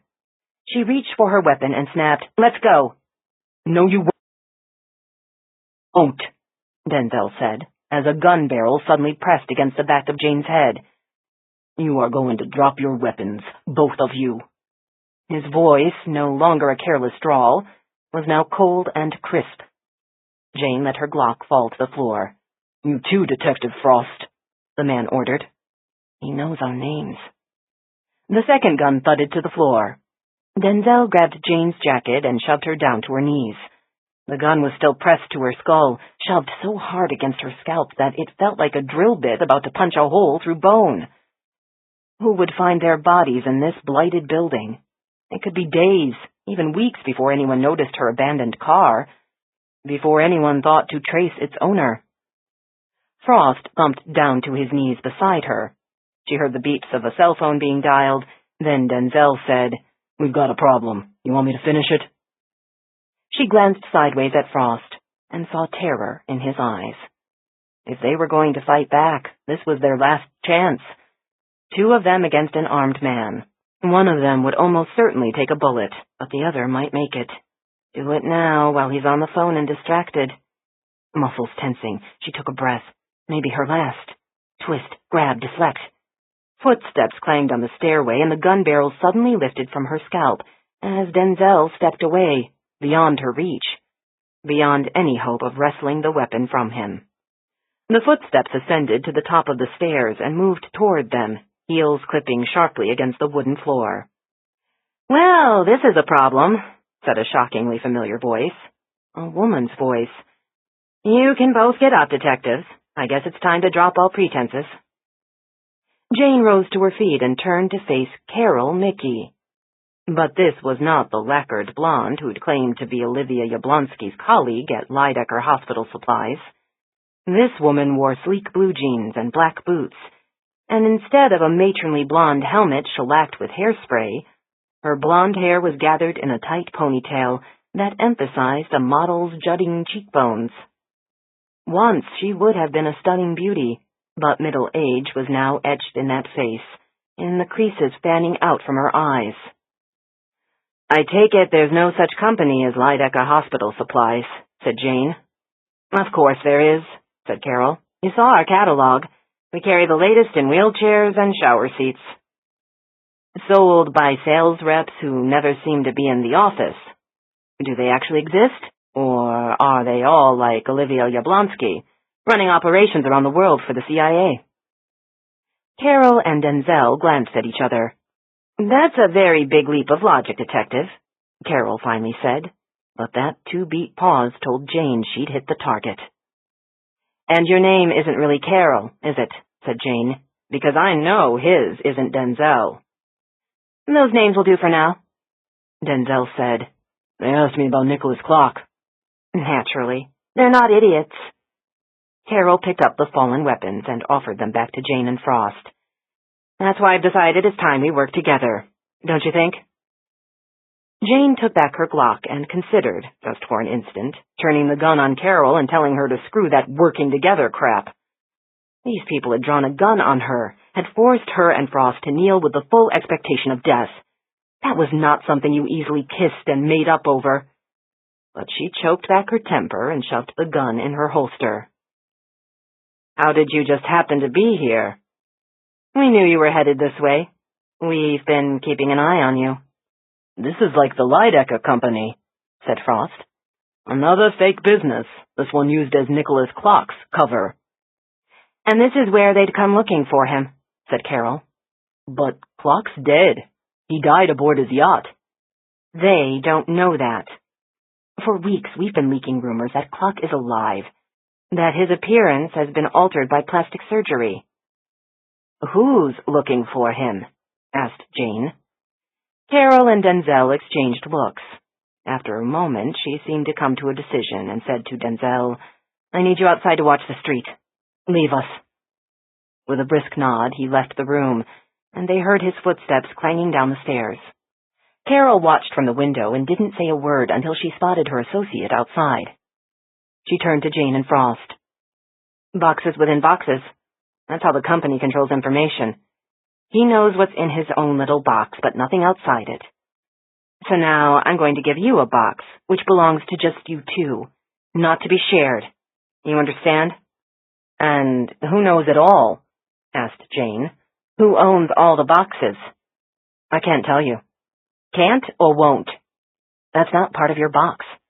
So we get no idea where you stand in this hierarchy. I know enough to run this operation, enough to know that having you two mucking around in this threatens everything I've worked for." "The CIA is not authorized to run operations on U.S. soil," pointed out Frost. "This is illegal." "It's also necessary." "Why isn't the FBI handling this?" "This was not their mess. It was ours. We are simply cleaning up what should have been finished years ago."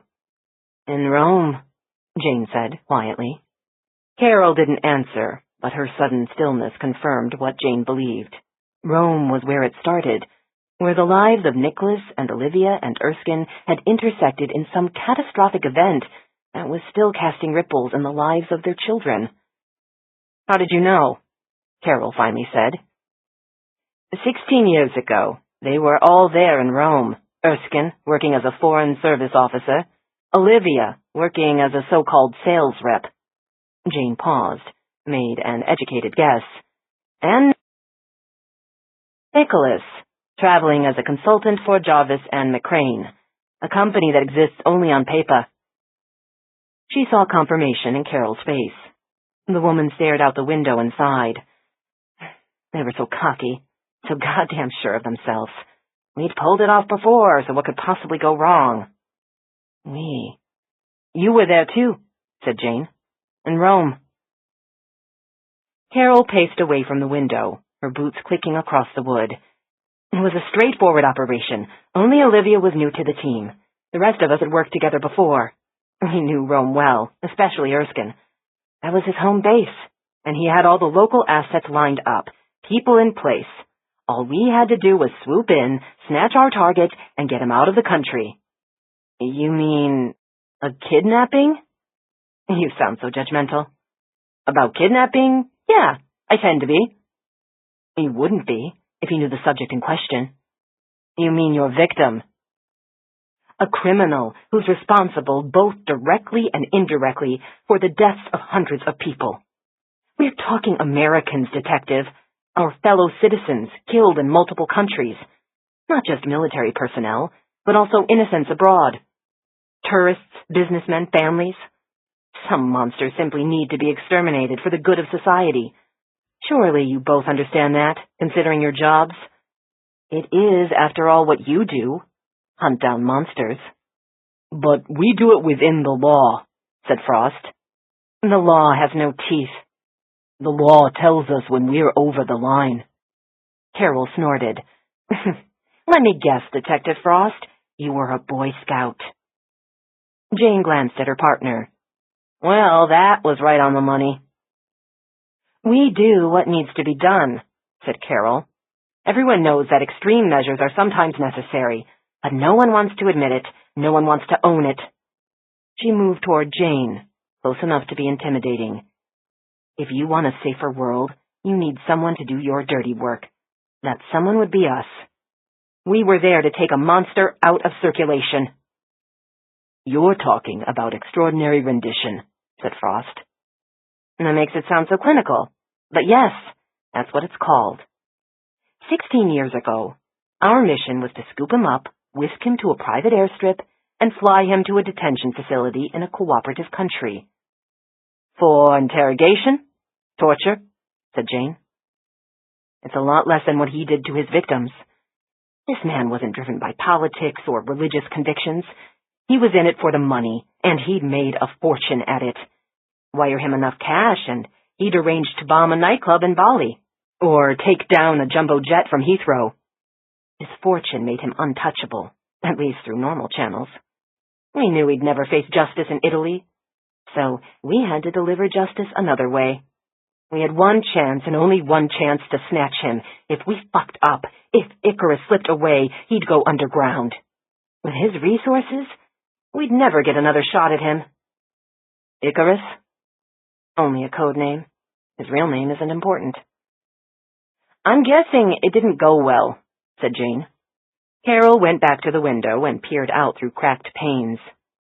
Oh, we accomplished the mission.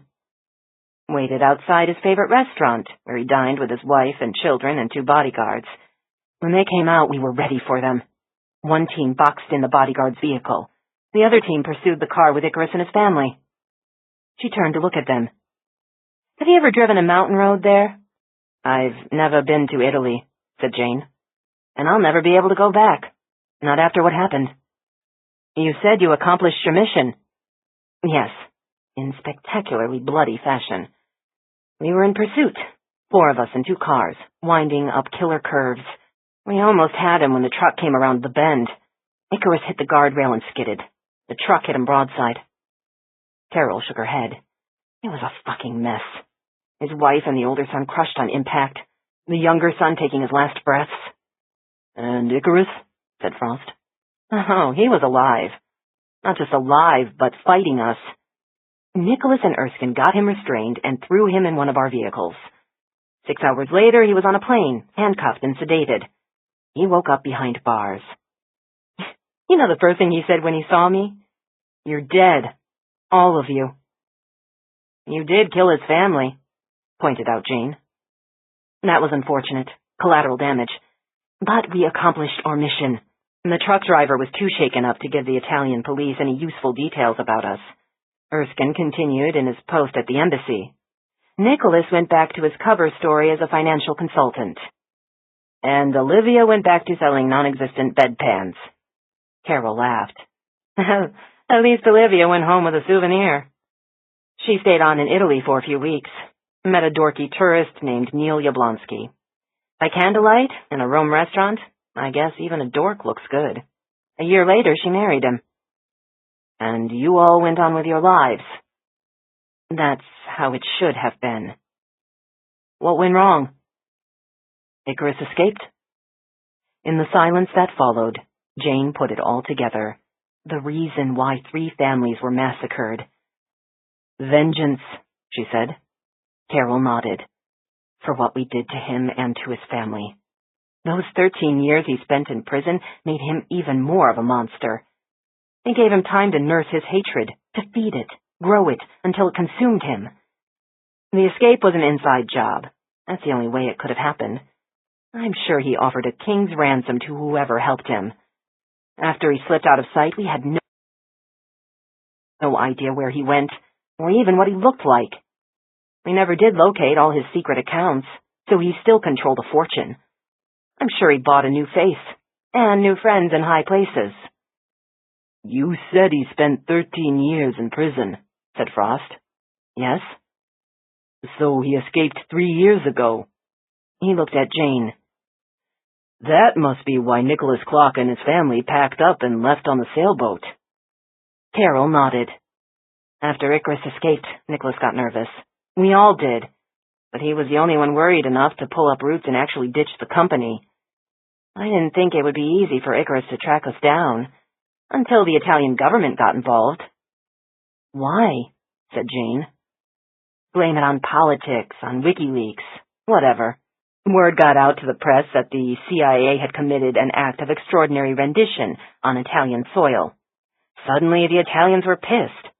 Violation of sovereignty. A CIA operation that killed 3 innocent civilians. Our names were redacted from all the reports, but money opens doors, especially if it's a lot of money. She went back to the window and looked out, a lean silhouette framed in gray light. Erskine and his wife were killed first, shot in a London alley. Days later, Olivia and her husband were dead too, after their plane went down. I tried to get word to Nicholas, but the message didn't reach him in time. In the span of 1 week, all 3 of my colleagues were dead. How were you lucky enough to stay alive? Said Jane. Lucky? Carol's laugh was bitter. That's hardly the word I'd choose to describe my life. More like doomed. To keep looking over my shoulder, to always sleep with one eye open. For 2 years I've been living this way, and even though the company does what it can to keep me safe, it will never feel like enough. And it won't be enough to keep those 3 children alive. Icarus would go that far? He'd kill children? Who else would be hunting them? He killed Nicholas and Olivia and Erskine, all dead within a week of each other. Now he's hunting their children, exterminating the family lines right down to the last survivor. Don't you see? It's all about making a point. It's a message directed to anyone who dares oppose him in the future. Cross me, and I will massacre you and everyone you love. She paced back toward Jane, and her face seemed etched even more deeply with exhaustion. He will try again. The sound of a car passing on the street made Carol snap around to the window. She watched as the vehicle passed. Long after the sound of the engine had faded, she was still standing there, searching for, expecting the coming attack. Jane pulled out her cell phone. I'm going to call the Maine State Police, ask them to dispatch a team. We can't trust them. We can't trust anyone. Those children need protection, now. What I've told you is classified. You can't share any of these details with law enforcement. Or what? You'll have to kill us? Jane said and snorted. Carol moved toward her, no trace of humor in her face. Make no mistake, if I have to, I will. Then why are you telling us all this, if it's so top secret? Because you're already deep in this. Because your interference could screw up everything. Screw up what, exactly? My best, maybe my only chance to nail Icarus?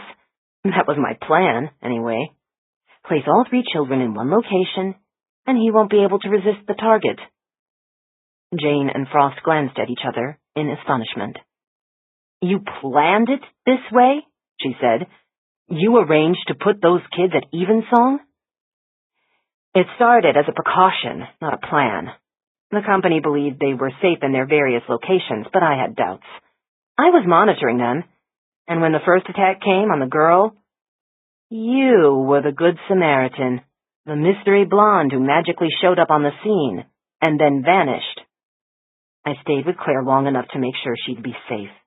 When the police arrived, I slipped out of sight, arranged to move her straight to Evensong, where we already had one of our people in place. Dr. Welliver. Carol nodded. Anna retired from the company years ago, after her husband was killed in Argentina, but we knew we could trust her. We also knew Evensong was remote enough and secure enough to keep the girl safe, which is why we sent the next child to Evensong too. Will Yablonsky. It was sheer luck that he wasn't in the house when that bomb went off. I arrived just in time to whisk him away. So what went wrong with Teddy Clock? You knew what was coming. You knew he'd be targeted next. That attack shouldn't have happened. The house was secure, the system was armed. Something went terribly wrong. You think? Jane retorted. I had agents stationed outside the residence around the clock. But that night, they were ordered to abandon their posts. Who ordered them? They claimed I called them off. Not true. They lied? Everyone has a price, detective. You just have to keep bidding higher and higher until you reach it. Carol began to pace a restless circle around the room. Now I don't know whom to trust, or how far up the chain this goes. All I know is he's behind it, and he's not finished. He wants those 3 children, and he wants me. She stopped, swiveled to look at Jane. I have to be the one to end this. How, if you can't trust your own people? That's why I've gone outside the company. I'm doing this my way, with hand-picked people I know I can count on. And you're telling us all this because you trust us? Jane glanced at Frost. That's a change. You 2 at least haven't been corrupted by Icarus. How do you know? Carol laughed. 2 homicide detectives, and one of you a Boy Scout? She looked at Frost. I did a background on you. I wasn't joking when I called you one. She looked at Jane. And you have something of a reputation. Do I? Said Jane. If I use the word bitch, don't take offense. It's what they call women like us, because we don't compromise. We don't go halfway. We kick that ball all the way to the end zone. She gave a slight bow. There is honor between bitches. Geez, I'm flattered. My point, said Carol, is that it's time we work together. If you want to keep those children alive, then you need me. And I need you. Do you have an actual plan in mind, or is this just one of those in principle alliances? I wouldn't be alive if I didn't make plans. We're going to make Icarus reveal himself. How? It involves the children. Okay, said Frost. I'm not liking what I'm hearing. You haven't heard it. You mentioned the kids. There's no way we'll agree to put them in any danger. They're already in danger. Don't you get it? Carol snapped. I'm the only reason Claire and Will are alive right now, because I was there to save them. And now you want to use them? Frost looked at Jane. You know that's what she's planning? Give her a chance to talk, said Jane, her gaze fixed on Carol. She knew nothing about this woman, not even her real name, and Jane had not decided if she could trust her. Honor among bitches only worked if you knew the other bitch. All Jane knew was what she saw, an athletic blonde in her 40s, wearing expensive boots and an even more expensive wristwatch. A woman who had about her the faint air of desperation. If what Carol had told them was true, then she'd been a company operative since her mid-20s. For the past 2 years, she'd been continually on the move, under different names, which would have been difficult if she'd had a family tagging along. She's a lone wolf, thought Jane, a survivor who'd do what was necessary to stay alive. I know you're concerned about the children, said Carol, but if we don't end this, they'll never be safe. As long as they live, they represent failure to Icarus. He needs to show the world that he can't be fucked with, that if you cross him, he will be relentless. Think about what their lives will be like if we don't kill him. Every year, they'll need new identities, new homes, running, always running. I know what that's like, and it's no life for a kid. Certainly not for teenagers hungry for friends and stability. This is their best chance for a normal life, and they don't even have to know about it. How are you going to keep this from them? They're already where they need to be. A defensible location, a monitored access road, a school staffed by teachers who will defend them. Wait, are you telling us that Anthony Sansone knows about this? He only knows that they're in danger and they need protection. I asked Dr. Welliver to share that much with him, but not the specifics. So he doesn't know about this operation? Carol's gaze slipped away. Even Dr. Welliver didn't know. And now she's dead. How did that happen? I don't know why she killed herself, but I already have 2 agents on the property and more are coming. These are the last surviving children of my colleagues, and I will keep them safe. I owe it to them. Is it really about the kids? Asked Jane. Or is it all about you? The truth was there, in Carol's face, and in the wry arch of her eyebrow, the faint tilt of her head. Yes, I want my life back. But it won't happen until I take him down. If you even recognize him when you see him. Any armed intruder will be brought down. We can sort out the bodies later. How do you know that Icarus himself will show up? Because I understand him. These children are high-value targets for him. So am I.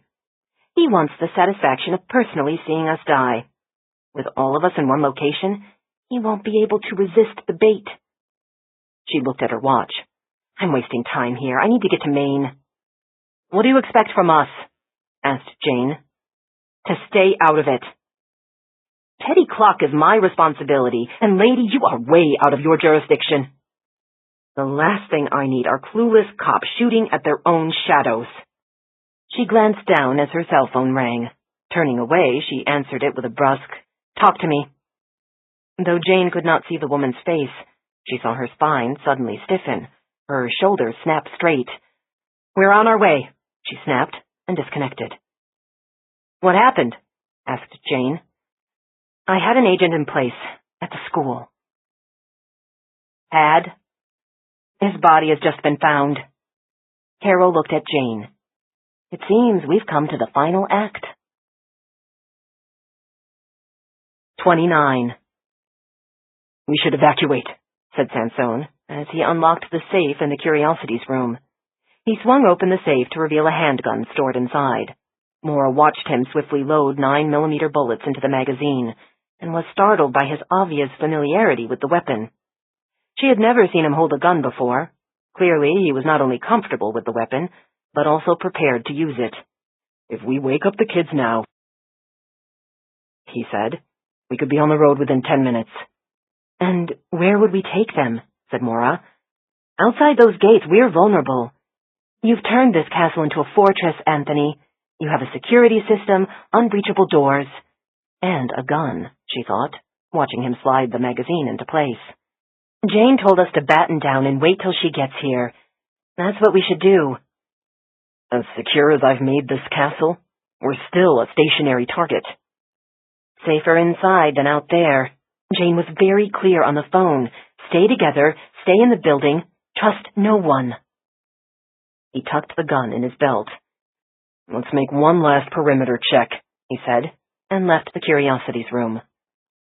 Nightfall had brought a new chill to the air, and as she followed him into the entrance hall, the temperature seemed to drop even more. She hugged herself as she watched him check the front door, as he scanned the electronic security panel and confirmed that the system was armed, all zones secure. Detective Rizzoli could have told us more on the phone, Sansone said, as he moved on to the dining hall where he inspected windows, tested locks. We don't know what the hell we're fighting. She said she wasn't allowed to tell us more. We just have to do exactly what she told us. Her judgment isn't infallible. Well, I trust her. And you don't trust me. It wasn't a question, but a statement. One they both knew was true. He turned to face her, and she felt an unsettling thrill of attraction. But she saw too many shadows in his eyes, too many secrets. And she thought about the startling ease with which he'd handled the gun. Yet another detail she had not known about him. I don't even know who you are, Anthony, she said. Someday, he said with a faint smile, maybe you'll want to find out. They left the dining hall and moved on to the library. With most of the students and faculty gone, the castle was eerily silent, and at this late hour it was easy to believe that they were utterly alone, the last inhabitants of an abandoned citadel. Do you think you could ever learn to trust me, Maura? He asked, as he walked from window to window, a somber guardian moving through the gloom. Or will there always be this tension between us? You could start by being more open with me, she said. We could both take that advice. He paused. You and Daniel Brophy, are you still together? At the mention of Daniel's name, she halted in her tracks. Why do you ask? You must have an answer. He turned to her, the shadows from the overhanging alcove hiding his eyes. Love isn't cut and dried, Anthony. It's messy and it's heartbreaking. Sometimes there are no endings. In the gloom, she could just make out his knowing smile. Yet another reason you and I are alike. Beyond our personal tragedies, beyond the work we do, we're both lonely, he said softly. In the silence of that library, the sudden ringing of the telephone was all the more startling. As he crossed the room to pick up the extension, she stood rooted to the spot, unsettled by what he'd just said, and shaken by the truth of it. Yes, we are lonely. Both of us. Dr. Isles is right here, she heard him say into the phone. Jane's calling, was Maura's first thought. But when she took the receiver, it was the main medical examiner on the line. I just wondered if you ever got my message, since I didn't hear back from you, said Dr. Emma Owen. You called? When? Around dinner time. I spoke to one of the teachers, some grumpy-sounding guy. That would be Dr. Pasquantonio. That's his name. I guess he forgot to tell you. I'm about to climb into bed, and I thought I'd give you another call, since you did ask me to expedite this. Is this about the talk screen? Yes. Now I've got to ask you, was Dr. Welliver really a shrink? She was a clinical psychologist. Well, she was doing a little mind-bending on her own. The talk screen turned up lysergic acid diethylamide. Maura turned and stared at Sansone as she said, That can't be right. We still have to confirm it with HPLC fluorescence, but it looks like your Dr. Welliver was tripping out on LSD. Now, I know some shrinks consider it therapeutic, a way to open your mind to spiritual experiences, yada yada. But she was working in a school, for God's sake. Dropping acid is not exactly role model behavior. Maura stood very still, the phone pressed so tightly to her ear she could hear her own pulse. That fall from the roof. Very possibly a result of hallucinations, or acute psychosis. You remember that CIA experiment years ago, when they gave some poor guy LSD and he jumped out the window? You can't predict how a subject will react on the drug. Maura thought about the stray crystals on the bathroom floor, scattered when someone had emptied the sugar bowl into the toilet, disposing of the evidence. "I'm going to have to reclassify this death as an accident, not suicide," said Dr. Owen.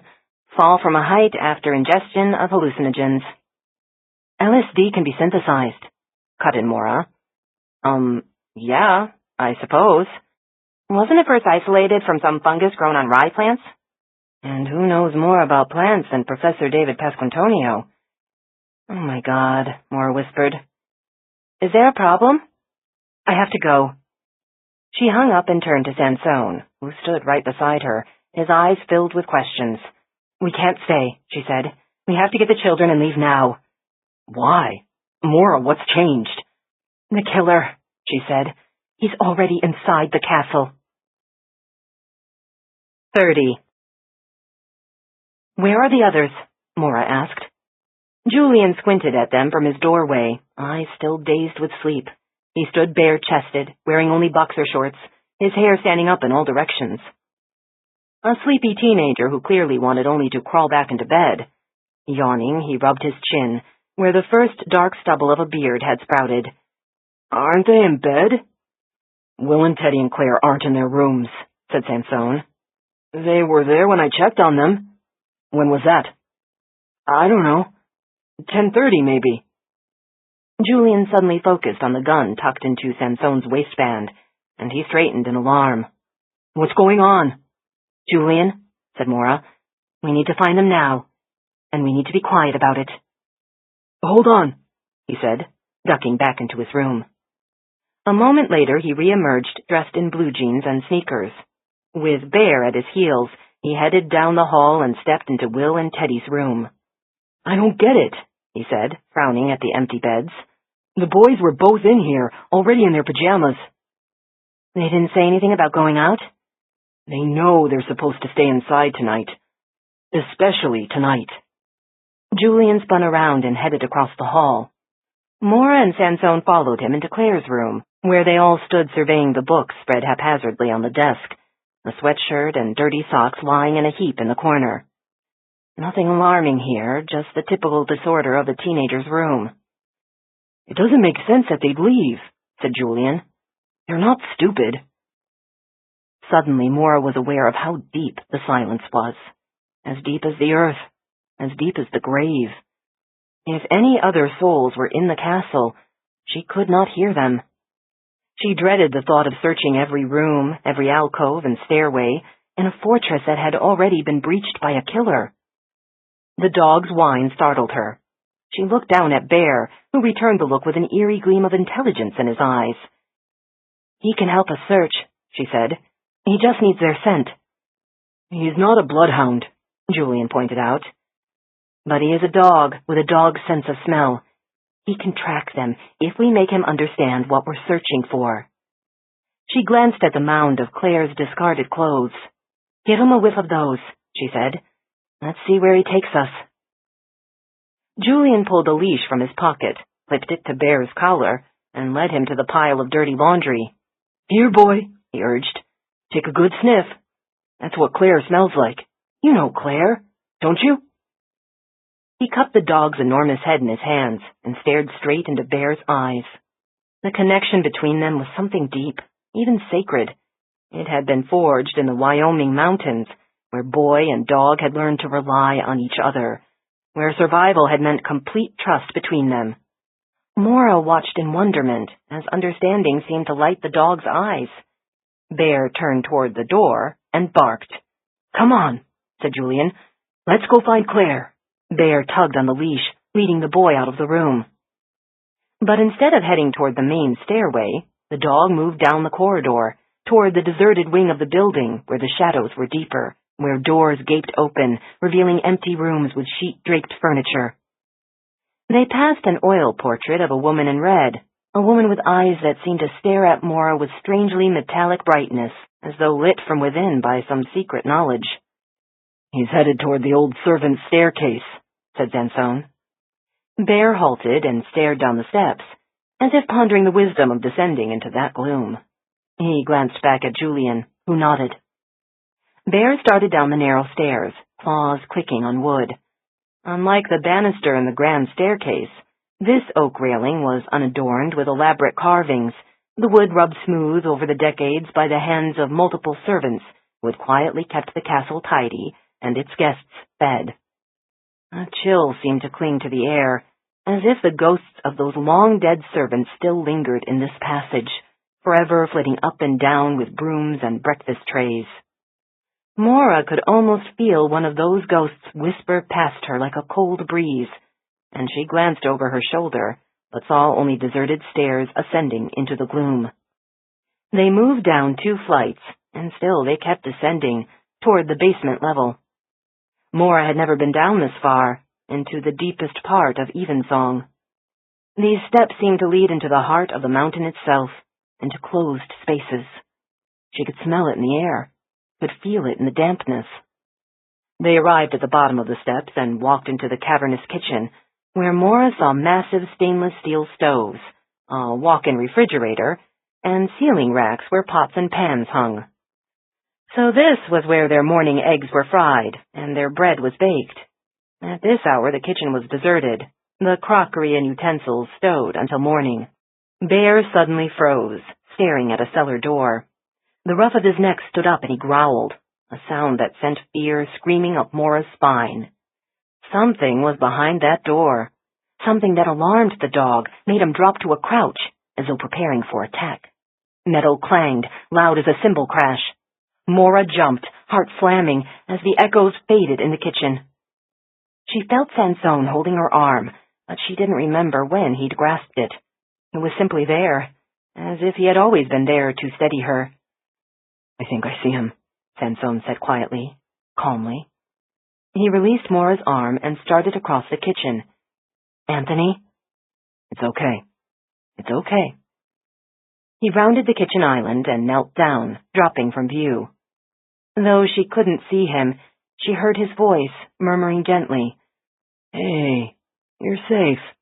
We're here, son. She and Julian glanced uneasily at each other, and then followed Sansone around the corner of the island.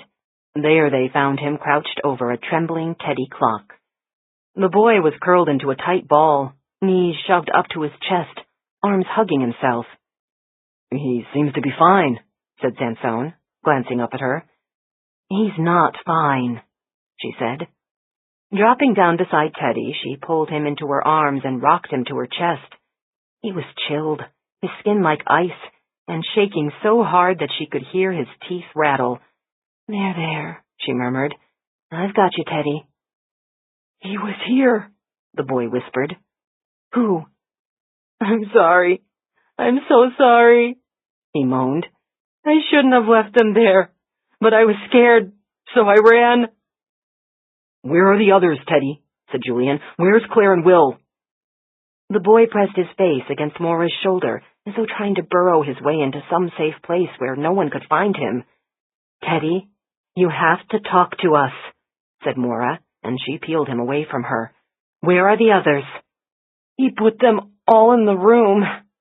The boy's fingers were like claws digging desperately into her arms. She pried away his fingers, forced him to look at her. Teddy, where are they? I don't want to go back to that room. You have to show us. We'll stay right beside you. Just point us to the place. That's all you have to do. The boy took a shaky breath. Can I hold the dog? I want the dog to stay with me. Sure, kid, Julian said. Kneeling down, he handed Teddy the leash. You hold on to him and he'll protect you. Bear's not afraid of anything.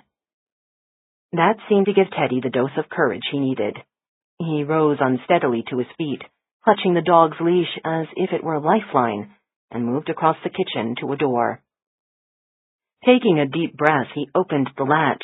The door swung open. That's the old wine cellar, said Sansone. It's down there, Teddy whispered, staring into the gloom. I don't want to go. It's okay, Teddy. You can wait right here, said Sansone.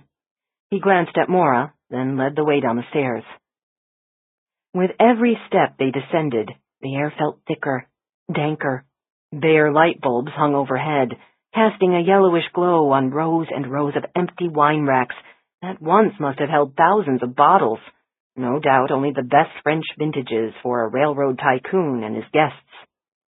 The wine had long since been consumed, and the racks stood abandoned, a silent memorial to a golden age of extravagance. They came to a heavy door, its hinges bolted solidly into stone. An old storeroom. Maura glanced at Julian.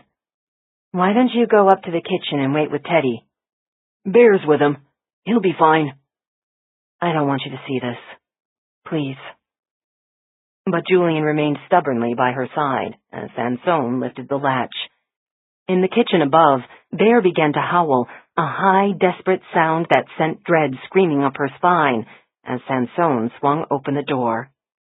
That's when Maura caught the scent from inside that dark room. The smell of sweat. The reek of terror. What she feared most lay before her in the gloom. 4 bodies propped up against the wall. The children. Dear God, it's the children. Sansone found the light switch and flipped it on. One of the bodies lifted its head. Claire stared at them wide-eyed and gave a frantic whimper, muffled by duct tape. The others stirred, Will and the cook, and Dr. Pasquantonio, all of them bound with duct tape and struggling to speak. "They're alive! They're all alive!" Maura dropped down beside the girl. "Julian, do you have your knife?" The dog's howls were wilder, more frantic, as if pleading with them to hurry, hurry. With an efficient click, Julian swung open his pocket knife and knelt down. "Sit still, Claire, or I can't cut you free," he ordered.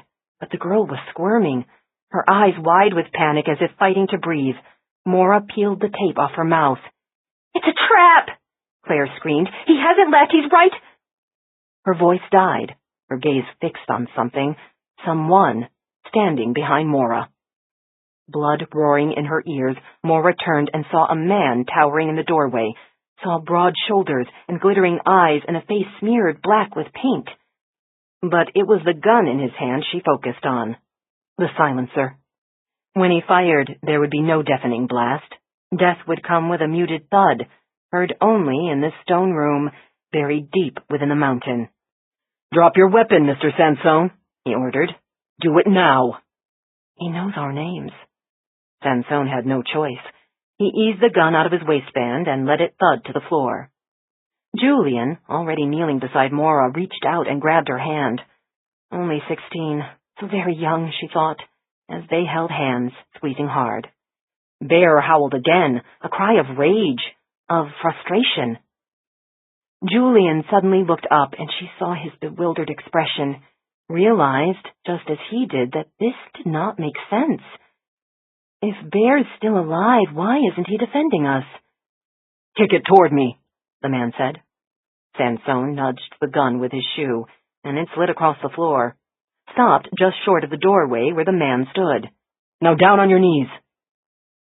So this is how it ends for us, thought Maura. All of us on our knees. A bullet to each head. "Do it!" Sansone's head dipped in surrender as he dropped toward the floor. But it was only the wind-up to one last desperate move. Like a sprinter exploding from the starting block, Sansone leaped straight at the gunman. They both tumbled through the doorway, grappling desperately in the gloom of the wine cellar. Sansone's gun was still lying on the floor. Maura scrambled to her feet, but before she could scoop up the weapon, another hand closed around the grip, lifted the barrel to her head. "Get back! Get back!" Teddy screamed at Maura. His hands were trembling, but his finger was already on the trigger as he aimed at Maura's head. He yelled over his shoulder, "I'll shoot her, Mr. Sansone! I swear I will!" Maura dropped to the floor again, knelt there, stunned, as Sansone was shoved back into the room and forced to his knees beside her. "Is the dog secured, Teddy?" the gunman asked. "I tied him to the kitchen cabinet. He can't get loose." "Bind their hands. Do it quick," the man said. "They'll be getting here any minute, and we need to be ready." "Traitor!" Claire spat out as Teddy unpeeled strips of duct tape and bound Sansone's wrists behind his back. "We were your friends. How can you do this to us?" The boy ignored her as he moved on to Julian's hands. "Teddy tricked us into coming down here," Claire said to Maura. "Told us you were waiting for us, but it was all a trap." She stared at the boy, her voice thick with disgust. Doomed as she was, the girl was fearless, even reckless. "It was you. It was always you, hanging those stupid twig dolls." Teddy peeled off another strip of tape and wound it tightly around Julian's wrists. "Why would I do that?" "To scare us, to freak us out." Teddy looked at her with frank surprise. "I didn't do that, Claire. Those dolls were meant to scare me, to make me call for help." "And Dr. Welliver? How could you do that to her?" A flash of regret registered in Teddy's eyes. "It wasn't supposed to kill her. It was just supposed to confuse her. She was working for them, always watching me, waiting to see when I'd—" "Teddy," the man snapped, "remember what I taught you? What's done is done, and we have to move on. So finish the job." "Yes, sir," the boy answered, cutting off another strip of tape. He wrapped it so tightly around Maura's wrists that no amount of twisting or struggling would free her. "Good boy." The man handed Teddy a pair of night vision binoculars. "Now get up there and watch the courtyard. Tell me when they arrive and how many there are." "I want to stay with you." "I need you out of the line of fire, Teddy." "But I want to help." "You've helped me enough." The man laid his hand on the boy's head. "Your job is on the roof. You're my eyes." He glanced down at his belt as an alarm beeped. "She's reached the gate. Headset on, Teddy. Go." He pushed the boy out of the room and followed him out. "I was your friend!" Claire screamed as the door swung shut. "I trusted you, Teddy!" They heard the padlock thud into place. Up in the kitchen, Bear was still barking, still howling, but the door muffled the sound, made it seem as distant as a coyote's cry.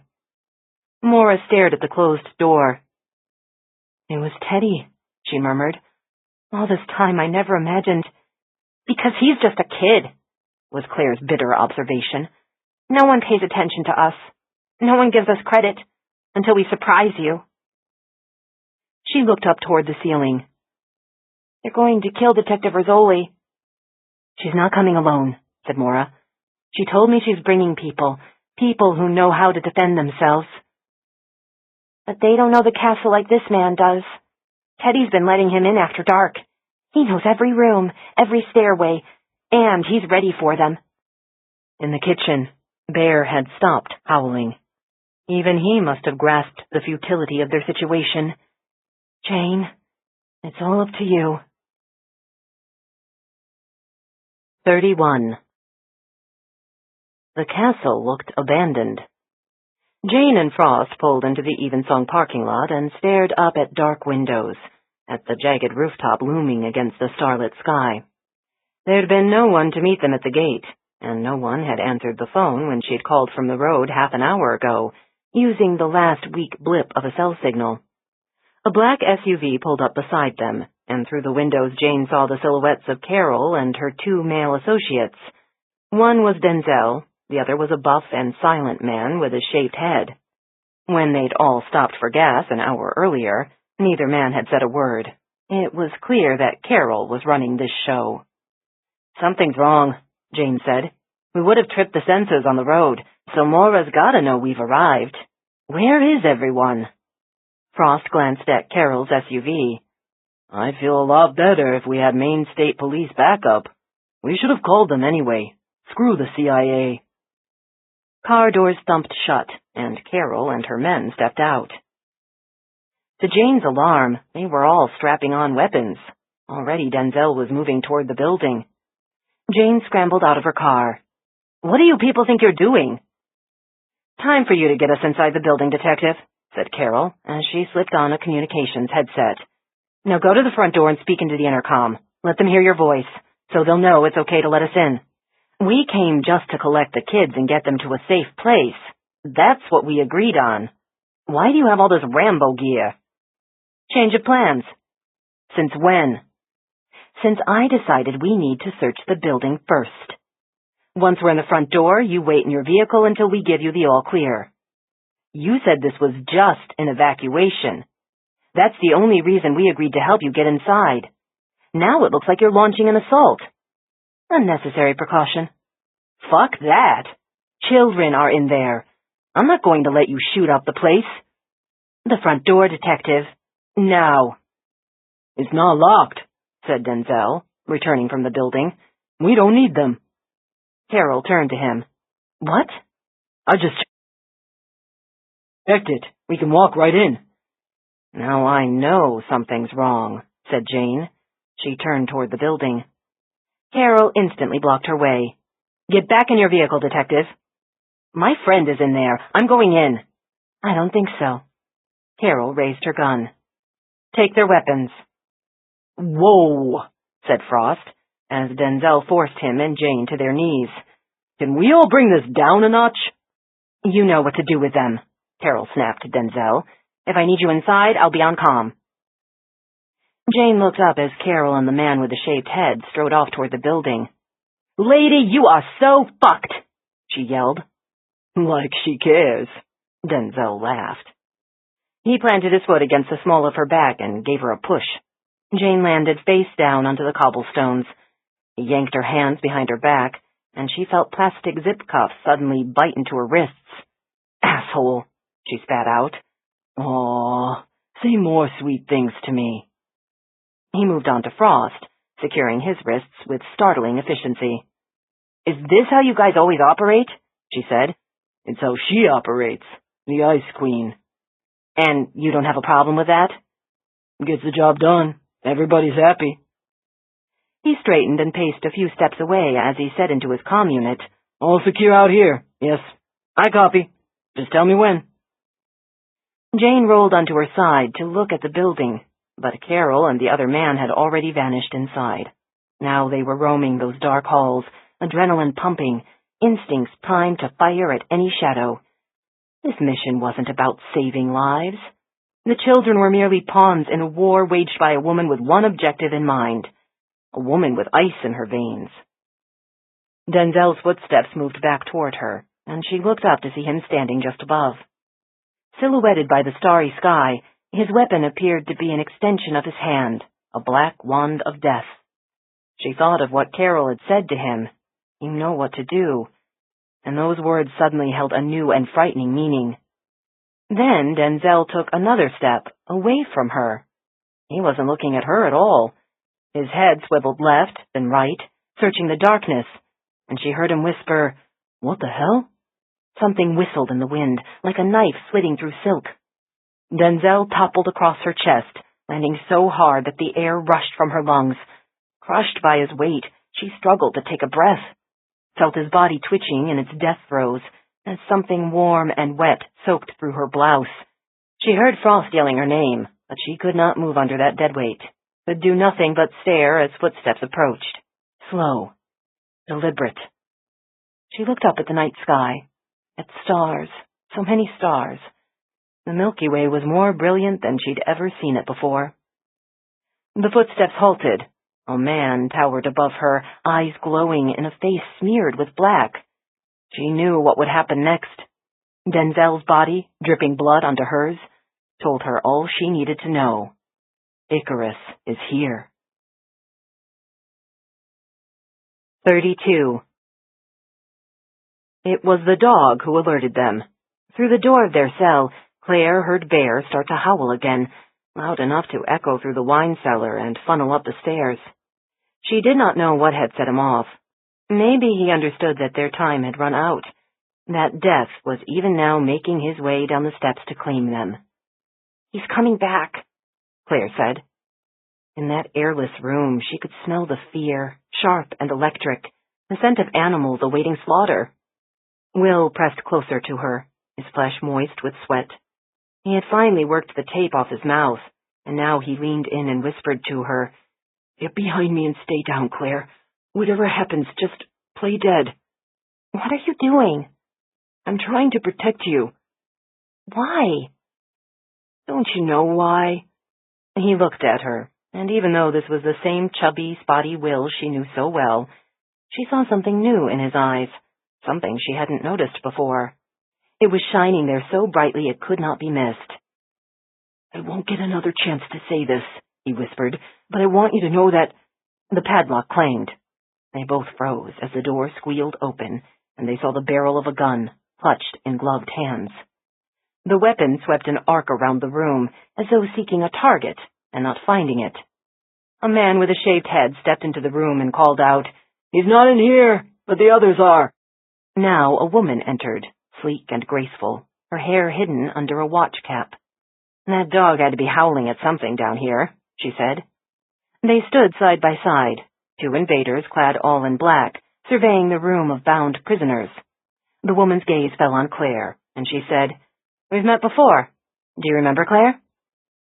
Staring up at the woman, Claire suddenly thought of headlights rushing toward her, remembered the night turning upside down and the sound of shattering glass and gunshots, and she remembered the guardian angel who had magically appeared to pull her from that ruined car. "Take my hand, Claire, if you want to live." The woman turned to Will, who was staring open-mouthed. "And we've met too, Will." "You were there," he murmured. "You're the one—" "Someone had to save you." She pulled out a knife. "Now, I need to know where that man is."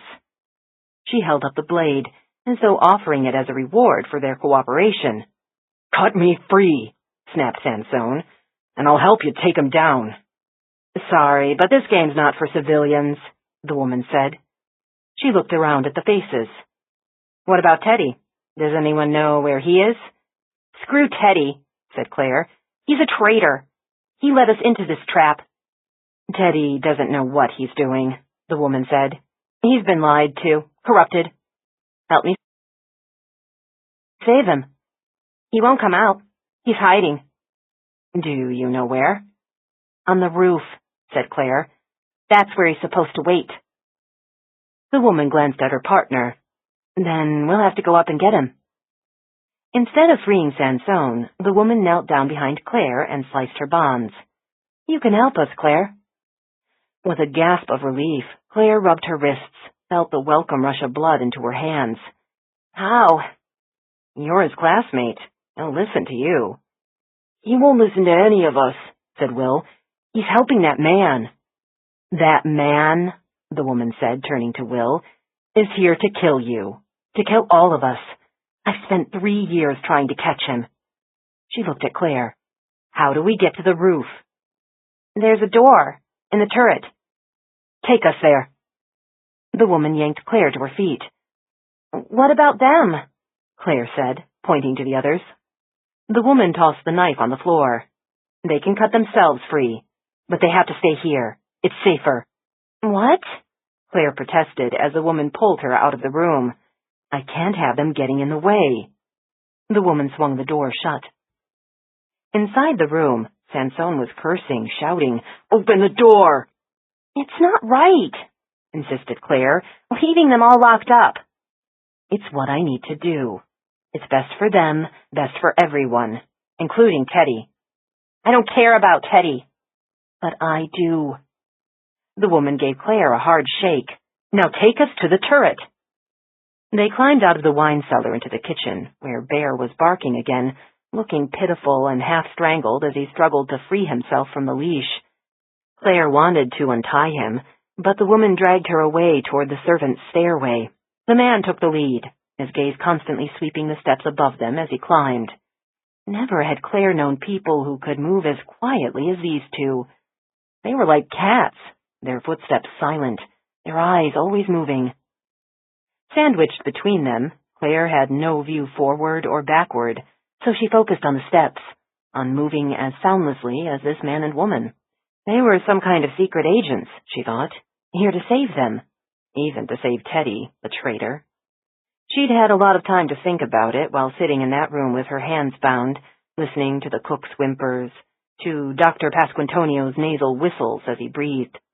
She'd thought about all the clues she'd missed, how Teddy never let anyone see his computer screen, but always hit escape as soon as she walked in the room. He was sending the man messages, she thought. All this time, he'd been helping the man who'd come to kill them. She just didn't know why. They were on the 3rd floor now. The man paused and glanced back at Claire for guidance. "There," she whispered, pointing to the spiral staircase that led to the turret, to Dr. Welliver's office. He moved up the stone steps, and Claire crept up behind him. The stairs were steep here, and all she could see of him was the back of his hips and the commando knife dangling from his belt. It was so quiet she could hear the soft rasp of their clothes as they moved step by step. The door to the turret was ajar. The man gave it a nudge and reached in to flick on the light switch.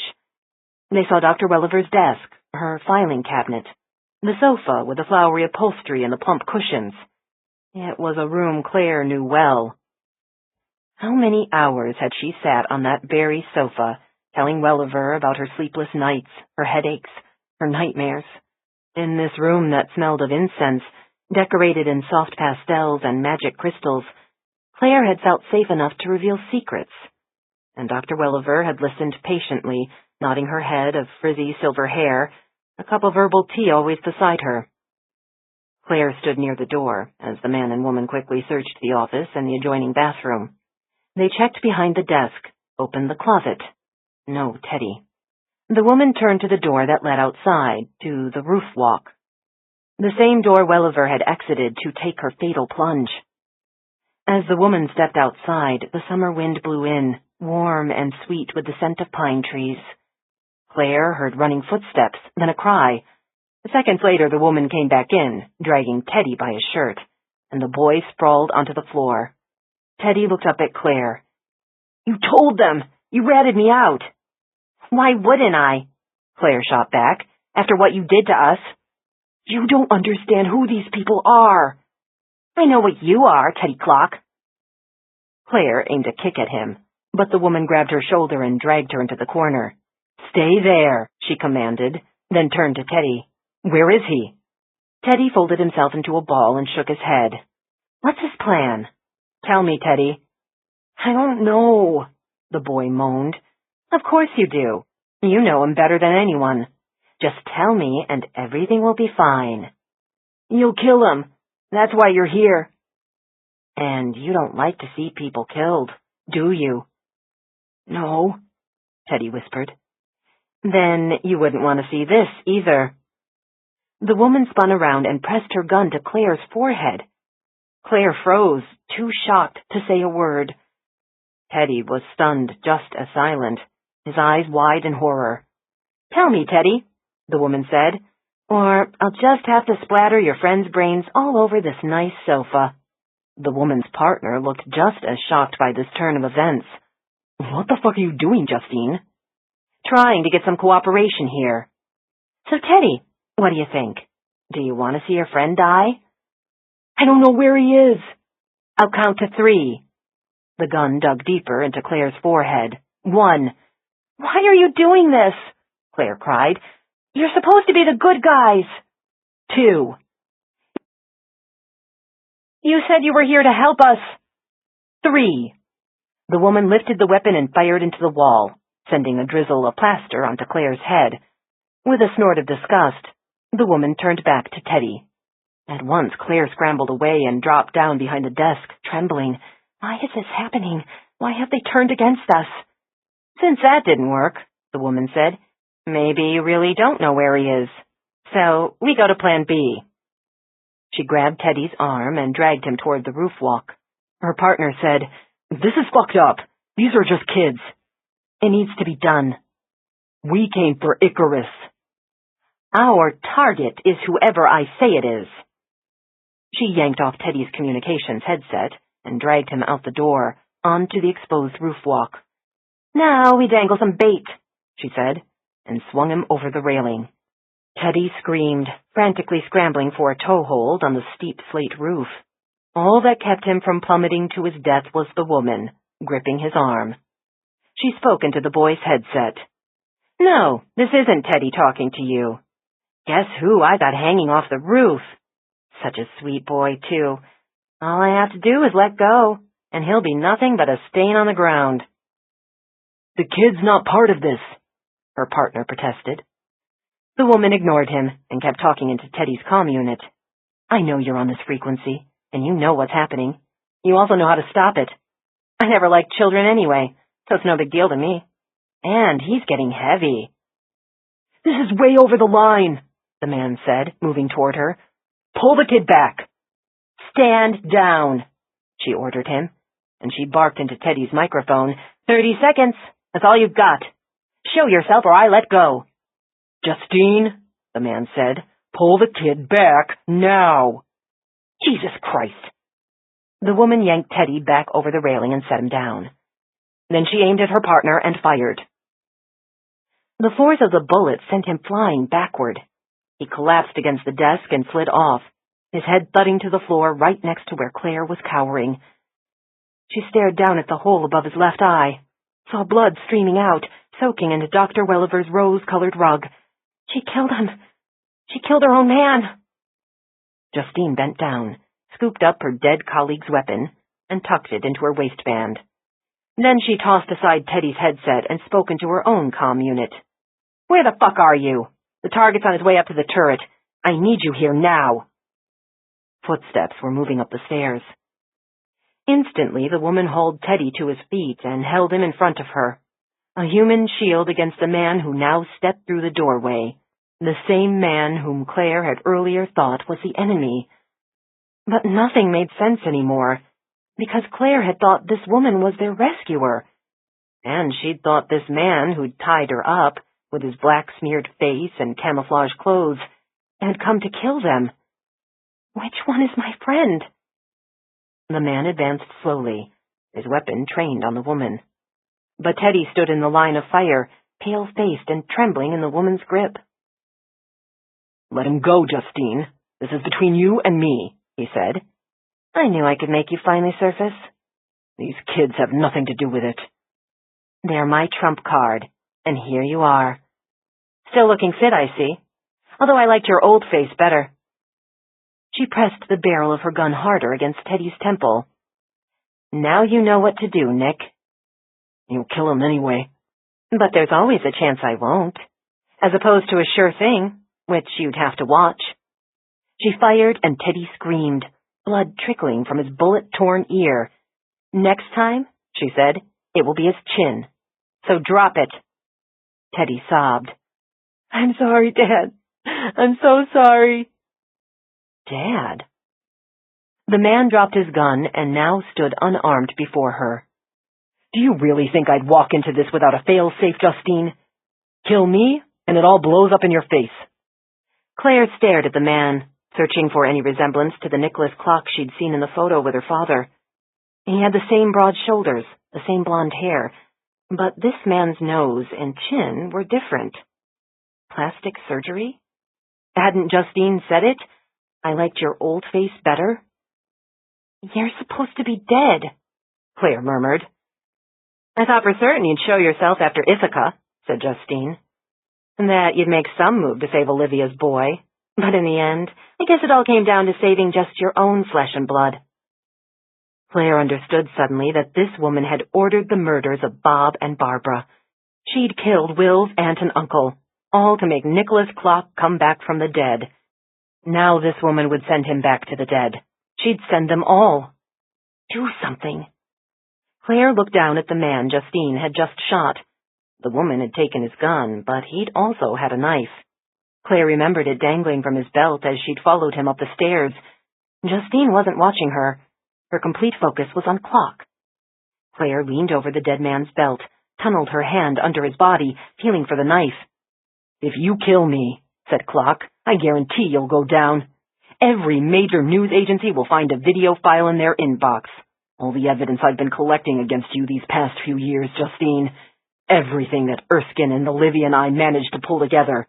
The company will shut you in a black hole so deep, you'll forget what the sky looks like. Justine kept her grip on Teddy, the gun at his jaw, but uncertainty rippled in her eyes. By killing him, was she about to set off a disastrous chain of events? Claire gripped the knife handle, tried to pull it from the belt, but the dead man's weight pinned it against the floor. Nicholas Clock said quietly, reasonably, You don't have to do this. Let me take my boy. Let us both disappear. And I'll spend the rest of my life wondering when you'll pop up and start talking. The truth will certainly come out if I'm dead, said Clock. How you helped Icarus escape from prison, how you raided his accounts. The only unanswered question is, Where did you dump his body after you tortured him for his access codes? You have no proof. I have enough to make it come crashing down on you. We finally put it together, the three of us. You killed your own people, Justine, all for the money. You know what happens next. From the stairwell came the sound of running footsteps. Do it now. It's your last chance. Claire yanked the knife free and lunged, aimed for the closest target she could reach, the back of Justine's thigh. The blade sliced straight through fabric and sank deep into flesh, almost to the hilt. Justine shrieked and staggered sideways, releasing Teddy. In an instant, Nicholas Clock was diving for the floor, for his fallen weapon. Justine fired first. 3 pops. Blood misted the wall behind Clock, bright red spray exploding from a gunshot that sent him sprawling. He collapsed on his back, awareness already fading from his eyes. "Dad!" Teddy screamed. "Dad!" Face white with pain and fury, Justine turned to Claire, the girl who dared to fight back. The girl who'd twice cheated death, only to meet him now, here. Claire watched the silencer lift to her head, saw Justine's arm straighten as she steadied the weapon to fire. It was the last image Claire saw before she closed her eyes. The explosion rocked her back against the desk. Not a mere pop this time. It was a thunderclap that made her ears ring. She waited for the pain, for something to hurt, but all she registered was her own frantic breathing. And Teddy's voice screaming in desperation, "Help him! Please help my dad!" She opened her eyes and saw Detective Rizzoli crouched over Nicholas Clock, saw Justine lying on her back, eyes open and staring, a pool of blood spreading beneath her head. "Frost!" Rizzoli yelled. "Get Maura up here! We have a man down!" "Daddy," begged Teddy, pulling on Clock's arm, oblivious to his own pain, his own blood, still dripping from his ripped ear. "You can't die! Please don't die!" Justine's blood kept spreading, moving like an amoeba toward Claire, threatening to engulf her. With a shudder, Claire rose to her feet and stumbled to a corner, away from all the bodies, away from the dead. More footsteps came racing up the stairs, and Dr. Isles swept into the room. "It's Teddy's father," said Rizzoli quietly. Dr. Isles dropped to her knees and pressed fingers to the man's neck, yanked open the shirt, revealing the Kevlar vest beneath it. But the bullet had sliced into flesh just above the vest, and Claire saw a river of blood streaming from the wound, forming a lake where Dr. Isles was kneeling. "You can save him!" Teddy screamed. "Please! Please!" He was still sobbing that word as the last gleam of consciousness faded from his father's eyes. 33. Nicholas Clock did not regain consciousness. The vascular surgeons at Eastern Maine Medical Center repaired his torn subclavian vein, evacuated the hemothorax from his lung, and deemed the operation a success. But Clock did not awaken from anesthesia. He was breathing on his own, and his vital signs remained stable, but with every passing day that he remained in a coma, Jane heard the deepening pessimism in the doctors' voices. Severe blood loss with hypoperfusion of the brain. Permanent neurologic deficits. No longer were they talking of recovery. Instead, the discussion was of long-term care and nursing home transfer, of Foley catheters and feeding tubes and other products that Jane had glimpsed in the fake catalog of Lydecker Hospital supplies. Comatose though he was, Nicholas Clock still found a way to tell the world the truth. 7 days after the shooting, the video surfaced. Al Jazeera was the first to broadcast it, launching it into the ether where it could never again be contained. Within another 48 hours, Nicholas Clock was on computer screens and televisions around the world, calmly and methodically recounting the events that took place 16 years earlier in Italy. He described the surveillance and capture of a terrorist financier, whose codename was Icarus, in a case of extraordinary rendition. He revealed the details of Icarus's imprisonment and the enhanced interrogation methods they had used against him. And he spoke of Icarus's escape from the high-security black site in North Africa, an escape aided by a rogue CIA operative named Justine McClellan. None of that should have surprised or impressed a world long turned cynical. But the murder of American families on American soil made the country take notice. In the conference room at Boston PD, the 6 detectives who had investigated the Ackerman slayings sat watching the CNN Evening News, a broadcast that went a long way toward explaining what had really happened to the Ackermans. The family had not been murdered by a Colombian immigrant named Andres Zapata. They had been executed for the same reason the other 2 foster families were: to make Nicholas Clock believe his son, Teddy, was in imminent danger, to force Clock out of hiding. As long as Justine believed I was dead, Teddy was safe. She had no reason to attack him. If I took him and we ran, Justine would never stop hunting us. We'd always be looking over our shoulders. Teddy knows I'm alive. He understands why I've chosen to stay invisible. It's for him. It's all for him. But now everything has changed. Justine must have intercepted one of our messages, and she knows I'm alive. I don't have much time. This may be my only chance to share the evidence I've been gathering these past 2 years. Evidence that Justine Elizabeth McClellan aided in the escape of the terrorist known as Icarus. That she almost certainly murdered Icarus after obtaining his account numbers and passwords. That she, or her paid agents, were responsible for the murders of the Wards and the Yablonskys and my own family. Because we were asking questions about her sudden wealth. We'd started an investigation and she had to stop us. Our families were merely innocent bystanders. These 3 surviving children, Claire and Will and Teddy, are now pawns in the hunt. Justine has gathered these children together as bait to draw me out. She's using all her resources, both official and unofficial, and she's led the CIA to believe that Icarus is still alive, that he's her target. But I'm the one she wants. If anyone is watching this video, it means that Justine has succeeded. It means I'm speaking to you from the grave. But the truth doesn't die with me. And I, Nicholas Clock, swear that everything I've said here is indeed the truth. Jane looked around at the other detectives seated at the table. Crow was tight-lipped and scowling, and no wonder. His public triumph as lead investigator of the Ackerman case had just been smashed with a sledgehammer, and every crime reporter in Boston knew it. That rush to judgment against Andres Zapata would always blight his record. Crow caught her looking at him, and the glare he returned could vaporize water. For Jane, it should have felt like a moment of victory, a vindication of her instincts, but this brought no smile to her lips. Nicholas Clock was now lying in a coma that could well be permanent, and Teddy was once again fatherless. She thought of how many people had died. The Clocks, the Yablonskys, the Wards, the Ackermans, the Temples, and the Buckleys. Dead. All dead, because one woman could not resist the lure of immeasurable wealth. The broadcast ended. As the other detectives rose to leave the room, Jane remained in her chair, thinking about justice, about how the dead never benefited from it.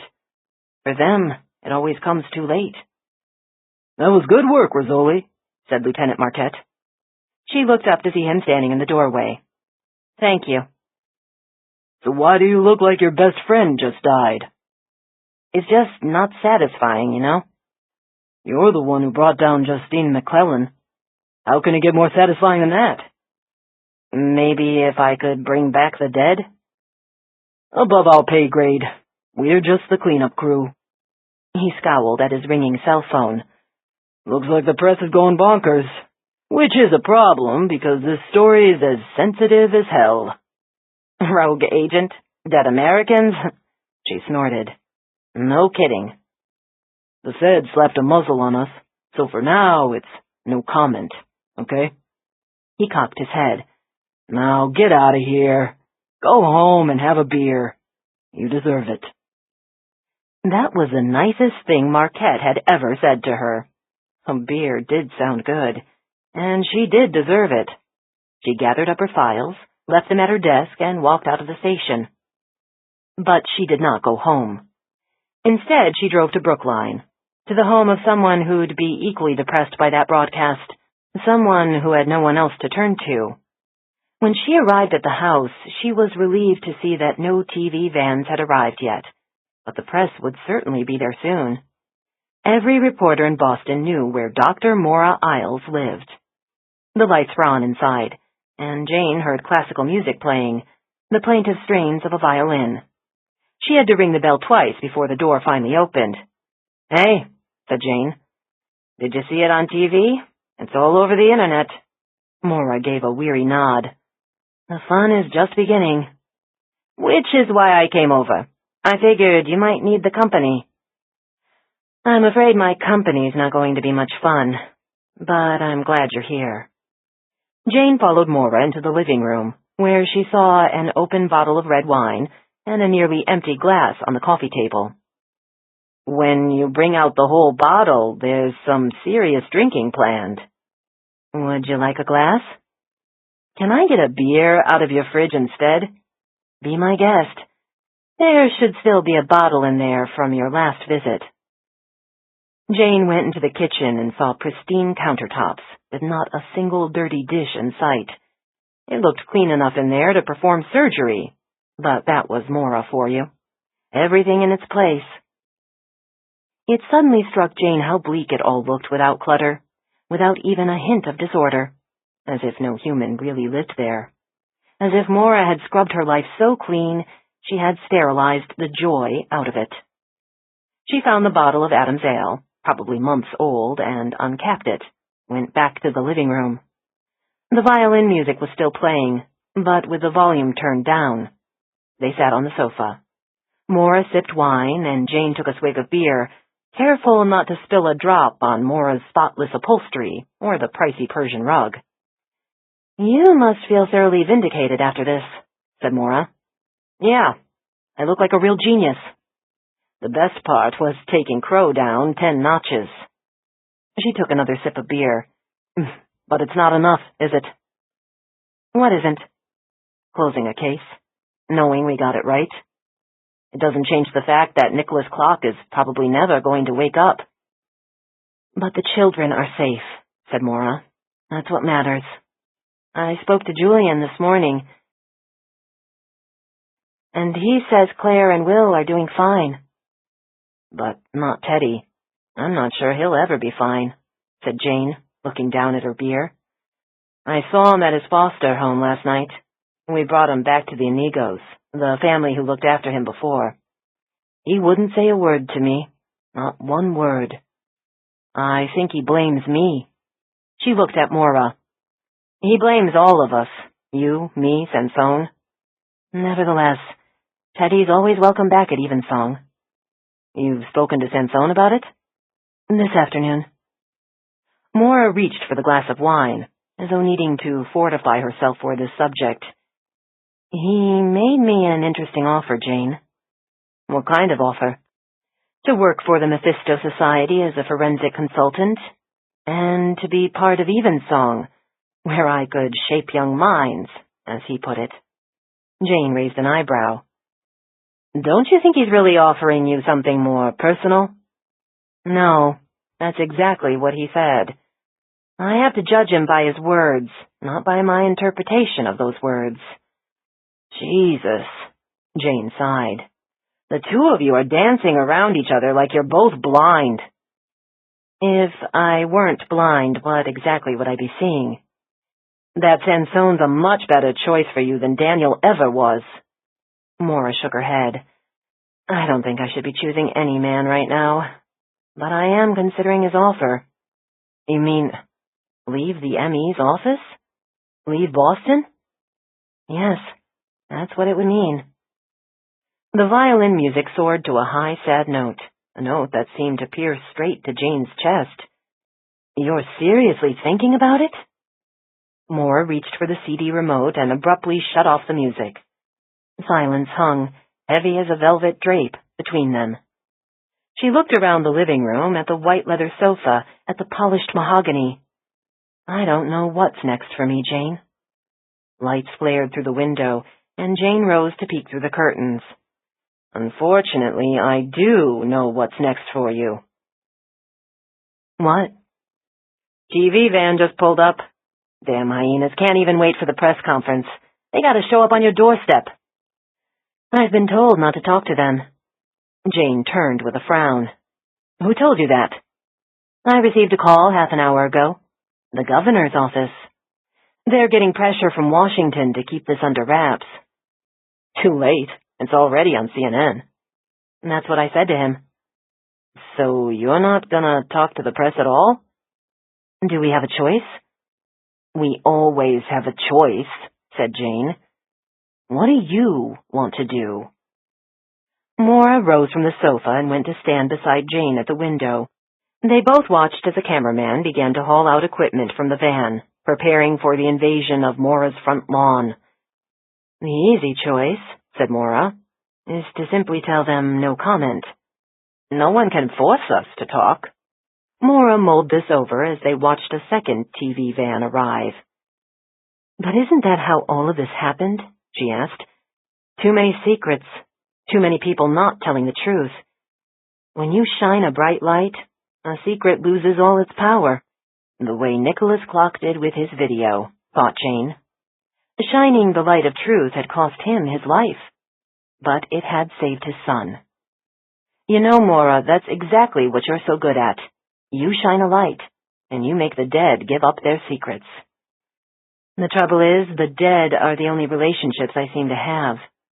I need someone whose body temperature is a little warmer than ambient. I don't think I'm going to find him in this city. I'd hate it if you left Boston. You have a family here, Jane. I don't. If you want a family, I'll give you my parents. Let them drive you crazy. I'll even throw in Frankie so you can share the joy. Maura laughed. That particular joy is yours, and yours alone. The point is, a family doesn't automatically make us happy. Doesn't your work matter too? And... She paused, added quietly, and your friends? On the street outside, yet another TV van pulled up, and they heard the sound of slamming vehicle doors. Maura, said Jane, I haven't been a good enough friend. I know that. I swear I'll do better next time. She went to the coffee table for Maura's wine glass, for her own bottle of beer. So, let's drink to friends being friends. Smiling, they clinked glass against bottle and sipped.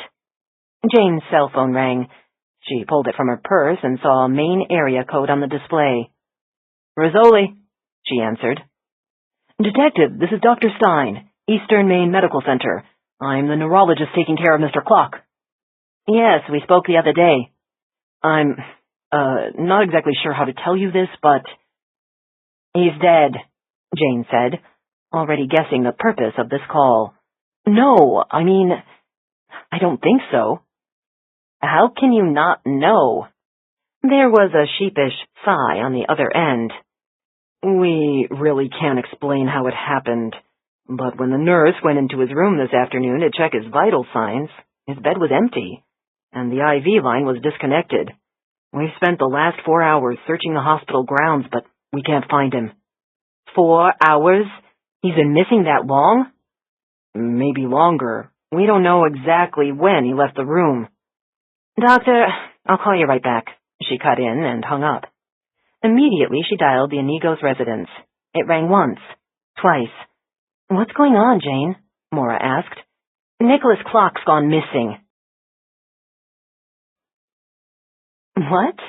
Maura stared at her. I thought he was comatose. On the phone, Nancy Inigo answered. Hello? Is Teddy there? Jane said. Detective Rizzoli, is that you? Yes, and I'm concerned about Teddy. Where is he? He's in his room.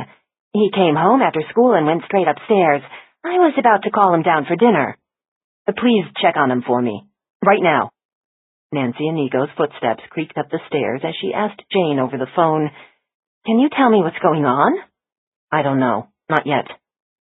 Jane heard Nancy knock on the door and call out, Teddy, can I come in? Teddy? A pause, then an alarmed, He's not here. Search the house, ordered Jane.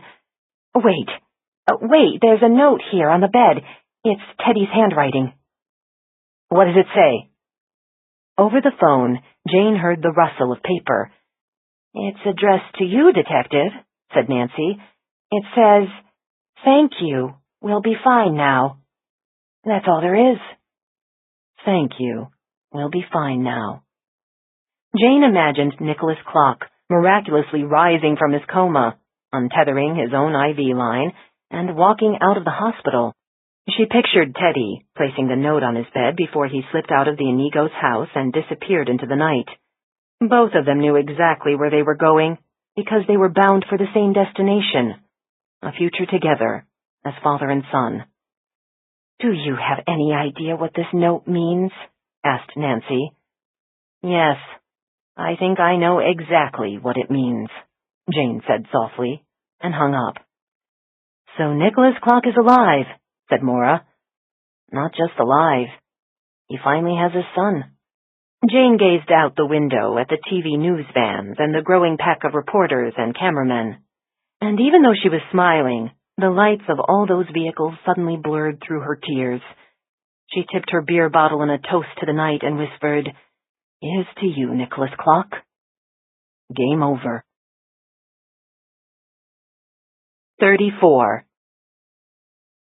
Blood is more easily washed away than memories, thought Claire. She stood in Dr. Welliver's office, surveying the brand-new rugs and furniture.